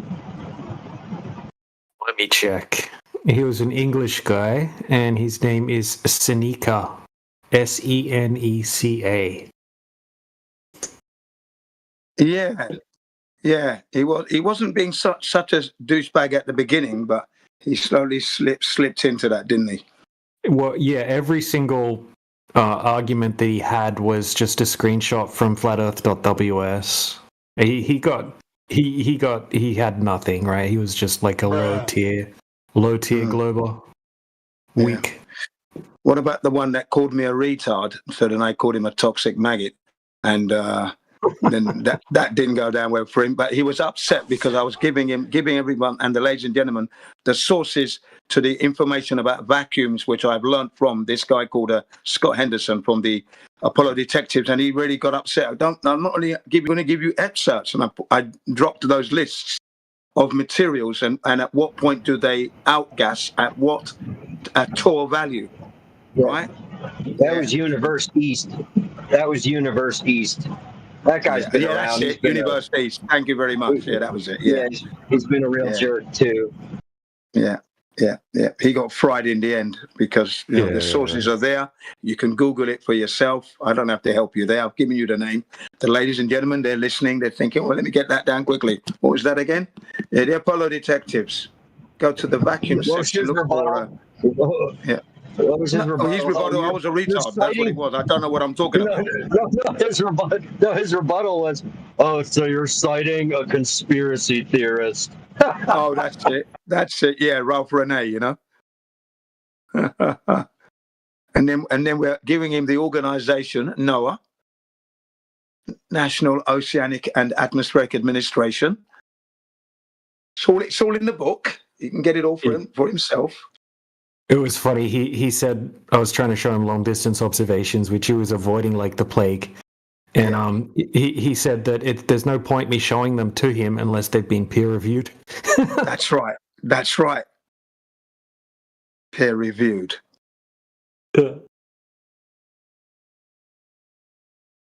And then I explained to him that I don't trust the peer review system. Sorry, Johnny. Yeah, I was saying I don't trust the peer review system. I said to him because it's corrupt. Also, it's just a measurement. Like, do you have, like, if you don't know your height, like if you measure your height, unless you get it peer reviewed, like, you know, this is the dumbest. That's right. The dumbest you see, thing. At the beginning, that's why I'm laughing so hard. Yeah, oh man, you got to peer review my observation. Oh my god, so funny. Yeah, at the beginning, he was going to go down that road like we can't know what we know, right? But I shut him down quickly and said, "Well, this is measurable. They give us the numbers, we can go and verify that." And then DJ backed me up on that as well. So because he was going to go down that road that we cannot know. Do you know what I mean? And I wasn't going to have that. We can know. Can't know the shape yet, but we can know what shape it isn't.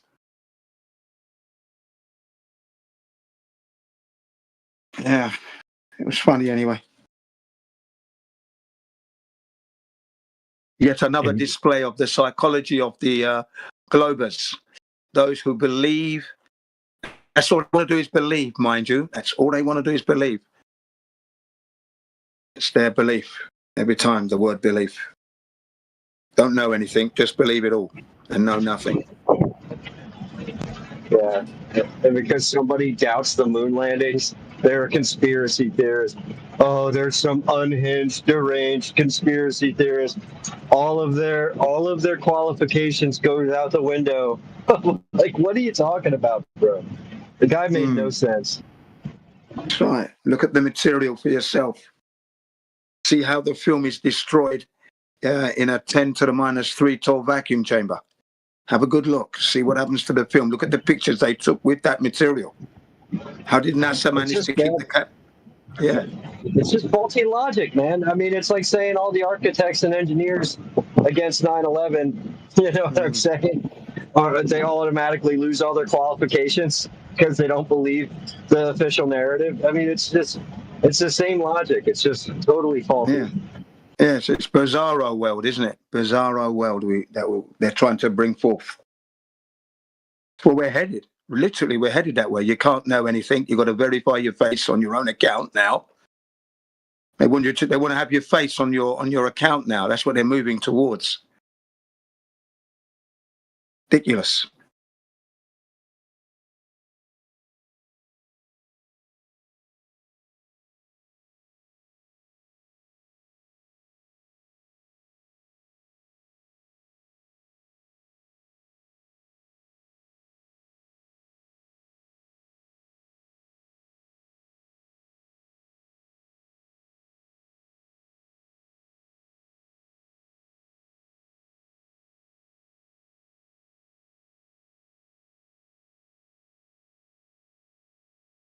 Well, it's good when I see you guys and listen to you guys, take him through and let him hang himself. You give him enough rope, which is what I was doing at the beginning, because and then DJ took over because he clearly wasn't keeping to the script, right? He kept coming off the rails and distracting from the point of the curvature of the earth. So DJ comes in, schools him through, and then he starts to obfuscate. Straight away, he was obfuscating. And he did that for like 15 minutes solid, and then DJ pulled him up, and he just carried on. He didn't even care. I'm not trying to distract. And then the next thing he does is distract. Yeah.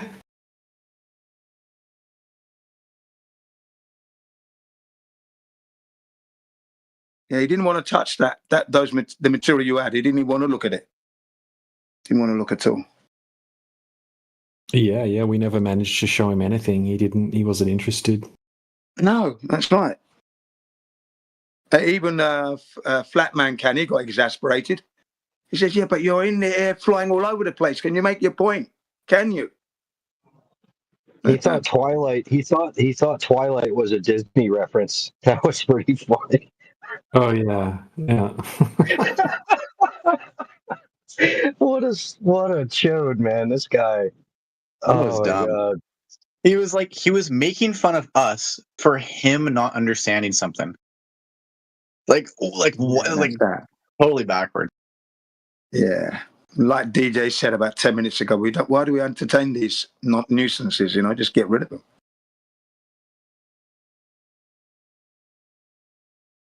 Especially for the listener. But then again, I've always said the listeners get to learn the psychology of these individuals. And then they themselves, the listeners, the audience, will think, well, I don't want to be like that. Let me go and check for myself, because this guy, who is this guy, man? Let me go and check. Because, well, what these other guys, these flat earthers are saying are like, and if people are going to act like that, how are we going to know? Let me go and check for myself. They must have a point. Something doesn't smell right. And they go and check, and they're flat earthers on there. Yeah, man. So, yeah, just keep it up, guys. Just keep it up.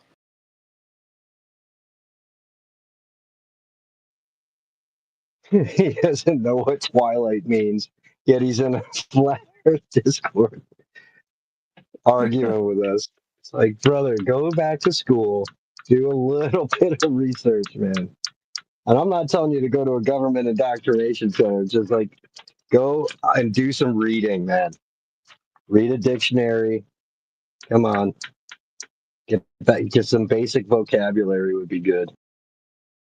He said something stupid like, Twilight, therefore flat earth. What a rude git.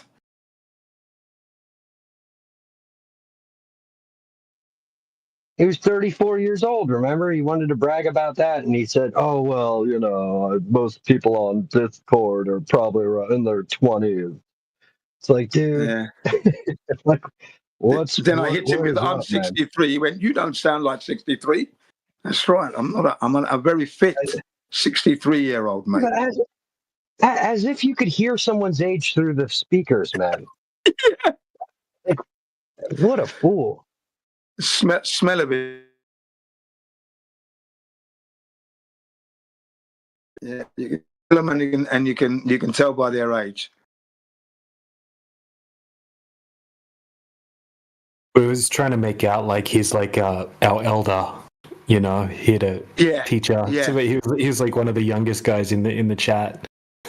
Yeah, that's what he was trying to come across with there, and that didn't work either.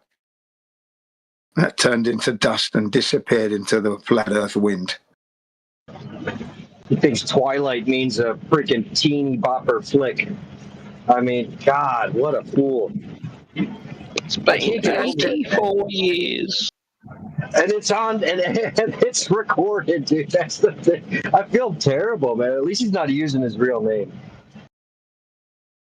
Yeah.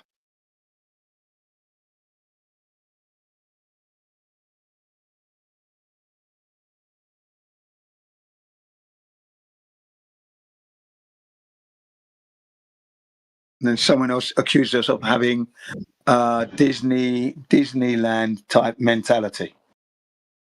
Yeah, that character as well. I think he got after that. We had that arrogant Indian young man in here earlier, right, DJ? Who was that? What was his name again?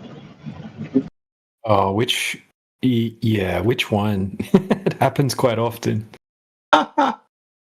Which one? The one this afternoon who was like, you were asking him for evidence, and he wouldn't shut up. Like, he just wouldn't let you get a word in edgewise. I'm trying to remember what time it was. Did he have to go Rakesh on him? No, didn't do that. He was the guy that I called him out for he was researching on the spot. And you knew the model. Like, I think I called him out, and I was like, yeah, you're sitting here having to research all this stuff on the spot. But you're coming here arguing with the guy. I can't remember exactly what the guy, because I didn't look at his profile. So I was driving. But the guy that I said that you were researching it for 10 years, and he's like, I've been researching it my whole life. What was his name? I vaguely remember that guy. Yeah. Well, that's the thing, man. They come in here with such confidence, and then quickly they realize they don't know our arguments at all, and then they realize shortly after that they don't really know anything about the globe either. nothing technical anyway, you know. And then they like realize they're butchering, or we point out that they're butchering their own arguments, and then they got to try to work out how to deal with the situation. It's funny to see how they handle it. Fight or flight. Fight with no ammo, or just run away.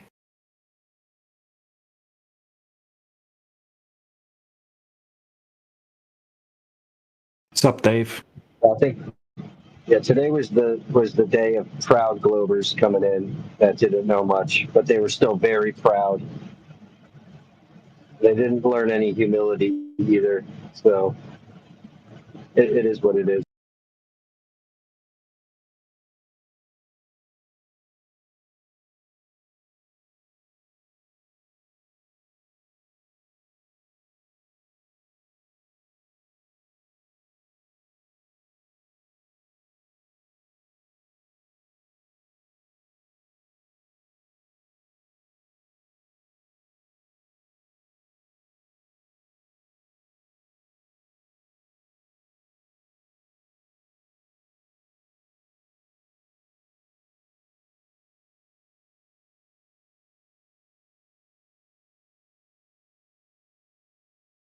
If anyone hasn't seen this video by Dr. John D, this is the best, one of the best observations out there.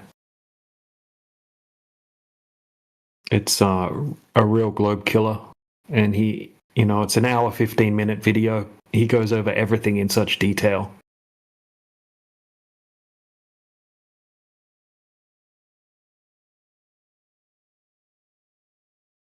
It's definitely the most well covered long distance observation, where he basically goes over any, like, and every single possible response, right, and covers anything that the Globe Earth side could try to refute it with.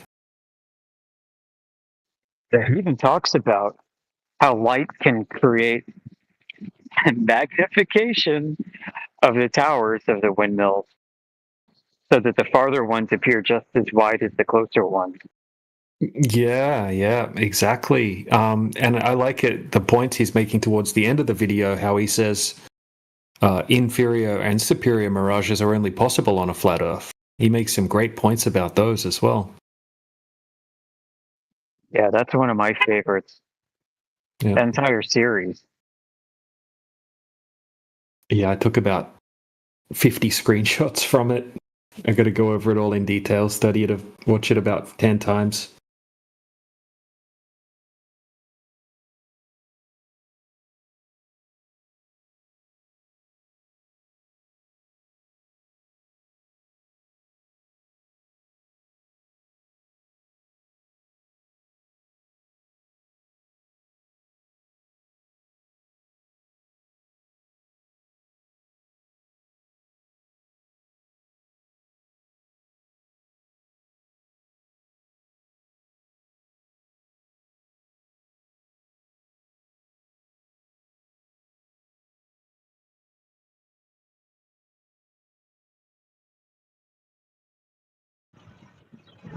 Yeah, that's a good one.